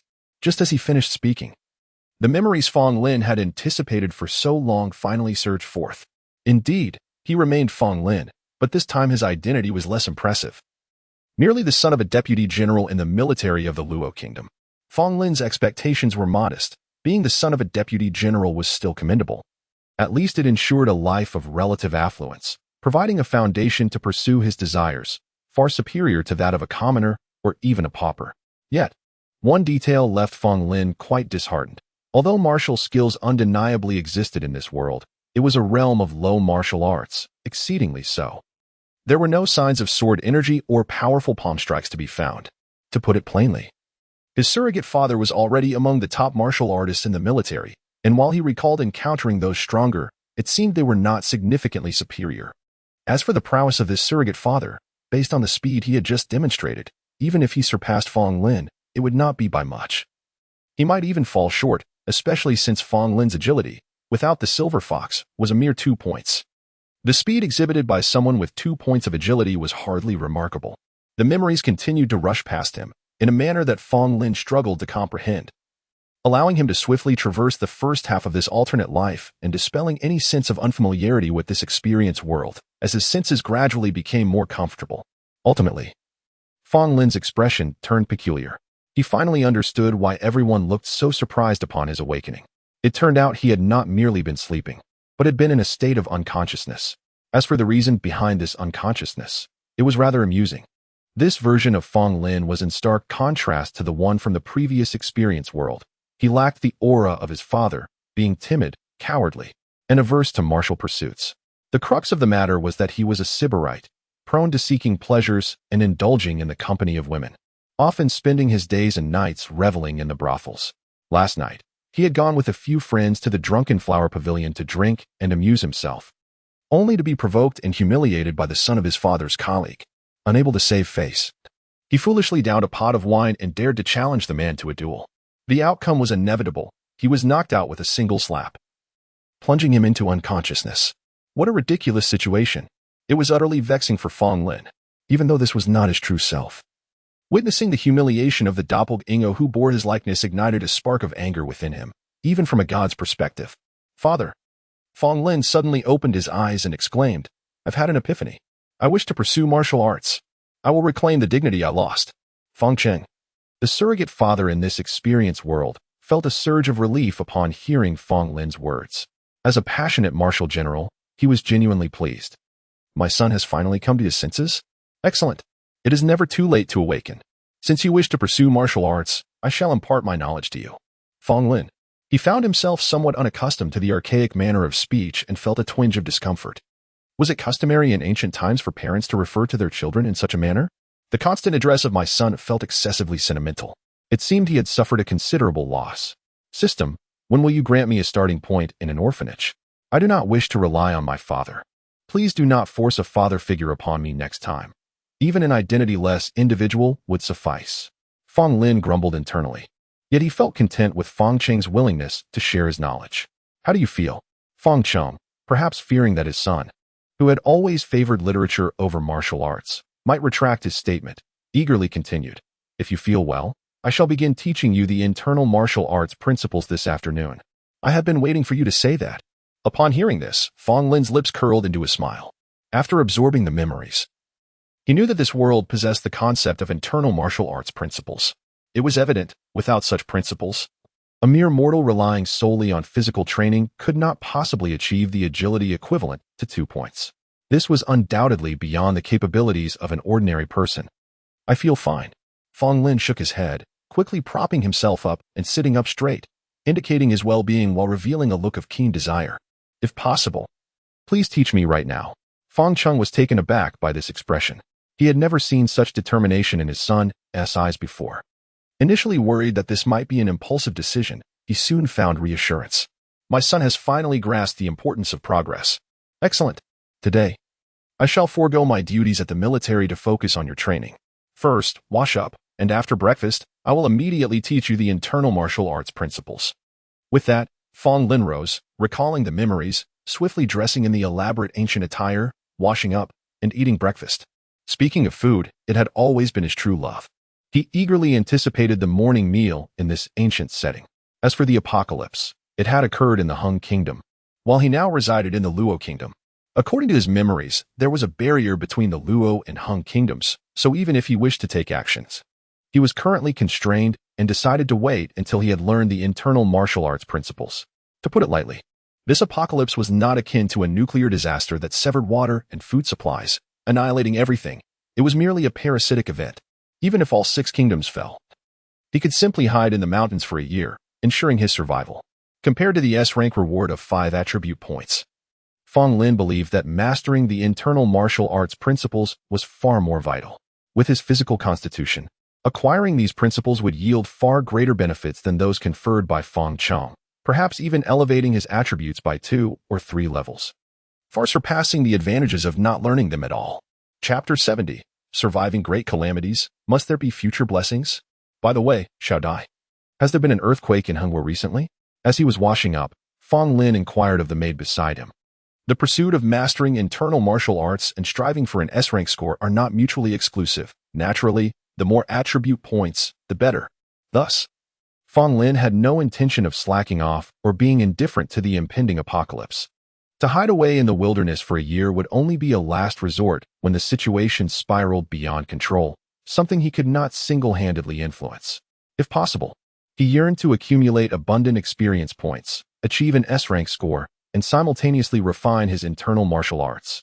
Ideally, he wished for another targeted task akin to his previous world experience, one that could be resolved without excessive effort. Adults do not make choices, they desire everything. Of course, the likelihood of such a scenario is slim. The previous targeted task was aimed at guardians who had advanced to level 2 during their initial world experience. Such tasks are not commonplace. Once the first apocalypse experience concludes, it is unlikely that upgrades can trigger new tasks. Returning to the matter at hand, Xiao Dai appeared slightly bewildered by Fong Lin's question and shook her head. I have not heard of any such event. And how could Luogua possibly know of happenings in Hengwa? As she spoke, a peculiar look crossed her face as she glanced at Fong Lin. Surely, this young master of hers had not suffered a blow to the head? Fong Lin understood her expression and felt a twinge of embarrassment, mentally chastising himself for his lack of awareness. How could he have forgotten that this was not a modern world where a phone could connect globally? Even if an earthquake occurred somewhere in Hengwa, aside from the epicenter, other cities would likely remain oblivious to the news. How could Luogua, situated so far away, possibly receive such information? Ahem, I dreamt of this while I was unconscious, Fong Lin said awkwardly. Xiao Dai gently wiped his face and smiled, not pressing further. The young girl, quite charming in her ancient palace dress, possessed a unique allure. However, having recently experienced the enchanting Scarlet, Fong Lin found himself somewhat resistant to beauty. After glancing at the girl, he felt his face flush, but he refrained from making any inappropriate advances, even though he was aware that, as someone who frequented brothels, his attendants had likely already fallen victim to his advances. As Fong Lin completed his morning routine and the family enjoyed a harmonious breakfast, a tense atmosphere enveloped Long County in Hengwa, thousands of miles away. A recent earthquake had just struck. The heavens were in a fit of rage. Fortunately, the earthquake did not occur within the county itself, but rather in a small village to the east, home to only a dozen households. These humble abodes, constructed of thatch and brick, suffered damage, but the destruction was not lethal. The diligent county magistrate promptly led a group of officials to the site to assist in rescue efforts, clearing debris and comforting the distressed villagers. After a flurry of activity, a constable reported, "Sir, the search is complete." 8 villagers sustained injuries, but thankfully, there were no fatalities. What a relief. The magistrate sighed deeply upon hearing this. The other villagers also breathed sighs of relief, their faces brightening. It seemed the heavens were still somewhat merciful and had not unleashed their full wrath. We will first relocate the affected villagers to the county office, the magistrate commanded, glancing at the surrounding villagers. Rest assured, our county promises to rebuild and repair all homes that collapsed due to the earthquake. His words dispelled the gloom that had shrouded the villagers, who began to praise the magistrate's benevolence. Satisfied, the magistrate nodded and surveyed the area, suddenly bearing a look of curiosity. This Linyu village. I recall there is a scholar who has passed the examinations. Where is he? Here. A frail old man, wearing a long gown and sporting gray whiskers, emerged from among the villagers and bowed to the magistrate. This was Lin Chongsheng, who had achieved the status of a scholar long ago but had repeatedly failed to pass the provincial examinations, squandering most of his life. He was considerably older than the magistrate. Are you unscathed, elder? The magistrate inquired kindly, causing Lin Chongsheng to feel unexpectedly flattered. No harm. Upon hearing the title Jiren, a degree holder, A flicker of fervor passed through Lin Chongqing's eyes. His lips moved as if to speak, but ultimately, he merely smiled shyly and said, "Thank you for your kind words, Magistrate." Lin Chongqing, oh Lin Chongqing, what a splendid opportunity to cultivate a connection with the magistrate. Why are you so bashful? Alas, Lin Chongqing, possess my own pride. He quickly conjured an excuse for his timidity.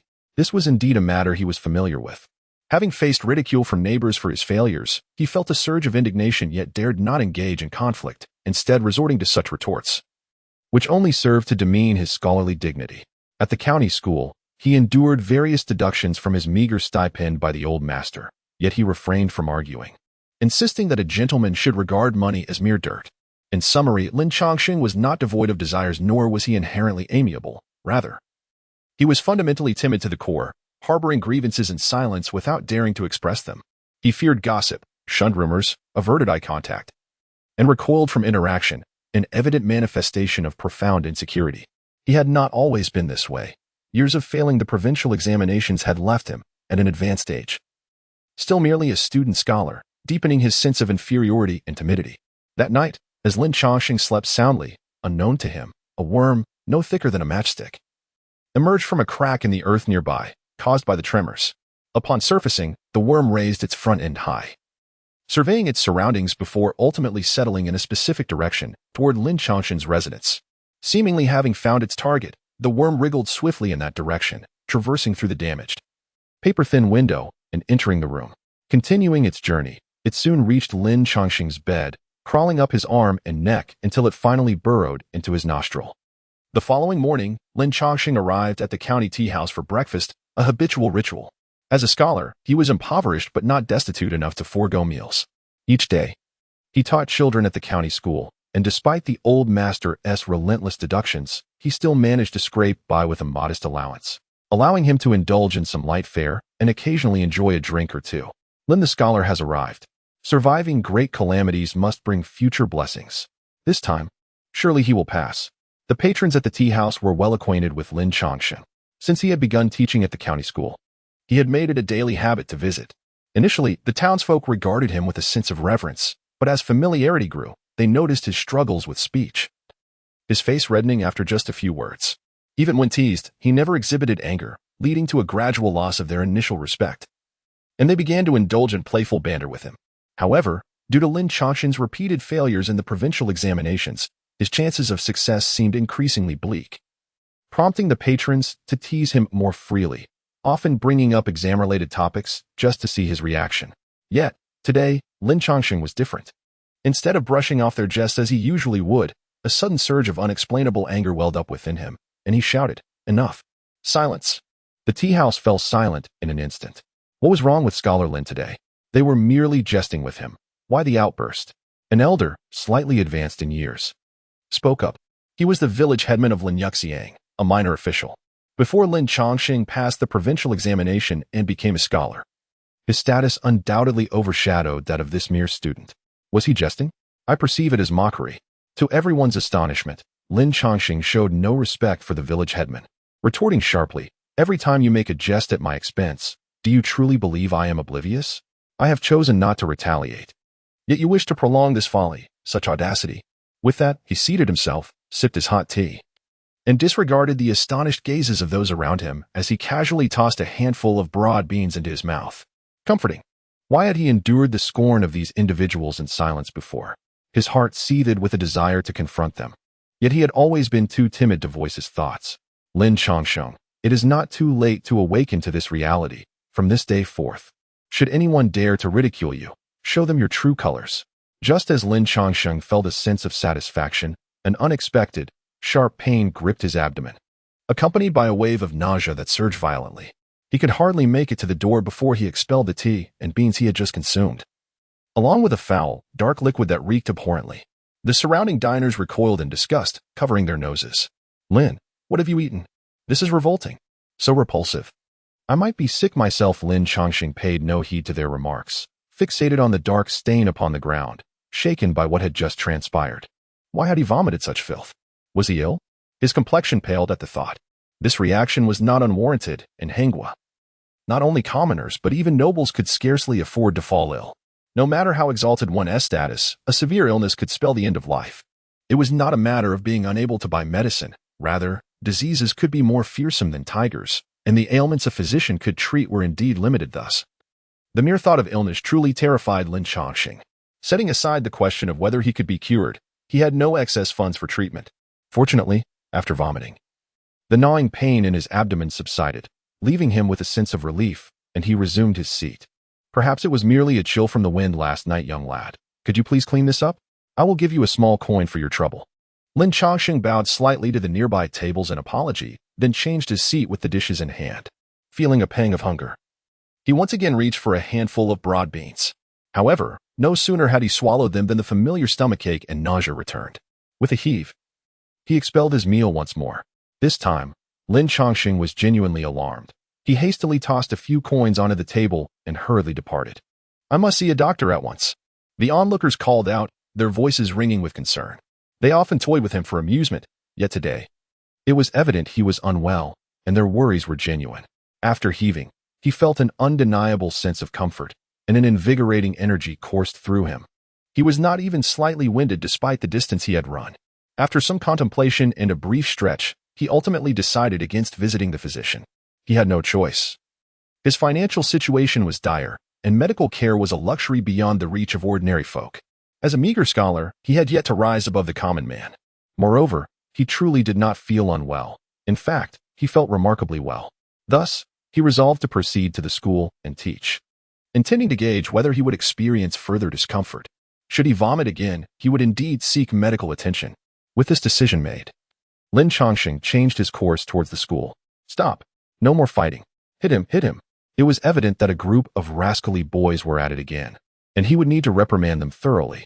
Upon entering the classroom, he found several little boys, their faces smeared with dirt, engaged in a brawl, clearly having rolled around on the ground.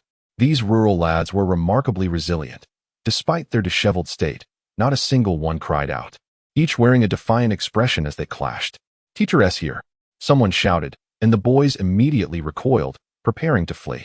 Lin Chongqing, feeling a surge of authority, brandished the demeanor of a strict instructor and bellowed, whoever dares to run shall forfeit today's lesson and must copy 100 poems. The weight of his words froze the children in place. Heads bowed, they dared not escape. Yet, unbeknownst to them, Lin Chongqing himself stood rigid in that moment. Chapter 71. Feeding on blood, it was evident that Lin Chongqing's gaze was fixated upon a boy, or more precisely, on the crimson liquid that perpetually flowed from the boy's nose. The moment he caught a whiff of the metallic scent of blood, an overwhelming tremor coursed through him, and an insatiable hunger surged within him, as though he had been starved for 3 days and nights. Each drop of blood that fell seemed to transform into the most exquisite delicacy in existence, captivating all his senses and compelling him to approach the boy step by step. In truth, Lin Chongqing had not lost his sanity. He recognized that his yearning for blood was profoundly unsettling. Yet, confronted by the seemingly enchanting liquid before him, he found himself unable to restrain his own steps. A wild desire to sink his teeth into the boy's neck and savor the sweetness within overwhelmed him. Sir, your eyes are red. You are a monster. A child, unable to contain his curiosity after a prolonged silence, glanced up at Lin Chongqing and was immediately struck with terror, exclaiming loudly. The other children, hearing his words, quickly turned their heads, fear gripping them, and abandoned their poetic recitations, fleeing in haste. This sudden disruption jolted Lin Chongqing from his bizarre trance. He hurriedly approached a nearby water vat and gazed at his reflection. Indeed, his eyes appeared terrifying. Although he could not discern if they were truly red, the elongated pupils startled him. He was frightened by his own reflection. What is happening to me? Lin Chongqing's complexion darkened.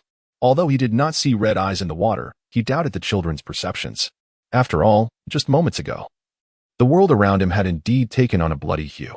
Why are human bodies filled with blood? Is it merely a vessel for this liquid? So, the human body is not solely composed of blood. Shaking his head vigorously, Lin Chongqing endeavored to regain his composure. He looked into the vat once more, and, as expected, his vision was no longer tainted with red. His eyes had returned to normal. Thankfully, they were not perpetually so. No, I cannot teach today. I must return home. I need to understand what is happening to me. Lin Chongqing swiftly made his decision and left the classroom. He was unconcerned about whether the children would spread tales of him being a monster. After all, who would take a child's words seriously. Failing the provincial examination multiple times did not imply he was foolish. Coupled with the 2 instances of vomiting that morning, he began to form some conjectures that required validation at home. Upon returning, he promptly shut the door, placed 2 live chickens down, and cautiously took a piece of cooked meat, placing it into his mouth. Ugh.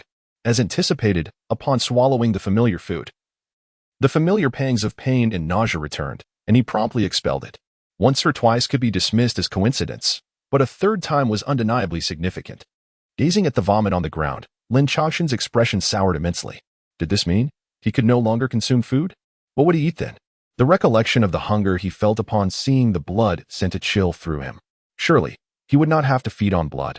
He turned his gaze toward the 2 live chickens leisurely wandering in the yard, then proceeded to the kitchen to fill a basin with water, gripping a kitchen knife tightly in his hand. As expected, when the knife severed one chicken's neck, a powerful stench of blood assaulted Lin Chaoxin's senses, igniting an intense hunger that made his breathing grow heavy. Reason dictated that this was revolting, yet his instincts compelled him to act. And before the blood could even drip into the bowl, he bit into the chicken's neck. As the blood coursed through his mouth and down his throat, Lin Chaoxin's face lit up with ecstasy. It was exquisite, utterly divine. He had never encountered such a delectable experience before, nor had he felt such bliss. As his reason gradually returned, he recalled the basin of water he had filled earlier. After indulging in the chicken's blood, he leaned forward to inspect his pupils, fearing they might have reverted to their previously elongated state. To his horror, he beheld the visage of a blood-red-eyed, green-faced demon with fangs staring back at him.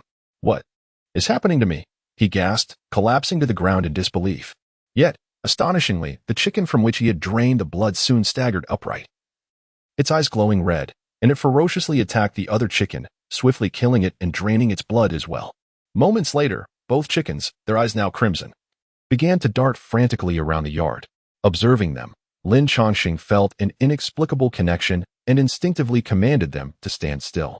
Miraculously, the resurrected chickens obeyed and froze in place. Lin Chaoxin stood motionless for a while, his initially horrified expression gradually morphing into a peculiar smile.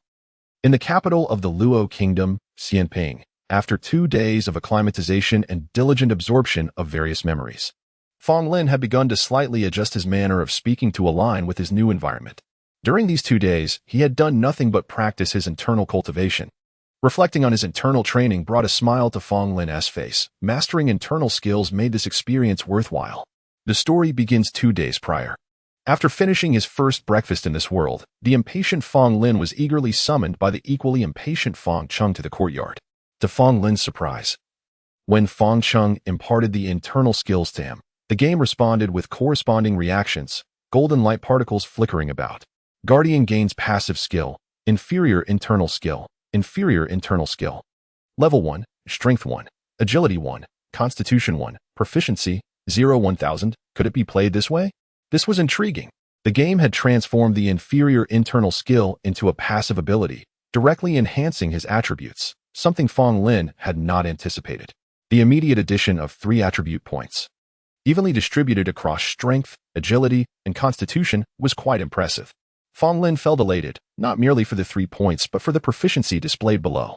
Thus, if he practiced 1,000 times, the skill would automatically advance to level 2, and the attribute enhancements would surely increase as well. Chapter 72. Signs of the Apocalypse. Once the skill is activated 1,000 times, it will automatically upgrade. This is incredibly advantageous. Each activation takes approximately half an hour. And excluding 6 hours of sleep, one can enhance their proficiency by 36 points each day. In 10 days, that amounts to 360 points, and within a month, an upgrade is entirely feasible. Of course, it is slightly exaggerated to think one could dedicate every waking hour to this practice. But for the attribute points that are essentially free, Fong Lin certainly values them highly. To be frank, his curiosity regarding internal martial arts had previously led him to believe it could not rival his guardian's leveling system. Now, he understands that while it may not be comparable, it can indeed provide enhancements, and the attributes are not insignificant. This realization is truly pivotal. Fong Lin's heart swelled with joy, and he cast a glance at Fong Chung, whose expression bore a hint of confusion. Why does my son appear so elated? Has he already mastered it? Can he now directly channel his internal energy? Facing Fong Cheng's expectant yet doubtful gaze, Fong Lin smiled and said, If what you mean is that I can perceive the power within my body and circulate it as you described, I believe I have indeed learned it. Really? Feng Cheng's face reflected hesitation. According to his father, even a true genius would only manage to do what Feng Lin claimed, being able to channel immediately after an explanation surely. He isn't deceiving me? Of course it's true. Is that really difficult? Feng Lin feigned puzzlement, feeling it was quite simple. Had he known it was this easy, he would have begun practicing martial arts long ago. Feng Cheng was at a loss for words, caught between excitement and anxiety. Very well, if you say so. How could I not believe you? He laughed heartily. My son has finally made progress. It seems we have a martial arts prodigy in our family. All right, father. You are a military officer, so let us not get too pedantic about it. Feng Lin couldn't help but interject. Such audacity, scolding your father? Feng Cheng chuckled. But do not be too quick to rejoice. Practicing martial arts is not as simple as it seems. Internal energy is vital, but physical conditioning is equally important. One must not only cultivate internal energy, but also toughen their body to assist in rapid advancement. I understand. Feng Lin nodded, though in his heart he mused. Despite my lack of visible muscle, with my current superhuman strength of 6 points, I could easily make you cry with a single punch. As for the brothels I used to frequent, I would not set foot in them again. Well, not that I have never gone. But succumbing to the persuasion of friends and my own curiosity about ancient courtesans, I did visit once, hoping for a personal experience. However, those frivolous women, with their excessive makeup, could not even compare to my own maid, shout I. After the wine was poured and the banquet commenced, I was astonished to see them with layers of thick powder on their faces, resembling ghosts. What were these ancient people thinking? In comparison to the fresh and graceful shout I, those women were nothing to admire. Such ignorance among ancient folks, TSK with a beautiful woman nestled in his embrace, Feng Lin felt quite content.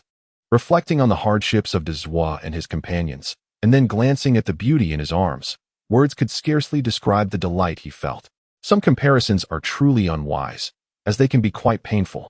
Speaking of which, this apocalypse did not possess the same sense of urgency as the last.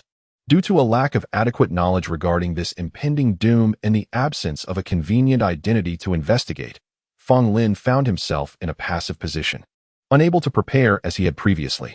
This left him feeling somewhat frustrated, as if his intellect was being squandered. Yet, he had no choice but to adapt to his surroundings rather than hope for the environment to change for him.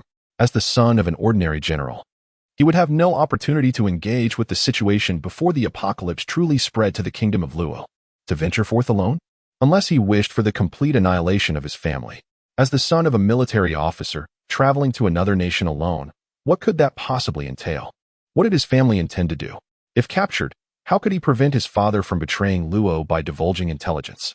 Regardless of right or wrong, without question, if Feng Lin left Luo, the king would not let his family escape unscathed. Although he was reluctant to experience the world without emotional investment, he was not callous enough to disregard the lives of his family. Thus, he had no intention of departing for the kingdom of Hong. After all, there was still time. Within a year, the apocalypse would inevitably reach Hong. When that time came, it would be a matter of facing challenges as they arose. Feng Lin contemplated. His primary concern was the unknown origins of this apocalypse. Even if he traveled to Hong, he could not preemptively thwart it or extinguish it in its infancy. Even if he knew the source, without proper transportation from Luo to Hong, by the time he arrived, the apocalypse would likely have already spread. Thus, this predicament was unsolvable. He could only await its arrival and respond gradually. No wonder the task was simply to survive for a year, rather than to conquer or prevent the apocalypse.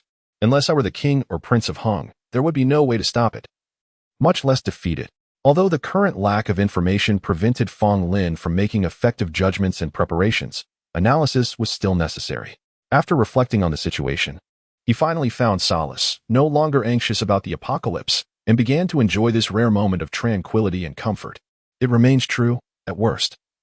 I need not aim for any score, nor even experience. Surviving for a year is sufficient. With the addition of internal energy, this experience has already proven immensely rewarding, as upgrading the skill is akin to leveling up my guardian. Time flowed swiftly as Feng Lin indulged in this serene existence. 2 months passed, feeling as though only a few days had elapsed, leaving him somewhat vexed. Good times always seemed to fly by. When would he truly enjoy a life of ease on Earth in comparison to himself? The inhabitants of Earth seemed to endure such hardship. Young master, The master requests your presence in the courtyard. This morning, the maid Xiao Dai entered the room with grooming supplies, waking Fong Lin. Father seeks me? Fong Lin paused before quickly realizing. 2 months had passed, and Fong Chung must be eager to test his internal energy. He promptly washed up and made his way to the courtyard. I heard you avenged the previous grievance a few days ago? Why did you not mention it to your father? Fong Chung marveled upon seeing Fong Lin. It was a trivial matter, hardly worth mentioning. Fong Lin intended to shrug but altered it to a shoulder embrace, which was more fitting for the era. In just 2 months. You have indeed acquired a degree of strength that astonishes me. Fong Cheng remarked thoughtfully. Come, strike me, let me test your progress. As anticipated, Fong Chung directly posed this request, to which Fong Lin would not decline. This strength was roughly equivalent to an attribute value of 1 in all aspects. After consideration, he displayed a power exceeding 1 point yet falling short of 2 points in front of Fong Cheng. This level should suffice to earn the title of a super genius.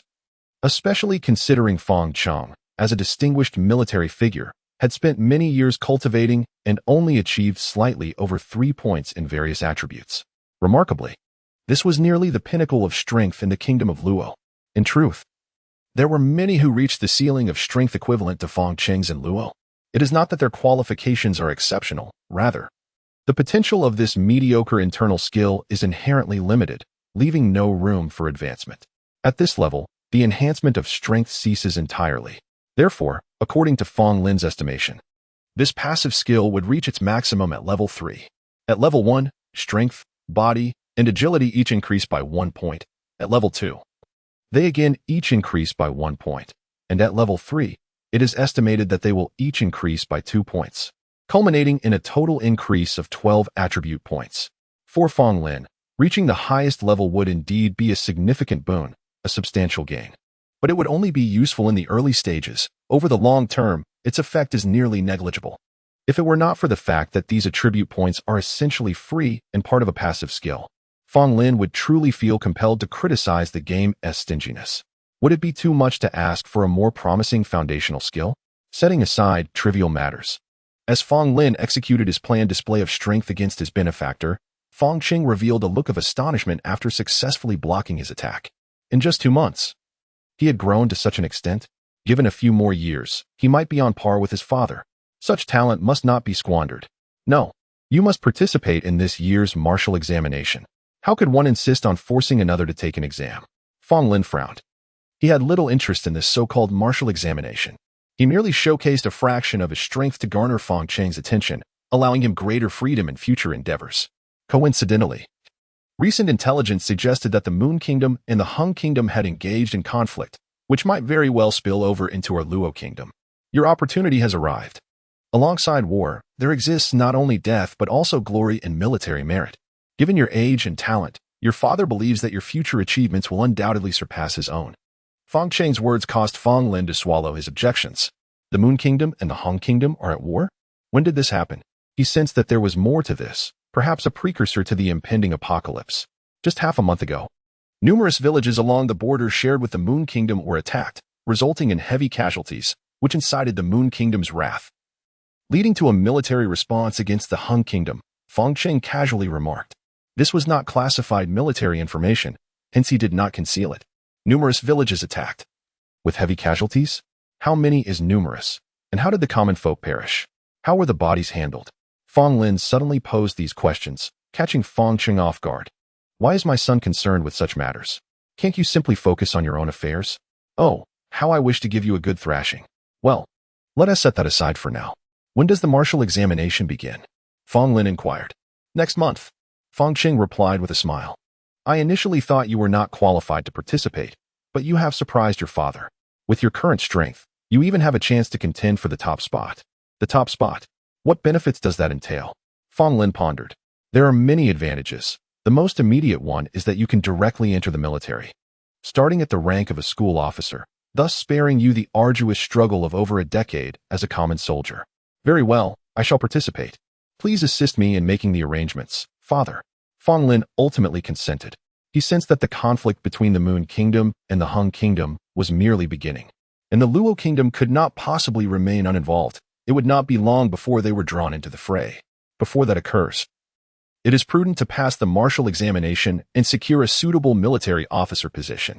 Thus, when the situation escalates to involve the Luo kingdom, he would be among the first to engage. Indeed, regarding this impending apocalypse, Fong Lin had yet to even step through the threshold, let alone ascertain its location. Only the information recently divulged by Fong Cheng provided him with a preliminary understanding of this doorway. Barring unforeseen circumstances, the war between the Moon Kingdom and the Hung Kingdom is likely to unveil some unexpected developments. However, in what manner will this parasitic apocalypse envelop the world in fear? Parasite. If it merely entails parasitic hosts, even if it can manipulate human hearts, it does not constitute an apocalypse, does it? Fong Lin furrowed his brow, perplexed by the nature of this parasitic apocalypse. Lacking direct examples, he pondered for an extended period, unable to conceive the means by which this parasitic apocalypse would devastate the world. Chapter 73. Actively seek a convenient identity. Regardless of the conjectures swirling in Fong Lin's mind, as long as the apocalypse does not manifest, he remains oblivious to the nature of this parasitic entity. To Fong Lin, this uncertainty is inconsequential. Rather, he finds himself yearning for the apocalypse to be delayed, granting him ample time to refine his skills. Indeed, 2 months have elapsed. And as the sole passive skill he possesses, his inferior internal cultivation has ascended to level 2, augmenting his strength, agility, and physique by a single point each, thereby enhancing his overall prowess. However, upon reaching level 2, the proficiency required now stands at a daunting 5,000 points, which leaves Fong Lin somewhat disheartened, extinguishing his hopes of swiftly advancing to the 3rd level. After all, accruing 5,000 points may necessitate at least 6 months of relentless training. An impractical endeavor if he were to spend those months solely honing his skills. The knowledge gained from the martial contest has inspired Fong Lin to devise a preliminary strategy for his forthcoming actions. He intends to leverage this martial gathering to gain entry into the military establishment. While he does not aspire to wield significant influence, he wishes to secure the privilege of immediate entry when the apocalypse arrives. He is confident that, with his abilities, gaining admission will enable him to gradually amass greater authority. With this realization, Fong Lin slapped his forehead in exasperation.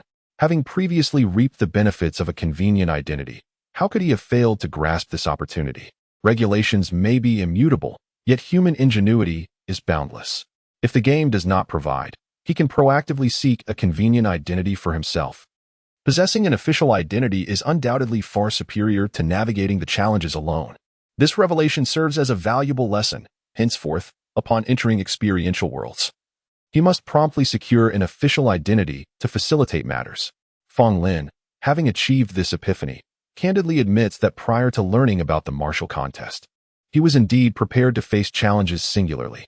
Reflecting upon this now, it seems the most passive and foolish approach, given his current strength. Could he truly expect to make a significant impact alone? Ultimately, what would he gain from this experiential world, aside from acquiring a mere internal technique? He would be left with nothing but solitude. Moreover, the experience points he would earn would likely be minimal, merely ensuring his survival, if that. But wait, there is no certainty that he could guarantee his survival, considering his utter ignorance of the parasitic apocalypse. Now that he possesses a plan and a sense of direction, matters become more manageable. As for the martial contest, Fong Lin harbors no concerns. In fact, he perceives the challenge not in achieving victory but in mastering his control over power. It is essential to understand that the martial contest is not merely a matter of drawing a circle and allowing a throng to engage in a brawl, where the last one standing claims the title. To ensure fairness, each participant must face every other contender in a series of bouts, wherein the victors continue to compete until only one remains. In such circumstances, if his control over power falters and he displays inconsistent prowess in each match, suspicions may arise. In ancient times, superstition reigned supreme. Should he appear excessively formidable, beyond the limits of 2 months of internal cultivation, he could easily find himself branded as malevolent, a predicament he wishes to avoid. Thus, Fong Lin must exercise caution, calibrate his strength, and strive to win in a manner that appears entirely natural, devoid of any sense of incongruity. In truth, Fong Lin originally possessed confidence in his control over power. Nevertheless, since his initial foray into the experiential world, his rapid increase in strength has left him feeling somewhat insecure. His current attributes are as follows: Guardian level 2, Health 40, Ability 40, Strength 7, Agility 7, Constitution 4, Spirit 4, Skill LV2, Inferior internal cultivation, passive This is the result of extracting the silver fox. Without such extraction, his agility attribute would stand at 4 points. When compared to the values he possessed upon emerging from his first experiential venture, the difference is staggering, which explains his feelings of trepidation regarding power control. Although these numbers may appear modest, understanding that each point represents a threshold of human capacity that is difficult to achieve transforms one's perception entirely.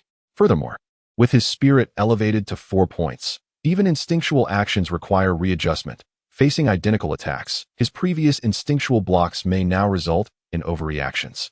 Before the martial contest commences, he must at the very least regain the fluidity he once had with his previous 2-point attributes. Only then can he ensure a seamless entry into the military establishment. Meanwhile, as Fong Lin endeavors to adapt to his newfound strength, tremendous upheaval has already befallen Hanghua. At some undetermined moment, a strange affliction began to circulate among the populace. Those afflicted by this bizarre illness lose their sanity, attacking those around them, tearing, biting, and draining blood, transforming into monstrous beings. This would not typically pose a significant threat. Hanghua boasts a vast population and numerous martial experts. Although these creatures are stronger than the average person, they remain no match for skilled fighters. However, the true peril of this ailment lies in its contagion. Anyone attacked swiftly succumbs to infection and may even rise again as a monster. This is an exceedingly alarming development. How can skilled fighters contend with such numbers? Individual monsters may lack strength, yet when they coalesce into a formidable horde, even the most adept warriors or an entire army could merely serve to nourish the creatures. Moreover, should martial experts themselves succumb to this transformation, the combined might of these monstrous entities becomes exponentially more terrifying. Chapter 74. Corruption. Thus, the kingdom of Hung was rapidly overrun by a horde of monsters. It was foreseeable that before long, the entire kingdom would be reduced to a paradise for these creatures, subsequently radiating outward and spreading until all 6 nations succumbed. This pattern of human transmission, if not successfully contained in its nascent stages, would become uncontrollable once it reached a certain scale. As for why such a bizarre affliction suddenly emerged in Hung, we must trace back to its origins 2 months prior. Although Lin Chongqing's timidity was not innate, years of habit had rendered him hesitant, even when he realized that his newfound abilities could facilitate many audacious acts. He found himself paralyzed, unable to take the plunge, feeling increasingly like an outcast, which deepened his sense of inferiority. In the ancestral home of the Lin family, he gazed at 2 motionless chickens before him, seemingly awaiting his command. What was he to do? After a moment of contemplation, he resolved to act, controlling the chickens to remain still. He seized a kitchen knife and swiftly brought it down upon them. They still did not perish. After several strikes, as he saw their innards spilling forth, they remained rooted in place, as if waiting for his orders. Lin Chongqing felt a chill run down his spine. Who wouldn't be unsettled by such a bizarre occurrence? Especially someone as timid as he. However, the more they refused to die, the more pressing it became to eliminate them. He certainly did not want 2 disemboweled chickens roaming his yard, potentially frightening someone to death. Fortunately, after some attempts, he discovered that severing their heads finally brought them down, severing the inexplicable connection that had bound them to him, leaving them unresponsive. Phew, so it was necessary to behead them. What a strange situation this is. Lin Chongqing felt tears welling up in his eyes. The matter was far from resolved by merely dispatching these 2 chickens. What would he do next? He pondered this dilemma. Would he truly be relegated to consuming only blood henceforth? Setting aside the sheer peculiarity of this situation, could he survive solely on blood? Even the village's elder could hardly afford to purchase livestock daily. How could a mere scholar like himself afford such luxuries? Lin Chongqing was engulfed in despair. As for drinking human blood, he dared not entertain such thoughts, even though his mind involuntarily wandered in that direction. He quickly quelled those ideas. Perhaps he should take it 1 step at a time. Maybe after a proper meal of blood, he could sustain himself for a while. What if he only needed to feed every fortnight or once a month? That would be manageable. First, he needed to tidy up the yard. After tidying for a while, Lin Chongqing paused in astonishment. How had his strength increased so significantly? At that moment, he was lifting a stone stool in his yard. Due to blood seeping beneath it, he had intended to shift the stool to clean the area underneath. To his surprise, upon grasping it, he effortlessly lifted it. It was a solid stone stool, and typically, even attempting to slide it would require all his strength, leaving him flushed and breathless. Could it be the result of consuming chicken blood? He could only hypothesize this, as he had not noticed any other anomalies. Did ingesting blood truly enhance his physical prowess? How peculiar. In this light, what seemed like a misfortune might turn out to be a blessing after all. He finally found a somewhat reasonable justification for his newfound thirst for blood. With a heart full of joy, Lin Chongqing realized that otherwise, he might truly feel like a monster. The following morning, awakened by an intense hunger, Lin Chongqing's expression soured. He worried little about other matters, but was deeply concerned about his daily need for blood, which was beyond his means to procure. To his dismay, the very situation he dreaded had indeed come to pass. Just yesterday, he had consumed the blood of 2 chickens, and now, early in the morning, he felt ravenous again. Such a frequency was truly unbearable. Lin Chongqing cursed under his breath, but hunger compelled him to rise and venture into the market to purchase food. As usual, he drained the blood from the 2 chickens at home, decapitating them afterward. Distraught, he paid no further attention to the carcasses and headed for the schoolhouse. Having missed classes yesterday, if he failed to attend today, the old master would have another excuse to dock his pay. That wretched old man. Despite his grievances against the master, he had no choice but to attend school. Apart from his studies, he had no other means of sustenance. If he did not show up, how would he afford to buy chickens each morning? In truth, even without deductions, his earnings were insufficient. All along the way, Lin Chongqing was beset by worries regarding his livelihood. Finally, after consuming the blood of 2 chickens, he tested his strength once more with the stone stool. And it seemed to have increased yet again, providing him with a modicum of comfort. However, strength alone could not serve as sustenance. In this world, strength often led one to the battlefield. It was wiser to pursue scholarship for safety and stability. Indeed, despite having become a creature that consumed blood, Lin Chongqing still aspired to take the provincial examination and enter public service. However, his dreams were soon shattered mercilessly. He had underestimated the influence of the children and the unwavering belief people held in the supernatural. The day prior, upon hearing children claim to have seen their teacher transform into a monster with red eyes, many parents immediately took notice.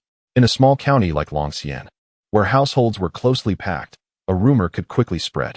As families exchanged tales, Lin Chongqing's transformation into a red-eyed monster became a sensational topic. The recent earthquake further fueled speculation, leading people to believe that he had become possessed by an underground creature, fully transformed into a monster. Thus, when Lin Chongqing stepped through the schoolhouse door, he was met by several men wielding bamboo poles and pickaxes, their faces filled with fear as they shouted, "How dare you return to the school? Are you human or a ghost? Teacher, do not return to the school. Please do not harm the children." What nonsense. Just take him to the authorities. What is happening? Lin Chongqing's face turned pale with fright. Despite possessing the strength to resist, his timidity held him frozen. What happened? Yesterday, you watched our dog bleed from its nose and its eyes turned red. One parent exclaimed. Several children witnessed it. Lin Chongqing was at a loss. He truly underestimated the children. They had pinpointed the issue. Had his transformation been that obvious? Moreover, who claimed that children's words were not to be believed? No, it was merely a misunderstanding. My eyes appeared red due to a cold. Please do not attribute it to supernatural forces. He waved his hands in a hurry, attempting to explain. A cold?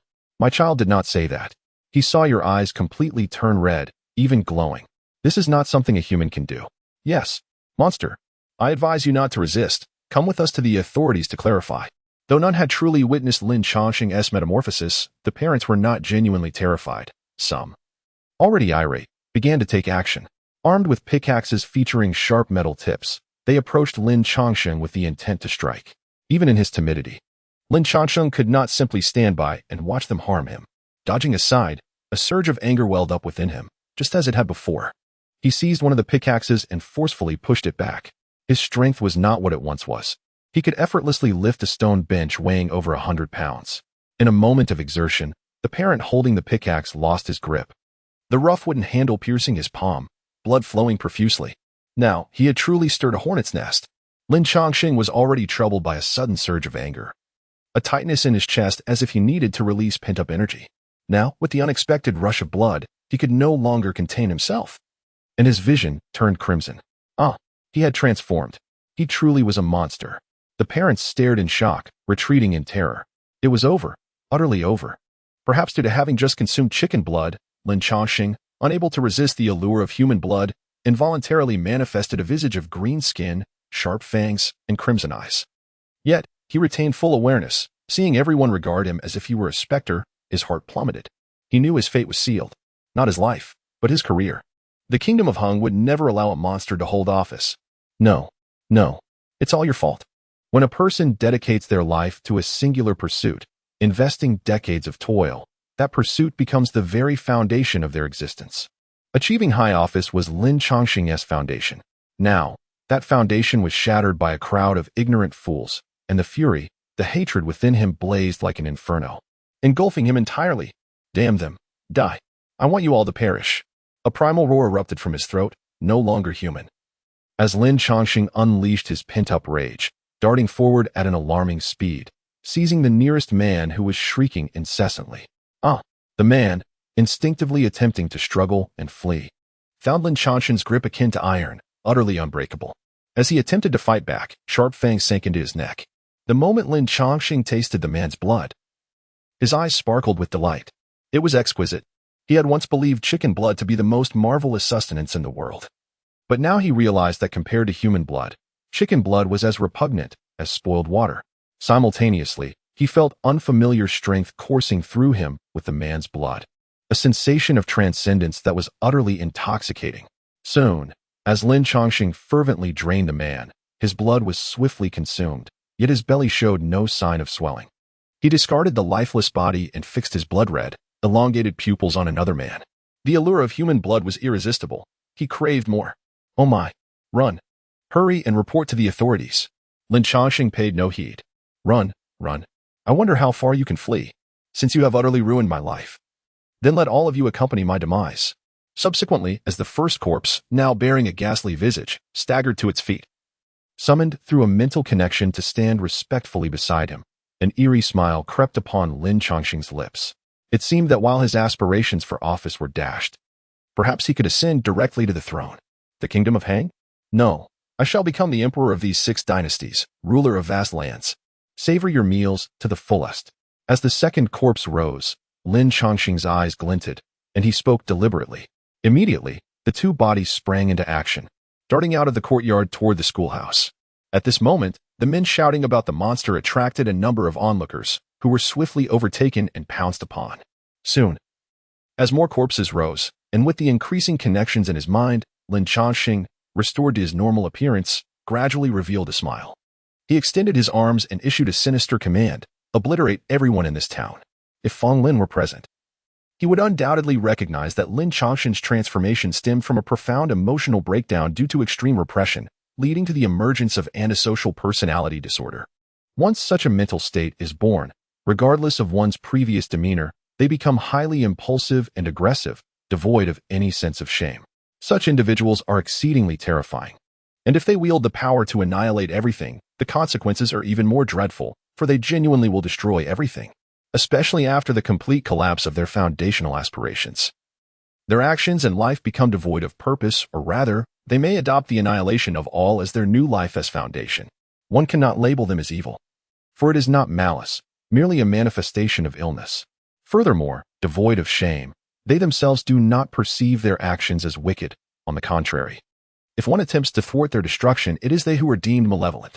Regrettably, Fong Lin was unaware of all this. Otherwise, he would have surely gathered his belongings and retreated to some secluded wilderness to endure the year. Facing an adversary with such a malady is far from a pleasant endeavor, especially considering the adversary commands countless creatures at his behest. The difficulty of this world experience, if confronted head-on, would truly be a nightmare of insurmountable proportions. Or rather, it is a challenge that guarantees certain death. Chapter 75. The champion thus, under the rampage of Lin Chongqing's Blood Clan army, Long County swiftly fell. Everyone within the county, including the once revered county magistrate in Lin Chongqing's eyes, became a member of his Blood Clan. Subsequently, the Blood Clan began its rapid expansion from Long County, leaving a trail of humanity turned to sustenance, while the numbers of the Blood Clan surged at an extraordinary rate, growing exponentially every moment. The term Blood Clan was not chosen for any particular reason. Lin Chongqing simply believed that the core essence of blood resonated most fittingly with this nascent race. Living off blood, the name of the Blood Clan was truly apt. Far away in the kingdom of Luo, Fong Lin remained oblivious to the fact that his current experience in the world had escalated to a nightmarish level of difficulty. He naively thought that mere parasites were no significant concern. With only 2 days remaining until the martial arts examination, he had spent the past half-month doing nothing, rejecting all invitations from his companions and fully immersing himself in honing his skills and adapting his physical attributes. At present, he aimed to maintain a modest strength level of 2 attribute points across the board, ensuring a steady performance without fluctuations. After much contemplation, he resolved to sustain his abilities at this level of 2 points.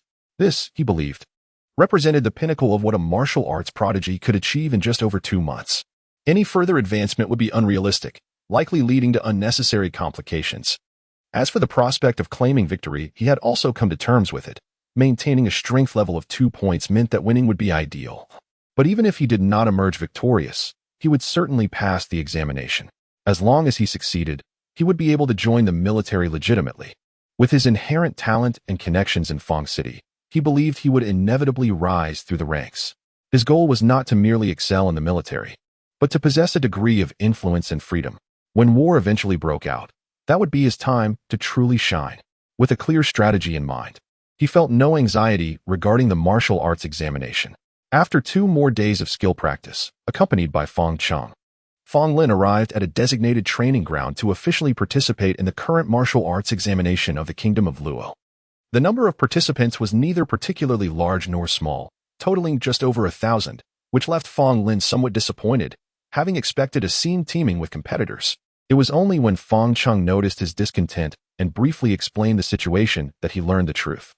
The 1,000-odd individuals were those who had already passed preliminary selections from various major cities across the nation. Due to his status as the son of a military leader, he had the privilege of bypassing the preliminary trials and entering the final examination directly.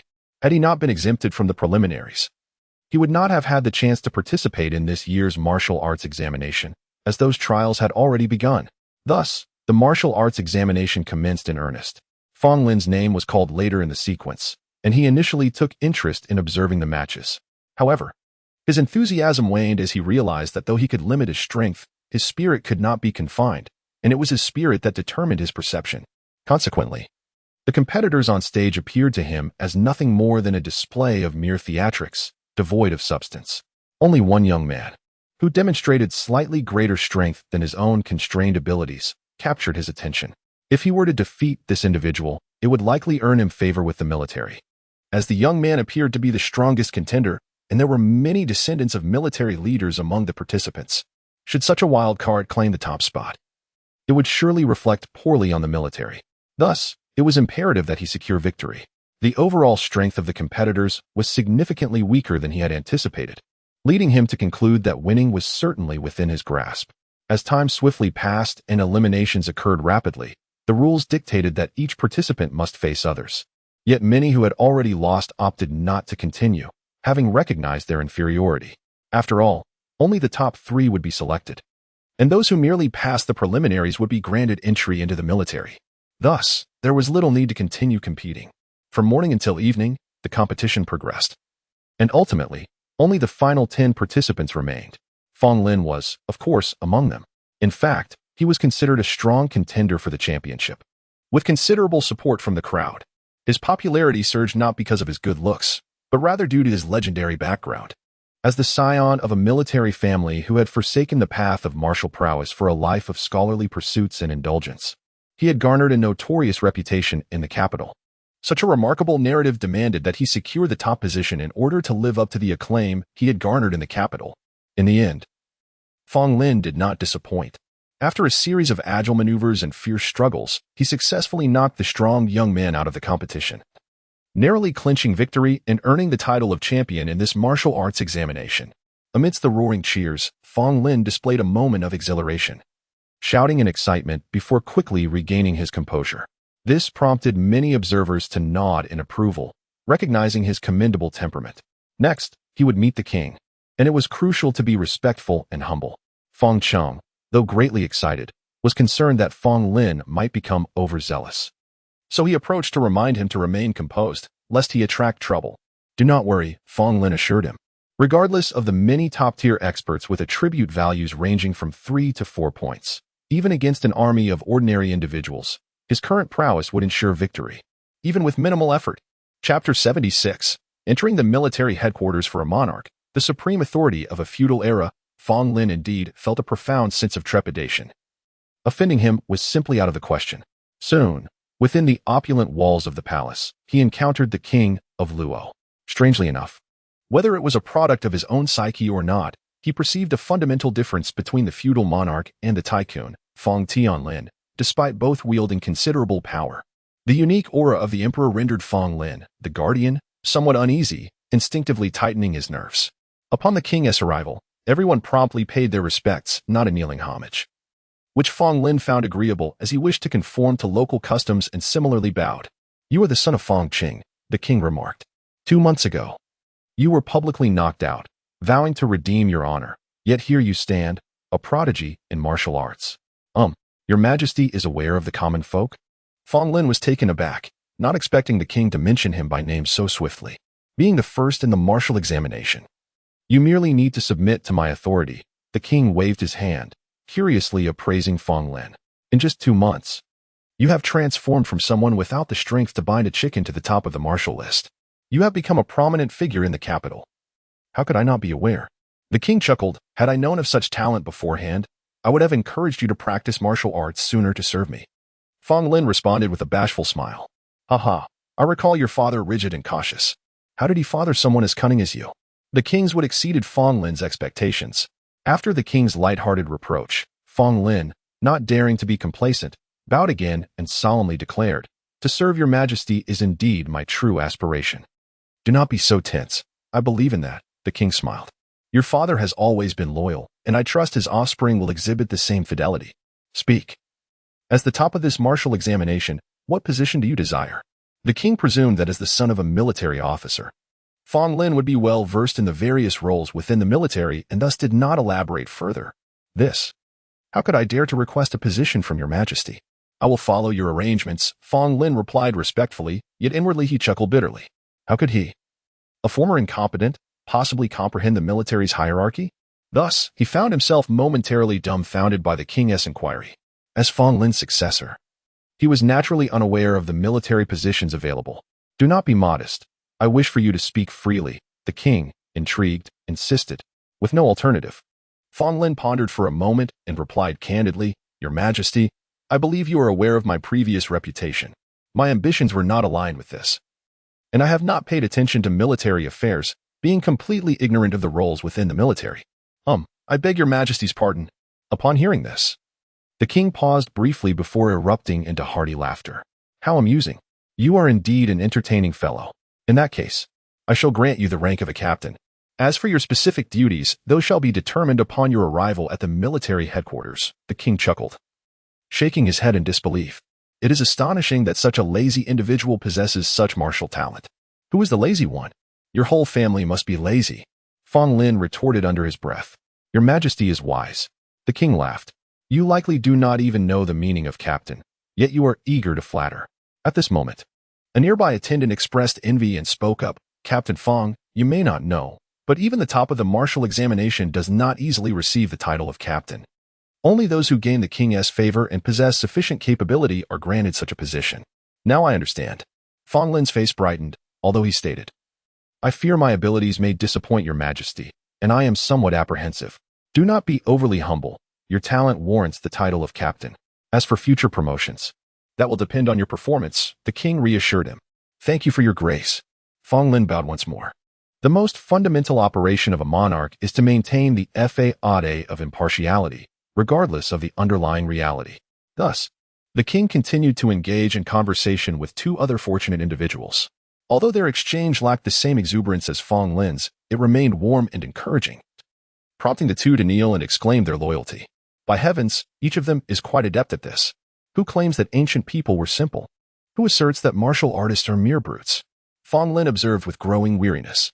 Having spent a prolonged time in solitude amid a post-apocalyptic environment and accustomed to a more egalitarian rapport with his companions, he found the rigid hierarchies of feudal society increasingly distasteful. Despite his earlier joviality, had the king not wielded an unassailable power, he would have been indifferent to the monarch's presence. All that had transpired was merely a performance, initially novel. It soon became tiresome. After a brief wait, the king displayed both his authority and benevolence, allowing Fong Lin and the others to take their leave. Outside the palace, Fang Cheng eagerly awaited Fang Lin's return. How did it go? He approached with an expectant expression. Quite well. The king granted me the rank of captain. Specific duties will be assigned by the military upon reporting. Fang Lin replied. Directly appointed as captain? Fang Cheng's eyes sparkled with joy. It seems the king holds you in high regard. Indeed. The king engaged me in conversation for a while. It was pleasant, if not overly intimate, but at least he did not harbor any negative impressions. Fang Lin nodded, noting his father's enthusiasm, which seemed to surpass even his own. The subsequent events require little elaboration. Fang Lin's ascension to the top of the martial examination and his appointment as captain filled the Fang family with jubilation, leading to grand celebrations. As Fang Lin entered the military headquarters, rumors of his favor with the king and the long-standing service of his father prompted military leaders to bestow upon him one of the highest positions within the captain rank. Thus, father and son served in the same court and military, becoming a topic of admiration among the common folk. Simultaneously, within the royal palace of Hangua, Lin Chongqing, clad in a resplendent golden dragon robe, ascended to the grand throne he had once only dreamed of. Overlooking numerous blood clan members kneeling before him and rows of trembling ministers. Chapter 77. I shall not grant opportunities to the blood clan. Why do you all appear so somber? Are you, perhaps, dissatisfied with my ascension? After taking my place upon the dragon throne, Lin Chongqing gazed expressionlessly at the assembly of ministers from the kingdom of Hong standing amidst the blood clan. Feeling a twinge of dissatisfaction, their presence was not merely to witness their own trepidation. I have already proclaimed that without my consent, they shall not harm you. What is there to fear? Your Majesty, forgive me, the Prime Minister spoke, sensing Lin Chongqing's scrutiny. We do not doubt your authority. It is merely that these bloodsuckers appear rather intimidating. Your Majesty's extraordinary talents have birthed an entirely new race. Our Hung Kingdom is destined to unify the world. The ministers, eager to curry favor, chimed in with flattering words. Yet, at that moment, where was their dignity? Rest assured, the blood clan shall not defy my commands, including suppressing their bloodthirst. Therefore, you can remain at ease. As long as you remain loyal to me, I shall ensure the safety of your families, Lin Chongqing affirmed, nodding with satisfaction at their fearful gazes. Ever loyal to your Majesty, the ministers proclaimed in unison. Indeed. I have just ascended and am still unfamiliar with the affairs of the Hun Kingdom. I require your utmost cooperation to stabilize our state. Yes.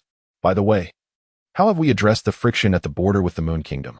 Lin Chongqing inquired, recalling how his newfound abilities had unwittingly instigated turmoil, leading the Moon Kingdom to believe Hung was the aggressor. Considering this, he probed, though the common folk remain unaware of my ascension, surely the court must be informed? A resounding victory would bolster morale. Perhaps we should deploy the Blood Clan to decisively quell the Moon Kingdom's ambitions and assert our dominion? To deploy the Blood Clan. Lin Chongqing pondered for a moment before shaking his head. You should be well aware of the terror they embody. Had I not swiftly realized the necessity of restraining them, Hung would likely be devoid of living souls by now. Thus, they cannot act recklessly. We must first send reinforcements and deliberate cautiously. Understood. Following this, discussions of state affairs continued until Lin Chongqing announced the court's adjournment. The ministers departed the grand hall, walking apprehensively amidst the throng of Blood Clan members. It was only after leaving the palace that they collectively exhaled a sigh of relief, exchanging silent glances filled with unspoken thoughts. Observing the bustling citizens outside the palace, who appeared unaffected by the monstrous presence within, the ministers felt a swirl of emotions. The palace was overrun by bloodthirsty beings, and the throne was occupied by a demon. Yet, the people of Heng remained undisturbed. Was it truly the case that as long as the populace lived in peace and prosperity, the legitimacy of their ruler mattered not? Even if he were a demon, could he still be deemed a good king? What lay ahead was uncertain. They would take it one step at a time. The ministers discerned similar sentiments in each other's eyes as they departed, shrouded in confusion about the path ahead. Among them, the official from the Ministry of Revenue hurried away with urgency, burdened by a special task, while the Blood Clan could be restrained by Lin Chongqing. Their thirst for blood could not be wholly suppressed. Thus, he commanded the officials of the Ministry of Revenue to collect vast quantities of blood daily for the sustenance of the Blood Clan. This task, though terrifying in nature, was met with relief by the ministers. After all, it was preferable to provide blood willingly rather than allow the Blood Clan to seek it from living beings. For each drop taken, another Blood Clan member would emerge, a truly harrowing cycle of growth. In the palace, amidst the opulence, a stunning concubine nestled close to Lin Chongqing, her eyes gleaming with admiration and reverence.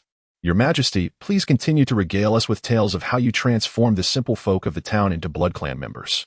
What transpired afterward? To be candid, this interest was unexpected for Lin Chongqing. These concubines had witnessed his transformation into a bloodsucker. He assumed they would recoil in fear. Yet after a night of intimacy and sharing his past, their curiosity and understanding had only deepened. At his core, Lin Chongqing was not a malevolent being. He could, driven by years of resentment and insecurity, ruthlessly command the Blood Clan to slaughter every soul in a town. Yet, faced with the beauty and adoration of the women around him, he found it difficult to harden his heart. Why are you so intrigued by my past? Lin Chongqing smiled softly. Do you truly not fear a creature that feeds on blood? A downcast scholar awakens in a single night to achieve greatness, destined to unify the 6 kingdoms and dominate the world. Your Majesty, your deeds are nothing short of legendary. How could I not be intrigued? One concubine exclaimed. Indeed. Another chimed in. Your Majesty possesses the qualities of a unifier. We sisters are overjoyed rather than frightened. And your abilities are a gift, not that of a mere bloodsucker. After all, everyone has their peculiarities. Some enjoy boiling water, while others lack pain sensation and can gnaw on their own fingers. There are countless oddities in the world. The concubines spoke in a cacophony, prompting Lin Chongqing to laugh heartily. Regardless of their sincerity or pretense, their words sufficed. I shall ensure your lives are filled with splendor. Your Majesty, do not tarnish our integrity with baseless accusations. We speak from the heart. The concubines protested, their voices rising in playful uproar. Enough, enough. Do you not wish to hear my story? Will you listen? Lin Chongqing gestured for silence. We shall listen. We will lie still and remain quiet, they replied eagerly. And so, Lin Chongqing began his tale. When I transformed the simple folk of Long County into Blood Clan members, it was a time of profound confusion for me. My mind was consumed with thoughts of slaughter, blood, and destruction. Long County lay near the border between Hang and the Moon Kingdom. After extinguishing all living souls in that town, I led the Blood Clan southward towards the Moon Kingdom's border. Wherever we passed, the living perished, becoming part of the Blood Clan that trailed behind me. Before long, I found myself at the helm of a vast army of Blood Clan members. Yet, as their numbers swelled to tens of thousands, I recognized a problem. The population of Blood Clan members could not continue to multiply unchecked. As you know, when a Blood Clan member bites a living being, that being inevitably transforms into a Blood Clan member, with tens of thousands of Blood Clan. If each were to bite just one person, the numbers would double. After several iterations, the Blood Clan could easily exceed 1 million. Such exponential growth was enough to send shivers down my spine. Thus, I finally came to my senses and halted the expansion of the Blood Clan. Why stop when the greater the number of Blood Clan members, the more powerful the king? One concubine questioned, perplexed. If the Blood Clan required no daily blood supply, would you think I would halt? Lin Chongqing pinched her nose playfully, explaining, while I can control the Blood Clan and suppress their bloodlust, they nonetheless require sustenance. Just as withholding food from you does not negate your need for it, you would starve without nourishment, and the Blood Clan, if deprived of blood, would not perish but rather fall into a state of slumber akin to death. Thus, should there be no living beings left in the world, the Blood Clan would accompany me to the grave. Ah, now it makes sense, the concubines replied, enlightened. Lin Chongqing continued, moreover. Although I wield control over all Blood Clan members, this control is not without limitations of distance. For instance, at this very moment, should I suddenly depart a certain distance from the palace, all the bloodkin within would instantaneously spiral into chaos, draining the lifeblood from every visible living soul. Such a scenario, even in my own imagination, evokes a sense of dread. The bloodkin are not easily controlled. Thus, I must impose limitations and exercise stringent oversight. This is no trifling matter. Even if one bloodkin were to stray and lose control, the contagion could propagate exponentially, spreading from 10 to 100, and eventually to thousands. With such a virulent nature, it could engulf the entire realm within mere days. At that juncture, not only would the living be annihilated, but the bloodkin would also find themselves deprived of their sustenance, leading to a mutual demise. Ironically, regardless of the bloodkin's ferocity, the day the last living being departs this world shall also mark their own burial. Upon realizing this, I resolved that the bloodkin must cease their bloodletting, and their proliferation must be curtailed. Thus, I initiated this expedition to the palace, for only by becoming the sovereign could I readily procure blood for the kin, allowing them to feed without inflicting harm upon others. Consider, from the borders to the palace, the number of bloodkin has surged to a staggering 100,000 under my relentless suppression. Should I lift the restrictions, the quantity would escalate to a terrifying magnitude. The concubines exchanged glances, rendered speechless by the revelation. Thus, it seems, Your Majesty, you are indeed the great hero who has saved the common folk. Without your restraint, the entire realm of Hong, nay, the world itself would have been plunged into despair. After a long pause, one of the concubines finally spoke, her gaze towards Lin Changxing brimming with admiration. Yet, one cannot entirely assert this. I harbor my own interests. Lin Changxing, sensing their adulation, felt a twinge of embarrassment and remarked, were I truly selfless, I could simply command all bloodkin to halt their actions and enter a deep slumber. By burying all slumbering bloodkin deep underground, and should I cease to create more, the world would be rid of them. Your Majesty, have you considered that you may no longer need the bloodkin? Interjected a concubine. You have ascended to the throne, becoming the sovereign of Hang, endowed with formidable power. Even in the absence of bloodkin, the subjects would likely not rebel against you, given the tyrannical reign of the late king, which brought suffering to the people of Hong. No. Lin Changxing shook his head. The bloodkin will ultimately be interred. This matter is of monumental significance, and a single misstep could spell the doom of countless lives. I shall not grant the bloodkin any opportunities. However, this must occur after I unify the 6 nations. You all know how I have squandered much of my life. To speak candidly, am I truly inferior to those scholarly gentlemen? I have been ridiculed by them. Is it because I am less intelligent? Not necessarily. I do not perceive others as more astute than myself. It is merely due to my unfortunate luck in examinations that I have been scorned, even by beggars at the tea-house who mock me. Such days you may dismiss with laughter, but having personally endured them, I am acutely aware of their anguish. Therefore, since heaven has bestowed this opportunity upon me, I must seize it to vindicate myself, and all those who have failed, to establish a new era. I shall unify the entire world and usher in a golden age. However, I cannot achieve this alone. The bloodkin are a double-edged sword, harming both others and themselves. Yet, I am confident in my ability to master it, turning it into a powerful instrument for my conquest. This formidable declaration from Lin Changxing left the concubines in awe, their eyes wide with admiration. Your Majesty. As they called out, their voices tinged with a blush-inducing excitement, Lin Changxing burst into laughter, lifting the curtain. If Feng Lin were aware of all this, he would likely lament who the true protagonist really is. In stark contrast to Lin Changxing's meteoric rise and grand ambitions, his own mundane existence felt exceedingly ordinary. Was I merely summoned to familiarize myself with ancient military affairs? Nearly 3 months have elapsed, yet there has been no sign of the apocalypse. Why is there such silence? He pondered. Could it be that the end is confined to a specific region? Is it solely Hang's impending doom? After all my efforts in Luo, it appears I have not even entered the game zone. Yet, Hung remains silent as well. As a member of the military, my ability to gather intelligence has significantly improved, particularly regarding all matters pertaining to Hung. Yet, despite my keen interest, there is truly no activity to report. Though this leisurely existence is a welcome reprieve for someone who has struggled in the apocalypse, the uncertainty gnaws at me, leaving me restless. Fortunately, I did not have to wait long. News of Hung officially mobilizing troops towards you swiftly spread across the nations. Upon receiving this information, the various kingdoms were perplexed. Hang's comprehensive national strength is not the weakest among the 6 nations, yet it certainly ranks low. In contrast, you boasts formidable power, recently bolstered by several talented generals, leading to its increasing might. In such a context, what audacity does Hung possess to initiate an offensive against you? Chapter 78. A world in shock. The news of the Moon Kingdom's assault on the Hung Kingdom, having already conquered 5 cities, had barely settled when the tables turned, and the Hung Kingdom initiated an offensive against the Moon Kingdom. This sudden reversal perplexed rulers and ministers across the nations, leaving them utterly bewildered. Feng Lin shared in their confusion, nearly cursing in frustration. What on earth was happening? Wasn't the Hung Kingdom facing the apocalypse of parasitic infestation?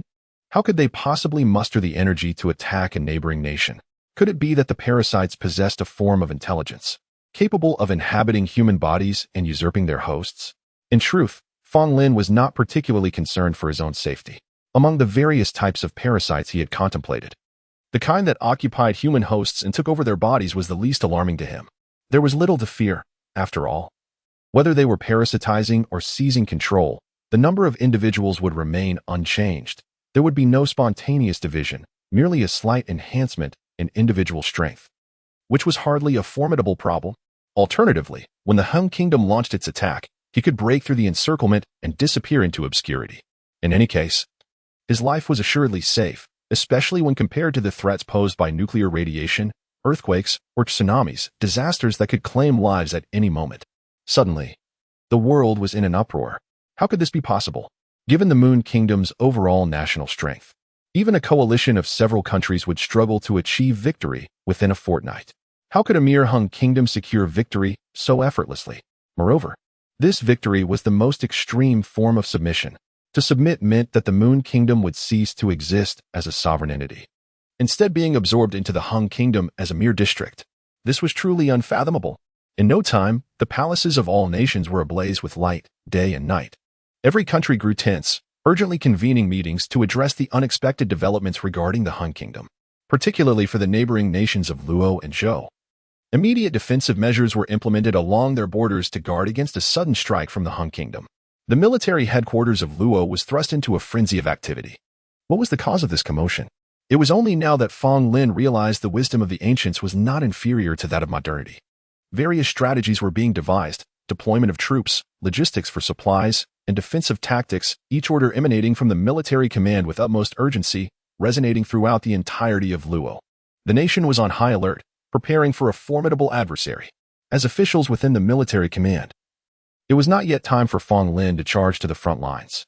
They were the very core of the Luo military, the brain of the operation. At this moment, none could leave their posts nor return home. They were required to remain at the military headquarters around the clock, ready to respond at a moment's notice. In truth, Fong Lin had no intention of departing his post. The efficiency of a solitary investigation paled in comparison to the might of an entire nation's machinery. Thus, his participation in the martial examinations had fortuitously yielded significant advantages, proving remarkably effective in light of current circumstances. He pondered that with a task duration of 1 year, having already elapsed 3.5 months, the impending doom should soon unveil itself. If his predictions held true, it would likely involve the usurping parasites, having not only overtaken the ruler and citizens of the Hung Kingdom, but perhaps also enhancing their physical prowess. Consequently, with a unified will and a physically empowered military, the Hung Kingdom's strength would be an undeniable force to reckon with. The apocalypse would bring about victory, the demise of life, and then the parasites would once again be buried beneath the sands of time until the next civilization unwittingly triggered their resurgence. This was no jest. If such a scenario unfolded, preparations for retreat would indeed be prudent. Previously, he had remained untroubled, not foreseeing that the Moon Kingdom would only withstand for a fortnight.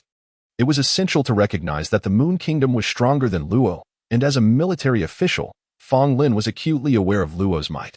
Thus, the notion of the Heng Kingdom breaching the Moon Kingdom's defenses in a mere fortnight was a staggering concept. This was far beyond the realm of the previously encountered mutated creatures. Evidently, the parasites exhibited intelligence, and their enhancement effects on human hosts could not be trifled with. Hence the astonishing results. In the face of such a seemingly overwhelming force, individual capabilities became irrelevant, unless one possessed strength sufficient to single-handedly challenge an entire nation. Therefore, Fong Lin held no confidence against the impending assault from the Hung Kingdom, even with the might of Luo behind him. They would likely suffer the same fate as the Moon Kingdom, unless the nations united, pooling their strength to confront this common enemy. There remained a glimmer of hope for victory. However, such a collaboration appeared implausible given the limitations of ancient transportation, the vast distances involved, and the scarcity of supplies, all of which rendered joint military operations particularly challenging. Thus, it seemed that only two options remained: flight or surrender. Surrender, while not inherently problematic, posed a significant concern regarding whether the parasites would subsequently attack him. This raised numerous questions. What was the nature of the parasites? Could they spread through the air? Inadvertently becoming a host without awareness would be catastrophic. After much deliberation, Fong Lin concluded that it would be wiser to seek refuge in a remote, uninhabited forest. Biding his time, with the sheer number of individuals across the 6 nations, there would be ample hosts for the parasites. Surely, they would not be scouring each region methodically for survivors. As for the Fong family, they were already lost to the past, and Fong Lin had learned his lesson this time, refraining from forming emotional attachments. Thus, in the direst of circumstances, abandoning the Fong family would not weigh heavily on his conscience. Chapter 79. A sudden clarity. The tyrannical rule of the Hung Kingdom has long been a well-known fact. evidenced by their vulnerability that led to the Moon Kingdom's swift military response over a trivial border dispute, demanding 5 cities without hesitation. In such dire circumstances, the Hung Kingdom astonishingly turned the tide, conquering the Moon Kingdom in a mere fortnight. This seemed utterly implausible. How could they possibly achieve such a feat? As Fong Lin contemplated an escape, the military office buzzed with officials engaged in fervent discussions about this extraordinary event. It was simply unfathomable. At that moment, a servant hurried in with news. "Quickly relay," commanded a high-ranking official. Soon, a weary man entered the office, clutching a sealed letter. Without hesitation, he presented it to the commanding officer, a middle-aged warrior clad in military attire, who everyone referred to as Marshal Li. Upon receiving the letter, Marshal Li swiftly perused its contents, a perplexed expression slowly emerging on his face. No military action within the Moon Kingdom, a coup in the royal palace. The Moon King has passed, and the Prime Minister along with his ministers willingly defect to Hung. What is this? Marshal Li was utterly baffled. The letter's narrative defied all logic. If there were no hostilities within the Moon Kingdom, it implied that the Hung Kingdom had not launched an invasion. At least not deep into their territory. Even with the Moon King's death, it was inconceivable for the Prime Minister and his ministers to voluntarily submit to Hang. Where did this letter come from? Marshal Li inquired, his countenance darkening. "I am but the last station to receive this letter along the way," the messenger replied earnestly. "Relay it," Marshal Li commanded. Shortly after, another individual arrived with yet another letter.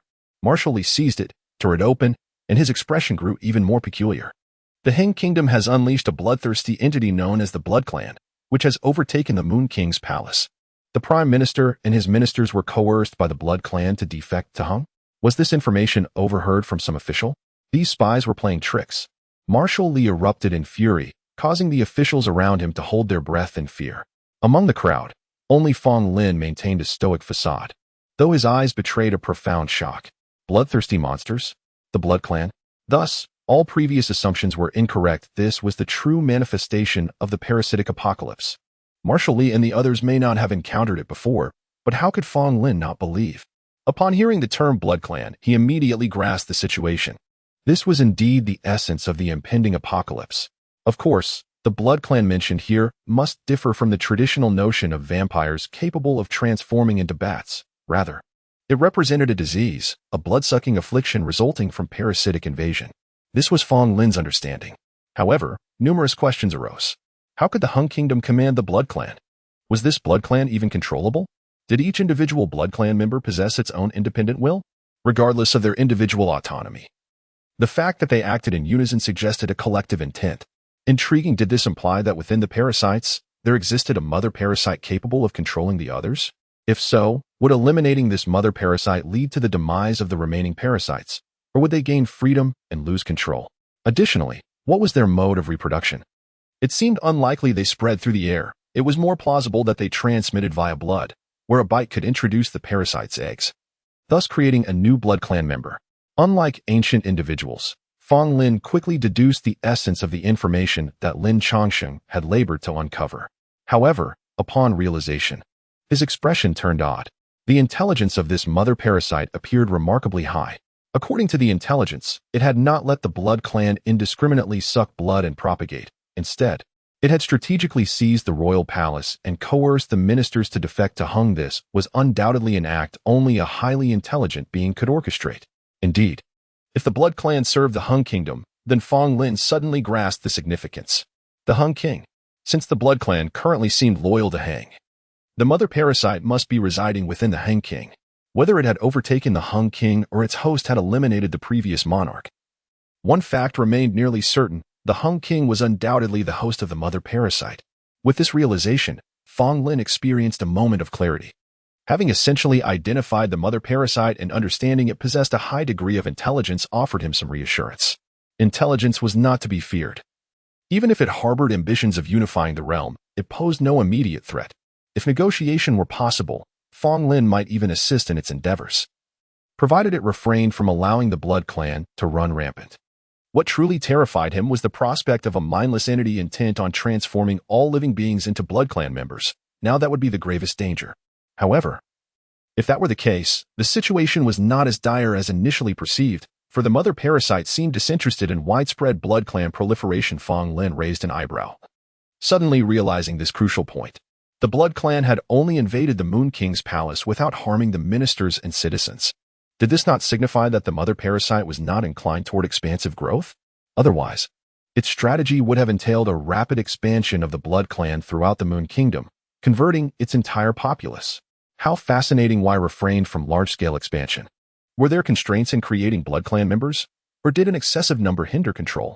Perhaps the Blood Clan possessed flaws that prevented mass production? There were many questions, and pondering alone yielded little clarity. Nevertheless, having arrived at this conjecture, Fong Lin felt significantly more at ease.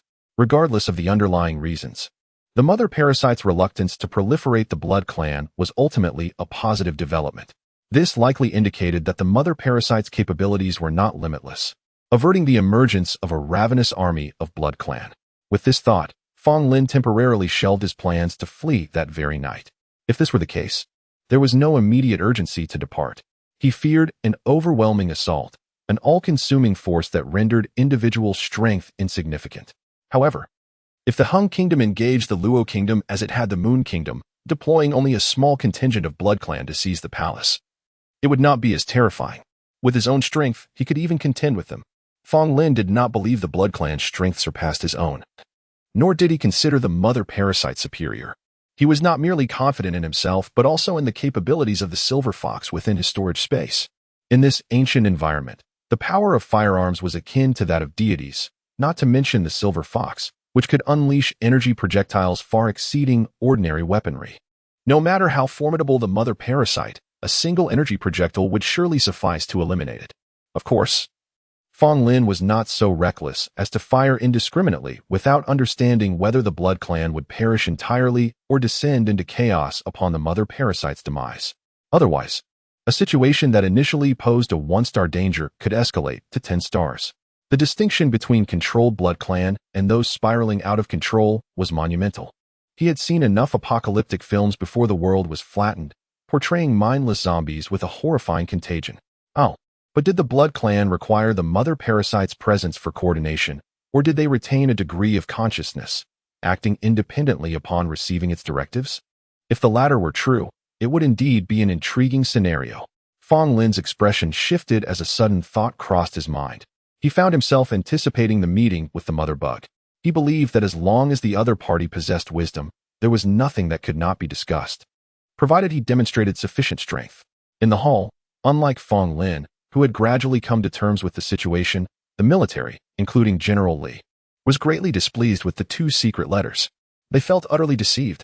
Such trivial matters concerning national affairs, these spies dared to treat so frivolously, which was truly outrageous. Naturally, those who could voice their opinions in such a setting held considerable status within the military. Individuals like Fong Qing were not even entitled to speak. Fong Lin, too, remained silent, standing beside Fong Cheng and quietly listening. At such a moment, it would be unwise to express anything, according to ancient beliefs regarding ghosts and deities. Being born with knowledge or foreseeing future events was not a fortunate circumstance. It was better to avoid stirring up trouble if possible. This situation became intriguing. 1 letter could be dismissed as nonsense, 2 as dereliction of duty. But a series of over 10 letters with similar content left no room for doubt regarding the veracity of the matter. After all, the espionage system of the Luo Kingdom was not particularly lacking. The spies did not know each other, nor were they aware of each other's existence. And even if they encountered one another in the Yu Kingdom, they would not be able to recognize each other's identities. Thus, the possibility of spies colluding was effectively eliminated. What a strange affair. Could it be that the Hung Kingdom truly controlled a horde of bloodthirsty monsters? In the hall, General Li furrowed his brow deeply. He was not one to cling stubbornly to his own views. Although he remained somewhat skeptical, the facts compelled him to concede. The likelihood that the Hung Kingdom was deliberately disseminating false information was indeed minimal and lacked purpose. After some contemplation, he instructed the officer beside him, regardless. Let us first compile these secret letters and submit them to the palace, awaiting the king's decree. As for the military's perspective, it is better to believe in its existence than to dismiss it. Very well. The officer nodded and promptly gathered the prepared memorial and secret letters, hastily delivering them to the palace. In the royal palace, upon reading the military's memorial, King Luo perused the 12 or so secret letters repeatedly, his countenance darkening. Bloodthirsty monsters. The Blood Clan. On such matters, he and the military were in agreement. it is better to believe in their existence than to dismiss it. After a moment of contemplation, he commanded, "Summon the military to the royal palace," and simultaneously order the imperial guards to secure the palace while the city garrison contracts its defensive lines into the inner city. Yes, the attendant immediately complied. He found this arrangement quite agreeable and reflected on the advantages of his position. Thus, whether the Blood Clan approached overtly or launched a covert assault, he could participate without delay. Without such standing, even if he knew the mother bug might invade the royal palace, he would only be able to respond after the attack commenced, placing him in a comparatively passive role. Subsequently, one secret letter after another continued to be delivered to the palace. The content was largely similar, each detailing the inside information gathered by various spies regarding the Yu Kingdom's allegiance to the Hun Kingdom. It seemed that the Hun Kingdom had not concealed these matters, making them easy to ascertain. Other nations likely received the same intelligence. Belief in the supernatural may persist, yet when extraordinary phenomena arise, a general sense of fear prevails among people. Even kings are not exempt. Therefore, rulers from various nations took action, mobilizing significant military forces to safeguard their palaces, effectively creating an impregnable fortress. Indeed, it was an impregnable fortress, at least from Fong Lin's perspective. The royal palace of the Luo Kingdom now operated with sentries every 3 steps and guards every 5 steps, making it impossible for him to breach. Even with his considerable strength, a month and a half later, around the 4.5 months since Fong Lin's arrival, news reached the various nations. The Zhou Kingdom had fallen. Similar to the fall of the Yu Kingdom, there was no disturbance among the common folk, who were largely unaware. However, the entire dynasty was no longer Zhou. Shortly thereafter, the Hun Kingdom publicly announced that following the Yu Kingdom, the Zhou Kingdom had also submitted to them. This time, the Hun Kingdom seemed more emboldened, declaring not only their victory but also urging the remaining 3 nations to surrender voluntarily, warning that they would continue their offensive in the order of Luo, Li, and Lei. The nations of Luo, Li, and Lei were engulfed in shock and fury.